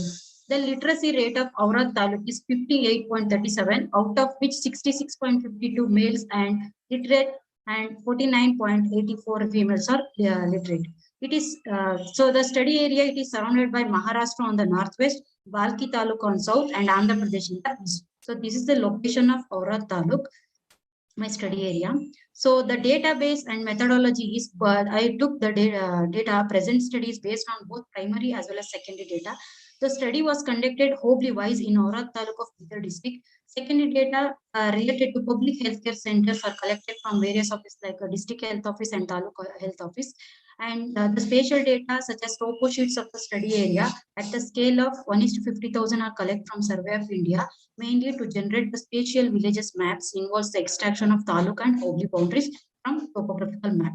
Using the GIS software 10.3, I have make maps to show the spatial distribution and accessibility of public healthcare centers. So the base map or study area has been georeferenced and digitized using the RGS software.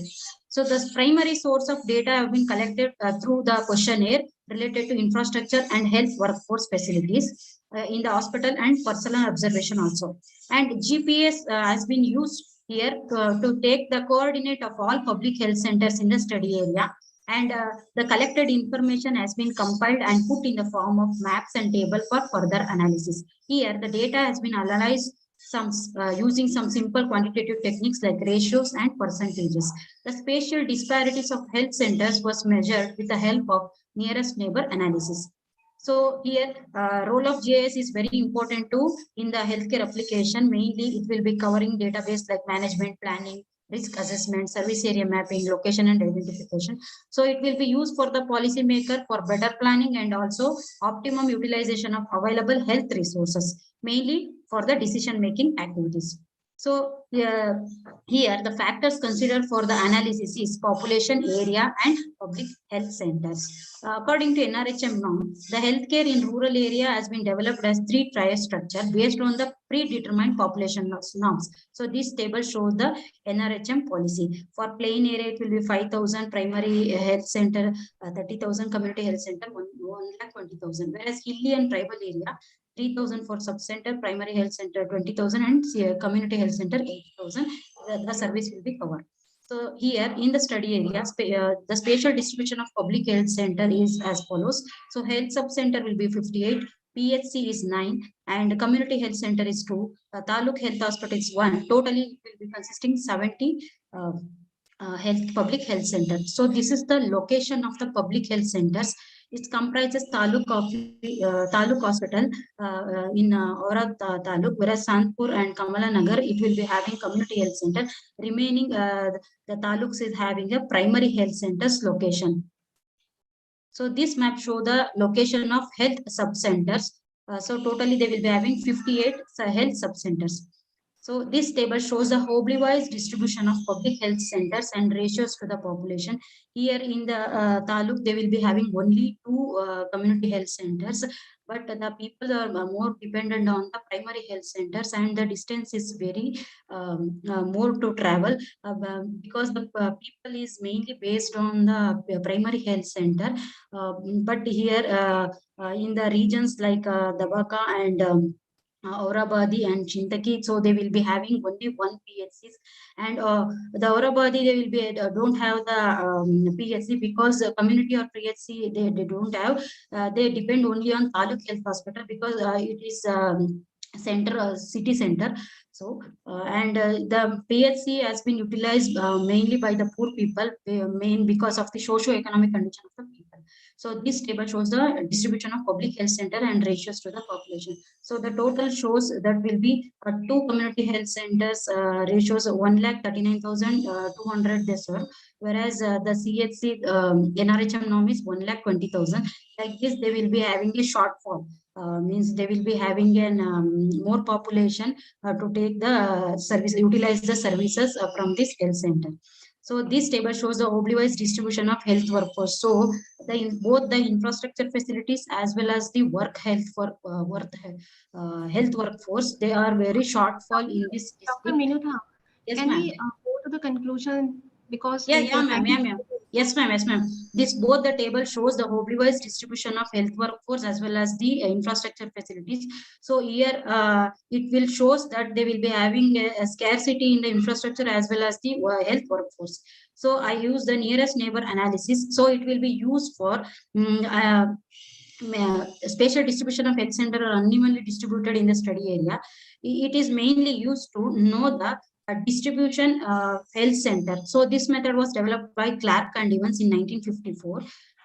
So this is the nearest neighbor analysis of health center for the primary health center. I did only for primary health center. So this is the near distance what I show, and the green color point shows the health center of PHCs. So it shows the distance of near distance of the another PHCs. So based on this formula, I have calculated the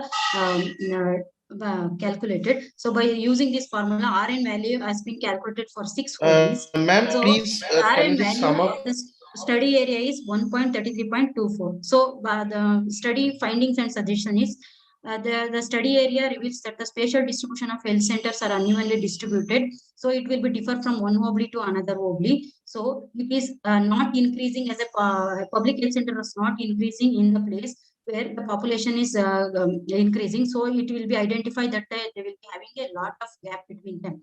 So the study area public health centers are randomly distributed here, and these health centers are mirror of the rural mass. So the people will be more, they will depend upon the primary health center, and availability and affordability. Transportation is very important for this utilizing because the primary health center is far from one region to another region. And in this region, scarcity of both our workforce and infrastructure in some PHCs. So here there is need to improve the infrastructure of existing health center and increase the number of staffs in the study area for balanced regional development. So by using this GIS tool, it will be proved to be borne that researcher and planner to visualize the conceptualize the health plans and policies, and also the public administrator at the advantage of saving time and resource by application of such tool. So these are the some of the references. So thank you. Thank you, Minutha. Now our next presenter is Mr. Shanu Jamakhande. He would be presenting on health infrastructure facilities of Haveri district. Minutha, could you please stop your screen sharing?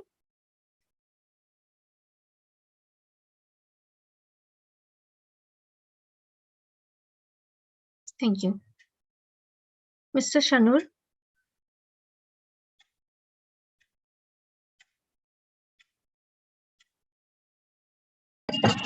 Hello, hello, ma'am. Hello. Yes, Yes, yes. you're audible. Okay, ma'am. Can you hear me, ma'am? Yes, yes. Okay, thank you. Shall I? 1 minute.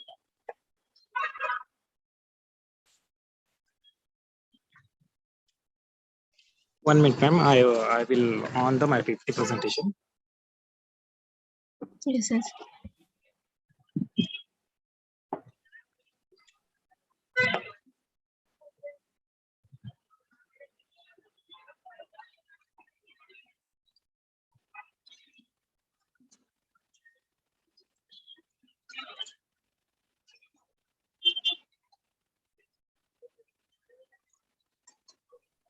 Hello, ma'am.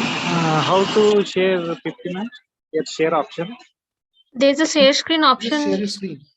There's a Share green color button, share screen.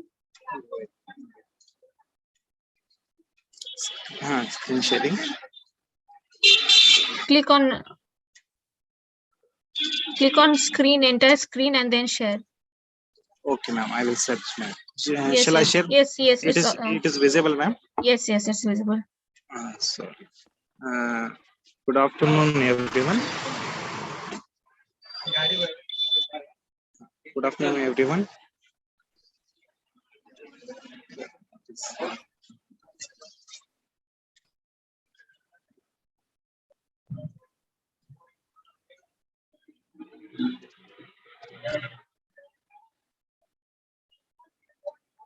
Yes, it's visible. Please carry on.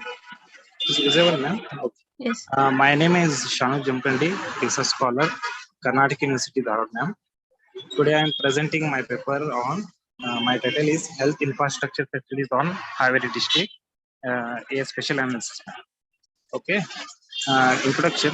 The importance of the health infrastructure facilities for promoting healthcare policies and welfare programs. It emphasizes the importance of providing healthcare facilities across the country. Infrastructure has been defined as the fundamental provisions for the implementation of providing the meaningful public health activities. Okay, every citizen of the earth, regardless of the geographical location, has a basic need of the health.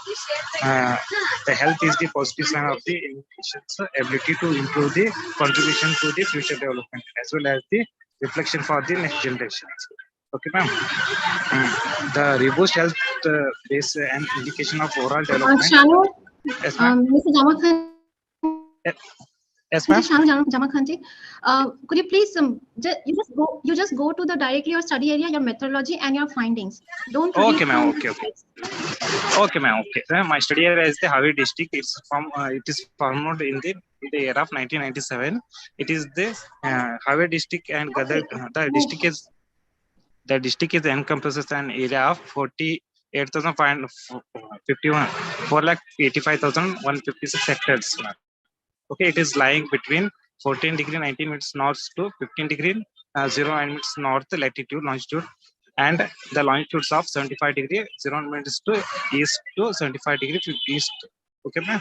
It has 7 districts, 7 talukas, which are Shimoga, Angal, Savanur, Haveri, Badigi, Hirekeran, and Ranigul. These are the location map of the my study area. My objectives of the main objective of the study area is to discuss the existing health infrastructure facilities of Haveri district for the period of the 2017. The database and methodology. The data is collected from it is purely secondary sources of data. It has collected from the district at glance of 2017-18. Okay, it is calculated by the Z-score method. Okay, this first to analyze the health infrastructure facilities with the help of 16 indicators, which are first one, number of government hospitals, number of beds in government hospitals, number of doctors in government hospitals, number of doctors in private hospitals, and number of medical shops, blood banks, taluka hospitals, as well as the beds in the taluka hospital, district hospital, and community Okay. health. You just tell us which area. You Madam, just show us your jet statistics map. No, you just show us your jet statistics map and tell us like which area you got what results. okay, ma'am. This Yes, indicator is calculated with the help of the Z-score method, ma'am. Yeah. You show us the jet score map. Yes, ma'am. This formula is not properly shown here. I don't. We know jet score formula. Don't worry. You just show us the jet score map. Oh, okay. Thank you. With the help of Z-score, then we will calculate. We will got the results, which is first one.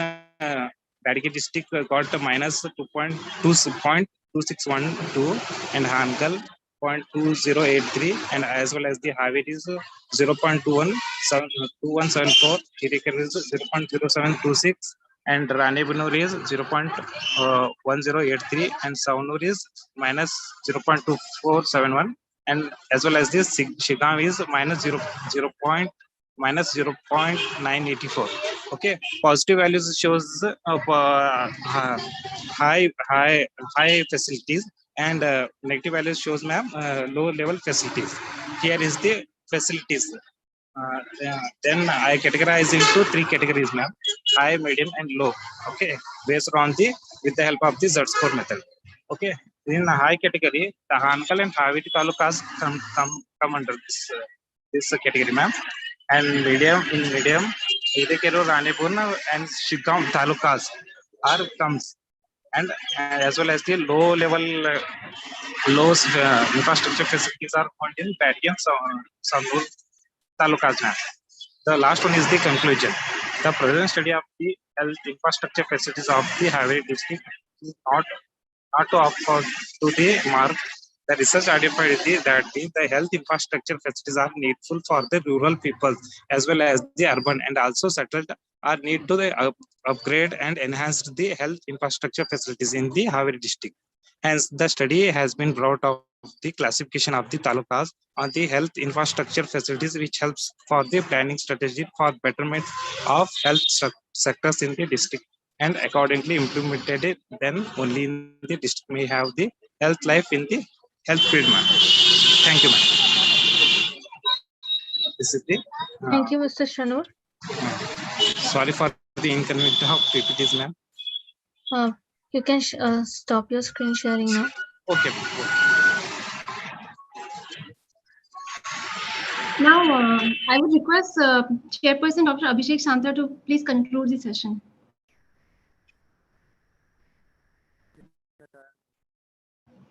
Sir, you are not audible.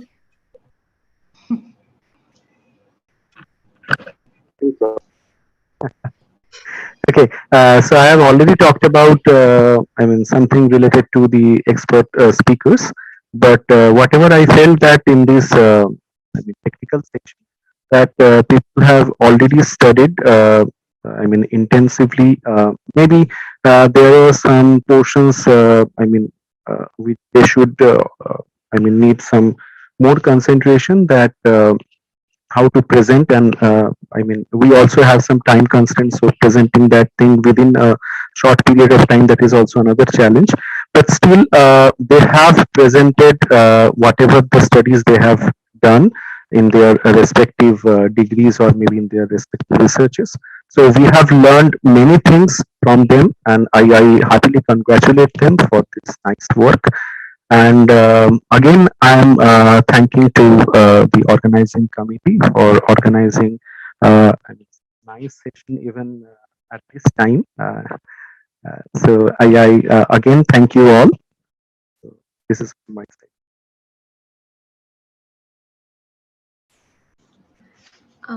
Now, I would take an opportunity to proceed with our next session. So thank you very much, sir. Thank you, our host. Now we are moving towards our next technical session, that is session 8, which is sustainable health practices.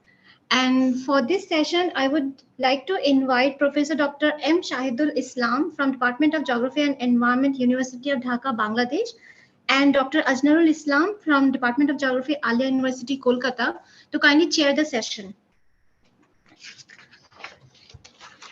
I would like to introduce Professor Shahidul Islam first. Dr. Shahidul Islam is from the Department of Geography and the Environment, University of Dhaka, Bangladesh. He is General Secretary of Bangladesh Association of Commonwealth Scholars and Fellows, the Alumni Association in Bangladesh, acknowledged and supported by the Commonwealth Commission.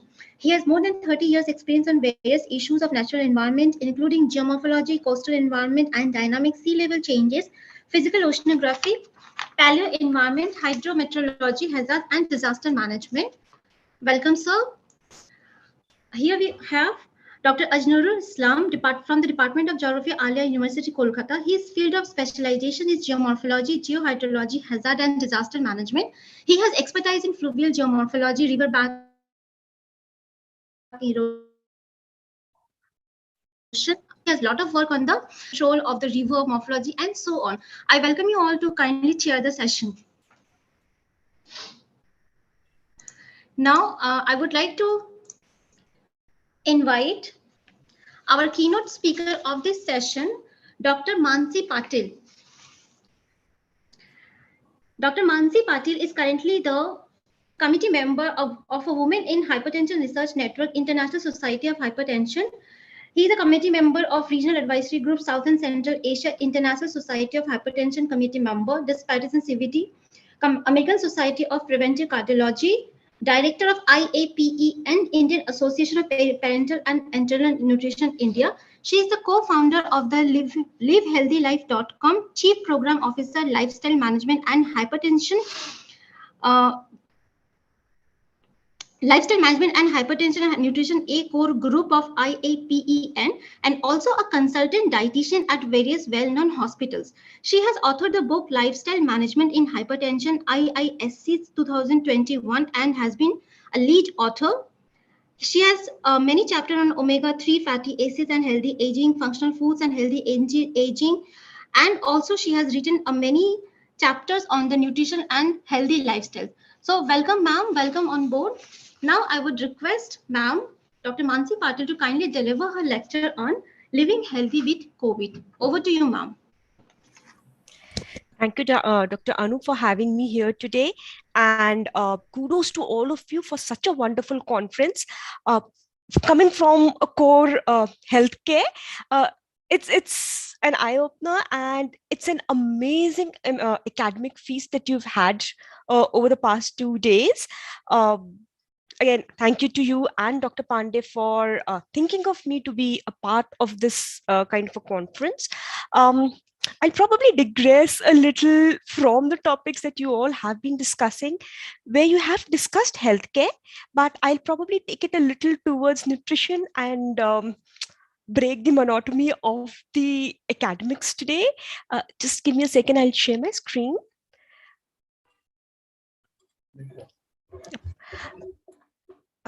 Is the screen visible? Yes, it is, ma'am. Right. And right, can we see the change in slides as well? Yes, definitely. Perfect.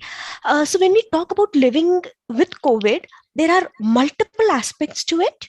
For me today, when I talk about living with COVID, I would focus more on nutrition and how we can probably, how our lifestyles have changed and how we could further change our lifestyles to somewhere accommodate COVID ultimately into our lives, because I doubt COVID's ever going to completely go away.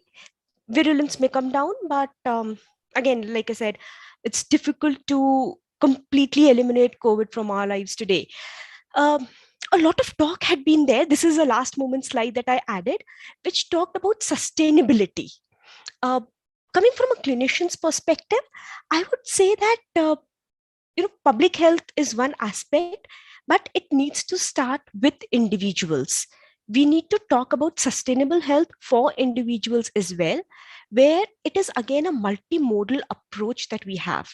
We talk about diet, we talk about sleep, we talk about stress management, fitness, community involvement.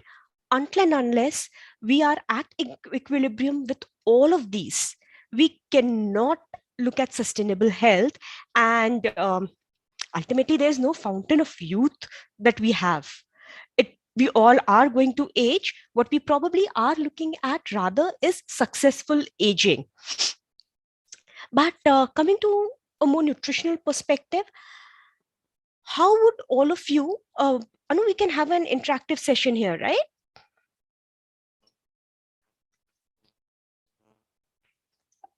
Right. So how do all of you feel that we could assess our nutritional status ultimately? So when we talk about nutritional status, we do not only talk about what our body mass index is or what our weight is with respect to the height. We need to go beyond that and talk about our dietary intake.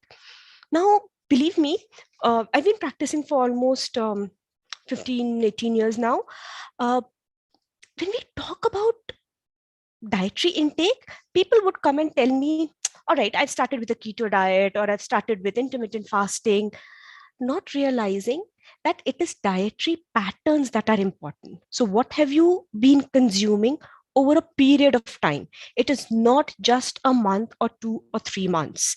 So the bottom line being, try and track your dietary intake for the past 10 years and have your predictions that this is what you would like to do in the next 10 years. And that is where you get a better nutritional status. And like health, an ideal nutritional status is also a mirage. Most of us lie across the spectrum of malnutrition somewhere. Either it is undernutrition, or it is overnutrition, or it is a micronutrient deficiency. One of these somewhere is there. We have been exposed such extensively to the processed and the ultra processed foods. We have become so impatient even with food, so we've resorted to quick cooking techniques. All of that does contribute to our malnutrition any day, hands down. So what we need to include to attain a good nutritional status would be dietary diversity. Now, when I say dietary diversity, it means you consume a variety of food. But then how varied should this diet be? How often should this variety be? What about the accessibility? Very rightly pointed out by someone, it was not in relation to food, but we were, I think there was a talk yesterday on folk culture. They did not talk about nutrition there, but my mind did go to nutrition, and I felt that, right, we have to a very, very great extent skipped the folk or the traditional diets that we had. We have progressed to a more modernized nutritional intake. Our dietary diversity has absolutely taken a hit. If you look at the FAO guidelines, there are about 16 groups that have been given, food groups that have been given, and the dietary diversity is assessed based on that. It's called the Dietary Diversity Score, DDS. Even if you Google it, you'll be able to get it. It's, I think, under the FANTA study. So if you look at that DDS, you would realize that on any given day, we probably do not cross 8 to 10 food groups. And 8 to 10, I'm saying, when we are trying to take an effort. Now, dietary diversity would probably be the foundation for all kinds of future health that we are looking at, be it mental health, be it growth, be it gut health, be it the non-communicable diseases which we've been hearing for the past 2 days, be it pregnancy outcomes. All of these ultimately will boil down to dietary diversity and attaining a good nutritional status. So coming to your point to how do you assess dietary diversity? Now, for all of us who are well educated, we probably can look at the the questionnaire with 16 questions, and since maybe most of us are into research, we would be very happy to fill in that questionnaire. But believe me, most people would not be.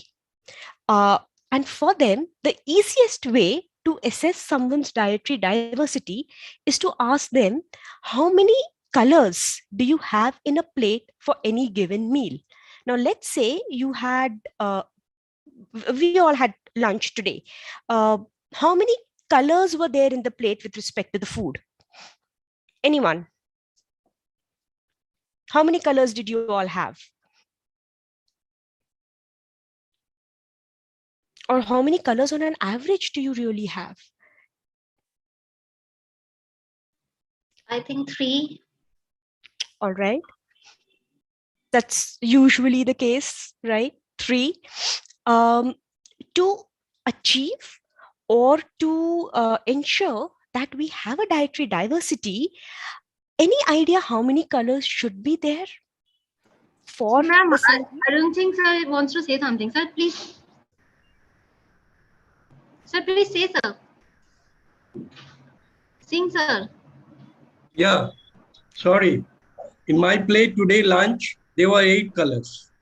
Wow, sir, that's probably a really on the higher side and commendable. We, I think, have just about 2% of the people in our country who would go beyond 7, who will go beyond 6. So 7 or 8. Madam, how it is commendable and then how it is on the higher side. This ratio, we are unable to make it out. I'll get to that. Okay. As of now, I'm not talking about the quantities per se. I'm talking about the colors, so that these are the different food groups that you're consuming. Food security is a challenge for all for a country. From a more affluent household, probably we'll be able to include a higher number of food groups, but when it comes to quantity, then we'll have to go down to the calories, or we'll have to go down to the serving sizes. So let's say you had rice and you had dal, right? Probably the dal was the black dal and rice was white. So the ratio for this ideally should be 3:1. That's the ratio we need to maintain. But that would go technical, probably beyond today's presentation. But what I am trying to say is at least getting a diverse diet, eating different food items is one step ahead of what we are doing. Believe me, sir, on an average, people do not have more than 3 or 4 colors on their plates. And that I'm including pickles as well. So I'm saying dal, sabji, roti, rice, probably pickle, whatever. It usually doesn't go beyond 3 or 4 colors. And our aim should be to have at least 5 colors on each plate and at least 7 to 8 colors through the day. That's what the basic aim ultimately needs to be. This is where I come down to food security, where we understand it is difficult to achieve zero hunger for us right now.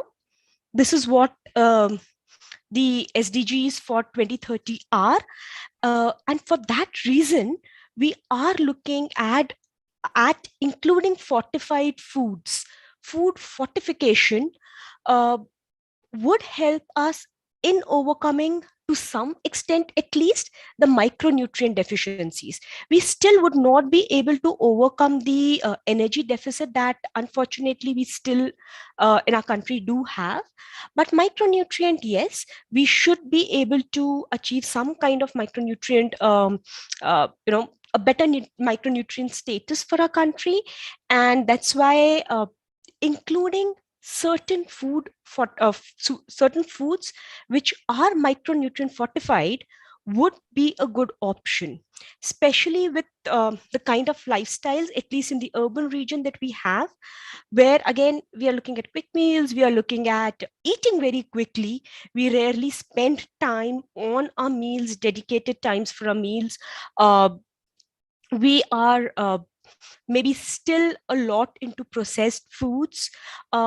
Again, the processed foods, if you see, I've gone to, when I do my research and we go to the rural areas, we see that the shops there would still have packets of chips with them.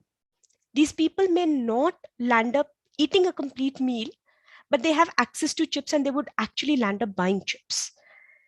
That's the reach that we have had for ultra processed foods. Now, coming to a very important point, which I was mainly asked to talk about, which was immunity. Now, immunity, especially during this COVID, I think there's been such a lot of talk about, and somehow people have resorted to feeling that immunity is a very quick fix. You have you have omega-3 supplements and you are going to improve your immunity, right? You have zinc and it improves immunity, not realizing that there are multiple factors which would actually reduce your immunity. Sleep or lack of sleep and lack of rest have been proposed to be a very important factor now, apart from other aspects which are often overlooked. A lot of times you have patients who will not even realize that they do not have a regular biocycle. They are chronically deprived of sleep. They have been the way we say, burning both ends of the candle, and that does impact the immunity. So the immune modulators for us are going to be a good hygiene, of course, a good sleeping pattern, managing stress. I would not say that you have to be stress free. It is the coping mechanisms that you would have. Alcohol and smoking, so you need to restrict that. Whoever, whenever says that red wine is very healthy, ultimately the question is, if someone does not consume red wine, are we going to advise that person to start consuming red wine if it is so healthy? Which of course is no, we will not do that, which means the benefits of red wine do not outweigh the benefits of not consuming red wine or any kind of alcohol.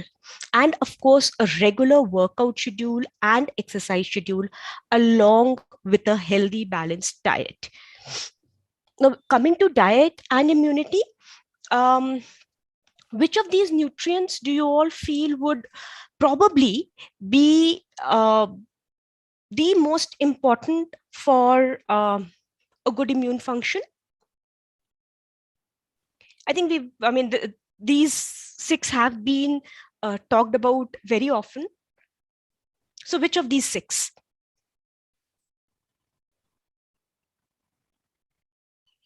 The most important? I think everything is important, ma'am. Please to answer.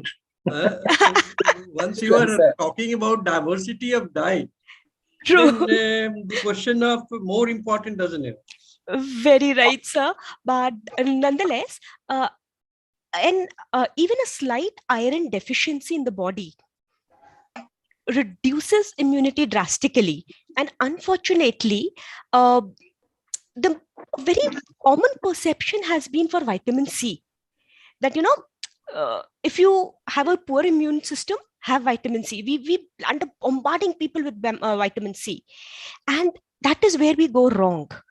There is, like you said, there is no single nutrient which can improve your immunity independently or isolated from any other nutrient.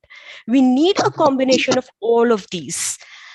There's a lot of talk about immunonutrition now. So if you come into the nutrition workshops, there's always a session dedicated to immunonutrition. They start off with single food items, and it again boils down to how varied can your diet be, how balanced can your diet be. A traditional Indian diet would have cereals, it would have a protein-rich food item, it would have salads, or it would have cooked vegetables, it would have a dairy product, which is actually what a gut healthy diet is. What we have done is we've gone away from that. We've gone away from the traditional diets. We've gone away from following, in Ayurveda, we call it Ritucharya, that during which season do you eat what kind of diet. We've moved away from that. I think papaya, at least in Maharashtra, papaya is available through the year for us. Watermelon is available through the year for us. It's just, I think, grapes and mango that are still restricted to the seasons. but we need to probably think, why are they now available to us? Which means somewhere the agriculture, I mean, yesterday there were a few talks, the agricultural techniques have changed. And that again could be a challenge in our immunity. Ultimately, to get diet diversity, a very easy tool is to have a eat right plate or an eat well plate. The American Heart Association and the American Dietetic Association had proposed this way back in, I think, 1980s or 1990. So they said that half your plate should be fruits and vegetables. 1/4 should be carbs and 1/4 should be proteins. Now, what we have done is we have started getting afraid of fats. So we are, anyone who says, I want to lose weight, they'll say, okay, I will stop consuming fats. They would say, okay, I want to consume a lot of proteins and very few carbs. Going back to biochemistry, there's a very common saying that fats burn in the flame of carbohydrates. So you cannot just have proteins and carbs and not have fats and expect a healthy metabolism in the body.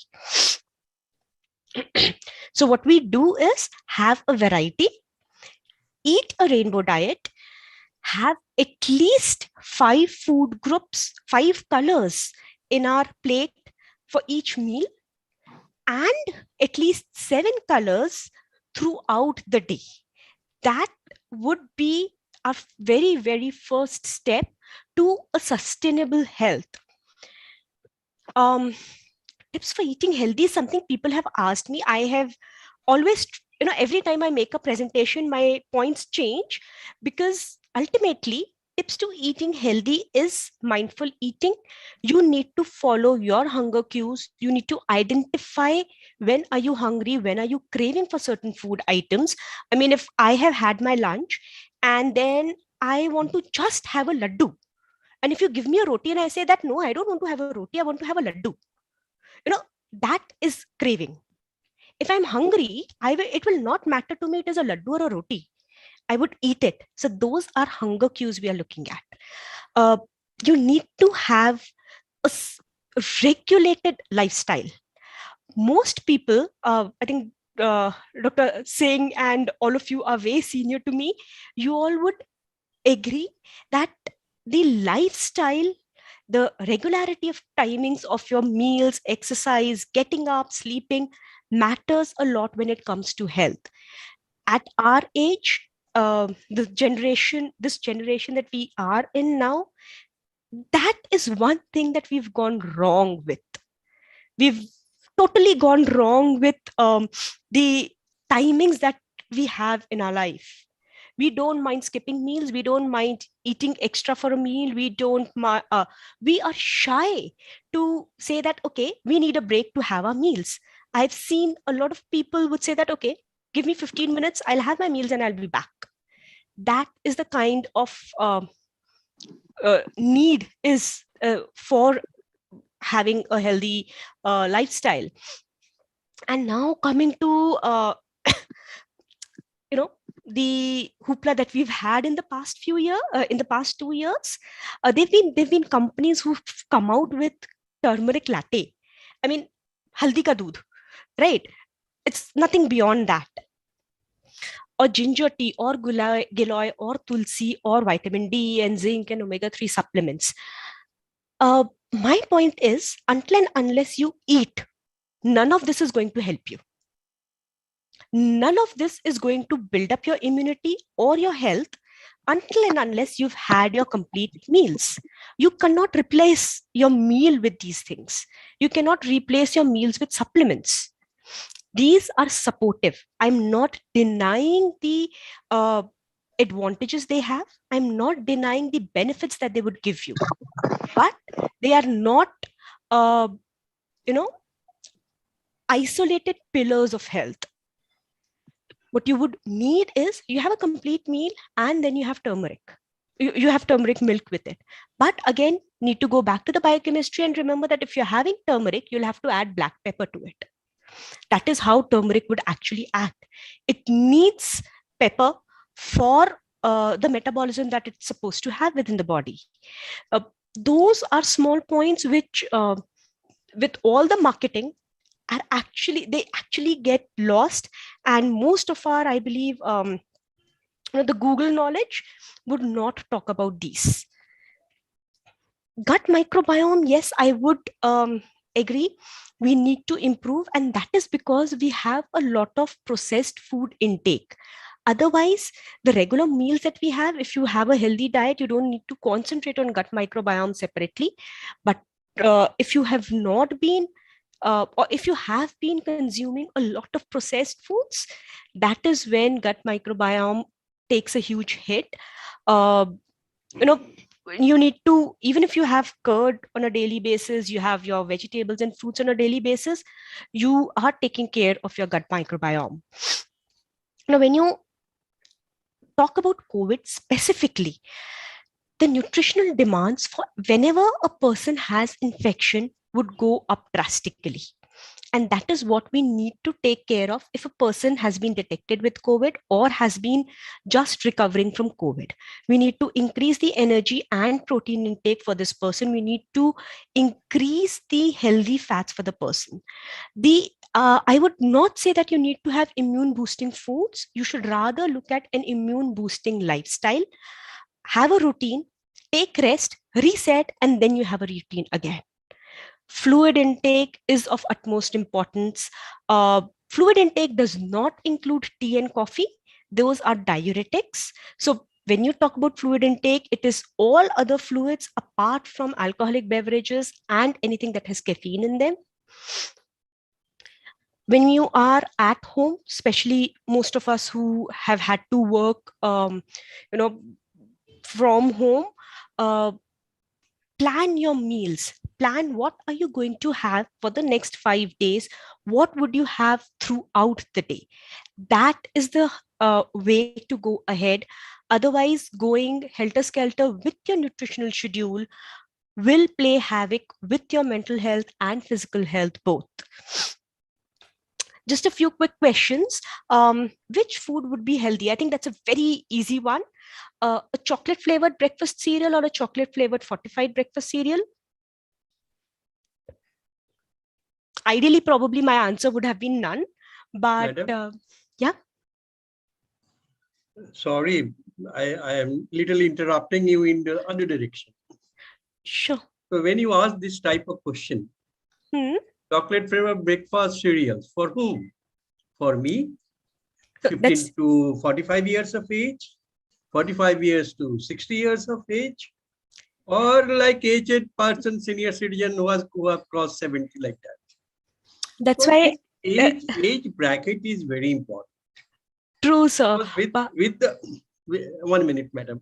With the age bracket, your totally whole body system, metabolism, immunity system, each and every systems get changed, and that you have to take care of it. And I think you were right in the first sense, when you have to be individualistic. Your diet plan should be individualistic according to your own capacity, according to your own age factor, according to your own health status also. That is very important, because these two are not favor for me, the chocolate and chocolate breakfast cereals. We go for chapati only. Chapati, sabji, dal, or sometimes curd. True. That's why I said that if when I asked the question, the next sentence that I added was, but you asked this question to a child, to my grandson, he will give you a correct answer. So the only difference between these two food products that have been there is the word fortified. What? Is the word fortified. Fortified. Fortified. Fortification. Fortification. Okay, fortification. Fortification. So when say self-defense you want to tell. Fortification of what? So breakfast cereals. I think our traditional food, which are suitable for my system, that is good. Absolutely, ma'am. I think Professor Saidul Islam is there. For him, it was a Yeah, fisher. yes, I am listening and I am with you because who is for, if it is ghee or chocolate, I should say this is too much for me. I am at this age, I think chapati or something like that. No, with the senior, we may have chocolate sometimes, not regularly, but that is black chocolate without sugar. And just now I had a cup of tea and that was black tea without sugar and without milk. So Yeah, but I was having a very normal coffee with milk. So, but the thing is that I'm very much enjoying and I'm learning many things, and it's very applicable for me. Just And now I'm diabetic in that way. Yeah, I'm just now recovered from surgery, COVID. but live the life. That is not going to get another time. Yeah, that is very useful for me. I just recovered from COVID. And regarding ghee, I think we are talking much. Let us I'm sorry, but if I can come in, Qualification and for if you qualified. practice on this, you will not become one kind of one-sided outcome. So it is not at a particular age, it is throughout the life. So if one practice throughout the life, then probably the disbalance and the malnutrition would not be on the either side. I think this is what the argument of Dr. Patil, I believe. I think Dr. Patil is making it very generalized. We should be very specified from our side. It's very general. May I take a permission to interrupt, sir, please? For the student, for the teachers, I think some old sort of persons, interruption senior makes it professors vibrant. like you. Let's go back. Patil, would you please continue? But we are just enlightening it through discussion. Please. Absolutely. That's probably what the motive of the talk was. Dr. Interactive session, I think. Dr. Patil, Dr. Singh, Dr. Shahidul Islam. May I interrupt, please? Sir, sure. Please. You are every right, convener of the seminar. Sir, your point is absolutely true. There is no second option, a second opinion. But I believe that Dr. Mansi Patil's question is also very true. This is not a second opinion is there also, because if you can see, you are having a tea and I'm having my cold coffee here. So I think she is talking about the sustainable health practices for the future. What like my father or grandfather has taken, we are not taking that, sir. That is the problem. And that ma'am is asking actually. Why you are not taking? That is the problem. Because it is not available. Khana From your total lifestyle. Now you ask my missus to prepare bajra ki roti. Say you go out. Kitchen debate. We have to come back to the presentation. I think it is better to come back to the discussion. It is better to leave to Manasi madam and listen what she is telling. Okay. Yes, sir, please. Or you are willing to get an answer what is there in your mind. Sir, I'll discuss with you later, sir. Okay. I'll have a separate discussion with you. To maintain routine and discipline is the most important. I think that is for everyone.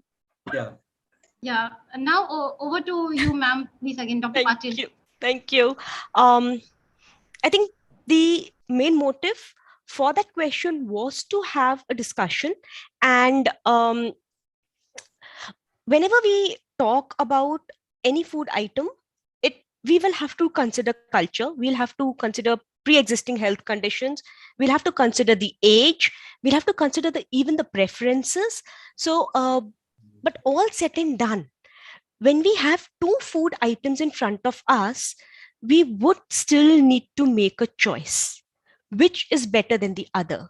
Now, if the reason for putting this question of chocolate flavored breakfast cereal is that inherently a chocolate flavored breakfast cereal is not healthy. But if you have a choice between a chocolate flavored breakfast cereal and a fortified breakfast cereal, it is better of the two evils. Probably that's the way I would put it.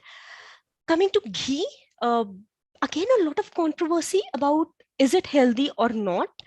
Ultimately, compared to the other sources of fats, probably ghee is healthier. It is much more nutritious. But once you consume ghee, it has to go with regular exercise. For a person who does not exercise for more than half an hour, 45 minutes a day, ghee probably would become atherosclerotic. So again, when we talk about good and fat, I think, someone did mention just now about generalizing. My point here is we cannot rely only on hearsay that, okay, this is good fat or this is bad fat. It will boil down to, is it good?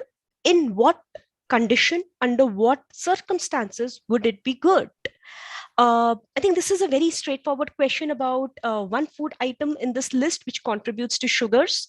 So herbs, fish, eggs, and honey. Honey is something that contributes to sugar. A lot of diabetics would come up and say that we have stopped sugar, but we consume honey and jaggery, not realizing that honey, jaggery is also a source of sugar. Can any one of us here list down a few packaged foods which we land up consuming every day? I think Anu had showed that, I think cold coffee, the carton of cold coffee. Nescafe, Intense Cafe. What do you want to know? No, I was just saying, so these are the ways where packaged foods actually creep into our lives. We do not even realize half the times what we are doing. Something like papad, pickle, oil, things which are not homemade, I'm talking about. Let's say cheese, packaged green peas, packaged sweet corn, tea leaves. We have all of these foods, masalas. These are all packaged foods. We have shifted, like I said, we have shifted from our traditional diet. We are unconsciously getting dependent on processed foods. If you ask me, I mean, so you were talking about bajra ki making a bhakri.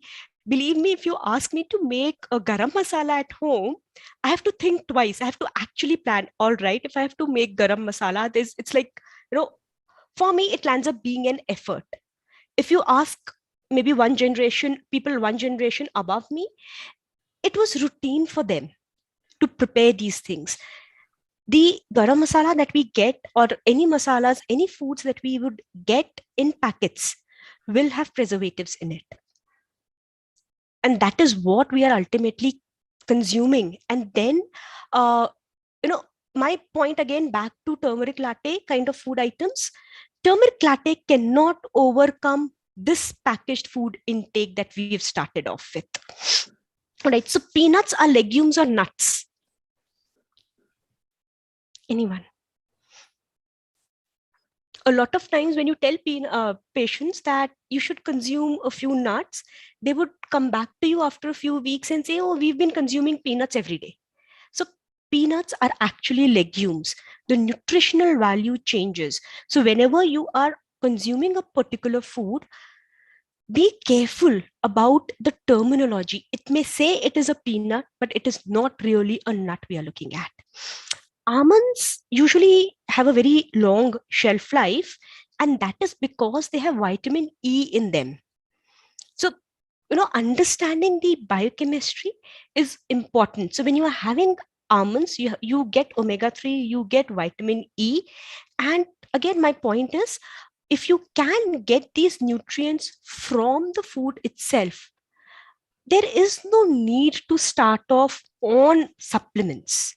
Until and unless, yes, you have underlying disease, if you have a frank deficiency of those nutrients, probably a preventative diet would be much better in improving immunities. And then coming to how healthy is healthy, believe me, if you go to Instagram, I'm not very good with Insta, but I have seen people post pictures of foods and talk about health, not realizing that this is a very unhealthy fixation to healthy eating. Eat a balanced diet, eat a regular diet, eat a complete diet. You do not, the image on the left shows how the diets have changed. People would try and change or accommodate their diets to be healthy. There are people who would say that they do not consume carbs at all. There are people who would say that they do not want to have fats at all. It's a high protein, or it's intermittent fasting, or it is just a fruit and vegetable diet. It's a liquid diet. Again, be sure that this is it's that you do not get into that kind of a fixation. Social media for especially for the younger age group that would be here, the students who listen to me today, social media can have a very huge impact. It is social media in itself is addictive, and apart from that, the effect or the impact that you have by repeatedly seeing that you need to go healthy, those kind of impacts would actually lead to greater unhealthiness. And yes, we have the marketing giants apart from that, where I remember Hershey's coming up with the syrup saying that it has added calcium, and if you look at the nutritional label, it had 0% calcium in it. When we say, or when we go to the market, when we pick up particular food items, we have to be very, very careful about what it really has. If something says it is real fruit, is it the name of the company, or does it actually have fruit in it, or fruit and fruit pulp in it? That's something that we need to think about before we prepare our shopping lists. And apart from that, apart from nutrition, like I said, there's exercise and alcohol, smoking that we need to reduce on. But yes, de-stressing is very, very important. The higher the stress levels, the poorer is your immunity going to be. Find ways of de-stressing, what suits you best, what works best for you. Any of these things, all of these things, anything apart from this, a constructive de-stressing technique is the need of the day today. So again, what we are looking at is resetting your lifestyles, have a multimodal approach, and probably look at long-term goals, look at dietary patterns in the next 10 years, what you can follow, look at sustainability at individual levels, rather than looking at what you are doing today and at this particular moment. Thank you. Anu, over to you. Okay, thank you for this beautiful presentation. And after today's long seminar, something very positive from your side that came out. Thank you for this delightful. But you are not giving anything to eat. So how the immunity level will increase? So you're welcome anytime. 9 o'clock, now it is going to be 7 o'clock. So you're welcome anytime. Unfortunately, we are on a virtual platform, but anytime we meet physically, the next meal's on me. Madam, where do you practice? Which hospital you are at? I'm in Pune, Asha Kiran Hospital. Oh, you are in Pune? Pune. Oh, then sorry for that. If I go to Bombay, then I can try for Pune. Yes, absolutely. Just 2 hours from there. Yes, 2 hours. But the road is very dangerous. Now I would like to. Sorry, continue. Yes. Now I would like to request the chairman, please conclude the session and felicitate our keynote speaker with our token of appreciation. So why not? You allow him to speak something. You have very senior person with you now.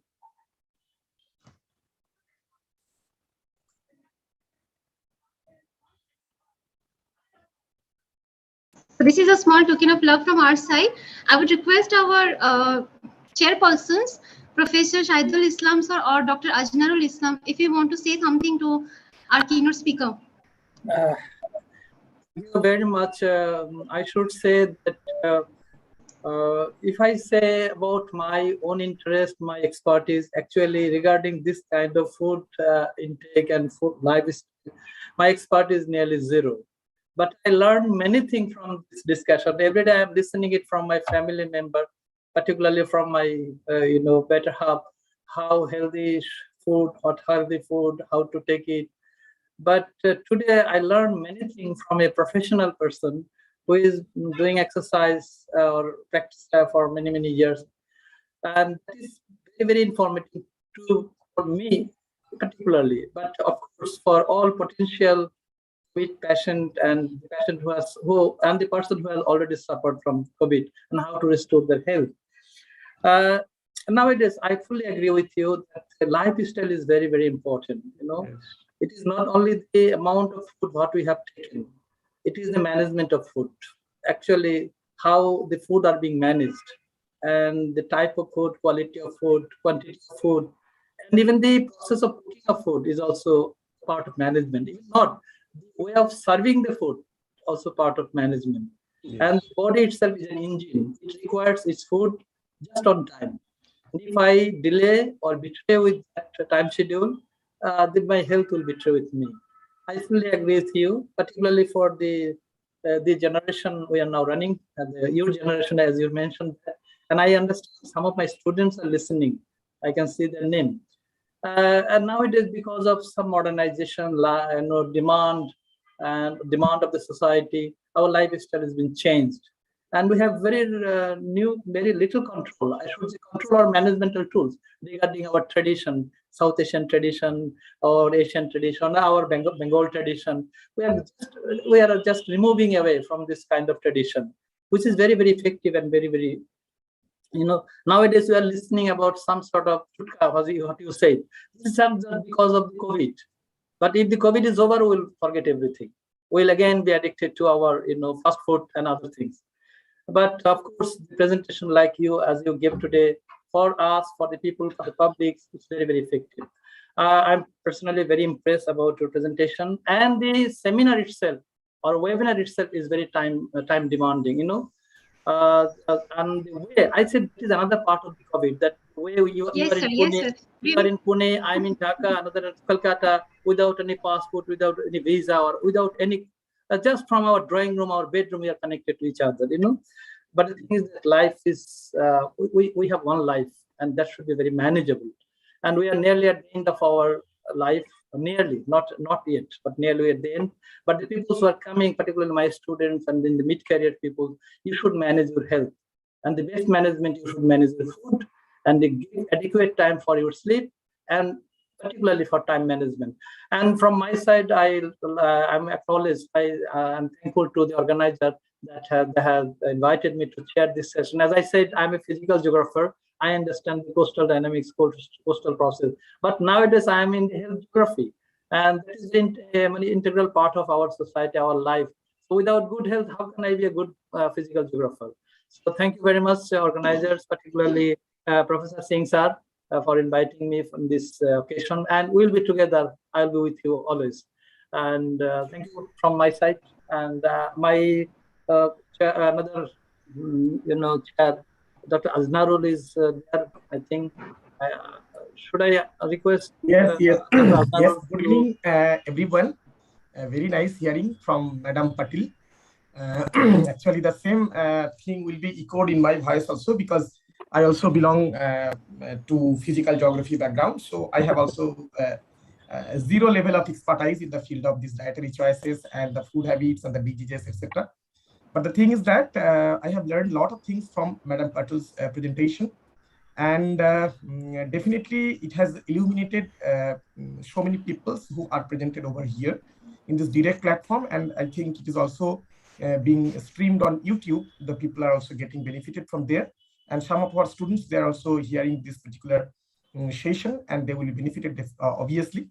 I am really grateful to the organizer, Onu Madam especially, and our Secretary Sir, Foundation of Practicing Geographer, Professor Dr. Arun Kumar Singh, for giving me this opportunity to share my views on this particular theme. So the session is really very vibrant, and a lot of things actually we being the geographers have, some people may have like to know, she has the background in medical geography. So otherwise many people, they may not have the basic ideas in this particular things. So the seminar topic and the lead and speech that has been delivered just now by Madam Patil is really illuminating to all of us and really fascinating for all of us. Thank you so much. Thank you. Now over to you, to the organizers. Thank you, sir. Thank you, professors. Yes, we agree that Dr. Patil's topic is something different because we wanted to make it different, sir. We have attended so many conferences and we know, like, we have seen a lot of problems, a lot of academic discussions on the problems raised on health. But there was no discussion who can help us in identifying the solutions from individual level. So I personally, I asked for the suggestion to our Dean sir, Professor Jitendra Kumar Pandey, and I asked sir कि sir मुझे एक ऐसा conference, एक ऐसा इंसान चाहिए ना कि जो बता सके कि solution क्या होता है. Problem तो सब दिखाएंगे 2 दिन. I know that we will be getting to expose to a lot of issues, lot of challenges, but what is the solution at the ground level? So from where you should start. So he suggested you talk with the Dr. Mansi Patil, and this is our like I'm really thankful to Dr. Patil. She agreed. She said कि यार तुम्हारे conference में जाके हम क्या करेंगे? मैंने कहा कि आप सब सो रहे हैं, उनको जगाएंगे जाके last में, क्योंकि this is the last session. And you will be giving us a solution to our everyday problem. So thank you very much, Dr. Patil. Thank you very much. With your permission, with your kind permission from chair, I would like to now proceed with some of the more sustainable practices, which was the aim of this particular technical session. In last 7 sessions, we have discussed a lot about the problems or challenges raised by the different communities at the different platforms. We have seen the problems at infrastructure level, problems at medicine level, problems at service level, problems at ecology level, problems even at the political sides as well. Now we have here some papers who are trying to identify the future, like what would be our solutions that can give us a sustainability or that can help us in touching our sustainability goals. So here I would like to invite our participants. Just make sure that you are available here. So the first participant is Subrata Mitra. Subrata, are you here? I believe you're here. I can see you. Next, we have Viraj Kumar Kulchetra, and then we have Shatarupa Karmakar. So I would request Joyita to kindly play the video of Subrata first. Yes, ma'am. I would request Rubesh to kindly share the evaluation sheets with the chairpersons. Sure.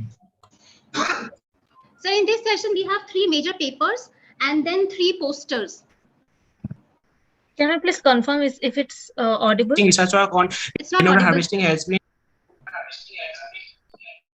Now it is audible. Yeah.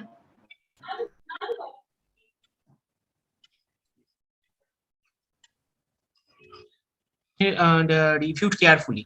The efficiency of coastal reservoirs to supply fresh water in the region has also been assessed based on existing research work. The Sundarban Reserve receives plenty of rainfall in the monsoon month, and this rainwater may be conserved to meet the water demand of its people. Large-scale rainwater harvesting is one of the major solutions to mitigating the water-related problem in the Sundarban. Renovation of existing canals is also required, as this will help in storing a sufficient quality of rainwater, which may be helpful for cultivation. This is the study area. Sundarban Biosphere Reserve is located in the southernmost part of West Bengal. The problem of the study area are the disconnected river channels are rapidly transforming into agricultural fields, aquaculture farms. Saline rivers and salinization of soil and aquifer make agriculture difficult in the south. Most of the rivers have lost their connection with their parent rivers. The rivers are saline in nature, and shallow groundwater is also saline in the southern part of the study area. The disconnected rivers are unable to provide ecosystem services due to unavailability of freshwater flow from upstreams. Scarcity of freshwater makes it very difficult for the people to secure life and livelihood. The objective of the study area are to assess rooftop rainwater harvesting potential in Indian Sundarban, to assess rainwater harvesting potential in ponds and canals in Indian Sundarban, to assess the rainwater harvesting potential in large coastal reservoirs. These are some important literatures where different techniques have been used to harvest rainwater. The rainwater harvesting potential has been estimated based on the number of households, their roof types, average roof area, precipitation data, and the runoff coefficient. According to Census of India 2011, there are 3 major roof types in the Sundarban Biosphere Reserve. These are concrete roof, asbestos roof, and tiles roof, having a runoff coefficient of 0.6, 0.5, and 0.4 respectively. Water availability from canals and tanks have been assessed by deducting the minimum water requirement of the survival of fish and evaporation loss from the water holding capacity of canals and tanks. Water holding capacity of tanks has been assessed based on the number of tanks, their average surface area, and average depth. Water holding capacity of canals has been assessed using the length of canals, their average width, and average depth. About 45 MCM rainwater may be harvested from different types of group in the Sundarban region. The study shows that the rooftop rainwater harvesting potential is the highest in Joynagar 1, followed by Harwa and Canning 1. The potential is the lowest in Sandeshkhali 2. The rainwater can be used for kitchen garden and other domestic uses except drinking.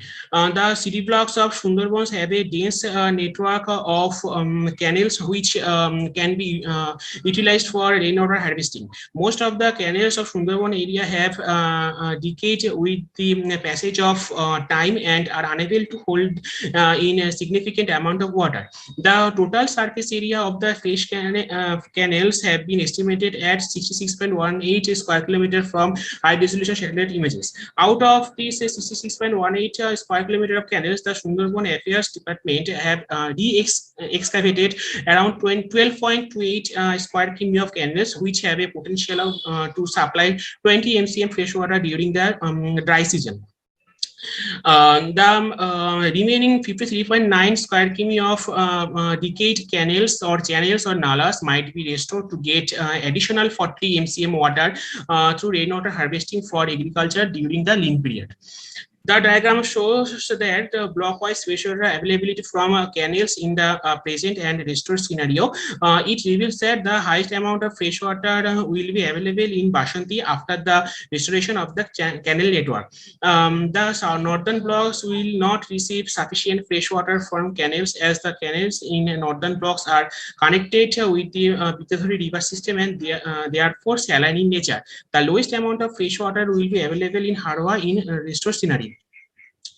Rainwater may be also be harvested by building large reservoirs in the decayed tidal rivers.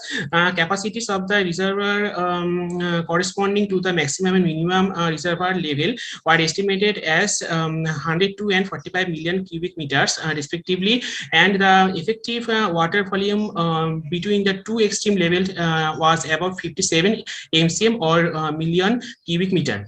Out of this 57 MCM water, about 50 MCM may be utilized for consumptive uses like agriculture, domestic uses, etc. during the dry season.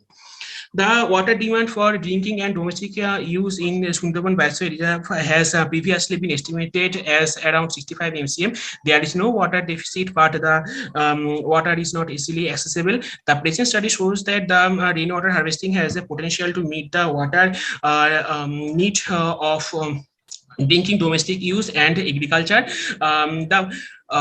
The total water deficit for agriculture during Rabi and summer season has also been estimated in previous studies as around 230 MCM. The peoples of Sundarban may get additional 135 MCM water through rainwater harvesting. Thank you.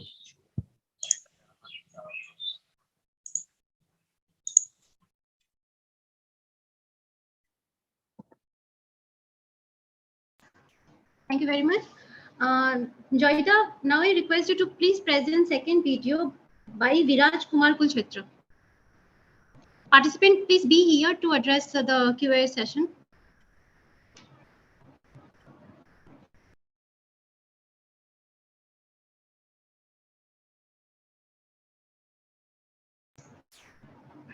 The voice is not audible, Joyita. Okay, I'm resharing. Probably there is some error. Yeah, please do. We'll just request our chairperson. So, sir, please kindly note for the best paper that these three presentation will be evaluated for session 8. And for the best poster, the last 3 posters will be evaluated. So these are separate entities. So kindly evaluate in that way only. Play, please. Hello everyone, my name is Viraj Kumar Kulshresht and I'll be presenting my paper titled Innovative Techniques to Conserve Biodiversity. Biodiversity is the abbreviated form of biological diversity, and it is a scientific term meant for the variety of life on Earth.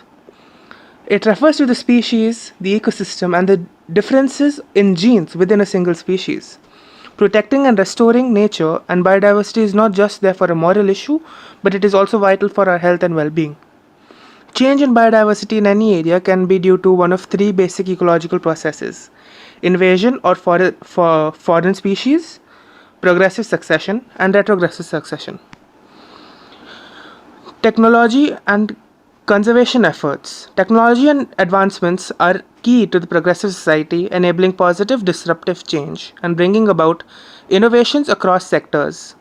Technology can assist in multiple areas such as collection of data of species, population and distribution, analysis of database for survey and monitoring, ensuring shift in attitude and ensuring tailored technologies for focusing on conservation needs, and monitoring the progress of conservation activities.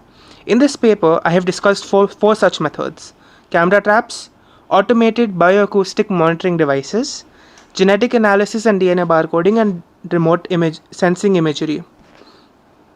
Camera traps are remote cameras that take photos when a sensor detects movement of animal or person in an area and sends the image to an operator in real time. They can be installed on trees and have successfully documented they cannot be used by arboreal animals. They can be powered by solar energy and are able to withstand humidity, heat, rain, cold, and use different types of sensors such as infrared and motion sensors instead of tripwires. An example of a camera trap technology being used in India is the M-Stripes. It is an Android-based software that is used in all national tiger reserves in India and has resulted in a significant reduction in anti-forest and anti-wildlife activities. Automated bioacoustic monitoring systems. Bioacoustics is a new field of study and is now using the entire scope of data, often referred to as soundscape, as a rough measure for biodiversity. Acoustic recorders capture sounds between 1 to 24 kilohertz and include normal range for human hearing and include vocalization from birds, bats, frogs, mammals, and a majority of the insects.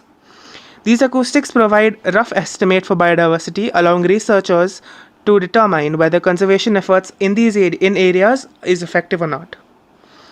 They are beneficial for aerial and underwater species as well, as these species move in 3 dimensions rather than along 2-dimensional trails.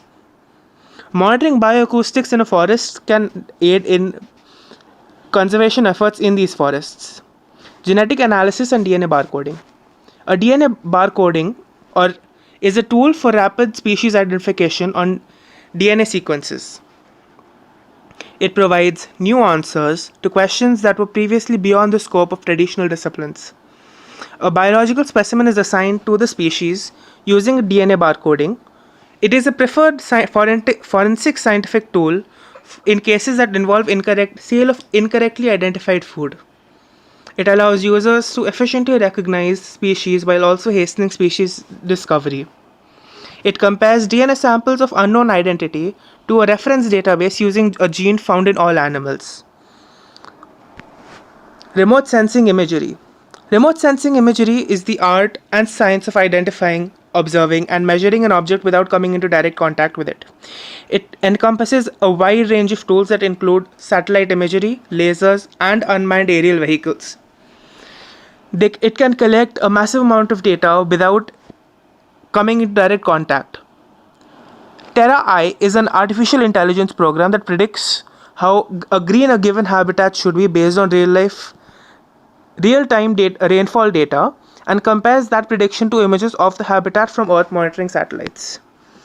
There are a lot of challenges that come to the conservation effort.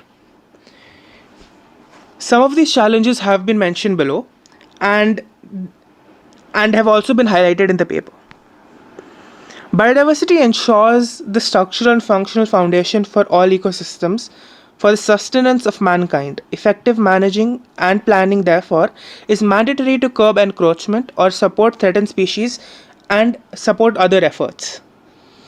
Technological advancements therefore play a key role in conservation of biodiversity as they ensure integrated and effective data collection while being less invasive, cheaper, and compact, while allowing us to monitor ecological events and the human interventions for a holistic analysis and action. Thank you.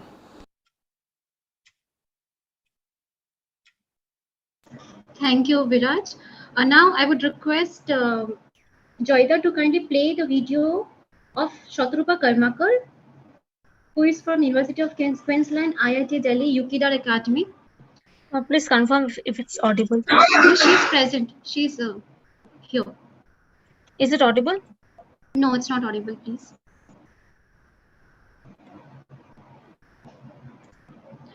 Title of her talk is Achieving Carbon Neutral India 2030 and Beyond.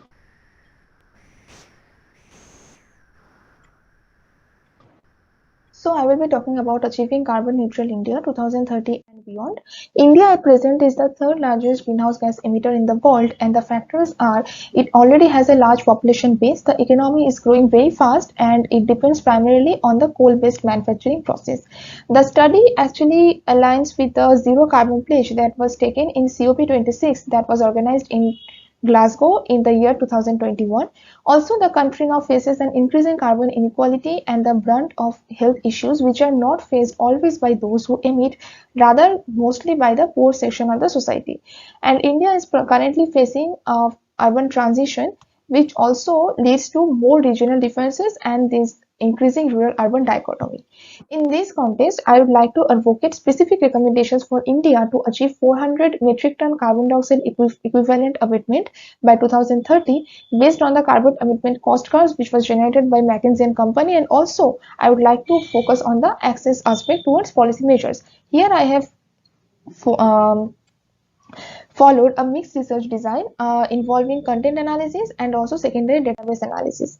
So towards carbon neutrality, India has taken some policies. For example, the Ujala scheme, which was taken in 2015, that actually distributed LED bulbs in the rural areas, and secondly, the National Electricity Plan that tried to augment the reliance on renewable sources. However, there has certain policy failures because of the unequal allocation, or sometimes the beneficiaries are not aware, or there is certain rural social and cultural rigidity.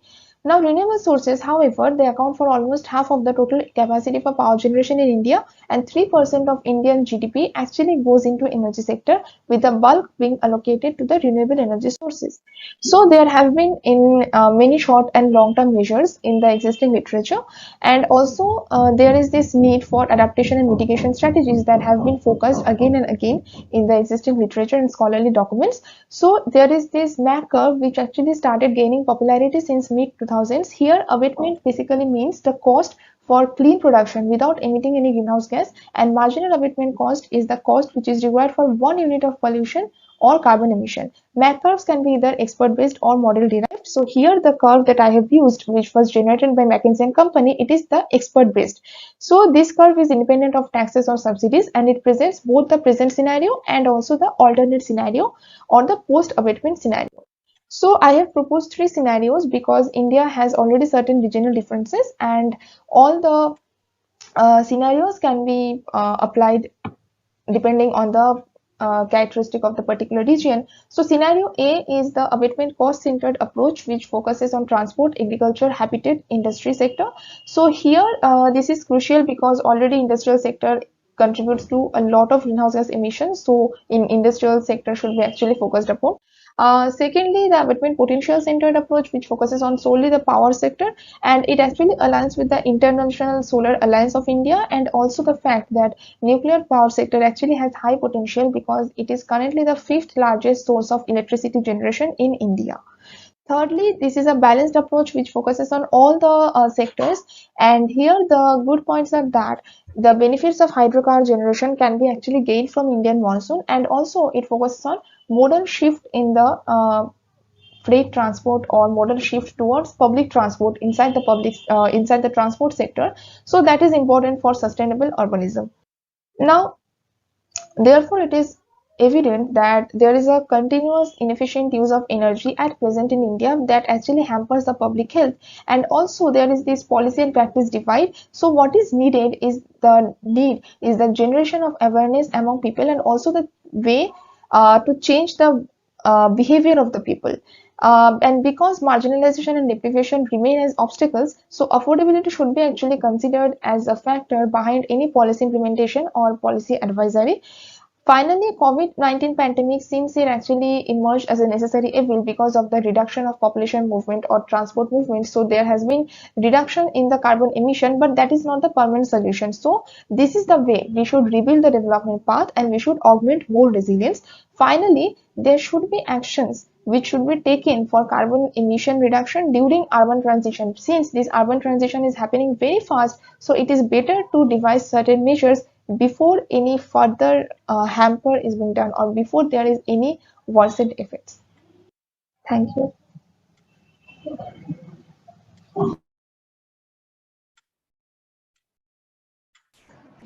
Thank you very much. Thank you very much, Shatrupa. Now I would like to invite the poster presentations for this session. So the first poster will be presented by the Argadev Shaha, Shreya Samantan, and Suchitra Das. So Joyita, can we have a poster, please? Yes, ma'am.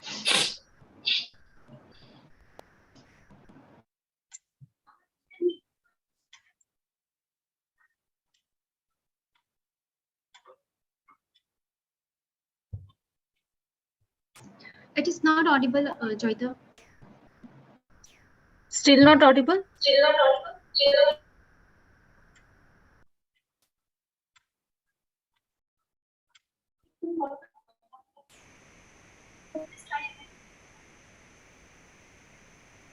Yes, now it is visible. Good everyone. Our topic, spatial distribution of health resources in northeastern states of India. The scenario of the healthcare in northeastern states of India is a matter of concern for all of us because of its difficult terrain and vast hilly region.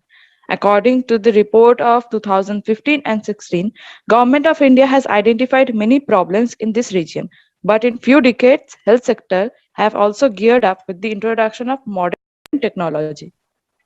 The study area that has been shown here, under which there are three categories. First, health infrastructure distribution. Second, allopathic hospital. Third, human resource distribution. Under first category, there are three maps: primary healthcare center per 20,000 population, primary health sub center per 3,000 population, community healthcare center per 80,000 population. Under second category, allopathic hospital per 10,000 population. Under third category, there are doctors per PHSC, specialists per CHC, doctors per PHSC in the northeastern states of India, along with paramedical staffs per PHC, PHSE, paramedical staffs per CHC in the northeastern states of India. In all the map that has been shown here, the darker shaded region shows the requirement is more than the lighter shaded region, and also it shows that the region, the availability and the opportunities, how much is being dispersed. Materials and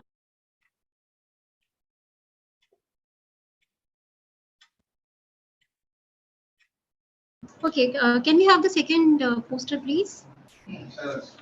Second poster is by from Shorina Devnath. She is talking about the sustainable health practices, smart food city and sustainability, a scoping review.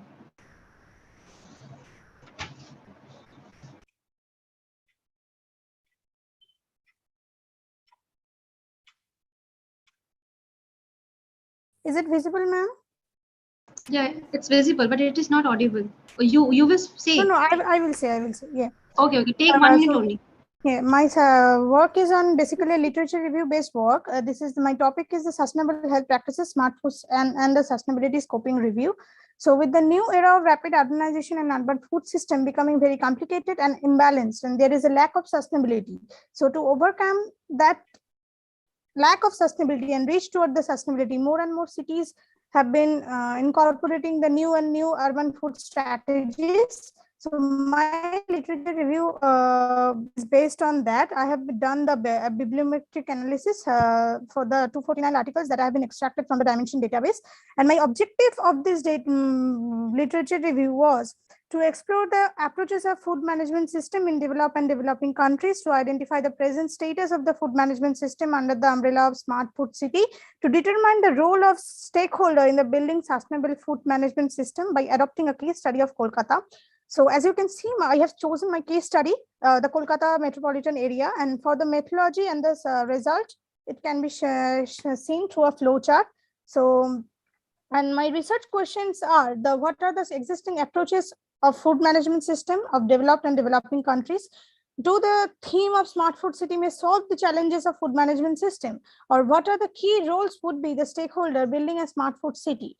After encountering the different literature, I have seen there are some gaps in this literature review. So that gaps are imbalance between food production and consumption, supply versus demand discrepancy, waste management system, and lagging Kanban.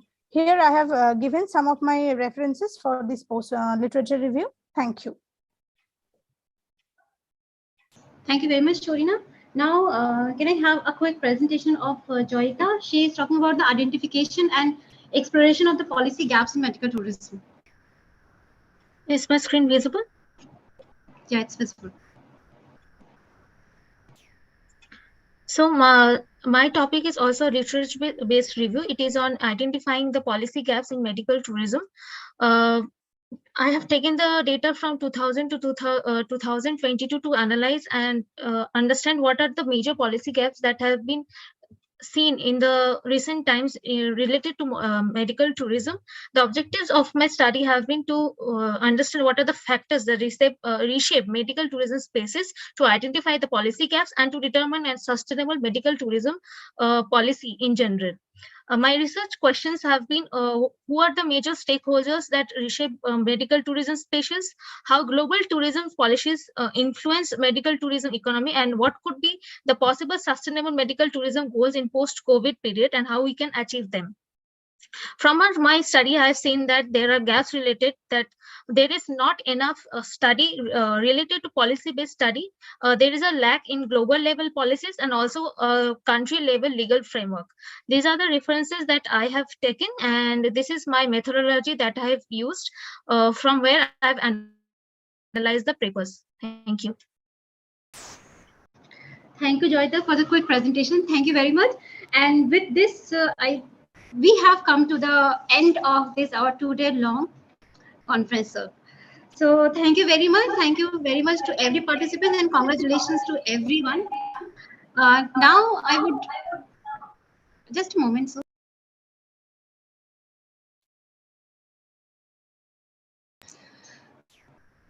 Now, without any further delay, with the permission of the chair, I would like to invite chairpersons to kindly conclude this session, sir. Thank you very much. Actually, when I was listening the presentation and also evaluating the poster, it was really, I think that we are now dealing with the area what I personally interested, particularly the paper on Sundarban. So there were 3 papers. One was on Sundarban, another one on biodiversity, monitoring application of technology to monitor biodiversity, and another one is the carbon neutral India. So we are very much interested to know about all these things. I particularly got interest about all these things. I'm not going to discuss further because we are running out of time. I should only say that we have a plan to organize jointly with Professor Singh to organize a seminar, international seminar on water resource and management of river water, river environment. I think many of the participants from here could be the potential contributor. What do you think, sir, Professor Singh, sir? I think they're particularly the people who are dealing with Sundarban areas. So, and the posters, posters are not visible. Yeah, posters is not visible, it's very, very tiny font. But as far I listen from the speaker, I'm just now evaluating that. and I will be sending the marks soon. So without further delay or further expansion of anything, so I'm just passing over to my another chair to conclude and say something about this session. And again, thankful to all of you for inviting me, to the organizer. Thank you. Good evening, everyone. My bandwidth is limited, so that's why I'm unable to put on my video. Anyway, Sir has already briefed all those things in a very nice manner. 3 papers that have been presented really reflected the various dimensions of the geo-environmental issues, and I congratulate all those presenters. They have presented their paper in a very nutshell manner, and the posters that have been presented over here, that is also very eye-catching and very relevant to the present day scenario. And me, along with Professor Saidul Islam sir, will be sending our marks if required to you for your evaluation purposes. And thank you so much for inviting me once again. Thank you. So now it's over to you. Thank you very much, sir. Thank you very much, chairpersons. Now, we will be moving towards our validity section. So a special request is sent from our Dean, Sir Professor Jitendra Kumar Pandey. He is also Pro Vice Chancellor of Research and Development at Adamas University. Because of some important corporate meetings, sir is unable to join the meeting. So he requested, on behalf of Adamas University, he requested Professor Shahidul Islam, sir, if you can chair the validity session, sir. It would be an honor to us. Sir, it's a request from our Pro Vice Chancellor. Kindly chair the validity session, sir. It would be a pleasure for me. I don't know how long it will continue. May I know the time, because I have not. How long it will continue? It will. I hope it will not take much time, sir. Like just a half an hour. Okay, I can continue for another half an hour, because already we are delayed. However, I can spare another half an hour. It would be a pleasure, again, honor and pleasure for me. Please go ahead. Thank you very much, sir. And we are also pleased to have here Dr. Umesh Kumar. Sir, are you here, sir? Can we see your video, sir? Yes, Umesh yes. Kumar, sir. Yes, I am there. Thank you very much, am I audible? Yes, sir. So I'll request Dr. Umesh Kumar, Senior Ecologist from Anthropological Survey of India, Kolkata, and Assistant Secretary of Foundation of Practicing Geographer, to kindly chair our validity session, sir. So with this word, without any further delay, I will just invite Professor Partho Basu, sir, to deliver a conference outcome. May I have Professor Partho Basu? Yeah, I'm here. Thank you, sir. Sir, kindly tell us what we have done in these 2 days. Okay, I'll try to.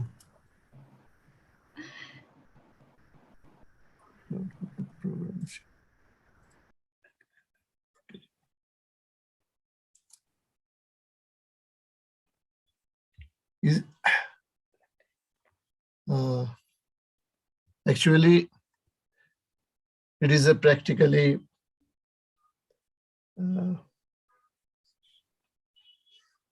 ocean of discourses, I should say.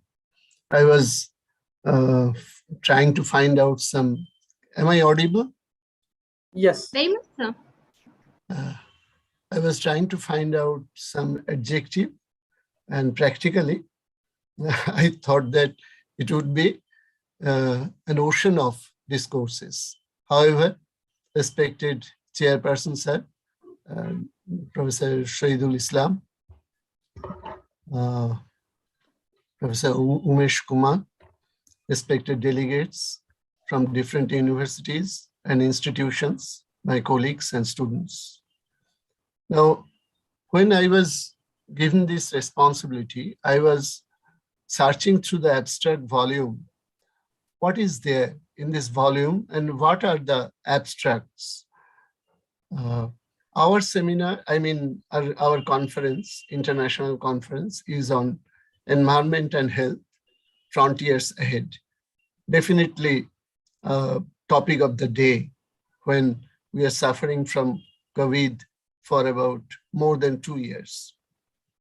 And we have seen that much trust has been I should say, COVID has played a pivotal role in our seminar. Okay. However, I was going through the guardians of our conference.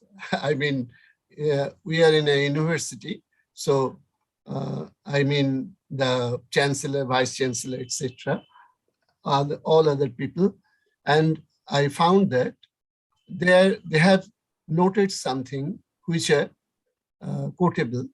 I should say, our Honorable Chancellor Sir has mentioned he has hoped for initiation of a good starting point for profound research in the field of environment and health, adopting multidisciplinary approach.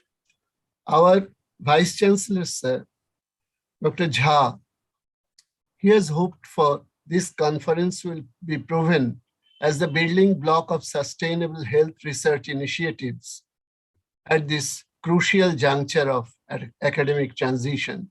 Definitely, we are in an academic transition, and there is nobody here who had any other experience like this.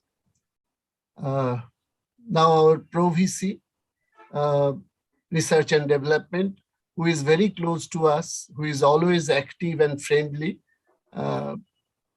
every moment, I should say, he has viewed that in-depth research on the interrelation between health and environment can bring a paradigm shift in the gamut of geographical knowledge.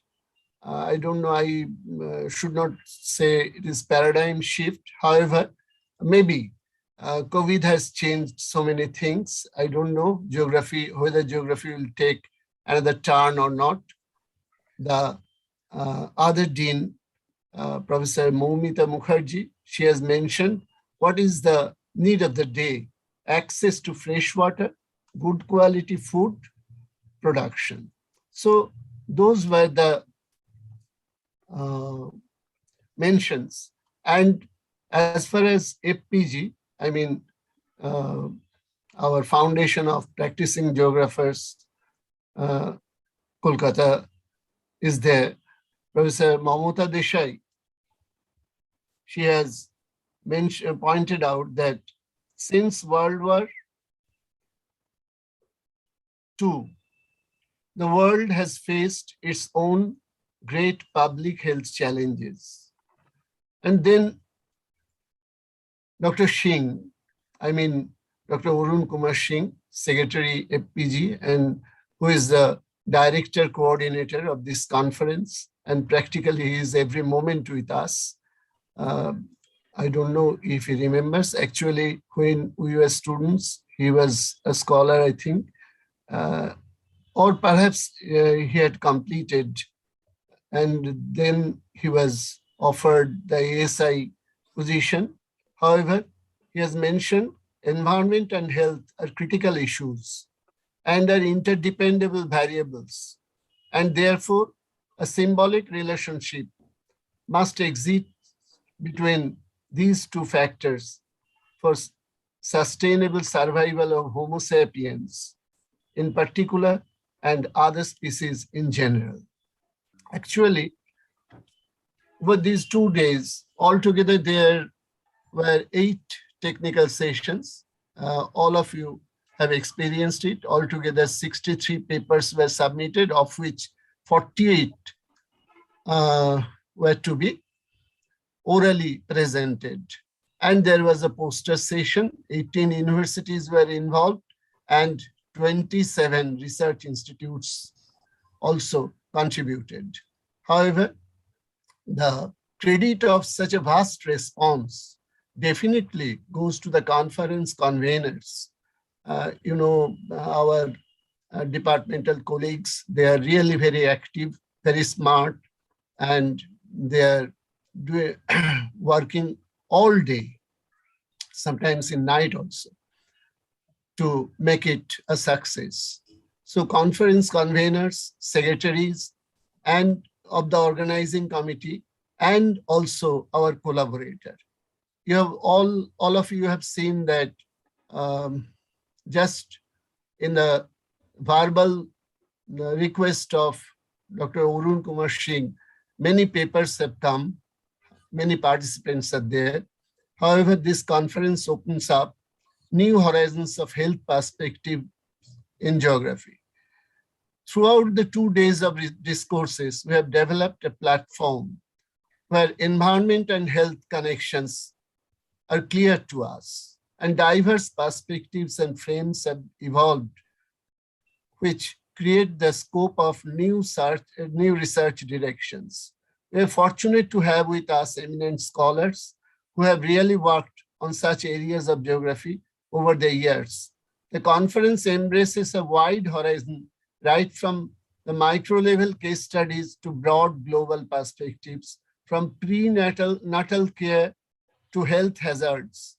The speakers of the inaugural session have paved the path of discourses in such a manner as one would consider oneself, I should say, a true knowledge monger of environment and health relationship. Even if he or she was not a researcher in such fields earlier, Professor Islam has rightly said that we are learning many things. I am also very much fond of physical geography. Geomorphology is my favorite subject, and river geomorphology particularly, but definitely I learned so many things. Dr. D.K. Nayak, in the first day of NEHU, he has specifically mentioned that climatic change is no more debatable. It is a reality now. Okay, he has suggested so many things, and he, as we all know, that poor and developing nations, they are not contributing much, but they also bear the brunt. Yeah, really, really sad. Okay, he has also mentioned that climate apartheid is creating a social cleavage. Professor Piyal Basurai of Panchanon University, Coach Bihar, he informed us that Alipurduar district is having an uneven distribution of healthcare centers. Professor Bharut Dahiya, who is the Director, Research Center for Sustainable Development and Innovation, School of Global Studies, Thammasat University, Bangkok, Thailand. He spoke on the growth of healthy cities, which started in Europe much earlier, and the European cities are now in 7th phase of development. I was thinking if those cities can prohibit the entry of such epidemics and pandemics. However, the 9 domains which have been suggested by WHO have been elaborated by him in detail. He has pointed out that removal of inequality, vulnerability, and not to leave anyone behind. And he has also pointed out that healthy city is a process, but not an outcome. Dr. Bikramaditya K. Chowdhury from JNU, he has really illuminated us. His paper was on political ecology of disease. Really, there are so many things he has forced us to understand and to believe. Initially, he mentioned about the 4 features: affluence, effluence, emission, and migration. These are the basic areas where our present day status of urbanization and everything and disease ecology is dependent upon. And he has mentioned that many of the diseases are culturally constructed. We know that. His deliberation really injected a force, life force, in the spirit of the conference. Altogether, there were 8 technical sessions, which were really educative, and real researchers have shared their knowledges. Okay, real researchers have shared their knowledges. The impact of the great pandemic, COVID, it played a pivotal role, as I said earlier. Professor Madhumita Dubey, she has mentioned that she has asked for adoption of One Health approach. Okay, One Health approach and inclusion of broader interacting factors like landscape, land use, social and climatic factors that drive disease transmission.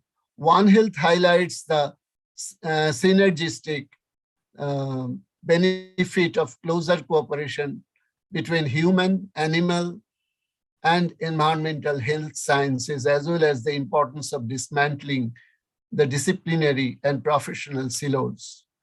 Dr. Rakesh Rai, who is a medical person, he has given us a beautiful lecture in which he has mentioned in detail the COVID situation in India in every detail, right from the supply to the PPE kit, everything.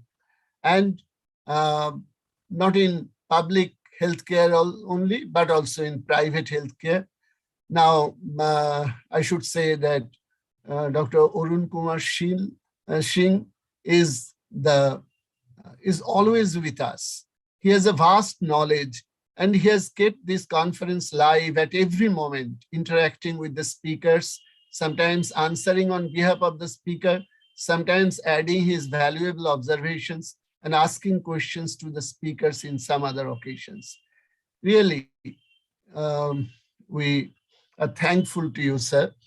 It is revealed from the discourses of 8 technical sessions that different thrust areas of research have evolved out of the views and works of the researchers. In the first technical session, it highlighted on socioeconomic perspectives of environment vis-a-vis health relationship, particularly in the spatially and socially marginal areas. The second session gave importance to impact of air pollution on health, environmental problems related to market garbage, even village market, impact of tourism on West Bengal coast, threat to folk culture on account of COVID-19, etc. The third one gave the importance to various social and economic hazards related to the outbreak, and added importance to the various social and economic hazards related to COVID. Dr. Arvind A. Mulimani, I must say a few words about him. He gave a different philosophical perspective where he considered that Mother Nature would curse against human society as we are continuing with degradation of the natural environment. His approach was philosophical.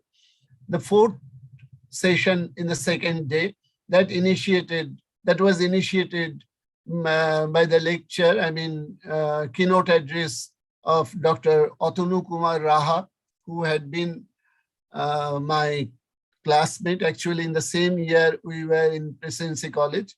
However, he had been the chief conservator of forest. He has pointed out specifically that global warming and deforestation and related climatic change is practically, he held them responsible for shift of the habitat of animals, plants, as well as various pathogens and their invasion to the human society. In another keynote address, Dr. Anjon Mitro, the visiting professor, BE College, West Bengal, gave a wonderful elaboration of certain colloquial terms like Nodi, Ghat, Nagor through a historical narrative. Then the session became more diversified through different case studies related to the impacts of climate change and social hazard. The fifth session was opened with a keynote address of Dr. Kaushik Mitro, who actually worked on geographical distribution of diseases, and another keynote address that was very different, of course, Dr. Rivu Basu, That was really very interesting. I should not say that any one of the papers is less interesting, but some of the papers were really illuminating, and they were paving some different path for geography. However, he has mentioned behavioral economics, such as heuristic approach, commitment device, framing of information, etc., and environmental aspects as a tangible path towards reducing environmental degradation.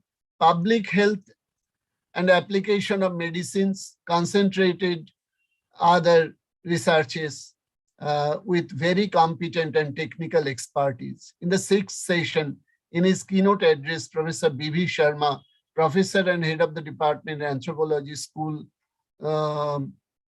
of Social Sciences, University of Hyderabad, Telangana, highlighted the participation of tribal community in healthcare among Savara of Srikakulam district. The other keynote address was given by Dr. Sumit Mukherjee, retired scientist from ASI. He actually participated in so many discourses and rightly pointed out so many things. However, he has given a beautiful presentation of tribal people, how tribal people are doing their healthcare and what problems are they facing and how disease is being spread among them because of the lack of resources. However, he concentrated on disease ecology and epidemiological approach of disease studies. The next to that was a keynote address by Dr. Gauri Shankar Vunia. That was again another different type. It was geospatial and artificial intelligence mapping and statistical analysis. And he has mentioned that we can prognosticate the pandemic like COVID, and also we can planning prevention for such, definitely very positive, prevention of such diseases. And in the last session, Dr. Manushi Patil, you know that just a little before, we have all enjoyed her deliberation. Dr. Patil had, in her keynote address of the 8th session, gave a very positive note. She has focused on how we can live healthy, even in a COVID situation, in terms of nutritional care. Dietary diversity is the key phrase. She asked how many colors of food we take. She recommended for at least 5 colors in the main meals and 7 to 8 altogether for the whole day. She subscribed against processed foods. Rest and sleep are, of course, essential. She has pointed out that no single nutrient can give us immunity. A regulated lifestyle is also necessary. In this session, one paper estimated the amount of water requirements of Sundarban area and the solution through RWH. Another paper innovatively tried to, through technology, tried to find out the way to conserve biodiversity. In the third paper, abatement cost center approach was discussed in terms of carbon emission reduction.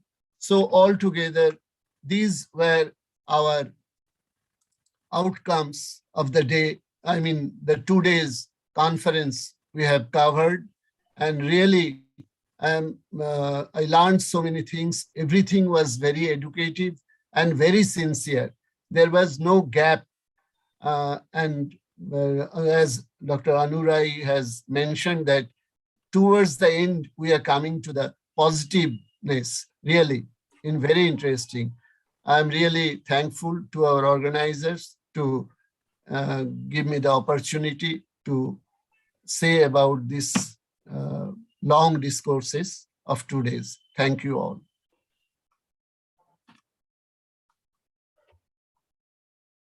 Thank you very much, sir. This is the best way that someone can describe the conference outcome. Thank you very much for taking your time. So the entire 2 day you were there with us. You have listened to all the you have listened to us. You have like noted everything. Thank you very much. Now I would proceed to Dr. Arun Kumar Singh, sir. Sir, kindly address a valedictory with a small note.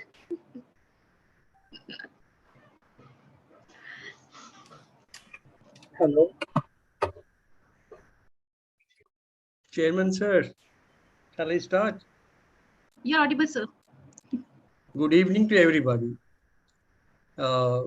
My sincere thanks to Dr. Jha, Dr. Pandey, Dr. Partho. I will call him by the first name. Kindly excuse me, because I know you from a very long time.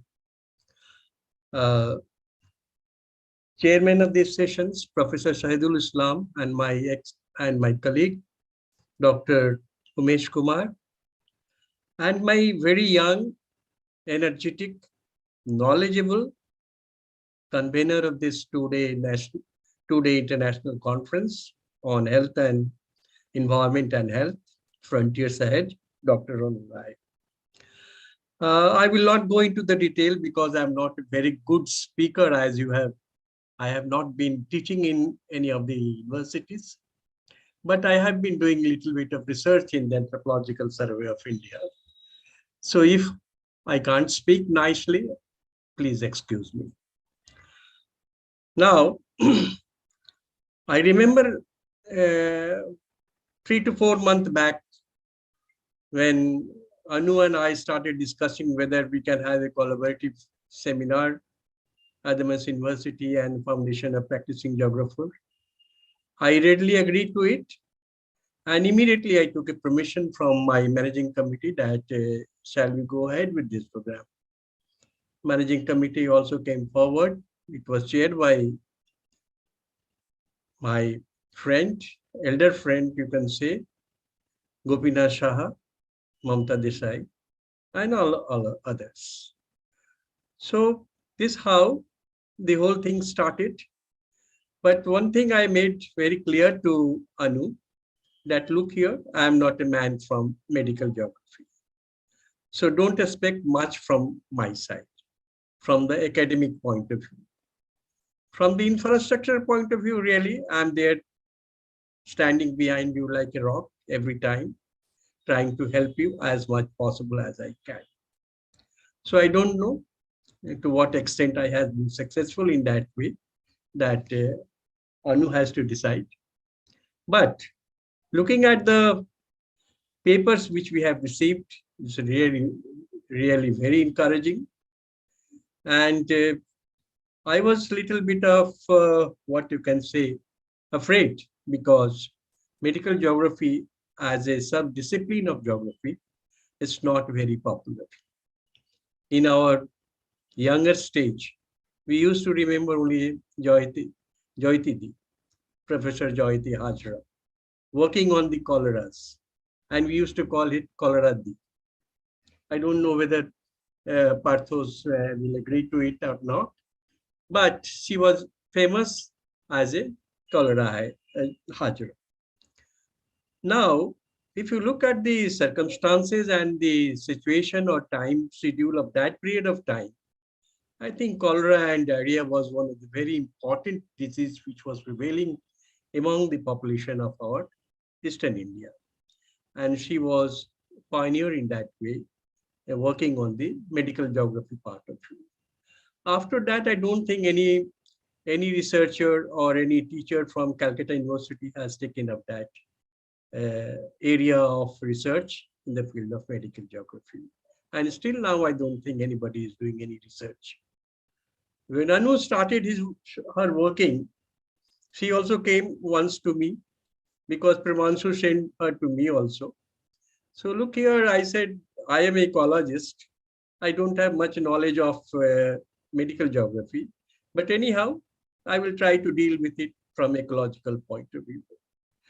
And there was a seminar at the Kalyani University where Pramanshu was there. We went there, talked about it, And then Anu started her own and she completed her PhD with Professor Sarkar and or Primanshu. This is how my interaction with Anu rose.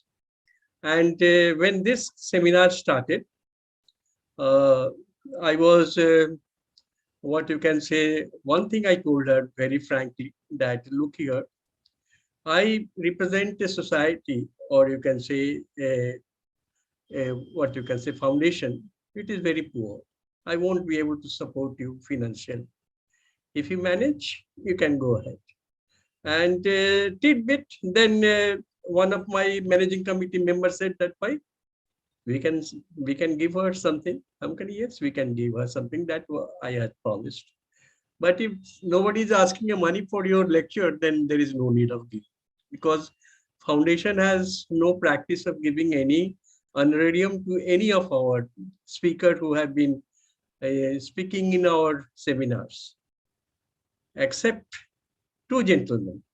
I will not name it, might be knowing them. So, in fact, I gave them, no problem. But I said, look here, we are poor, no doubt, but we can manage.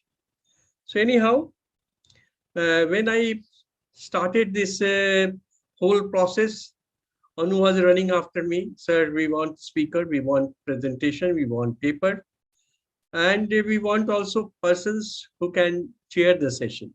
I'm going, okay, fine. That infrastructure support I will be lending you. And I don't know whether I have been successful in that way.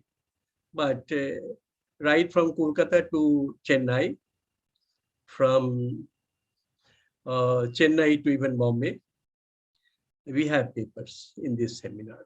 And in that way, it is very successful from a national point of view. And from international point of view also, we have 3 professors from Bangladesh, leading universities of Bangladesh, Dhaka, Jagannath, and Kundra. So they were there. I'm really thankful to them as a co-organizer of this conference. Now coming to the department of yours, such a dynamic person like Dr. Partho and Kasturi ma'am, and my another colleague, another very intimately known, Supratim. Supratim has also visited my house sometime when he was working under Uma. And really, I was surprised that why you have taken an area which will be challenged by the geographers. The crime. Geography kya is it? And lately, Uma told me that questions arises when he was facing the interviews. I'm going, yes. See, Satyesh Chakravarti, you might be heard the name. He told me, select a topic which the data availability is not a problem. So always goes by that rule. That I think that rule was given to him in the London School of Economics. And that's why when he worked on the Midnapur, it is the only thesis in the London School of Economics which is having 2 volumes. I think that credit goes to an Indian geographer. Anyhow, so Supratim and Anu made a good team, supported by all the faculty members of the department. And the seminar has worked on very nice. So now, we have our students as well, sir. Okay. Now, yes, sir. One request is there to all of you.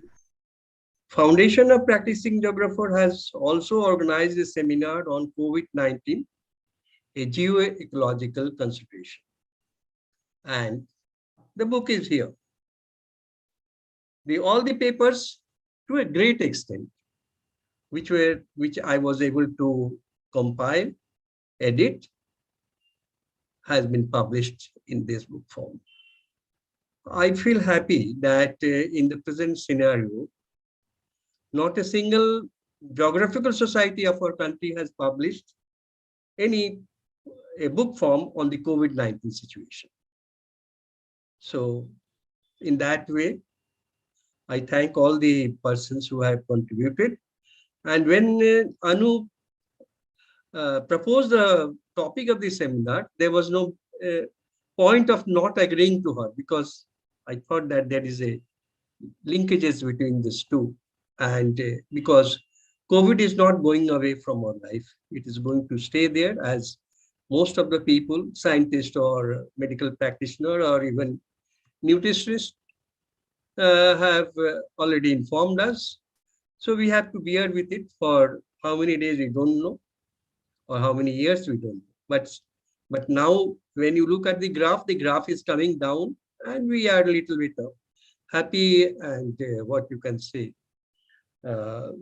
feeling good in that sense.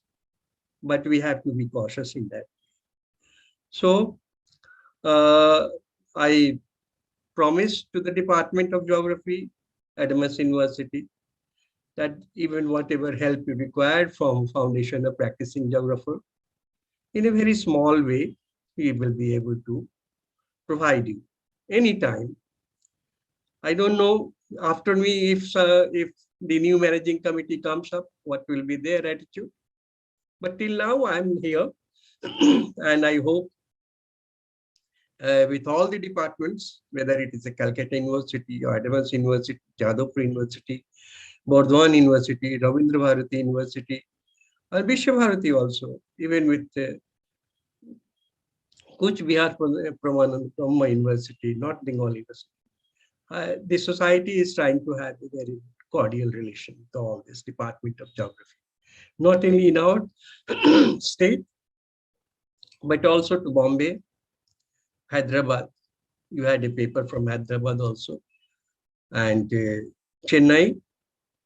But I failed in very much to tap anybody from the Western India, because I don't know. There was a little bit of attitudinal conflict between my approach and their approach. But still, wherever geography is there, I will be there. That is the thing which I would like to impress upon you and to the very young scholars, because Foundation of Practicing Geographer was founded on the premises that it will be a platform for the young geographers. And whenever you see the journal which was coming till 2018, the 70 to 80 papers were from young geographers. Even those who have not been able to publish paper anywhere were Foundation of Practicing Geographer. The Practicing Geographer has given them a chance to get their paper published. I think that was the service which we were providing to our fellow geographers. And I'm happy that many of my young geographers still remember Foundation of Practicing Geographer in that. So with these words, once again, I thank the Chancellor, the Dean, the Head of Department, and Partho as a senior member of the department, and all the other faculty members, especially Anu and Supratim, for their wonderful job they have done. And I look forward in future also that if we can have a collaborative seminar. Now, one or two information which I would like to share with you, as Dr. Partho is telling me, that he is a man from physical geography, very much inclined to work on geomorphology. So even Professor Shahidul Islam just now informed you that Foundation of Practicing Geographer and Dhaka University is going to have an international cooperation and organizing a seminar on the rivers of Bengal. Very tricky issue, no doubt, but let us see how the two-side geographers are thinking about this problem. So that we are having in our mind, and I hope the Adams University Department of Geography will come forward to support it, because Supratim is also a life member, Anu is also a life member. The another issues which we are working at the present moment is with Professor P.L. Boshu Rai, a different way of looking to geography. There we are trying to derive what is the essence of geography and why this subject is still striving in this situation. In many of the European countries, Department of Geography has been closed. But why geography is still there? And in India, it is still very much alive. We hope that many other sister disciplines like anthropology, sociology are debating whether the subject itself is dead or alive.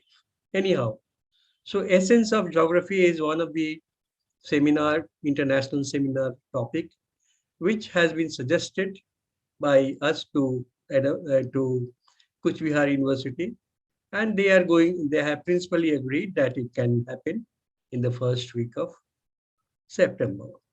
So these are the two things which we are trying to organize, and I request your support, help, cooperation, good wishes, and also your blessing. With these words, my namaskar to everybody. Have a nice time and go ahead. Thank you very much. Thank you, sir.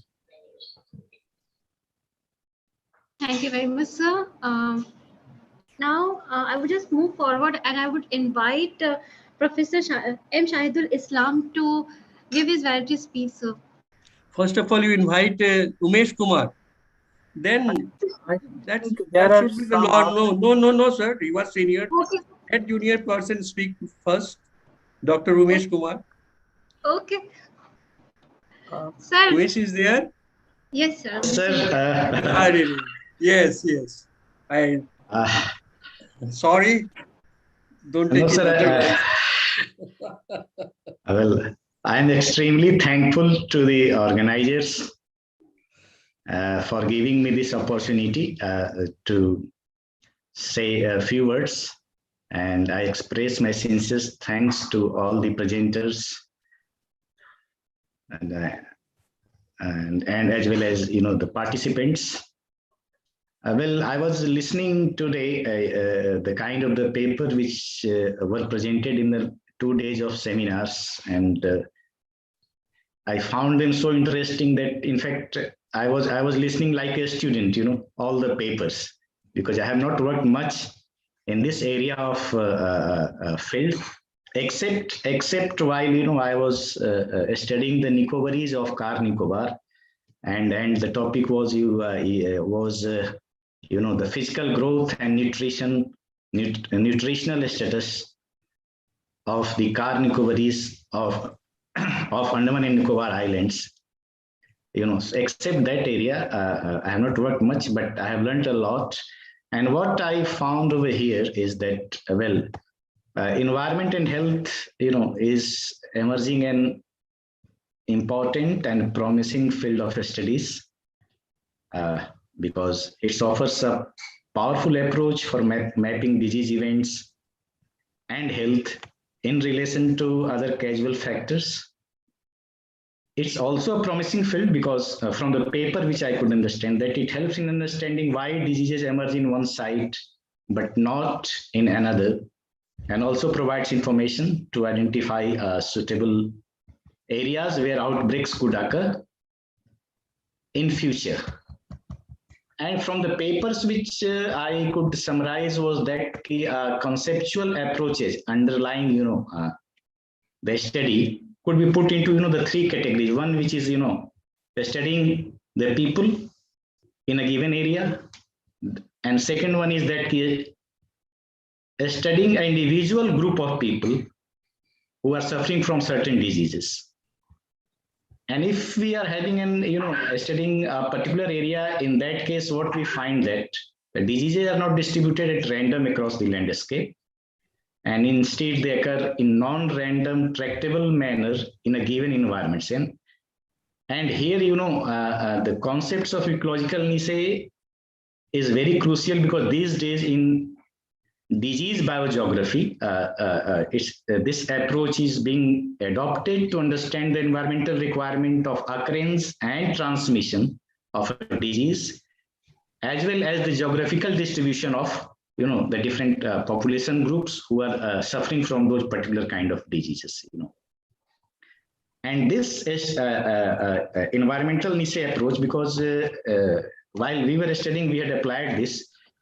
It also links pattern of disease spread with environmental variables, allowing for development of the study of descriptive as well as predictive analysis. Because here until unless we predict the occurrence of certain diseases, the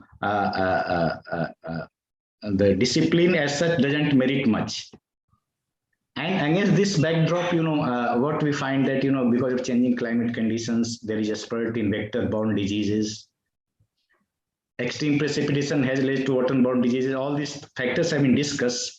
But when we come down to the individual kind of diseases, then we find that there are certain diseases which we need to study, that were like sickle cell anemia, or the people who are suffering from the certain enzymes which are necessary for breaking down the the proteins which we take in form of milk and other kind of things. And these diseases are found in certain pockets of India.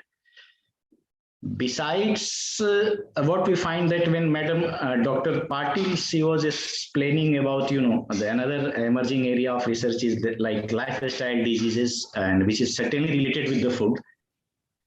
And while studying the study which I was referring, that was of carnivore, is what we find that on BMI score, the growth of carnivore children and adolescents, it's on par with the American standard.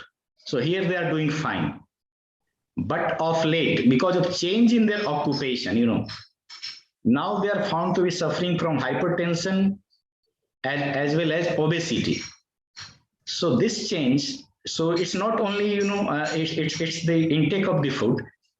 What matters is also how much energy we are burning, and change in occupation also it leads to a kind of a spread of diseases which we could come across in recoveries. So that paper was published in the Comparative Biology journal, published from America, that we had done some work. And what we find that in this sense, this emerging discipline of health and environment is poised to play a very crucial role, because it will help the public health management authorities to take evidence-based decision, So that way it's important. So this is one aspect. Second aspect, I was just listening to Dr. Arun Kumar Singh. He is my senior also, and I also hail from the same department where he has served earlier as senior ecologist. And when he was explaining about how this present international conference was organized, what went in in the process of organizing, and publication and all. So from Anthropological Survey of India, I had offered that if required, we can extend some kind of financial assistance, which they say that at times it's not required. Maybe in future, whenever they organize offline, the help may be required, but even in future, whenever it is required, Anthropological Survey of India will be extending the financial assistance to the organizers. So with this, and secondly, one more regarding publication of papers and all. I was just listening and it just occurred to my mind. I'm not very sure about it. But what I feel that Anthropological Survey of India is publishing a journal of the Anthropological Survey of India, and it's already a UGC care listed journal, and it's being published by the SAGE. So not all, but 2 to 3 papers in each volume we can publish. And the papers which are referred by the organizers or by the Dr. Arun Kumar Singh, and which they think that it can go to our journal. Of course, all the papers are very good, but since we cannot devote the entire journal for it, so 1 or 2 or 3 papers in each issues we can go for. So this kind of thing we can do.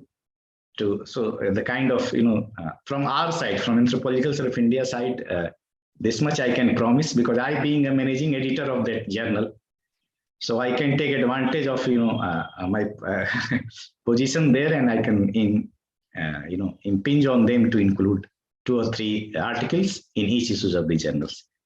So thank you very much, sir, for giving me this opportunity to say a few words. And again, I express my thanks to the organizers, to the Vice Chancellor of the Autonomous University, to the Chairperson of the present session, Professor Islam, to Dr. Arun Kumar Singh. Thank you so much, sir.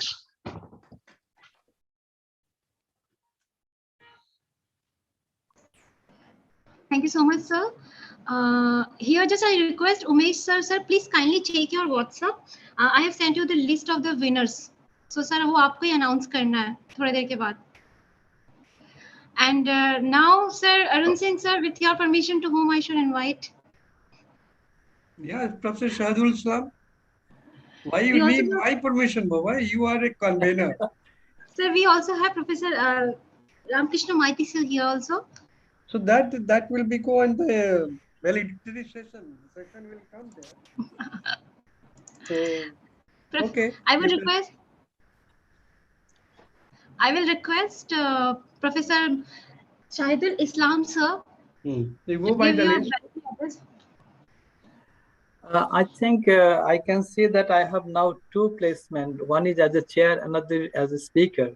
So I'm going to talk as a speaker or the chair. If I speak as a chair, that could be the last. Like yes, sir. So if the chairperson suggests us to invite our speaker at the end, so we will be doing that, sir. It would be honor. I think I would request Professor Maiti, who is very close to me, he should speak. Let me listen. Would you mind if Professor Maiti speak before So this is your session, sir. Oh, it's been coordinated by you. Professor Maiti, would you please say something before I start? Yeah, it's my pleasure. Yeah, am I audible? Am I audible? Yeah.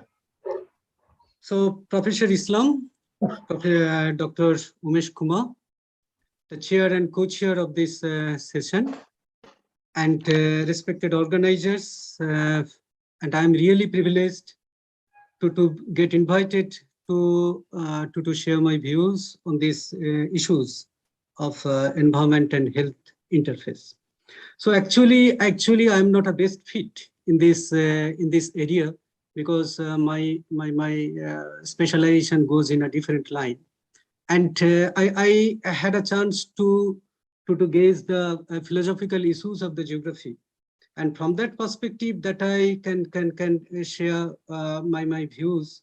And Professor Dr. Singh has rightly pointed that there was at one time there was a very popular discourse of medical geography in our department and in West Bengal.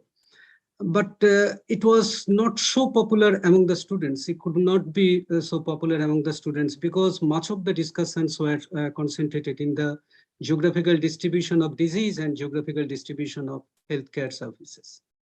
But it failed to address the major causes of the geographical distribution of the diseases, and they failed to understand the geographical factors which in combination are responsible for the distribution of diseases at some places.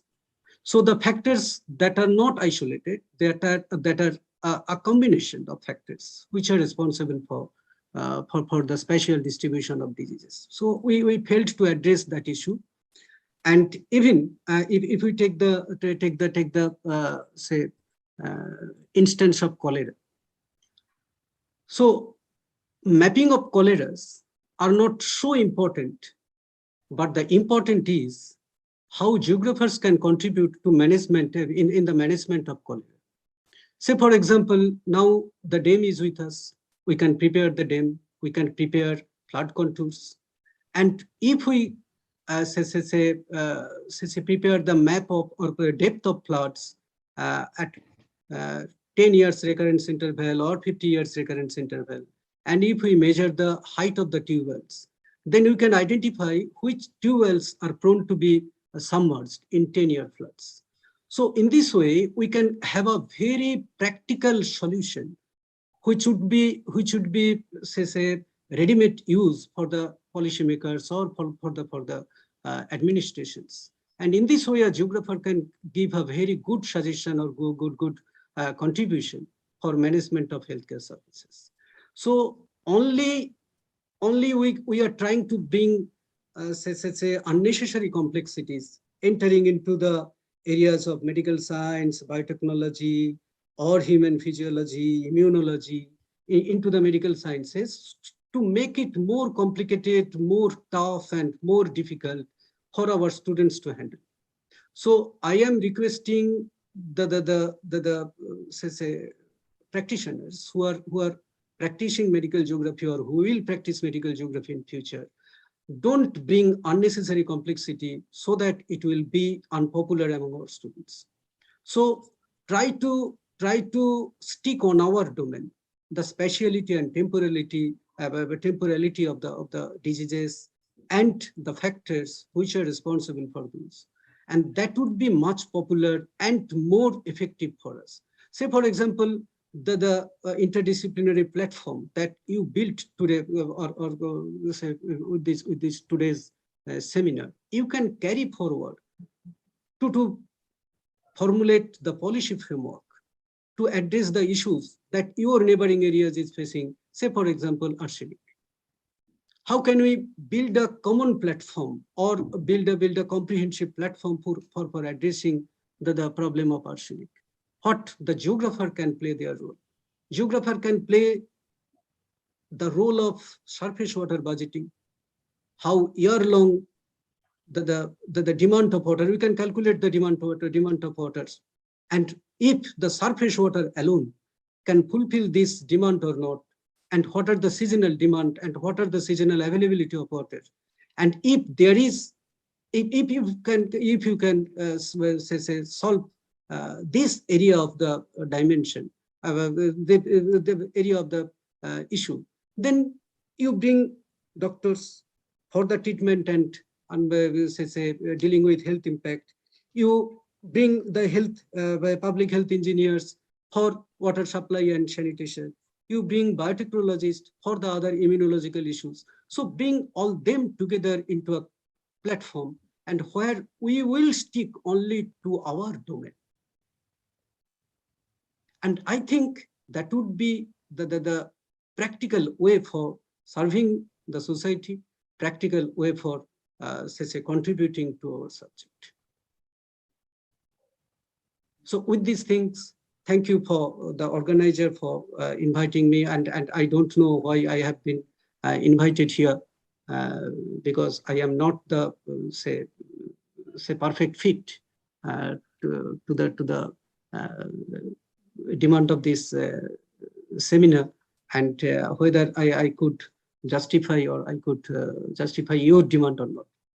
Then another way, say for example, lots of talk has been done on say COVID and other pandemics. So geographer has their specific role to analyze the speciality of the pandemics. Say for starting for the plague, how plague distributed in the Mediterranean and say African areas by the trade systems. So if we follow how the spatial interactions during those periods spread the plague in those areas.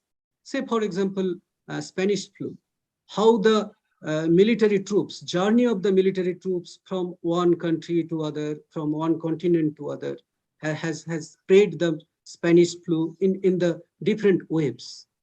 And even for COVID pandemic, it's a special interaction among the different countries. There are more than 58,000 aerial route, the aviation route. And if anything happens at any part of the world, that would be distributed immediately throughout the world by these intensive connection systems. And why USA and India are two major countries facing this problem of COVID, because USA is the say most important destination, and India is the most important origin of the international migrations.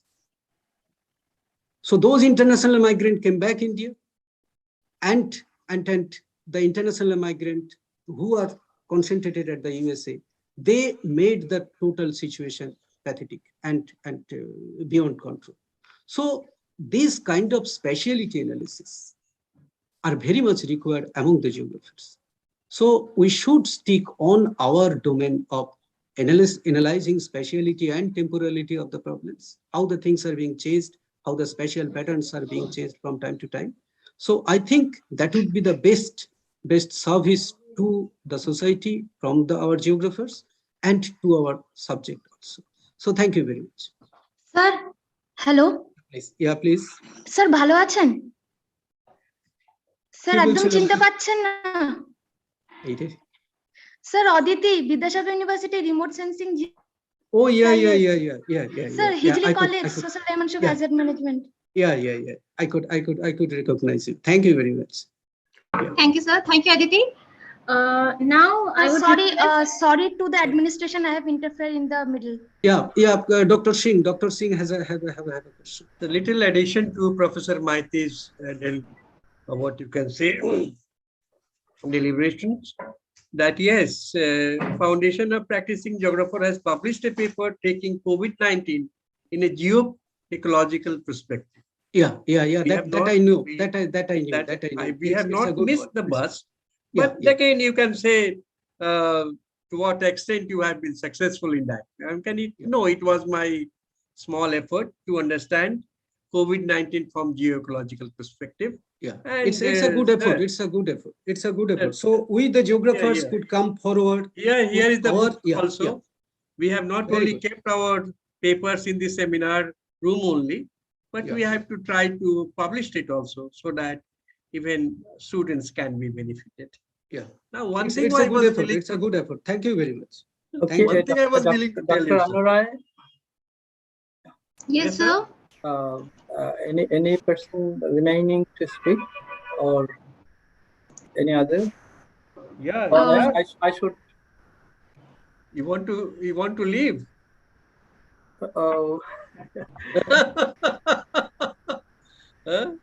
Sir, we like your company. Be with us for some more time. Oh well, if anybody left, please would you please invite them? Otherwise, I can make my conclusion. Yes. We have Dr. Sumit Mukherjee here, sir. Sir, would you like to share something with us? Dr. Sumit Mukherjee? Yeah, time is running out. I know. Actually, it's a very long. We are still in office, sir.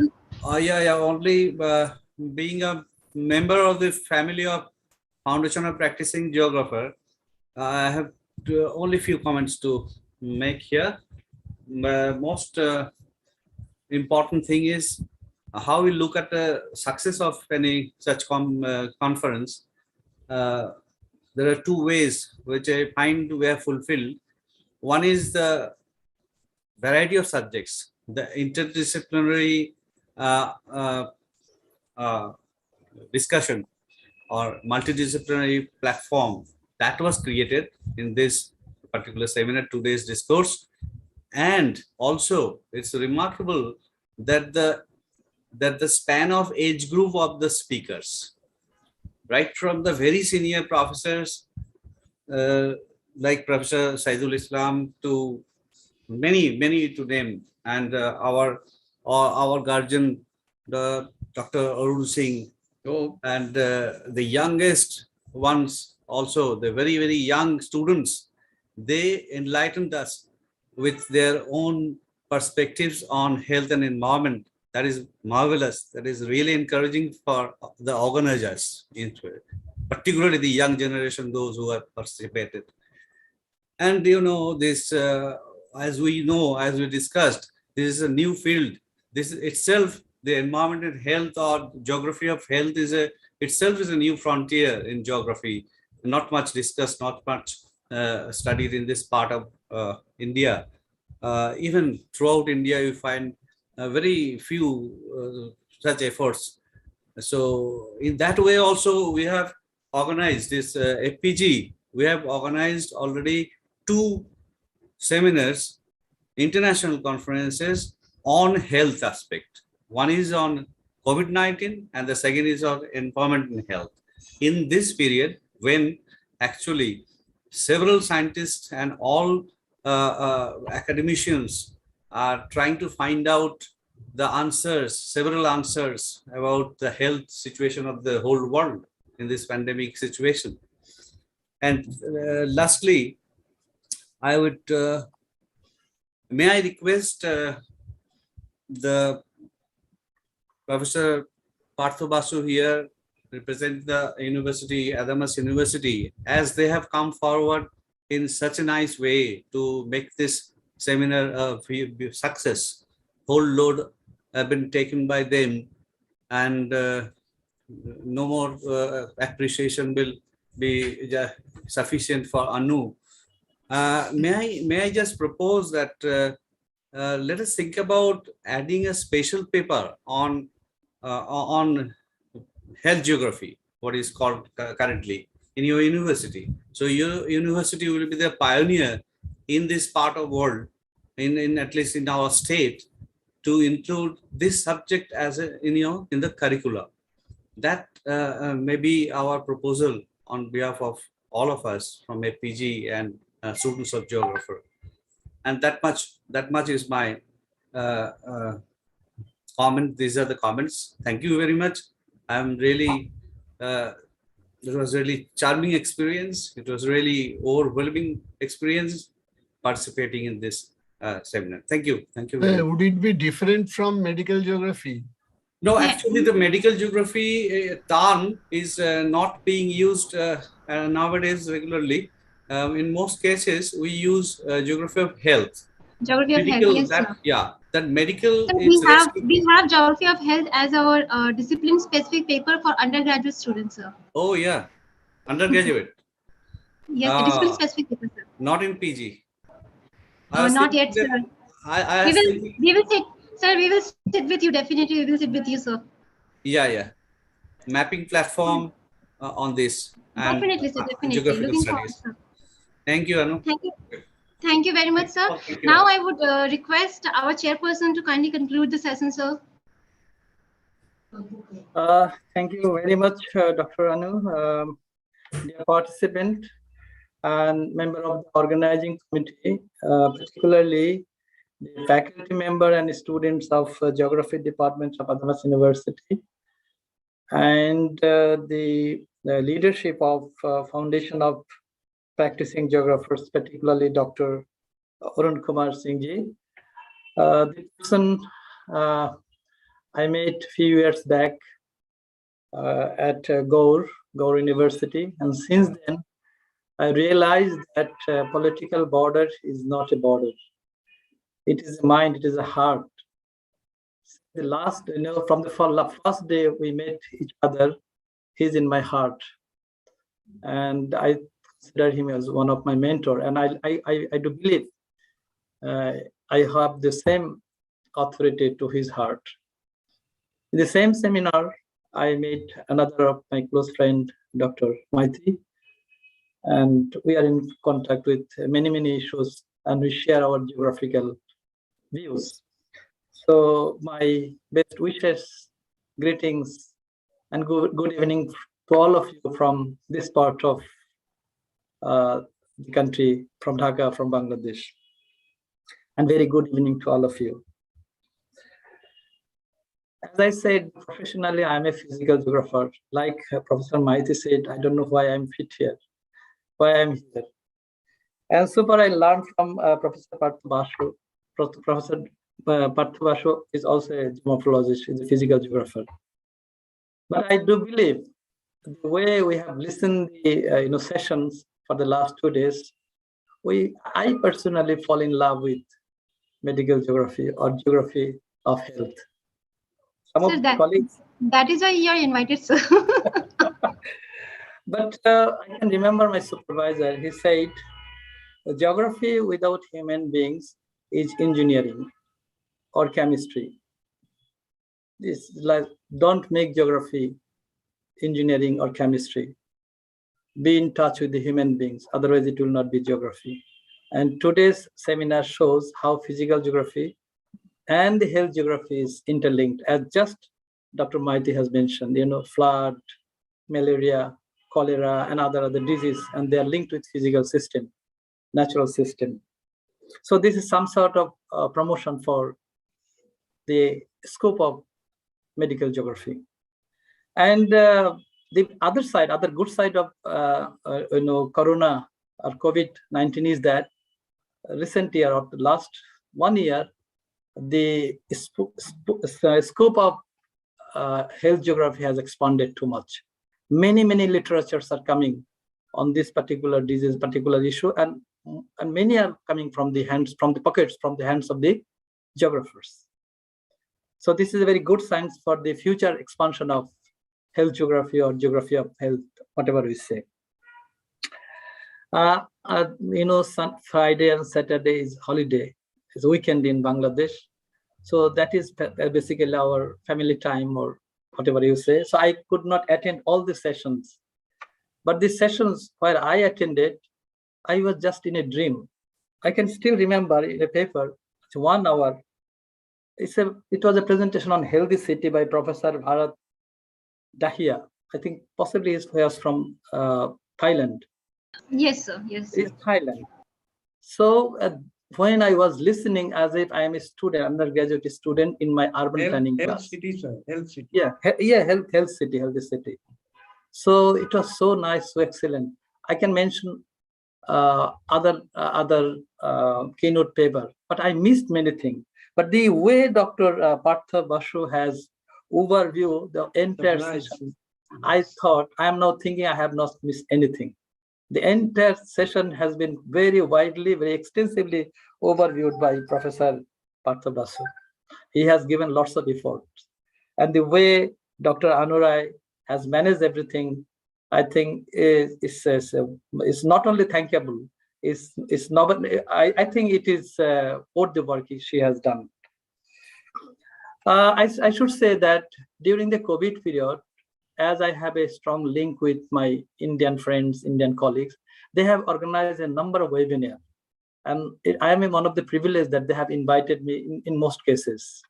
And the way we become more interactive, we have shared many things from physical process, from coastal environment to climate change. I think Professor Maiti and myself was present in a number of occasions.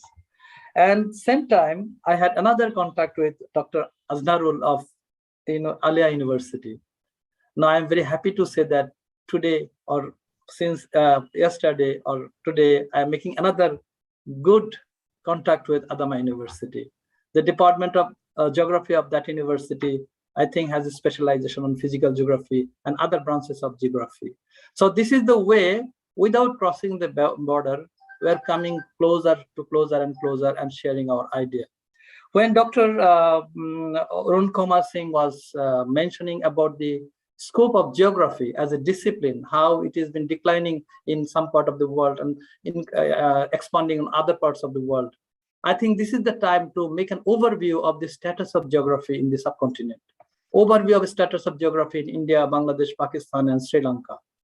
I know, the Dhaka University is now 100 years old. We are now celebrating our centennial, So a university at 100 years old, we have a project. We are now reviewing the status of geography in Bangladesh. And to review that, we are making cross-checking with Indian geography, Sri Lankan geography, Pakistan geography, and the geographical status of the developed world. And we can see that there are too much to do. There are many things to do. And we have to rethink the entire journey of geography, entire education of geography, entire geographical process and the learning process in the subcontinent, because we are lacking behind in many, many cases. I think Nepal also, sir. Nepal also. I think in Nepal, I should say geography education in Nepal is not that expanded in that much. Yes, very much. Tribhuvan University is having a very good department, sir. Yeah, I can share his number to you. However, that is we should have a comprehensive review, an overview of the status of geography in South Asia. And I think many of us can lead this process. Many of us can, how the physical geography is moving ahead, how the health geography is going forward. As I said from my side that as we are overviewing the geography development of geography in Bangladesh, I think once we can publish our paper, it will give the status of geography and the development of geography in Bangladesh, and then we can have a comparative study between other nations as well. Without further detail, as I said, that I was very much enjoying the sessions, and Professor Singh said that we don't like to miss you. I also don't like to miss you, and I also don't like to leave. But as I said, some of my family program is overdue, and I am telling them just give me half an hour time. I'll join with you. So I'm very much sorry that I could not continue much longer with you. Otherwise, it could have been a very good chatting with you. I should say to all of you, particularly the organizer, to remember me, to invite me to chairing the 2 sessions, although I am not an expert of this area. So thank you very much. And thanks to all of you. And I think in future we'll be keeping in touch with each other. And as Professor Dr. Arun Singh said, that we have a plan to organize jointly a international seminar on water resource and river system of Bengal. And let us see how the people, how the geographers of both sides of the Bengal see the water and see the rivers from their eye, and how we can be interactive, how we can share our knowledge with each other. With this few words, I thanks to all of you, and have a good time, and good night to all of you. Thank you. Thank you, sir. Thank you, sir. Thank you very much, sir. Thank Good you night, very sir. much. Thank you. Thank you. Now I would request. Anu, only Sir, one sir, information.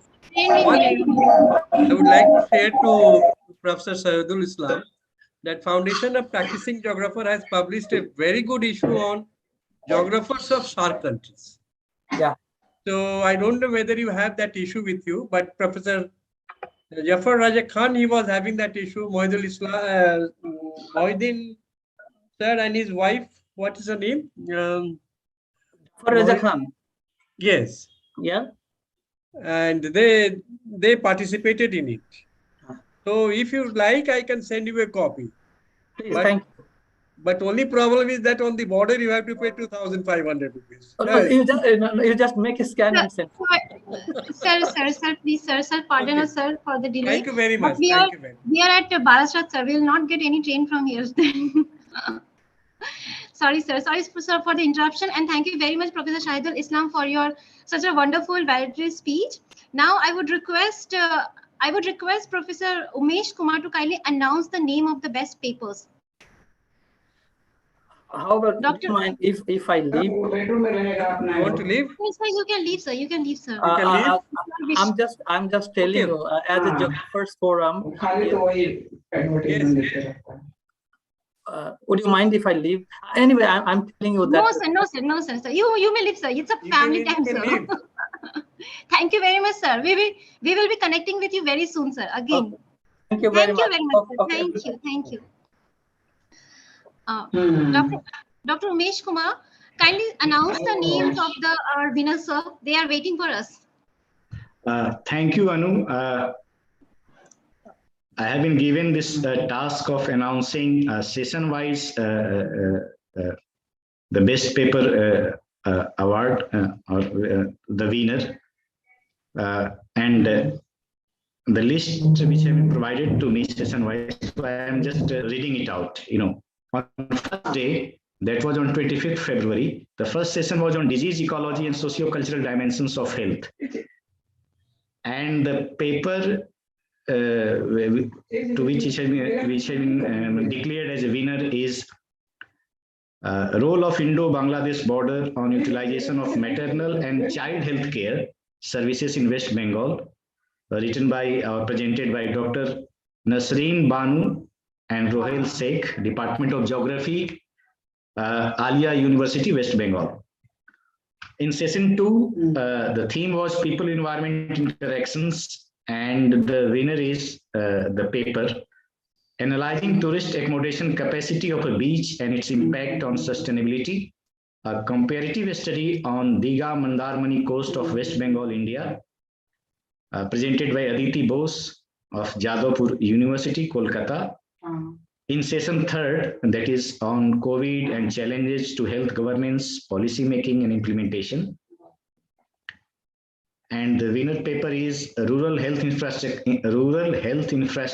of the Dharwad District of Karnataka State, a spatial analysis presented by Dr. Yelappa Hunappa Navar, Department of Geography, Karnataka University, Karnataka. On second day, that is today, in session 4 on ecosystem management and contemporary environmental challenges. The paper which has been declared as winner is Impact of Climate Change on Crop Health / Productivity, a case study from Rajasthan state in India, presented by Archana Sarkar and Sunil Gurappu of National Institute of Hydrology, Roorkee, Uttarakhand. In session 5 on public health and medicine, the paper which has been declared as a winner is Synergistic Potential of Essential Oil with Antibiotics Against Multi-Drug Resistance of Candida albicans and its implication on human health. And the paper presenter were Riya Bhattacharya, Kamal Dev, and Anuradha S. Saluni. Anuradha from Saluni University, Bajhol, Himachal Pradesh. And then in session 6 on population health and risk, the paper which has been declared as winner is Health Behavior in the Context of Urban Built Environment in Kolkata Metropolitan Area, presented by Anuradha Mandal and Avira Datta Roy of Vivekanand College for Women, Kolkata. In session 7, we have no winner because there was no application of GIS research in GIS research theme, and none of it could qualify for, could obtain the 60% marks, so which is a qualifying marks for getting award. So there is no winner in this session on GIS. And then in session 8, Sustainable Health Practices, and the winner is Achieving Carbon Neutral India 2030 and Beyond by Satrupa Karmakar, University of Queensland, together with Indian Institute of Technology, Delhi, UQDAR Academy of Research, Delhi, India and Australia. So this was about, the session-wise, the winner. Now the poster winner, in poster session, the winner we have is a spatial distribution of healthcare resources in northeastern India. And those who are involved in it are Arghi Deep Saha, Shreya Samanta, Suchitra Das, and Anu Roy from Department of Geography, Adams University, West Bengal. And in the end, I want to add that it doesn't mean that those papers, other papers are not so good. It's only that only few papers are to be selected, and the number was fixed, so we could select only few. Thank you so much. Thank you very much, sir. And I would congratulate every winners and even every participants who have given their effort to present their work, sir. Thank you very much. And now I would request Ms. Manisha Baral to kindly give a vote of thanks. Thank you, ma'am, for giving me this opportunity. First of all, on behalf of the Department of Geography, I would like to express my sincere gratitude to all the keynote speaker, chairperson, special guest dignitaries from India and abroad, and participants for making the conference on environment and health Frontier Ahead 2022 a successful one. I hope all the participants have learned a lot from this 2 days conference, which will enrich their knowledge, and I believe that this platform has surely created a connecting knot amongst academic fraternity who has joined this conference from various parts of India and abroad. I express my deep gratitude to Foundation of Practicing Geographer, Kolkata, for extending this wonderful opportunity to organize this conference with them. Special mention goes to Sri Gopinath Saha, retired Director, NATMO, and President, Foundation of Practicing Geographers, Kolkata. Professor Mamta Desai, Netaji Institute for Asian Studies, Kolkata, and Vice President of Foundation of Practicing Geographers, Kolkata. On behalf of organizing committee, I express my deep gratitude to Dr. Arun Kumar Singh, Secretary, Foundation of Practicing Geographers, Kolkata, without whom this event could not take place. We have received constant support from Dr. Shumit Mukherjee, Dr. Umesh Kumar, Dr. Ajnarul Islam, and each and every member of Foundation of Practicing Geographer. Thank you. I would like to express my sincere gratitude to Honorable Chancellor Sir, Professor Shaumitre, Adams University, Honorable Vice Chancellor Sir, Professor Dipendra Kumar Jha for providing their full support in enhancing the opportunity of organizing this conference. My heartfelt gratitude to Pro Vice Chancellor, Research and Development and Dean, School of Basic and Applied Sciences, Adams University, for his constant encouragement, motivation, support, and guidance. Thank you for being a one-point solution to every challenge that we face during organizing this conference. I express my gratitude to all support Office of Adams University, including but not limited to Office of Dean, School of Basic and Applied Science, Office of Project Management and Administration, Office of Marketing and Development, Office of CTO, and Office of Media and Printing and Designing, especially Mr. Chandrashil Tiwari for designing all the marketing content, flyer, and creatives. I am thankful to our Department of Security who bear us till late night working hours.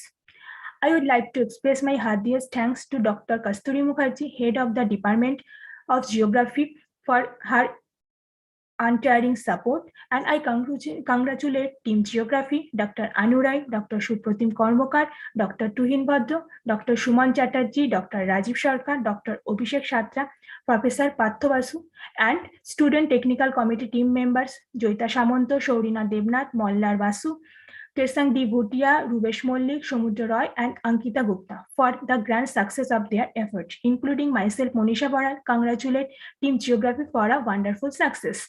Hope to meet you all in such a wonderful platform once again. Thank you. Thank you so much. Thank you, Manisha. Thank you, everyone. And thank you, all the participants. With your kind permission, sir, now I would like to end this session. All the participants and our keynote speakers will get their certificates, memento, and letter of appreciation that would be dispersed on or before 31st March. So thank you very much, sir. Thank you very much. Thank you.